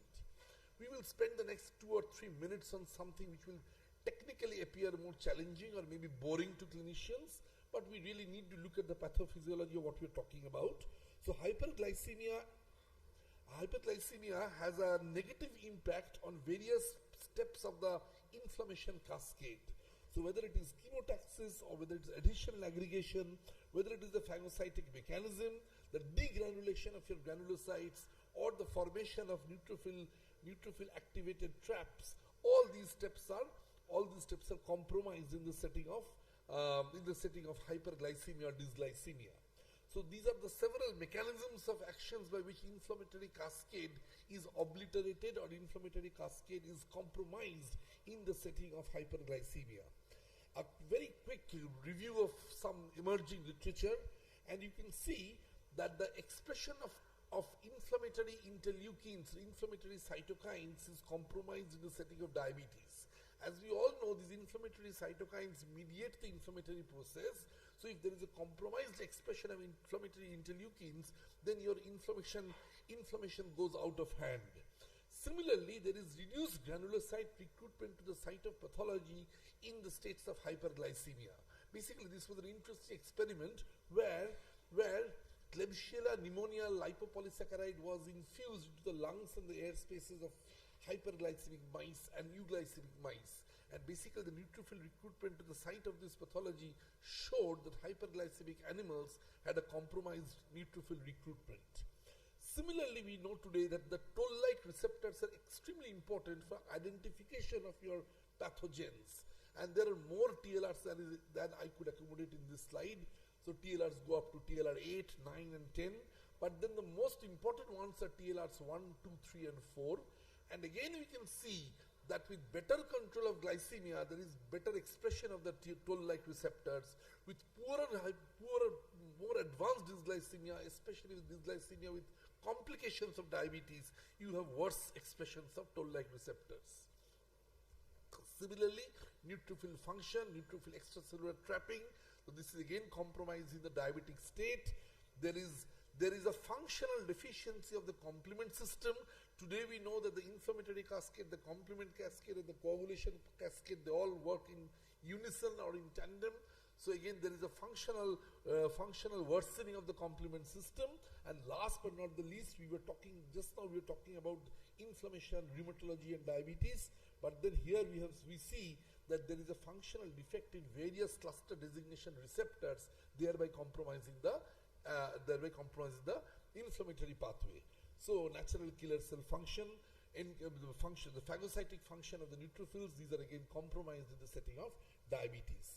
So coming to the nutshell of the matter, both innate immune response and dysfunction of the adaptive immune response are seen in diabetes, and they are responsible for a worse inflammatory protection, which is needed in a setting where the epidemiology is predisposed to tuberculosis. So basically, cell-mediated immunity genuinely compromised. The early part of inflammatory reaction to tuberculosis is primarily driven by CMI or cell-mediated immunity. This is compromised. Similarly, humoral immunity is compromised, and we have seen in the previous slides that inflammatory cytokines like TNF alpha, interferon gamma, these are again released in a pathological levels rather than at the physiological levels in the setting of glycemia. We will not get into further pathology, but then suffice here to mention that the granuloma itself is a function of the immune system in chronic infections like diabetes and some fungal infections. In the setting of diabetes, granuloma formation is impaired, granuloma liquefaction is accentuated, and the liberation of the organisms from the granuloma predisposes to the generation or the genesis of the active tuberculosis. So basically we see tuberculosis all shapes and forms in diabetes. We see bilateral tuberculosis, we see lower zone tuberculosis, and we see tuberculosis beyond the classical picture that we have all grown up with. So this is a quick glance at the patterns of tuberculosis between tuberculosis alone and tuberculosis along with diabetes. We have lesser upper lobe opacities, we have more lower lobe involvement, we have more multi-lobar involvement, we have more bilateral involvement, and most interesting, we have more cavity formation. So these are some of the clinical connotations of diabetes with tuberculosis. Whether diabetes mellitus increases risk of active tuberculosis, there is a preponderance of international data and data from the Afro-Asian countries, and basically it has been shown that there is an increased risk of tuberculosis among people living with diabetes. This is irrespective of geographic area, underlying burden of TB, assessment of exposure, or other potential confounders. So basically, there is some intrinsic biological mechanisms associated with the diabetic state that predisposes to clinically active tuberculosis. Is it only clinically active tuberculosis? No, ladies and gentlemen. Diabetes increases risk of treatment failure, the risk of death due to tuberculosis, and as we shall see, even the risk of developing resistant tuberculosis. So tackling diabetes and tuberculosis, this is the guidelines from the International Union for Tuberculosis and Lung Diseases. And basically, essentially what they have said is that all TB patients should be screened for diabetes mellitus and vice versa.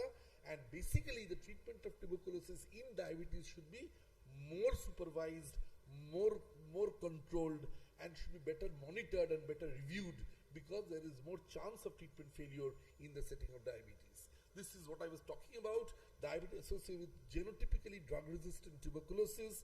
This starts with rifampicin resistance, but this can go on to ethionamide resistance or fluoroquinolone resistance, and it has been shown that diabetic patients affected with tuberculosis display more resistant tuberculosis than the non-diabetic counterparts. There are several issues. I promise you I will not bore you with reading the slides, but there are issues related to the treatment of tuberculosis which I was trying to highlight. There are issue of drug interactions, because we all know rifampicin is a very potent enzyme inducer. Then there are issues of glycemic control, and there are issues related to the protection or prevention of cardiovascular disease. But the most important message from this slide is the prevention of cardiovascular disease morbidity can wait. It is the treatment of tuberculosis which should get the priority. The treatment of the hyperglycemic state should get the priority. And once these are settled, the good news is that the treatment of tuberculosis can often convert a pre-diabetic to a eudiabetic or euglycemic person. Proper treatment of tuberculosis can make poor glucose control transform itself into better glucose control, and similarly a good glycemic control can make the treatment of tuberculosis more fruitful and clinically more useful. So basically this is what the next two slides will talk of, that there are people who have non-diabetic people who develop tuberculosis, but more often we have new onset diabetes or newly detected diabetes who comes up after the detection of tuberculosis. So either way, we need to optimize the treatment management with these comorbidities. And then this is a study which comes from low income countries. It comes from we'll see the findings of the study. Basically, they assess the diabetes status and clinical coordinates in TB patients across these 4 countries: Indonesia, Peru, Romania, and South Africa. You can see that these are low income countries intrinsically, and what they found was that they have significant cardiovascular disease and severe TB. So once you have diabetes, both your disease tuberculosis severity is increased. Possibly the last part of the presentation, the impact of tuberculosis and glycemic control. And this is the net result or the summary result, that 7% of patients have diabetes while 4.5% has impaired glucose tolerance. But then with those with impaired glucose tolerance, almost 2/3 reverted to the euglycemic status following successful treatment of tuberculosis. So basically the conclusion was tuberculosis adversely impacts glycemic status with improvement in blood sugar levels at the end of successful treatment. So friends, this is the impact of TB on glycemic status. There is overproduction of ACTH, increased supply of corticosteroids, and just now we were talking about the impact of corticosteroids in the worsening of the diabetic status. So glycemic control is important. Whether we need tight control, studies in the Western world have shown that tight control is preferably to be avoided. We basically need a moderate control because we are dealing with infection, we are dealing with multiple drugs, and we really do not want a very tight control of diabetes, which can increase the risk of hypoglycemic attacks. So basically the target should be HbA1c less than 8% when the anti-tuberculosis treatment is ongoing. And if hyperglycemia is mild, initiation of glucose-lowering drugs can probably be postponed for at least 2 to 8 weeks during the phase of intensive phase of ATD. How to treat DM2 in TB clinics? The bottom line of the story is don't get into individual management. You should develop a format or basically a standard care or structured care mechanism which will make the treatment of diabetes mellitus easier in tuberculosis clinics. Cardiovascular risk assessment, we have already talked. After completion of the initial intensive phase of ATD, patients could be counseled about, as sir was pointing out, healthy lifestyle, primary prevention, secondary prevention, possibly primordial prevention. This is one slide, maybe our juniors will now know better, because immune reconstitution inflammatory syndrome is something we have learned with HIV. Why I added this photograph from my HIV collection was that apart from diabetes and tuberculosis, we can have other comorbidities with tuberculosis. When you have tuberculosis, you look for HIV. So basically, and there are more concomitant issues when it comes to the treatment of diabetes, tuberculosis, other comorbidities. So rifampicin as a drug is notorious for drug-drug interactions. You can have other issues pertaining to abdominal symptoms. Metformin usually has dyspepsia and non-specific GI symptoms. INH can aggravate diabetic peripheral neuropathy, and patients with diabetes have a higher risk of renal toxicity with aminoglycosides, and we all know the aminoglycosides are important agents in the treatment of drug-resistant tuberculosis. So a lot of drug-related issues. The impact of HIV on tuberculosis, I was so surprised to find one of our very old publications in the IMA journal from Kolkata that HIV was associated with dysglycemia and diabetes. Growing number of people may be affected by diabetes, HIV and active tuberculosis at the same time.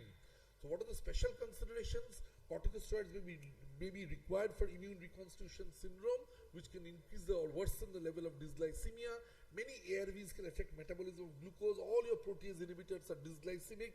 Metabolism, most of the antiretroviral drugs are increased by rifampicin. We are using dolutegravir now. We all use dolutegravir in twice daily dose when we are adding it with rifampicin. And worse, but not the least, dolutegravir reduces the metabolism of metformin. So metformin dose should be, reduce the metabolism of metformin, so metformin dose should be lowered by 50%. At the population level, detecting undiagnosed diabetes, detecting undiagnosed tuberculosis, interventions to prevent TB in people with diabetes, better respiratory hygiene, better lung hygiene, better adult vaccination, better prevention strategies, and LTBI screening and preventive therapy.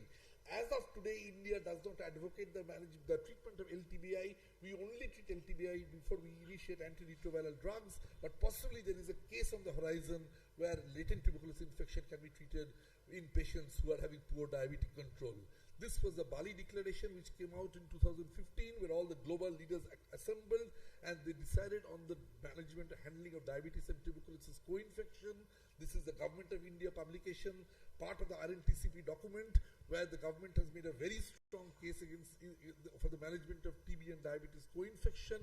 And this is possibly my last slide, which will tell us that not only hyperglycemia, not only diabetic state or dysglycemia, but even your hypercholesterolemia, hypertriglyceridemia, etc., your obesity, all these can have impact on bearing on the management of tuberculosis. The take-home messages from my presentations: global pandemic, diabetes mellitus rising in low and middle income countries, immune dysregulation worsens tuberculosis and diabetes, comorbidities complicate, TB worsens glycemic control on its own merit.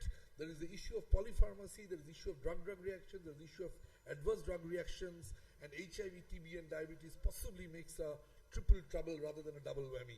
Basically, we need to bridge the gap, and we cannot treat these people in isolation. We have to treat them as a unit in totality. Thank you. Thank you, Dr. Dipanjan. Very excellent talk by you. I think we can go ahead with the, Dr. Mundra has one of the question to ask. Microphone. Just one question.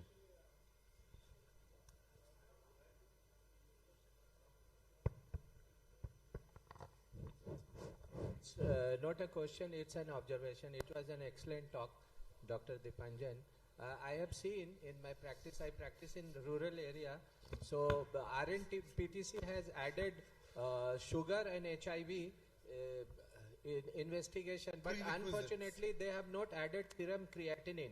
And I see many patients in my area with diabetes, tuberculosis and CKD also. And if you don't screen them for CKD inadvertently, you give them full dose of rifampicin and ethambutol, which becomes very deleterious. So I think that should be also added. So I think my only take is, of course, you have to clinically judge the patient before starting ATD, but this is on a population perspective as a national program or a national mandate, and the national mandate is to test for HIV and so that is what I am saying, they should add CKD is not as big a public health issue possibly as of now. But in my area I see a lot of even cases. in my hospital, 50% of the beds are occupied with CKD. Thank you. So, Dr. Mundra.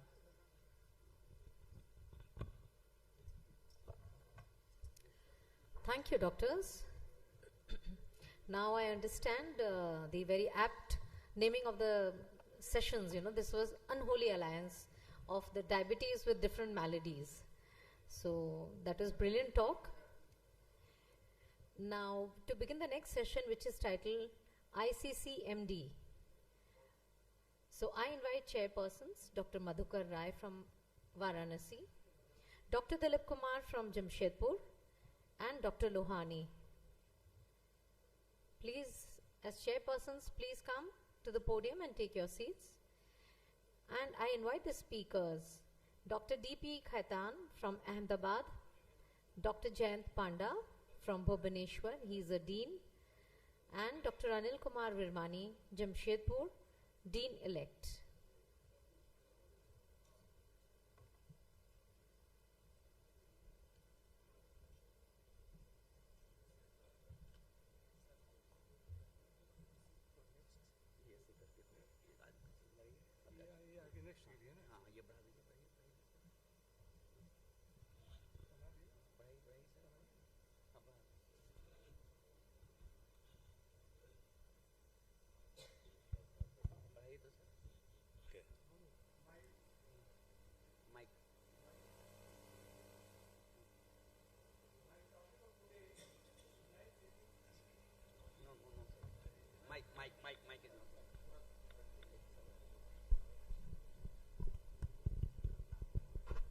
I don't think Dr. D.P. Khaitan needs any introduction because he is a permanent fixture of CCDSI and his interest or rather passion to ECG is enormous, and he keeps on giving ECG lectures, ECG on digital lectures. I think every week he is posting something, and I think it's a treat to listen to Dr. D.P. Khaitan, and he will be talking to you on life-threatening ECGs in OPD, which is a very, very important issue, and if you could recognize it, you can prevent death. Your is life-threatening ECG in OPD. My regards to all the Triveni Sangam of learned chairpersons, and also my regards to my mentor, Dr. Professor N. Rai, from whom I have learned the art of and science of ECG. Basic normal ECG should be on the top of the mind to understand the threatening ECG, especially in context with the S wave. S wave is the septal wave, which is running through the interceptal wave from the left bundle block, reflecting on the V1 as small r, and over V5, V6, 1 and AVL over as a small Q wave. It must be kept in mind. And always look at AVR. And this entire picture of ECG must be on your mind to determine the three-dimensional space of the diagnosis. Three-dimensional, my topic is three-dimensional aspect of understanding the ECG concept. Life-threatening conditions at ECG glance, I will be discussing PR interval, LGL syndrome, WPW syndrome, pattern, Mehem pathway, related to QRS, SCM, left ventricular hypertrophy is independent risk factor, fragmented QRS, SNT changes, hyperactive T wave, STEMI, occlusive MI like the D Winters pattern, valence, posterior MI, Eslinger syndrome, angina pectoris, non-ST STEMI, and QT, either prolongation or shortening due to electrolytes, potassium, calcium, drugs, congenital short and long QT, miscellaneous like Brugada syndrome, pulmonary embolism, pericardial effusion, ventricular aneurysm, spiked helmet sign, and DCMP. Others are Diabetic effect, Osborne wave, masculating bundle block, and ventricular tachycardia. With these lights, because it's not possible to deal all the entire subject. LJ syndrome, just to see, whenever there is a extra passage of the impulse passes through the other than the SA node, for example, the AV node, example LGL syndrome, there is a passage of the through the AV node bypassing away from the AV node. That's why PR interval will be shortened, but there will be no abnormality of the QRS complex in the form of the shortened in the form of the delta wave. So shortened PR interval with normal QRS indicates the LGL syndrome. But in DWPW pattern, there is a two waves. One is coming from above through the SC pathway, one is coming from below above to meet the husband and wife, like husband and wife. So there is an immediate shortening of the PR interval with immediate followed by the delta wave, superimposed upon initial broadening of the QRS. So if you see the P wave, immediately followed by the delta wave, it is nothing but the WPW syndrome.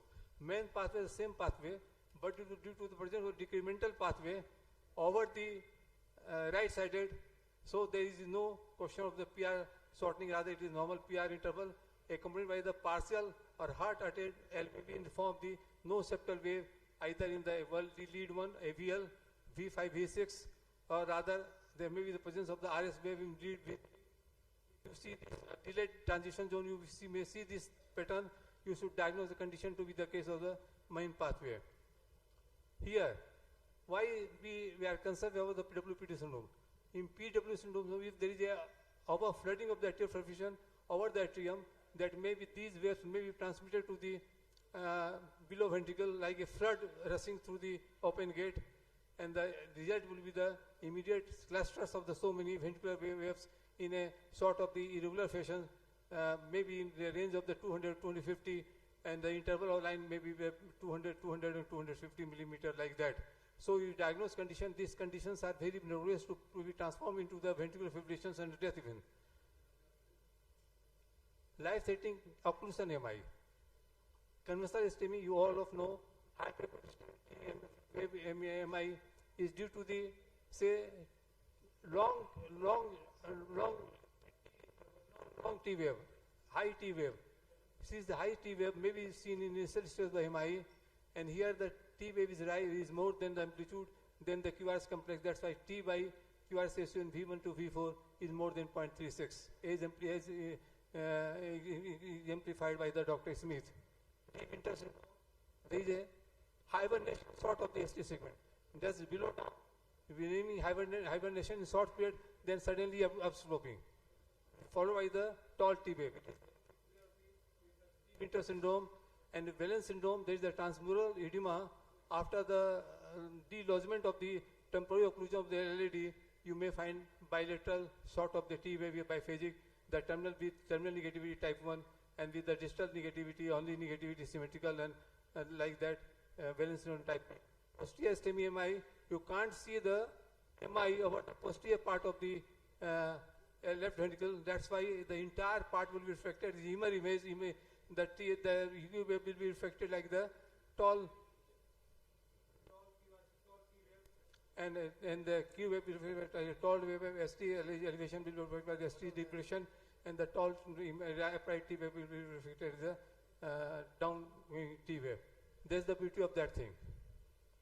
ST depression myocardial infarction, it is the rule that whenever there is a current flow away from the exploding electrodes towards the endocardium, the reflected the ST depression will be reflected, because there is a spasm over the inner part of the endocardium creating a current of injury. That's why horizontal round sloping ST segment depression 0.5 millimeter in more than 2 leads, mild form if equivalent to more than 1 millimeter in 2 leads, it is just a worst prognosis.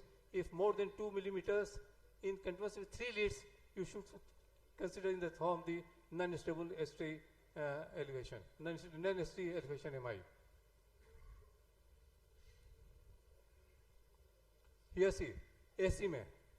This asymmetrical thickening of the left ventricle mass, either the septal part or the apical part or left free wall, or they combine together all the left ventricle as a whole, may give rise to this sort of picture. Here, this you see here in this pattern, due to the heterogeneous hypertrophy of the ventricle mass, there is a T wave inversion like a dragger, as you see in the case of the V4, V5, V6, with the features of the left ventricular hypertrophy by the cyclocriteria over the V1 and V5, and plus there is also inversion of the T wave inversion over the inferior leads, and there is a PR shortening. Sometimes over the case of the 30 to 55% of the cases, you may find the PR shortening.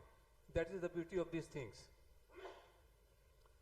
And this may be seen, this is apical hypertrophy, because we are seeing over the V1, inferior leads plus V5, V6 leads, but also there is a free wall involvement because it is extending from here to V6. So it's a combined effect of the apical hypertrophy plus left free wall hypertrophy as well.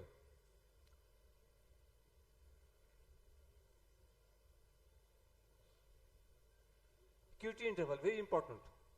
You know the normal range of the QT interval. In the case of the males, it is 0.35 to 0.45 in the males, but somewhat 1 millimeter higher in the case of the females. And there may be this either prolongation of the QT interval or shortening of the QT intervals. The rule is that you measure by the rule of thumb. Very important part. You see here the QT interval or the T part of the is more than the RI interval. Then that part suggestive of the prolongation of the QT interval.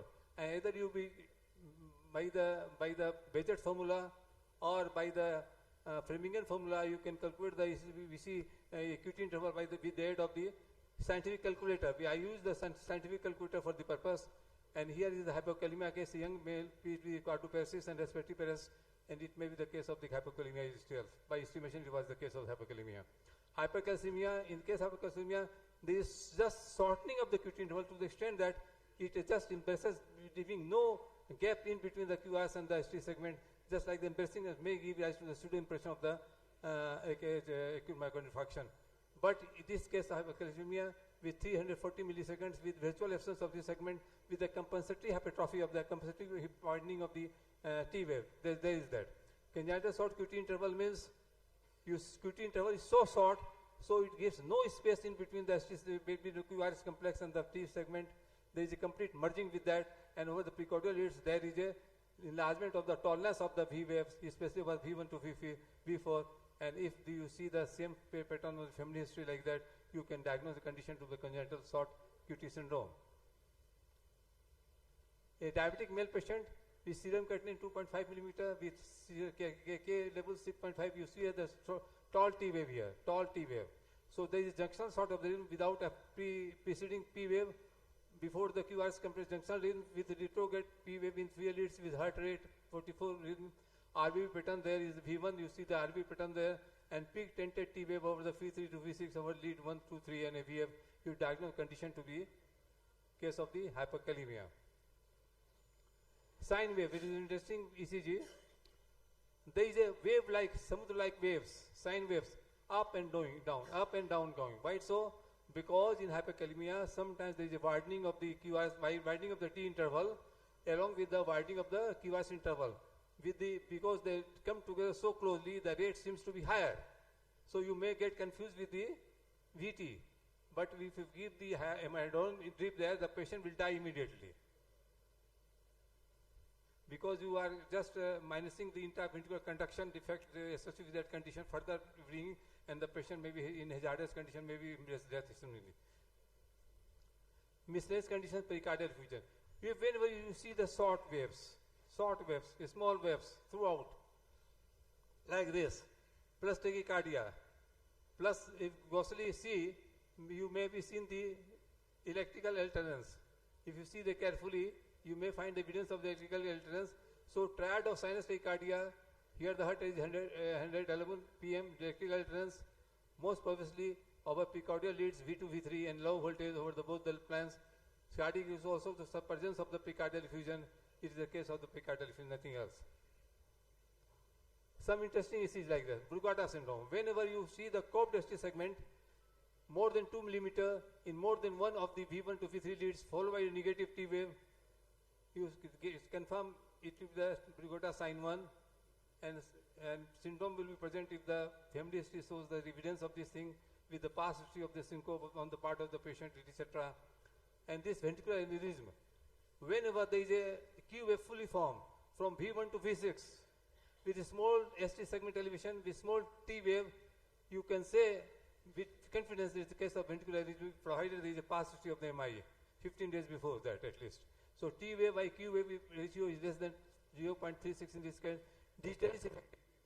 Arrow image sign over the ST mark sign, provided there is no after hump, which is the case of the digital toxicity. If a hump is there, here that QT syndrome and QT interval and the PI interval both are shortened. So this is the picture of the digital toxicity. Note the T wave does not go beyond the baseline, which occurs in the case of the digital effect only. DCMP, here again the short complex. Low voltage corresponding limb leads, poor RV progression. In chest leads, atrial fibrillation close of inspection. and plus northwest axis plus 170 RT in atomic distortion of the His bundle and His branches occur sometimes in case of the DCMP. Osborne wave, you see the exaggerated sort of the J junction wave. J junction wave exaggerated here.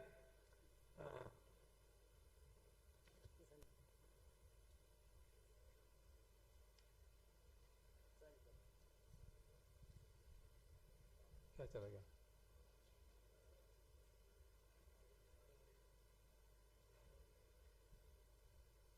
Anyhow, acute pulmonary embolism. The basic concept is that in acute pulmonary embolism, there is a right ventricular strain with or without dilatation. May be accompanied by the TR regurgitation. At times, extreme cases may be followed by the P wave enlargement. So, in this case, sir.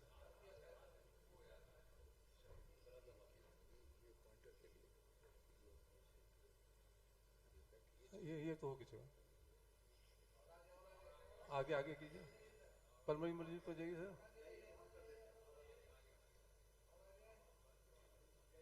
हाँ acute pulmonary stop करते जाइए sir please करते please help me so in this case this is the formula acute dilatation of the right ventricle with the strain either fully or partially in combination so here find the inferior lead showing the T wave inversion and the V1 V2 V3 is showing the T wave inversion also. This is the more or less 95% diagnostic of the pulmonary embolism. You may find otherwise the other finding of the right ventricular strain patterns in the form of the right ventricular block and the right ventricular hypertrophy at times enlargement as well. Please. Pericarditis is already dealt with. Next please. हो गया please. हो गया. Osborne हो गया. Mescotic bundle block. This is interesting. You see in the practice bifascicular bundle branch, RBB plus left antiphysical block. But in left antiphysical block, you see also the S wave, presence of the S wave in lead 1 and AVL. But in this case, lead 1 and AVL is not showing the presence of the S wave. There is a very characteristic of the mescotic bundle block. If you miss the diagnosis, the life will be missed. The patient will die due to the sudden development of the complete block. So whenever this sort of disease is noticed or witnessed, there is a insertion of the permanent pacemaker immediately. Ventricular tachycardia, I think whenever you see the left ear bundle block, left ear rapid sign, more than QRS here, more than 1.4 second, Prugada sign, having the widening of the QRS complex, stating the measurement from the arc wave to the deep S wave, more than 100 and QRS very, very important. You diagnose the diagnosis, it is since the atrial ventricular dissociation sort of so you may see the capture beat, the normal beat may pass through the AV node and the normal beat may be confused, may be combined together with the extra beat, what we call the fusion beat. Here see the right line. Joseph sign, the inferior notch, the notch may be present with the inferior limbs of the SA node. So all these combinations may be the positive coordinates throughout V1 to V6 and negative coordinates from V1 to VC. There is no RS complex as seen here. Always remember. So you by having the common sense concept of these things, you can diagnose the ventricular tachycardia very easily. Next please. Next please. So concluding remarks will be that 12 lead ECG continues a very remarkable tool for identification of life-threatening ECG in ODPD, especially in circumstances when it is combined with risk factors. When you are finding these, say fragmentation of this, I have not dealt with the fragmentation, say fragmentation of the class complex is there, but hypertension, the patient is having the habit of smoking cigarettes more than a day, or diabetic mellitus, the more chance of the this threatening ECG. What I want to say by these words.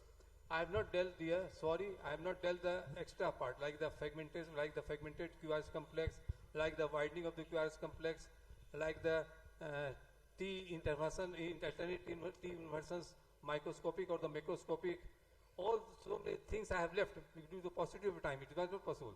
So I only dealt with some important conditions which we meet in practice, and whenever I get time next time, I will try to cover the entire subject in toto. Thanks to all of you. Thank you, Dr. Ketan. Please take your seat. we will have question answer session at the end. I deem it a pleasure to introduce the second speaker of this session, or should I say, he does not need any introduction in any gathering of physicians in this country, whether it is API or CSI or RSSDI or CCDSI. In fact, in CCDSI, he has been our past president and past dean also. So, without wasting any time, I request Dr. Jayant Panda to go ahead with his topic. And the topic is very unique, nutraceuticals and cardiometabolic wellness. Please. Thank you, sir. Thank you, Dr. K.K. Lohani. It's a proud privilege today in this evening amongst you all.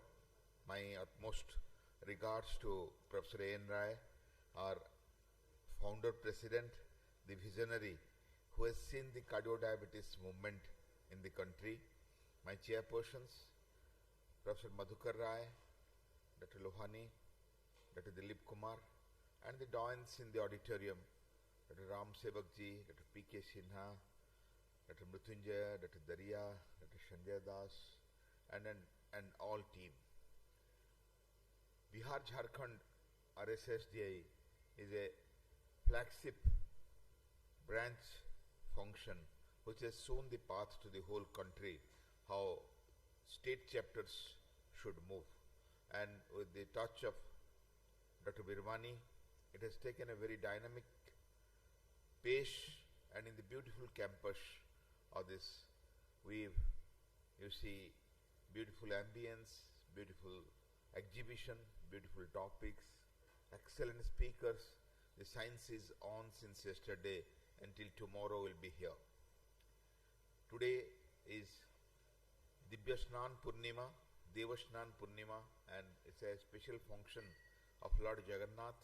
I seek blessings for all of us on this special occasion. I missed yesterday's inaugural ceremony because of our International Yoga Day celebration, and I wish we'll go a long way as a team CCDSI. My special congratulations to Dr. Birmani, which was never structured a Dean ICCMD session where the past Dean, present Dean and the future Dean together. He himself included him in our session. Give a big hand.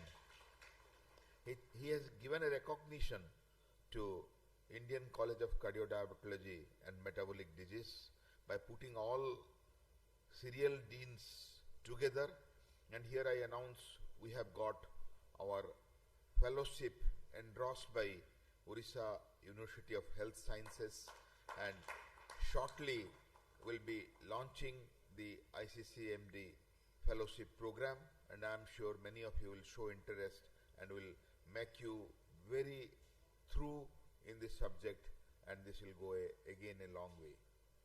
So with this I'll come to my topic, and this is again a very noble topic which I realized in the course of preparation, which many speakers admitted today, Dr. Singh, Dr. Lohani, that when we read for the topic, we learn this subject more than our audience, more than our listeners, more than our students.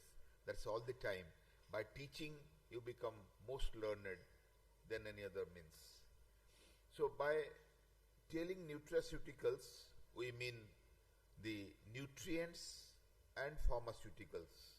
The word comes from nutrient and pharmaceuticals, and together it is formed as nutraceuticals, coined by the Stephen De Fallis, and food or part of the food that provides the medical or the health benefit, including the prevention and or treatment of a disease, is the definition. All of us use it in different way. We use different herbal preparations, we use different homemade preparations which contains different useful elements, but we have never realized it's so important therapeutically. In the next 10-12 minutes, I'll show you how important are they. They may be plant bioactives, micronutrients, vitamins, herbals, phytochemicals, polyphenols, anthocyanin, bergamot polyphenols, fatty acid, probiotic and prebiotic, antioxidant, spices and enzymes. This is the list. I'm not going to the detail. You can take a picture if you want. See the classification of nutraceuticals. When I was browsing, I saw a long list starting from the carotenoids to dietary fibers to fatty acids to the monosaturated fatty acids, isothiocyanates, phenols, the tocotrienols, the saponins, sulfides, isoflavones. All this contains the anthraquinones, the ergot alkaloids. You see this long list, and they have a proved benefit in some condition or other. This is a list of marketed nutraceuticals, which includes the omega-3 fatty acids, the different brands with different category, ingredients and their manufacturers. Knowingly or unknowingly, we use a lot of product, and the tea that you are shipping outside, you can see how suppressing the reactive oxygen species and suppressing the hypoglycemia, improving cardiac hypertrophy, improving the endothelial dysfunction, it gives the benefit to the cardiometabolic wellness. The chemical composition of green tea and black tea I have put, which contains catechin, caffeine, theanine, thiaflavins and the thiarubicins, which are very useful as a cardiometabolic wellness ingredient. So from this potential role of nutraceuticals, we accept its use as a pro and prebiotic, food or special medical uses, but the special preparations in the market as the food supplements are not encouraged by many. From the natural source, we have to learn its use. The importance of the cardiometabolic disease and the metabolic wellness, all of you know that this is responsible, the cardiometabolic conditions are responsible for almost 30% deaths worldwide, and it includes the CVDs, the diabetes, the NAFLDs, the CKDs, the obesity, and here the nutraceuticals come in a various way of promise of the GI, stem cell, antioxidant, renal, the lifespan prolonging, the reproductive, the mitochondrial biogenics, and the disease prevention, like all diseases, the cardiovascular, diabetes, osteoarthritis, eye disorders, obesity, cancer, oral disorders, Alzheimer's and Parkinson's. And this is there is a non-specific indications, and I'll tell you in different trials, different projects, how this has been proved. This shows the therapeutic areas covered by them in different diseases, and which shows they have a significant percent of respondents which encourages such type of use in the therapeutic practice. So this part is very important. We'll put little concentration that cardiovascular system includes heart, blood and blood vessels, and the optimal measures are defined as body mass index, waist circumference, and without taking medicine, the blood glucose, the cholesterol, the blood pressure, and without any cardiovascular disease like prior heart attack or the stroke. So this is the definition of the cardiometabolic wellness or cardiometabolic health. And here the key markers, as you know, are age, sex, family history, hypertension, dysglycemia, dyslipidemia and smoking, abdominal obesity, insulin resistance, inflammation, the HSCRP, lack of fruits and vegetables, sedentary lifestyle, and psychosocial stress include newer cardiovascular risk factors. And all these risk factors need to be ensured by lifestyle or by the nutraceuticals which have different role in them. So this is, all of you know about the body mass index, HDL-LDL ratio, the triglyceride levels, inflammatory markers and the insulin sensitivity, which are very important markers of this condition, and the role of nutraceuticals in the preventive benefits like preventing the cardiometabolic disease by addressing risk factors, I have already told, or therapeutic benefits where patient has already suffered from a disease come into action.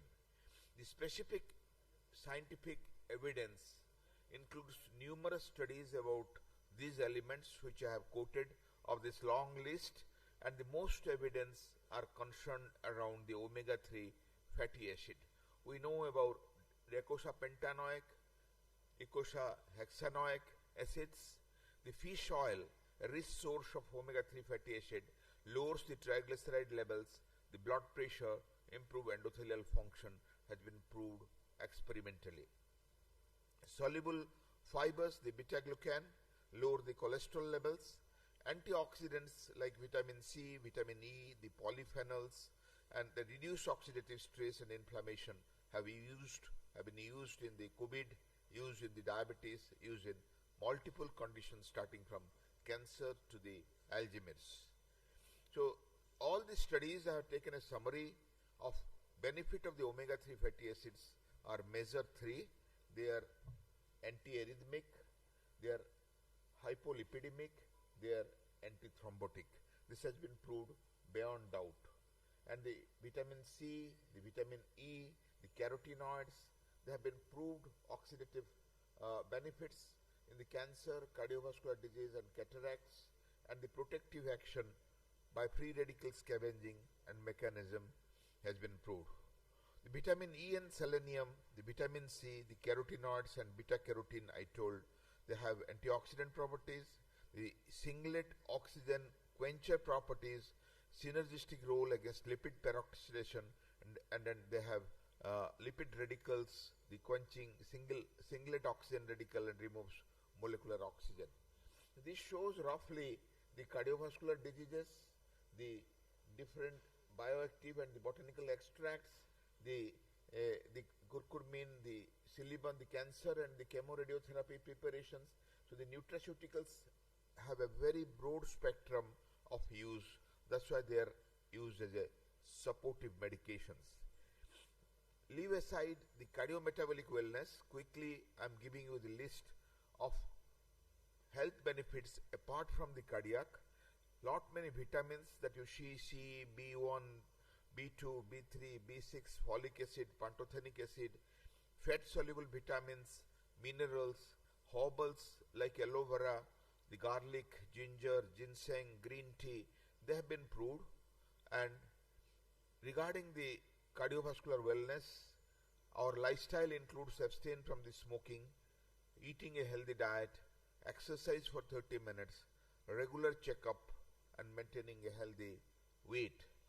And the best food for the healthy diet includes the garnet, the iron, aluminium, magnesium, chromium or calcium in their structure, the beans, zinc, copper, manganese, selenium, vitamin B1, B6, E and K, the avocado rich in B, vitamin C, vitamin E, vitamin K and fibers, the broccoli with vitamin A, C and K, the salmon with vitamin B12 and the dark chocolate high in the iron, magnesium, copper, manganese, vitamin A, B, E and K.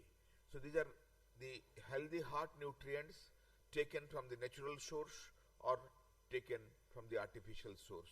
You know about the exercising in the lifestyle which controls weight, which combats the health condition and the diseases. Exercise boosts energy and improves the mood.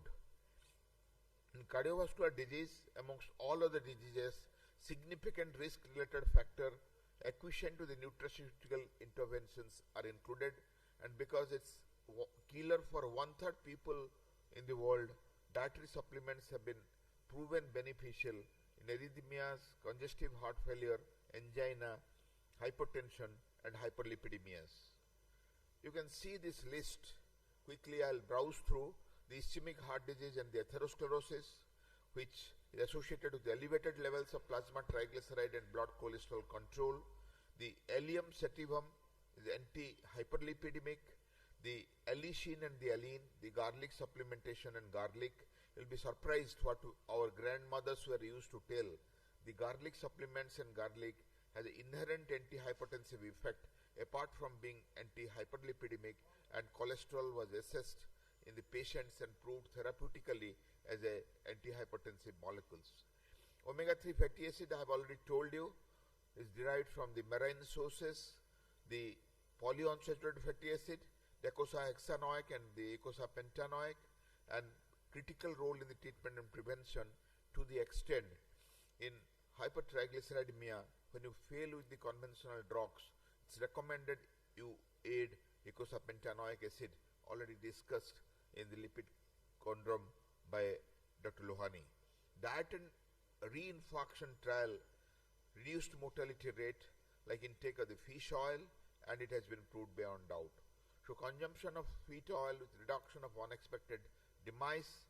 Recent clinical trial studies, risk of cardiac arrhythmias have come down, and it enhanced the electrical stability of the heart cells, extending the relative refractory period, and what Dr. Khaitan has shown you will be benefited by consumption of omega-3 fatty acid.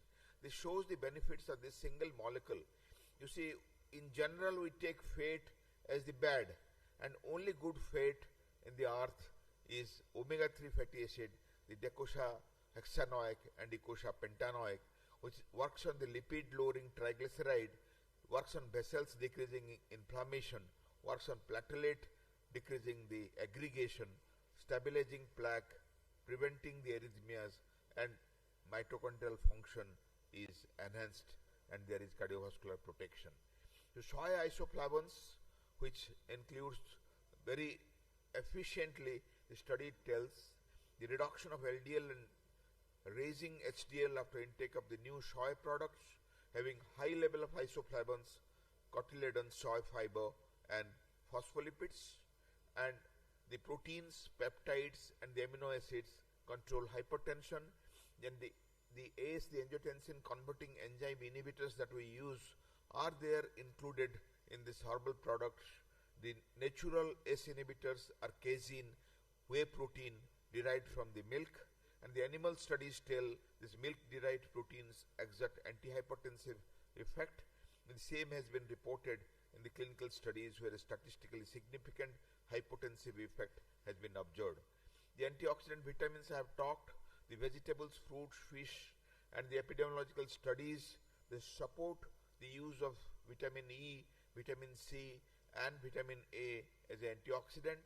The phytosterols are structurally similar to cholesterols, and then they tend to compete for absorption through the small intestine, and then found naturally in vegetable oil, seed, nut, grain, and the wood pulp. Intake of the phytosterol increasing hepatic uptake of LDL, reducing blood LDL levels, and promoted. So the plant sterols are derived from a natural grain like soy, sunflower, and corn, and the various studies are shown.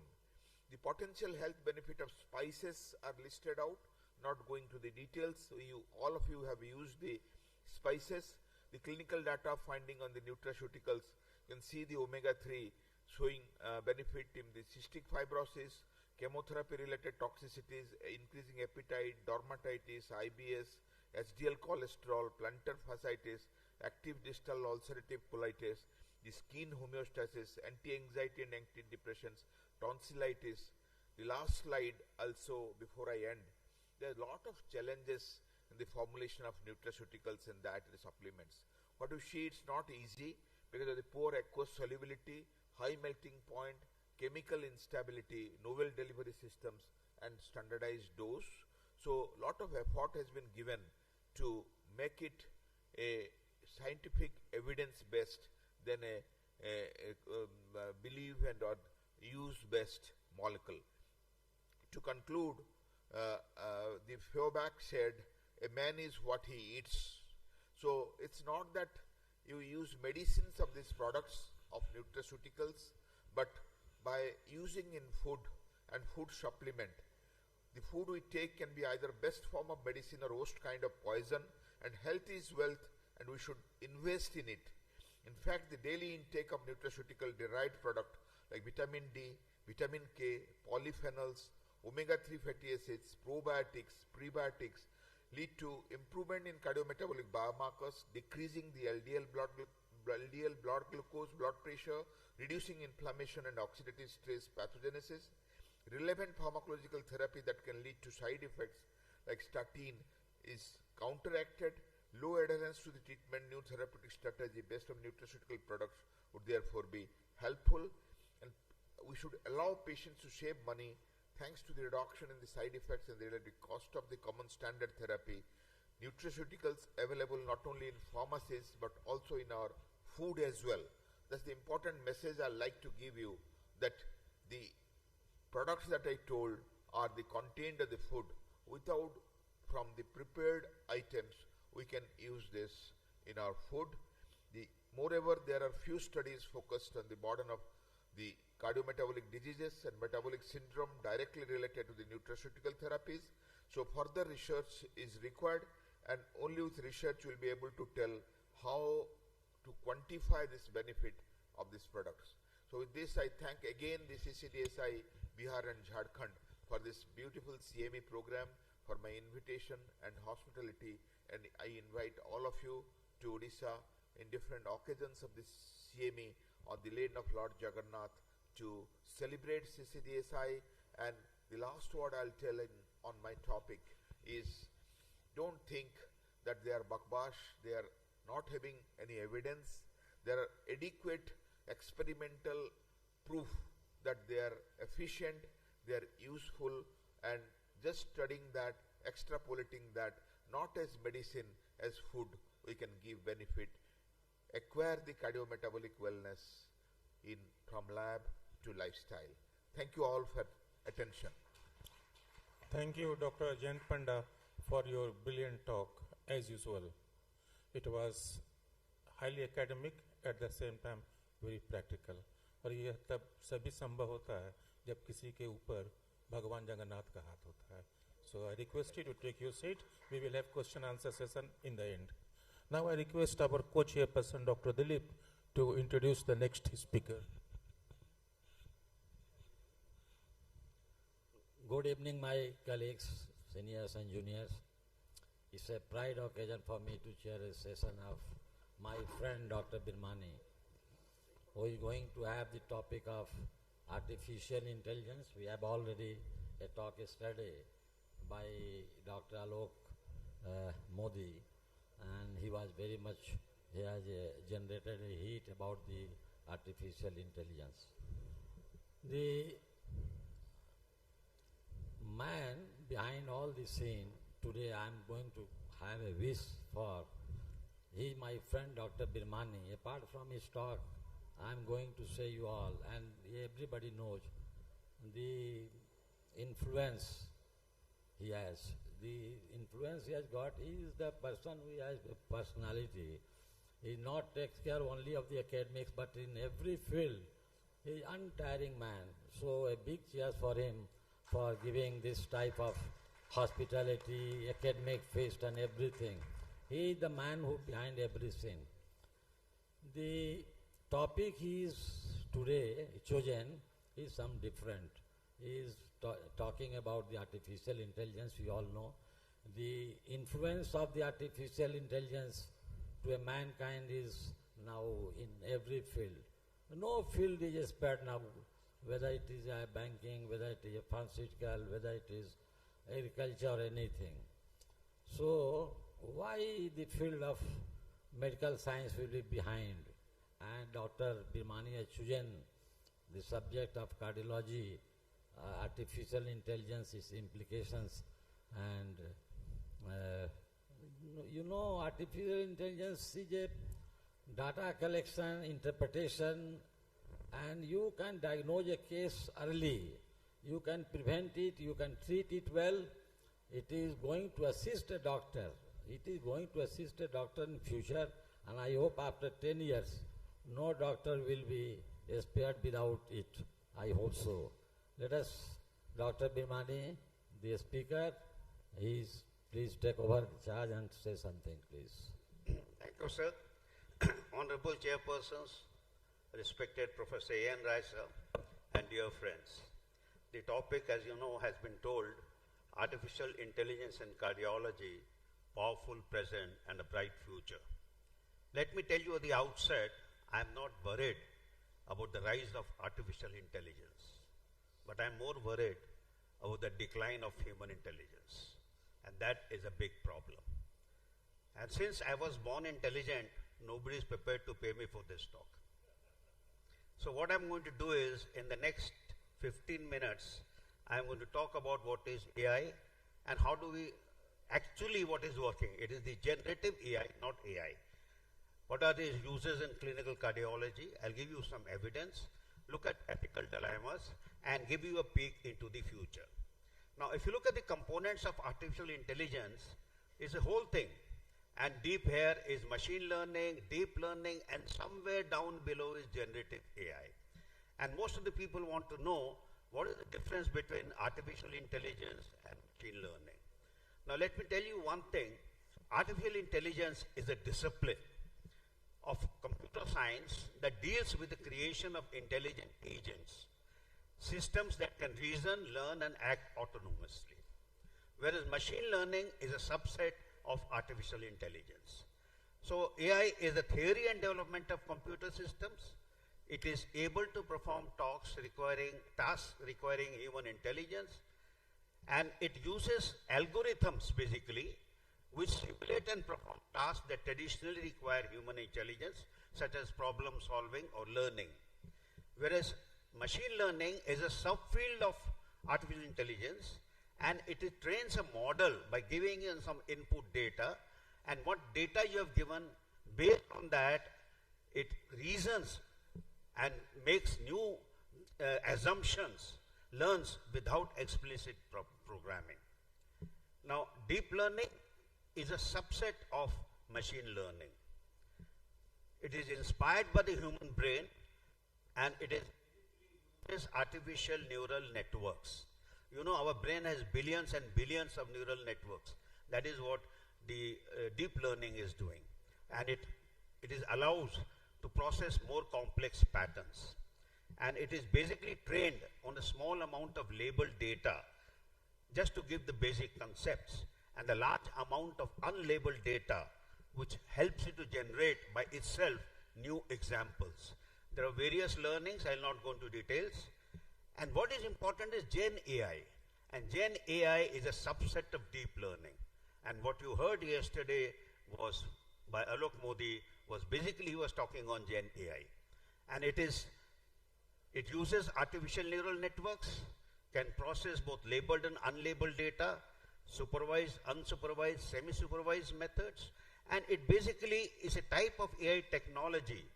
Just like, as I said, algorithms are very important. ChatGPT is one that is, and what is it doing? It's creating new content, audio, code, images, text, simulations, videos. Whatever you give the prompt, it will come out with the result. So friends, in medicine there is an unmet need for effective triage of patients, efficient clinical evaluation and incorporation of clinical expertise with evidence-based medicine and the latest technologies and accurate decision making. And cardiology is in the forefront of AI revolution because it can accurately predict cardiovascular outcomes, non-invasive diagnosis of coronary artery disease, malignant arrhythmias, diagnosis, treatment, and predictions of outcomes of heart failure. And there are a lot of advancements going on. Internet of Things is where machine is talking to machine, precision medicine, and this is what is going to lead into the innovations of cardiovascular research. But remember, there are ethical and data privacy concerns which I'll talk about later, and we need to regulate this. That is very important. You know the prevalence of heart disease, I don't want to go out. It is almost 4,000 to 5,000 per 100,000 population.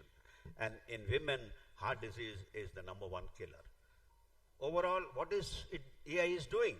It is collecting big data from the electronic health records whether it be diet, genetics, lifestyle, ECG, the various wearable software, and from data from the various imaging that you have done, CT, echo, magnetic resonance, etc., and goes into the machine learning and the computer, and what ultimately you are getting: automatic diagnosis, continuous remote monitoring, improved decision making, treatment selection, precision medicine, and reduced cost.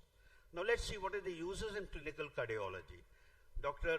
Khaitan, don't worry, it will not replace you. But what it is going to do, it improves the accuracy of automated ECG interpretation, and therefore stratification and prognostication of patients.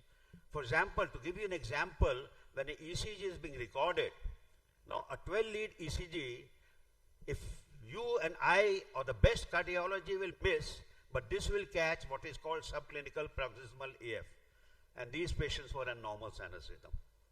And which, once you catch subclinical paroxysmal atrial fibrillation, you can prevent and treat it. Decision to start antithrombotics therapy in patients with newly diagnosed atrial fibrillation, and this is a study in more than 9,600 patients. And what was used for gradient boosting machine, the best performing machine learning algorithm, and it is compared to CH2, this VAS scores and the Has-Blood scores, and it showed a very good accuracy as far as major bleeding was concerned and the mortality or death was concerned. So it has shown accuracy as compared to the risk scores. Transthoracic echo. So what it does?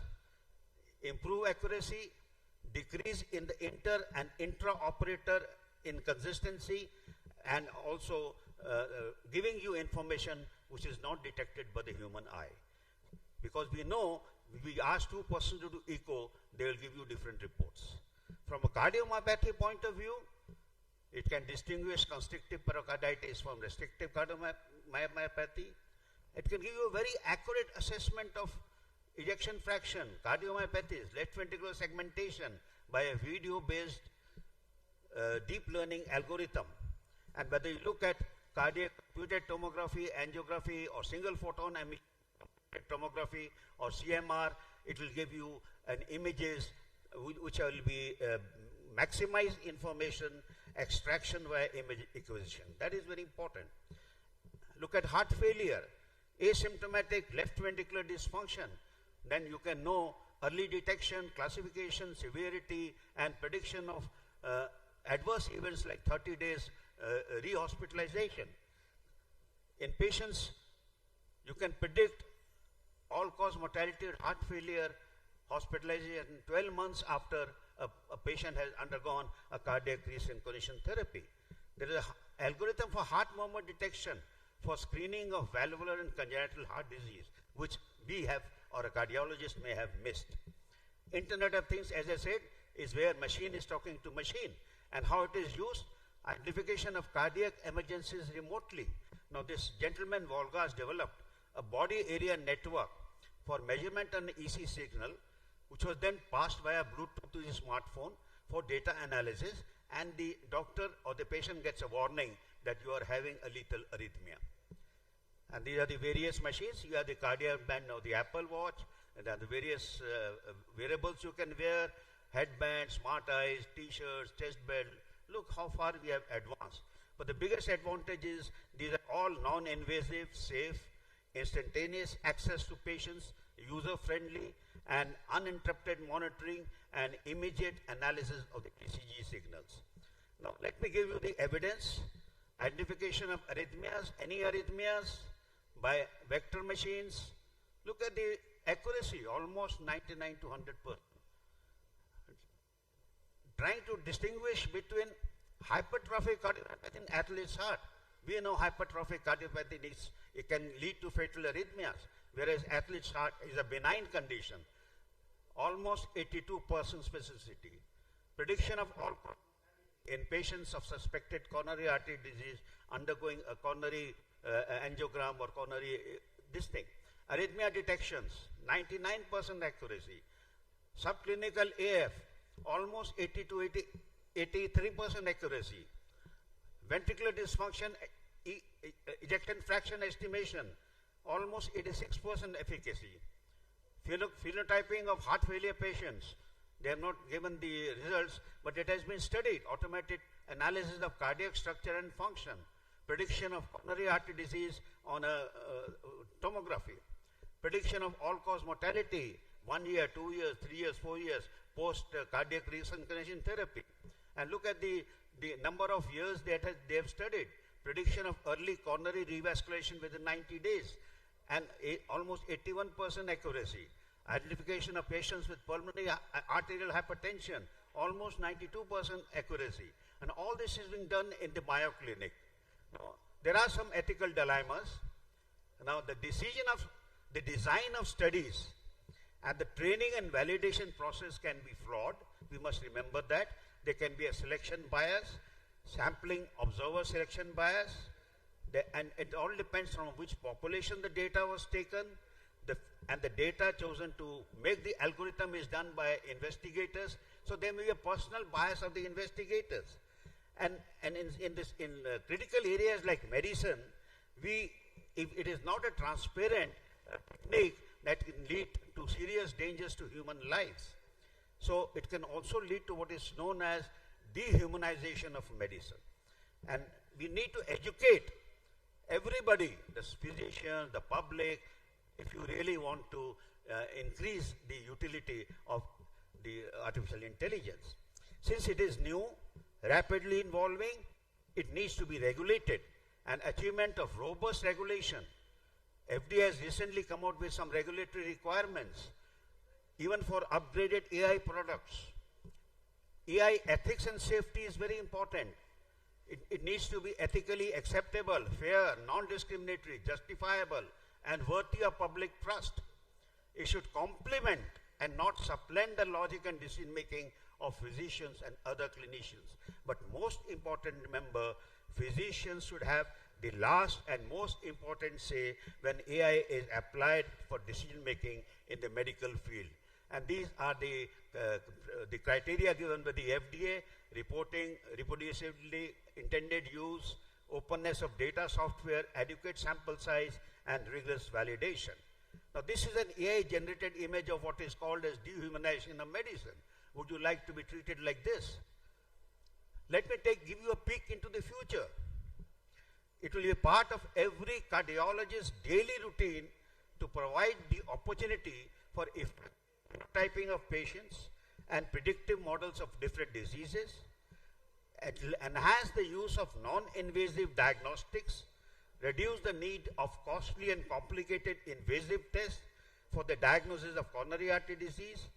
In fact, the future cardiologist will be able to tell an asymptomatic patient sitting before him whether they will develop a lethal arrhythmia or have an MI, and how to avoid it. Can you imagine what the potential? And so that is why it's imperative that all cardiologists should be ready to accept this field. The future cath lab, the cardiologist will be just sitting with a chair and maybe reading a newspaper. You will get AI-guarded frame selections, segmentations, and whatnot. So everything will be done by AI. The cardiologist will have to do nothing. Now, in the end, I'd like to pay a tribute to the journey of AI in cardiology, which will give you the entire story. In the heart of the lab where the circuits hum, AI took the stage ready for some fun. Let's mend these hearts, it's my new endeavor. With algorithms sharp, I'm smart and clever. Docs stood in awe. What is this new tool? AI just smiled. I'm no medical fool. I'll read all the charts, every beat, every flow, and tell you what's wrong with a precision show. It scanned and it beeped with a digital flair. Your patients need care, but don't despair. A tweak here, a dose there. I've got the plan. Trust me, dear doctors, I am your right-hand man. But what happened? But then it went rogue, predicting some tunes. The heart beats in jazz with occasional swoons. Docs chuckled softly. You're clever, it's true, but leave the music to us and we'll work with you. In the heart of the lab, AI is now a friend. With a blend of tech and docs, on hearts we depend. Together they laugh as they heal with delight, for in the world of cardiology, AI is just right. So ultimately it will be your friend. And what are you getting? You're getting an AI-enabled, knowledgeable worker. And what have we done? We have used artificial intelligence and human intelligence to get what is known as augmented intelligence. Thank you for a patient hearing.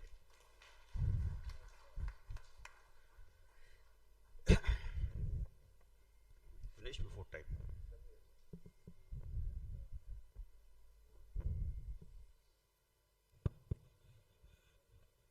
Thank you, Dr. Virmani. You exactly did what was expected from you. The session is open for floor participation. We can have three questions from 3 speakers because we are very late.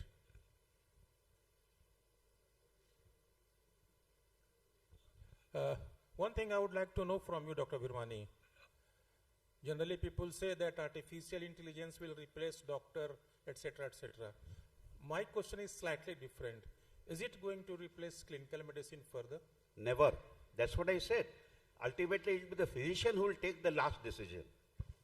It will just give you what Dr. Dilip said in the beginning. It will just process the data for you. The decision to give which medicine to which patient will ultimately depend on you. It will just give you some suggestions. It will never replace clinical medicine. I'll add something here. So this is the commonest question people are worried about, and many predictions globally that it is going to create a problem for the human jobs and the human achievement. I'll tell this is like employing a clever staff. All of us have staff. We want an intelligent, clever, efficient staff. If the staff is very efficient, he may make you in problem. You have to manage your staff smartly, and a well-managed staff can take you very high. Same with the gadgets. We all have used smartphones. They have AI. We have laptops, computers, gadgets. They have AI. So there is predictive texting. When you write C, it shows celebration. When you write D, it writes the word you use most. They give them clue. And by that we decrease our time of texting. So they are all artificial intelligence. Only thing, how smart and efficient is the master, that decides how AI will help you in your profession. I'm sure in future AI is going to come in a big way, and we must make ourselves very smart, very informed, very knowledgeable, very efficient to use AI in our system. I have seen hundreds of clinics who have already incorporated these technologies. And in our diabetes technology meeting, we have a Ccdsicon where we take this further, and this shows ways like CGM, ways like different maneuvers can help you immensely. The clinical medicine will be supported immensely by artificial intelligence if you are thorough in clinical medicine and if you know how to handle the gadget. Hello. See, it is very important for our subject in medical science because our clinical equipment is very important to deal with the patient. So AI may take some time to interact or anything else.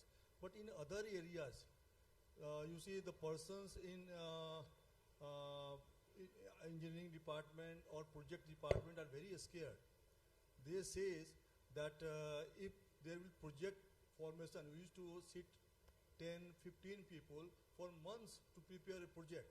But now it becomes ready within few minutes. So they are scared that whether we are survive or not, we don't know. See, who will not survive? Who is doing a routine, mundane job? For example, you have got somebody who is making a cup of tea for you every morning. His job will go because this robot will come and make tea for you. But it will not take a decision for you. That decision you will take yourself. So this will be an intelligent secretary for you. I request our co-chairperson, Dr. Madhukar Rai, for his concluding remarks. Okay.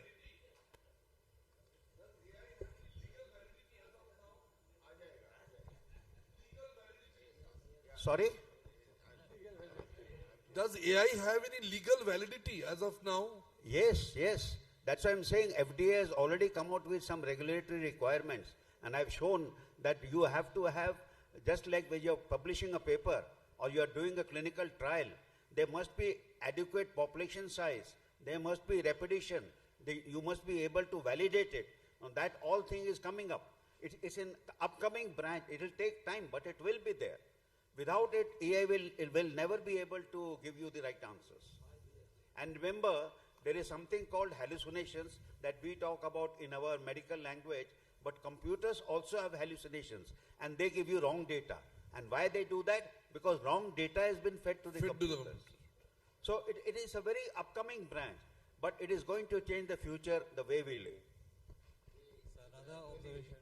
Gradually, the regulations will follow. Gradually, you know, our finance minister already declared that AI uses will have a particular tax, it will attract a particular tax, keeping the financial implications in view. So legal, financial, and everything is following gradually in a big way. Another question. Question. Fish oil is a very popular nutraceutical which is being used. Which one? Fish oil, omega-3 fatty acids. But there are many reports that it can cause atrial fibrillation and stroke also. So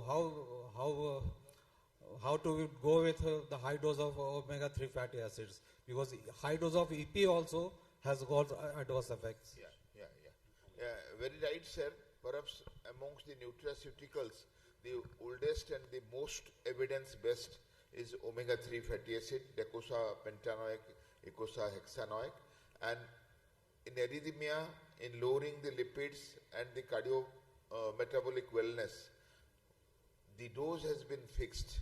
The composition and the combination of this polyunsaturated fatty acid, which are therapeutically effective, has been fixed, like 325 and the 625, and there are many studies taking them in high doses, low doses, and optimal doses.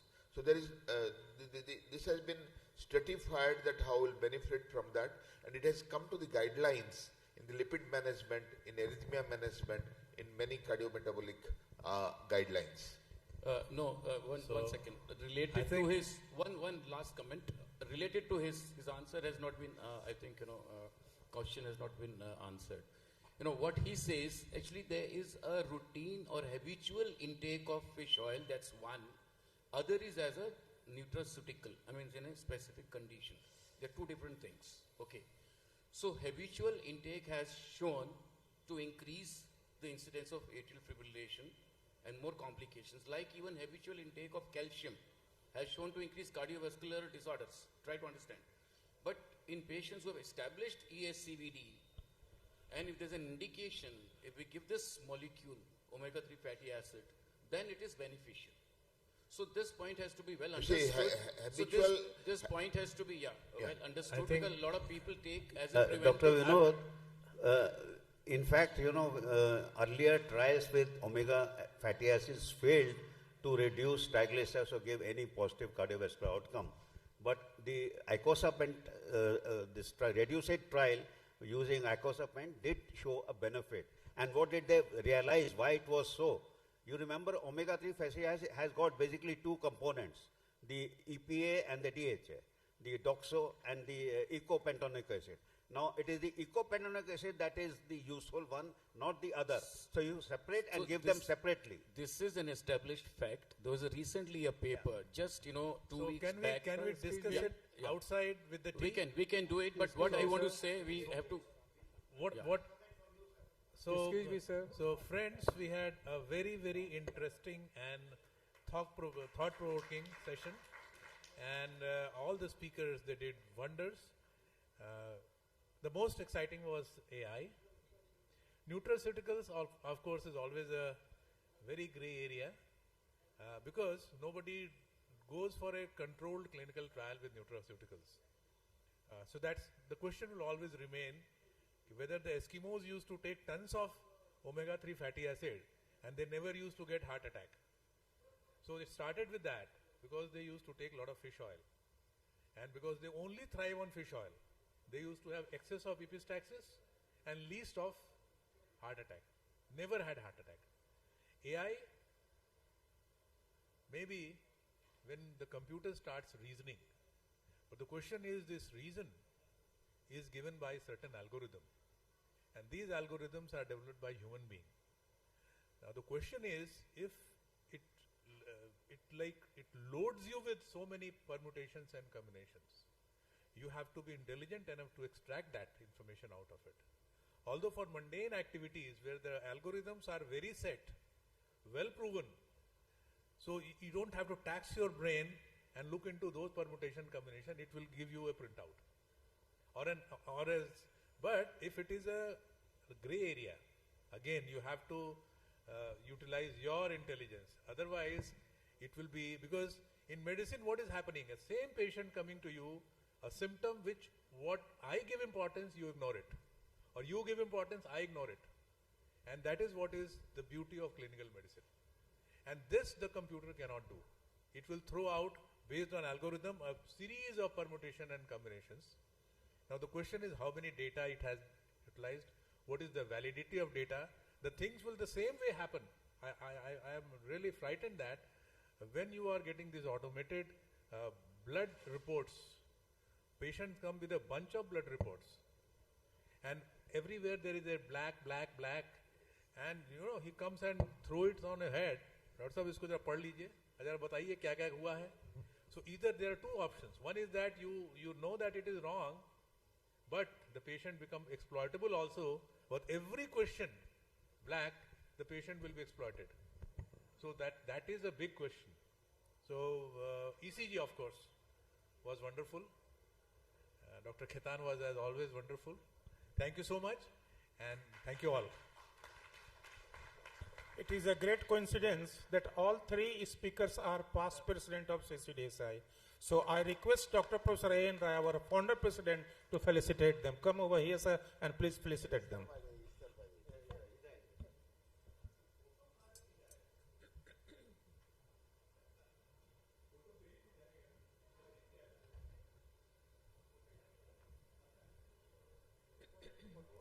Thank you, doctors. That was a very crisp summary by Dr. Madhukar Rai. Now on to the next session, which is titled Joining the Dots. So I invite chairpersons Dr. Dipanjan Bandopadhyay from Siliguri, Dr. Dipanjan Bandopadhyay from Siliguri, and Dr. S.S. Daria from Jaipur. Chairpersons, I invite you to please come on the podium and take your seats.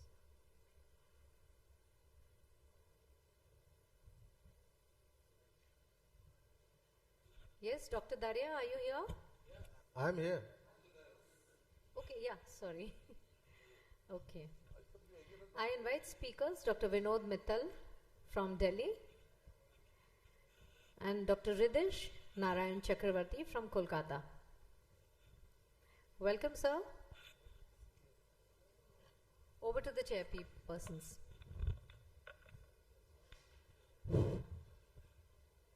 Good evening, everybody. I think we are all eager for the cultural and thirsty for more. So, the last session of the day, two very interesting talks, and we will basically be joining the dots of several aspects of the same clinical syndrome. And the CKM syndrome is possibly one of the new terminologies which has come up. Somewhere it's being mentioned as a care-me syndrome. Basically, it's a conglomeration of cardiac, renal and metabolic abnormalities that constitute the conundrum of cardio-diabetology and obesity. And may I request no less a speaker than Dr. Vinod Mittal from Delhi. Sir has been an activist of the association and an academic enthusiast. I request Dr. Mittal to present his talk. Very good evening, everyone, and it's my proud privilege to be here. I convey my thanks to Dr. Virmani and the entire team, CCDSI, Jharkhand and this chapter. I would be basically discussing CKM, which has already been enumerated as cardiovascular kidney metabolic syndrome. There's no conflict of interest. It's purely a scientific talk. And basically, we know there is poor cardiovascular kidney metabolic health in the population. And it affects all the organs, in particularly,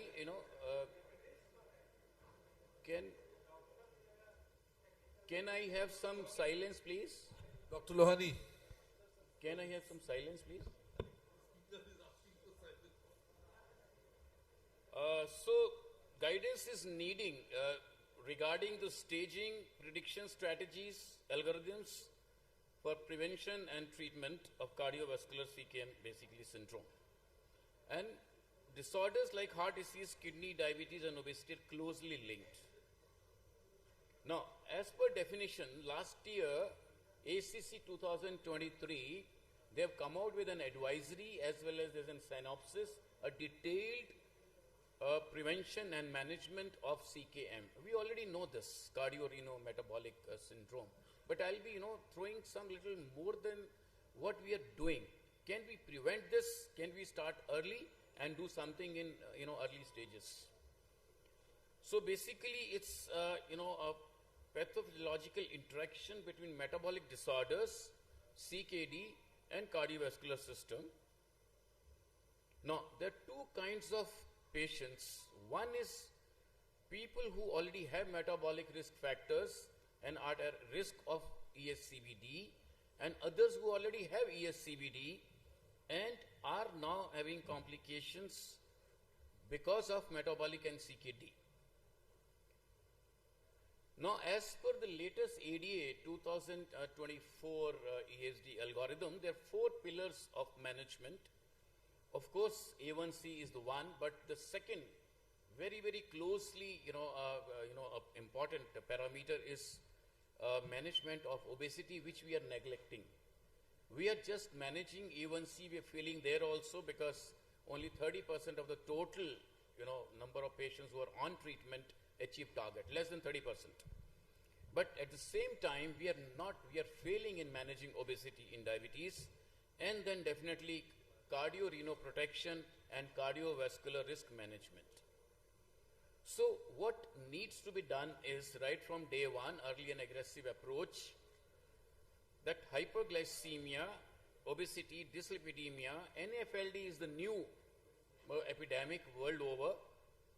Then cardio, basically hypertension, hypercoagulation, atherosclerosis, heart failure. And renal, of course, day one, we should be, all type 2 diabetic patients, calculating eGFR as well as UACR. Almost 40 to 50% of type 2 diabetic patients will have one of the either abnormality if we calculate this on day one.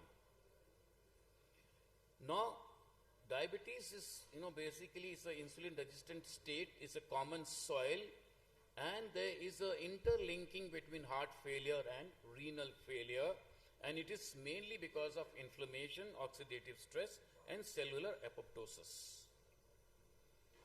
So basically we see here, one hand there's a cardiovascular disease and chronic renal disease. Now basically the risk is almost the same, diabetes, blood pressure, elderly.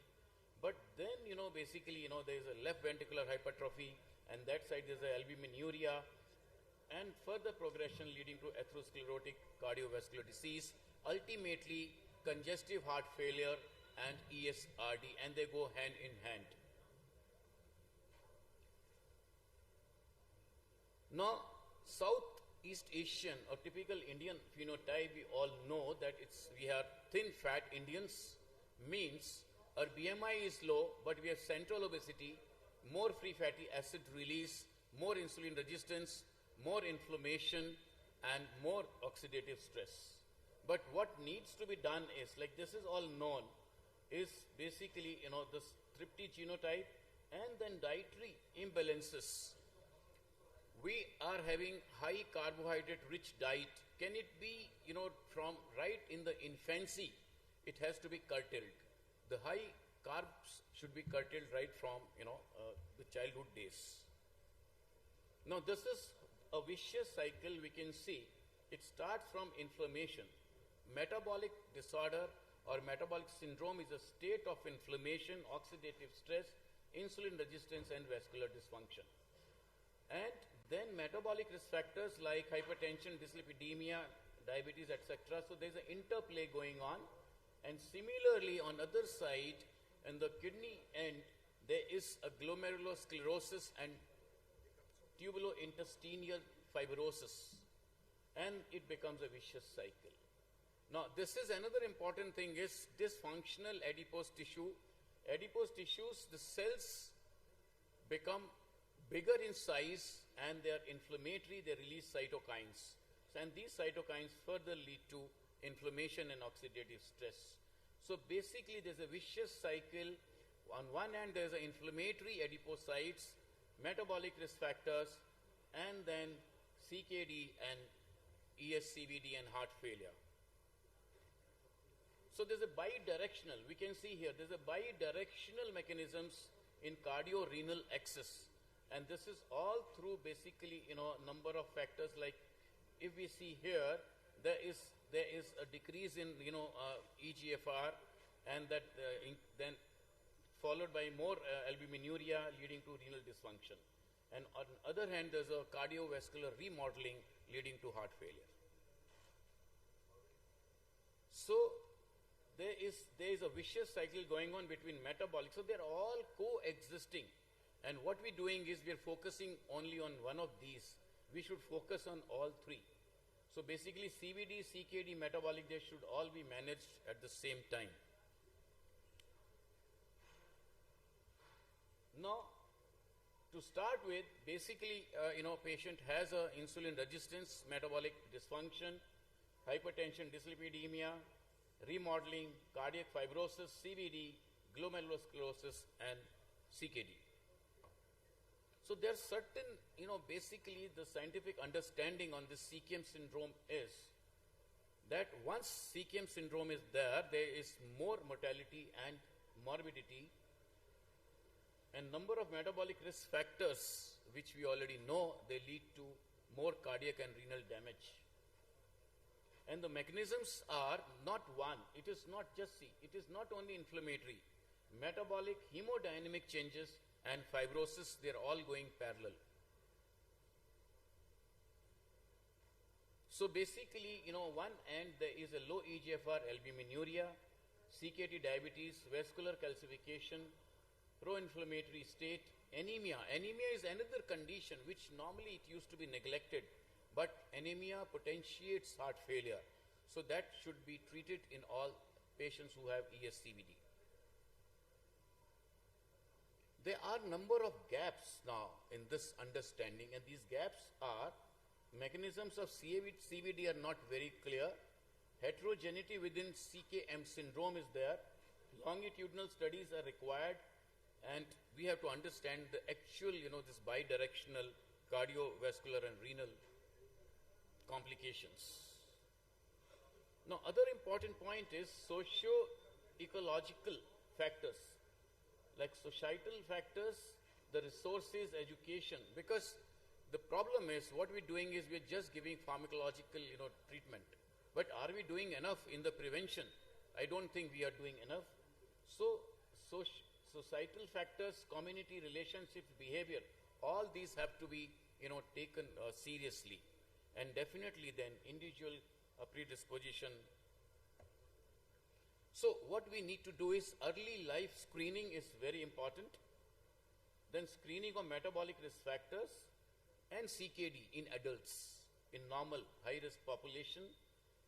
Screening for subclinical CVD in the form of even like ABI and or maybe, a carotid intima media thickness, calcium score. All this needs to be done. So there are 4 stages of CKM as per ACC. One is when everything is normal. Stage 2 is there is a excess or dysfunctional adiposity. Central obesity itself is stage 1, which is normally taken as normal. So people who are having normal BMI with central obesity, they need to be considered and proper screening should be done. Then the metabolic risk factors for CKD and then subclinical CVD. Subclinical CVD is also, getting neglected, and like with the help of say calcium score or CT angio, it should be, in a population where there is a high risk. And then definitely stage 4. Stage 4A is no kidney failure and 5 is with kidney failure. That's how we, decide on the stages. Now this is basically we can see, so this is the, without any risk factors. 2 is adipose only, there is a dysfunctional adipose tissue. Stage 2 is metabolic risk factors are all there, hypertension, metabolic, diabetes. And stage 3 is either a subclinical ASCVD or subclinical heart failure. Even subclinical heart failure is being neglected, and like subtle signs of heart failure in terms of maybe small pedal edema, slight breathlessness or fatigue.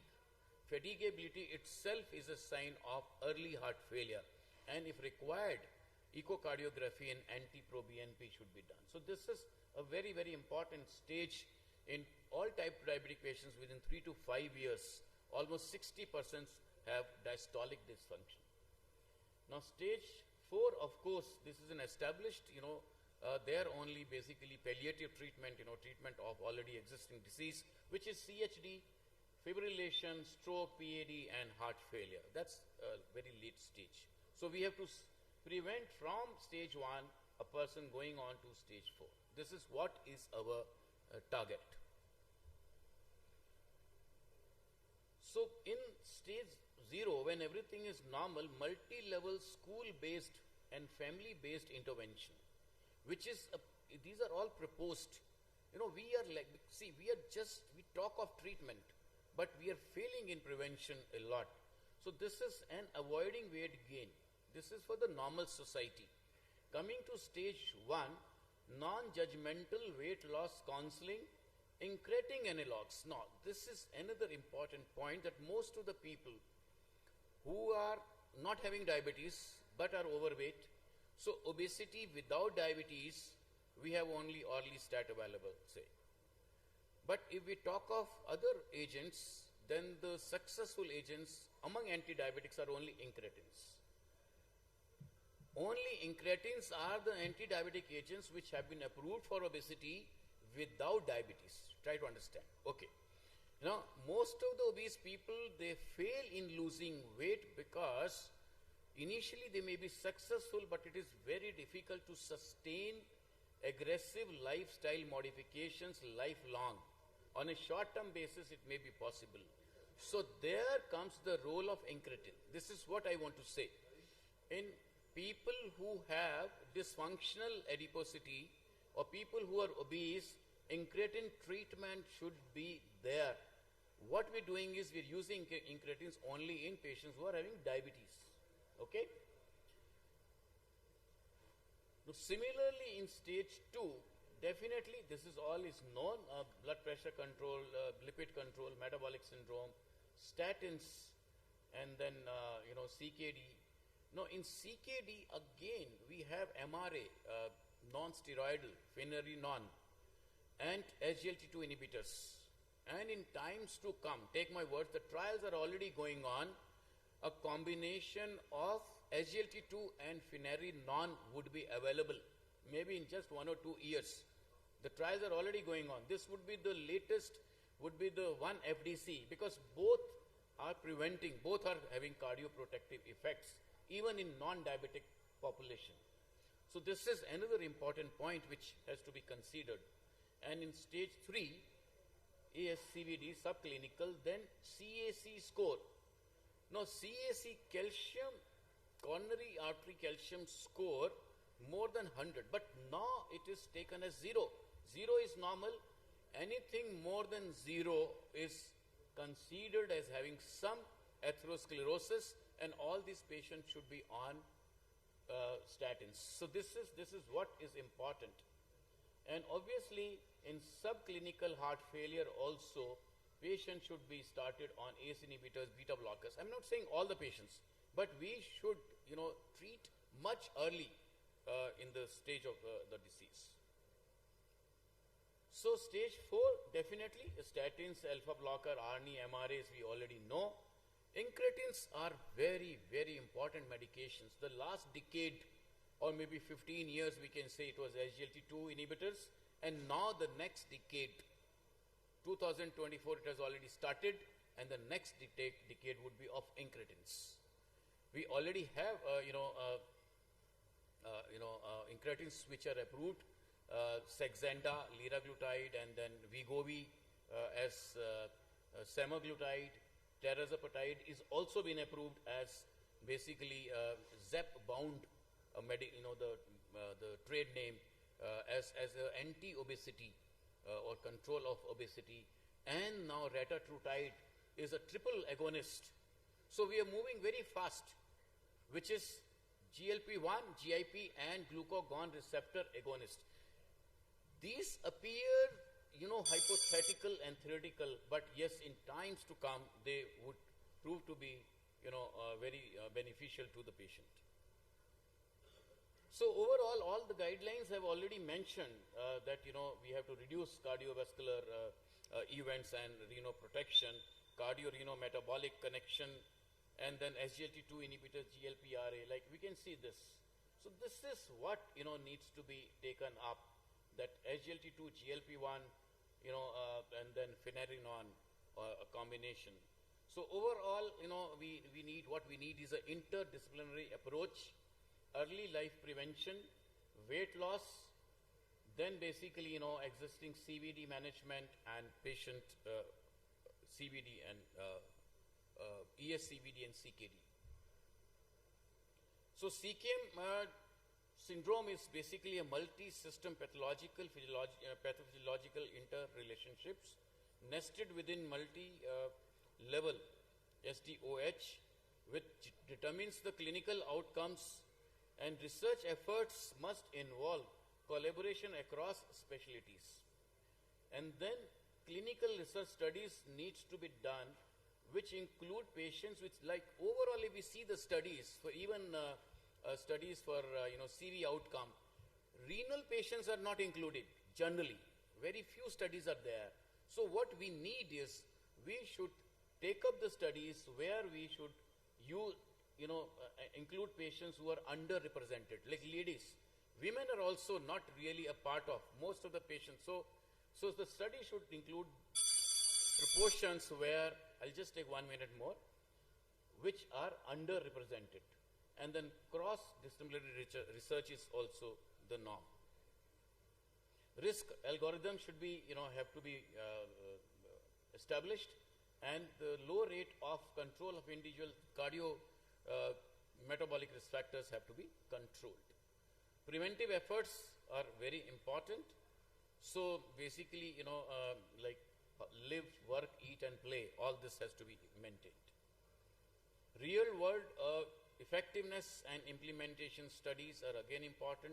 So overall, what I want to say, the conclusion is CKM syndrome is very common. If we look at, the patient, we will find number of things, and it is associated with very high mortality and morbidity. The management really is a big challenge, and I think, early management, the screening, diagnosis, management, multidisciplinary approach is the key. Hope is the new effective, basically, medications are in the pipeline. As I told you, incretins are, we now have dual and then triple agonist are already there. So holistic approaches are important, and individualization. So goal of advancing cardiovascular health for all is our aim ultimately. Thank you.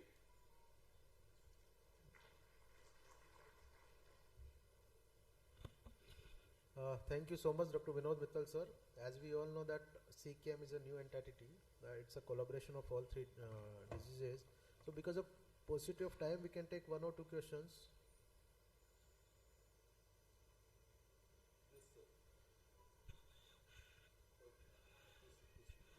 So we can proceed with the next talk. So the next speaker is Dr. Ridhesh Chakravarti. He is from Kolkata and he will joining the dots, sunshine and sugar, the crucial connection. So over to you, Dr. Chakravarti.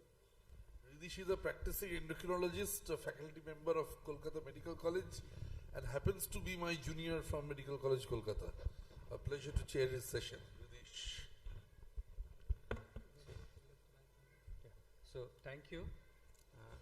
First of all, I am talking about sunshine after sunset.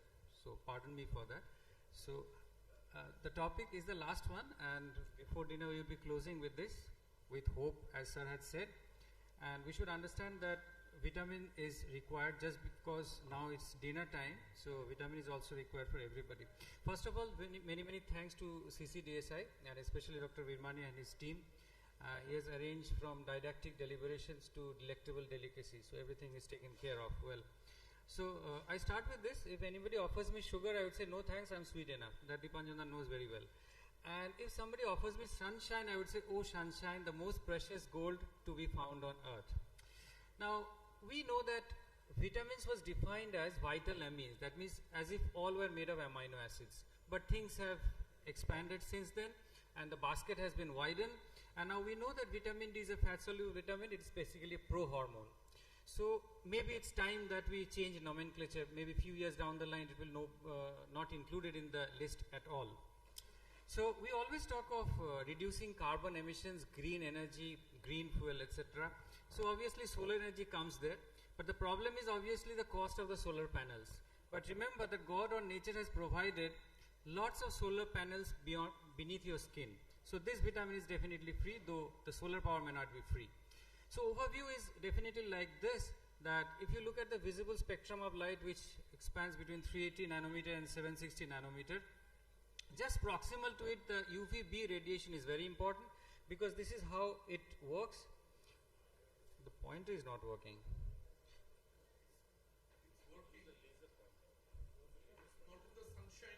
Okay. Okay. So green I must use, not the red one. Okay. So this is what is happening. This UVB segment is acting on the 7-dehydrocholesterol and then converting into pre-vitamin D3, which undergoes thermal isomerization to produce vitamin D3 in the body.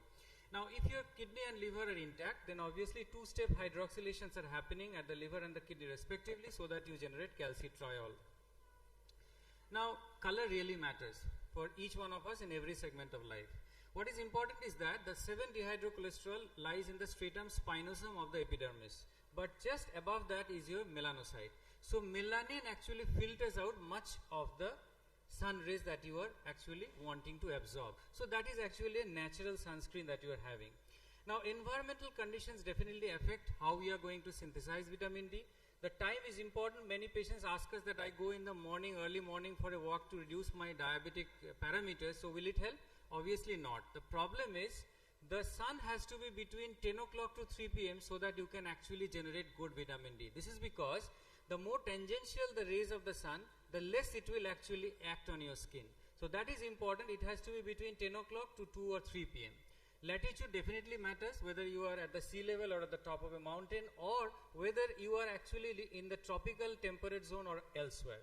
Season is important. In the winter, obviously haze is more, and also the inclination of the sun's rays is more, so vitamin D synthesis will be less. And lastly, AQI, the air quality index. This is a very important thing of today's life. Every day we just check it, how bad the weather is. More is the haze in the atmosphere, obviously more UVB will be filtered out. So this has to be taken into account. So just imagine how much the Surya Devata is working to reach you, but there are so many problems before it reaches your skin. Right from the ozone layer, it is filtering out, then you have aerosol scattering, molecular scattering, there will be clouds, there is surface reflecting, then you have applied sunscreens over here, and then you have melanocytes here. And this depends on what is the skin type of yours. Accordingly, you will synthesize vitamin D in your system. So this is how it is acting as a pro-hormone. It gets inside your cell, it binds to the receptors, and ultimately leads to nuclear transcription and its different effects in the body. Ultimately, effect is mediated through calcitriol, especially the effect on the skeletal system, that it helps in absorption of dietary calcium and increasing renal tubular reabsorption, and indirectly stimulating release of calcium from the bone through Rankel pathway. And here obviously things work in concert with it, and PTH definitely is an important connect in this entire thing. Now question is, what are the sources of vitamin D? Obviously, the dietary sources of vitamin D include food and dietary supplements. The problem is, in earlier time in evolution, people were more exposed to sun rays. So food naturally was not having much vitamin D in it.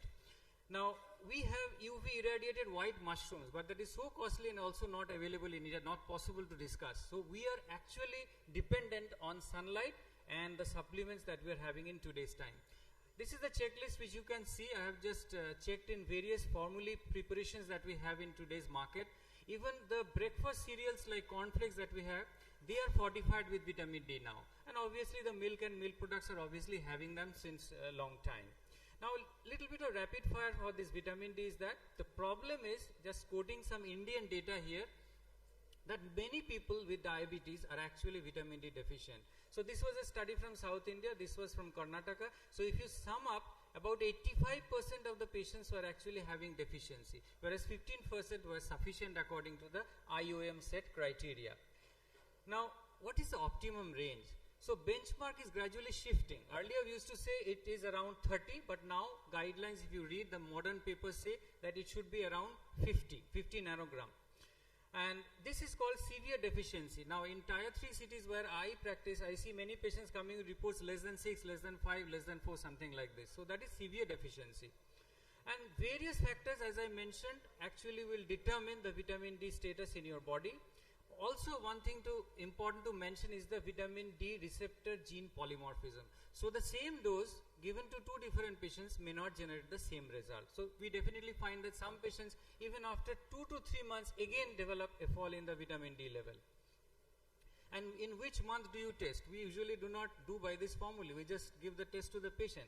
Actually, guidelines say it should be done at the end of the winter or early spring, so that you increase the detection of the low value in the general population. Then do you screen all? This is a very important question, because one test costs around 2,000 to 3,000 rupees. Regular screening should be avoided, as it is not informative and has a considerable economic burden. Rather, 300 rupees can have entire pack of vitamin D for 3 months. So these are the circumstances where you should actually test vitamin D. Like institutionalized people, housebound people, disabled people, people on these drugs which induce vitamin D metabolism. In these circumstances, you need to check vitamin D if there is clinical indication for the same. And units, you definitely have to note it. What we see actually is, it is expressed in some reports as nanogram per ml and some nanomole per ml. I made a mistake once, especially some labs like Lal Path lab, they always report in nanomoles, whereas some labs do in nanogram per ml. I was just brushing through the reports, one patient had come with 70. I was just thinking, okay, it's totally okay. But then I noted it was nanomole. So it was actually in the deficient range. You just need to multiply by 2.5 to generate this unit from nanogram per ml. So this part has to be taken into account. Vitamin D and PTH, very important, because many referrals come to endocrinologists like us where physicians send us only for a raised PTH. What is to be understood is this graph. Remember again, this is nanomole per ml, so 100 actually means 40 and 50 actually means around 20. So here is an inflection point that beyond this point there will be a steep rise of PTH. So below 30, the PTH will rise steeply. So instead of investigating a lot for raised PTH, first we need to check vitamin D whether it is replete or not. That part has to be taken into account.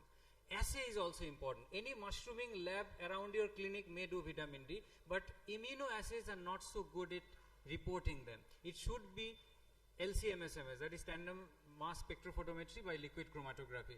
This is because lab credibility is important. False low value can lead to over supplementation leading to toxicity. We have seen cases where these immunoassays have been done. The physician or the orthopedician has given lots of vitamin D. Ultimately, we checked at our hospital with LC-MS-MS and it came around say 90 or 100 or something like this. Then preparations, obviously there are many like capsules, tablets, sachet. Now nano emulsions have also come. Only thing to remember here is that this may benefit some select group of patients. It is little bit costly. That in case of inflammatory bowel disease, celiac disease, cystic fibrosis, pancreatic insufficiency, hepatobiliary disorders, bariatric surgery patients may be benefiting for a nano emulsion, because it can directly be taken with water or juice. So you need not have to swallow a tablet or something like this. D2 and D3 are not same. In India, thankfully, D3 is the most commonly used, D2 is not much available. Whereas in US, it is still D2. The important thing is that D2 has 1/3 to 1/9 the potency of D3.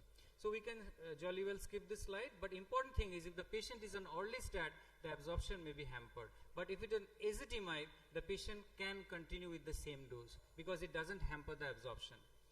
Now question is daily versus intermittent dose. New data are now inclining towards daily dose. Less falls have been reported, less toxicity is reported. And high dose intermittent therapy leads to more 24-25 vitamin E. That means that is a pathway of deactivation. So you bombard the human system with 60,000 units. For the first few days, a lot of 24-25 will be produced and it will be excreted through the urine. So this doesn't help. So nowadays, guidelines are shifting towards more daily doses. This is like a pressure cooker just relieving the extra pressure inside the system. Now coming to the crux of the issue, that is what happens in diabetes. Despite observational studies consistently confirming lower vitamin D concentration in patients with type 2 diabetes or metabolic syndrome, some Mendelian randomization studies have not supported these conclusions. These are all quoted from the last decade. In a small subgroup of individuals with obesity and pre-diabetes, supplementation provided modest benefit, albeit lower than lifestyle modifications or metformin. I'll quote this study, D2D trial, which was become very famous in NEJM 2019, where they showed in the Kaplan-Meier curves that the curves were separating, but that did not tantamount to a statistical significance. You can see that the hazard ratio is 0.88, but it crossed the digit of unity. That means we could not infer the values are scattered around the digit of unity. So we could not say that actually it can help in pre-diabetes. But here came the change in the last few years. A post hoc and meta-analysis suggested a possible beneficial effect in individuals with vitamin D deficiency, that is less than 12. In nanomoles it is 30 at baseline, or in participants who were able to achieve consistently high serum vitamin D levels. And then these three trials were taken together. These are very important trials for vitamin D, which specifically designed and conducted to test whether D could reduce the risk of diabetes in pre-diabetes patients. And in all the three trials, the risk of diabetes was reduced in the group assigned to vitamin D compared to the placebo group, which did so in a remarkable way. Now, why did the trials initially miss the goalpost? This was because the observed differences missed statistical because the reported risk reductions were smaller than each trial was powered to detect. So if you want to get a bullet train experience, you cannot have a Vande Bharat engine. So you must be powered to actually generate that result. That is important. So an updated individual participant data meta-analysis showed that vitamin D reduced the risk of progression from pre-diabetes to diabetes by 15%. Now this creates a noise in the market. Everyone would now feel that giving vitamin D would reduce my chance of developing diabetes from pre-diabetes. It is actually not so. It depends what is your initial status, what is your age, that I will just skip. That is a caveat that you just pop a pill and say that this will reduce my pre-diabetes to diabetes conversion. It is not so. It is in age more than 62, vitamin D level less than 12, in these populations, this actually worked remarkably well. So it does not support vitamin D supplementation to the general public. However, vitamin D supplementation benefits those with pre-diabetes and a predisposition, especially those with vitamin D deficiency. Just making a passing reference to type 1 diabetes because they still form a little bit our practice, that it is essential environmental factors suggested in the development of type 1 diabetes. Many researchers seconded these ideas, and it was pointed out that low vitamin D is associated with beta cell death, contributing to development of type 1 diabetes. And what is the role of vitamin D supplementation in already diabetic patient? It was seen that in type 1 diabetic patients, glycemic control improved. What is to be told properly is that for type 2 diabetes, glycemic control doesn't improve, but type 1 diabetes, the control improves. But for prevention aspect, both in type 1 and in pre-diabetic patients to diabetic conversion, vitamin D has shown good effect. So now coming to the last part of the presentation, vitamin D toxicity. Some papers define it as above 100 as hypervitaminosis, whereas above 150 is vitamin D toxicity. What really happens is that by diet or sun exposure, nobody develops this toxicity. It's only because when the supplements are taken for a long period of time and a larger dose and the patient doesn't stop it, in those circumstances it may happen. So endogenously it may happen only in few circumstances in general medicine like granulomatous disorders, lymphomas, where the cells themselves have converting ability and they generate 1-alpha hydroxylase activity that can actually lead to toxicity. So endogenous risk factors are many. So this is why this is important to remember that there is no clear cutoff above which toxicity occurs or below which it doesn't occur. So do not think that above 150 it will occur and below 150 it will not occur. It is something like the hypoglycemia that happens initially whose sugar is 400. Some people have symptoms even at 110, 100, something like that. So borders are definitely hazy. So what are the triads? It is that hypercalcemia, hypercalciuria, and the most important point is phosphate will go high. This is the distinction point with hyperparathyroidism, that PTH will be low, phosphate will be high. This actually distinguishes from vitamin D toxicity. So obviously every rose will have its thorn, but that doesn't stop us from falling in love. So we have to pluck the rose and give to our beloved, but we have to escape the prick of the thorn, otherwise everything will be spoiled. So in that fashion we have to give vitamin D so that it doesn't spoil the entire picture. So lastly I would say that how homeostasis prevents from developing toxicity. This was the first slide I gave you, that this pre-vitamin D3 was made by God or nature, whatever you say. This is a safety valve mechanism that whenever there is a tendency to convert from the pre-agent to the active drug, there are some safety mechanisms that lumisterol and tachysterol, this is a way of breaking down. So if somebody is overexposed to sunlight, this will actually vent out the extra raw materials and will not lead to toxicity. This is important. So in vitamin D toxicity, you need to advise the patient to have hydration, proper hydration, maybe need to be admitted. Sometimes dialysis is also required, steroids have to be given. My references have been from Endocrine Society and Endocrine Reviews. This has just been published. This is in April and this was published on 3rd June. So it's very recent guideline. So concludingly, I would say that most studies conducted to discuss the effects of vitamin D on glucose metabolism supported the hypothesis that appropriate supplementation may improve the metabolic regulation in type 1 diabetes. But for type 2 diabetes, prevention role is there in pre-diabetic patients with low vitamin D, but glycemic control doesn't improve much. And lastly, this is my closing slide, that this doctor had advised to the child or adolescent that you need vitamin D. He said, okay doc, and he goes back home and looks at vitamin DVD. So this is the problem. He just sums up a bowl of popcorn, sits inside in a dark room without getting adequate exposure. Thank you.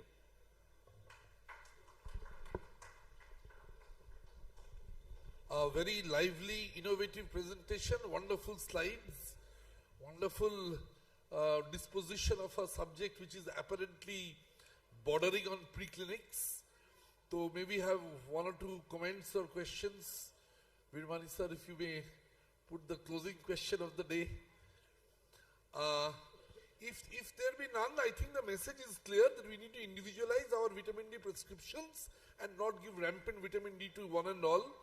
And patients are often coming with vitamin D reports, I think, which needs to be taken with a pinch of salt, because the patient is predetermined the doctor has to give a vitamin D prescription because the report says he or she is deficient. If there be none, we can draw the curtains on the scientific program for the day.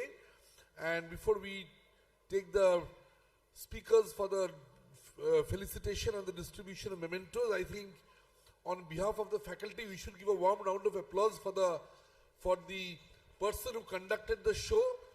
Madam, it was wonderful hearing you throughout the day. Thank you very much. You deserve our applause, and over to you for closing it.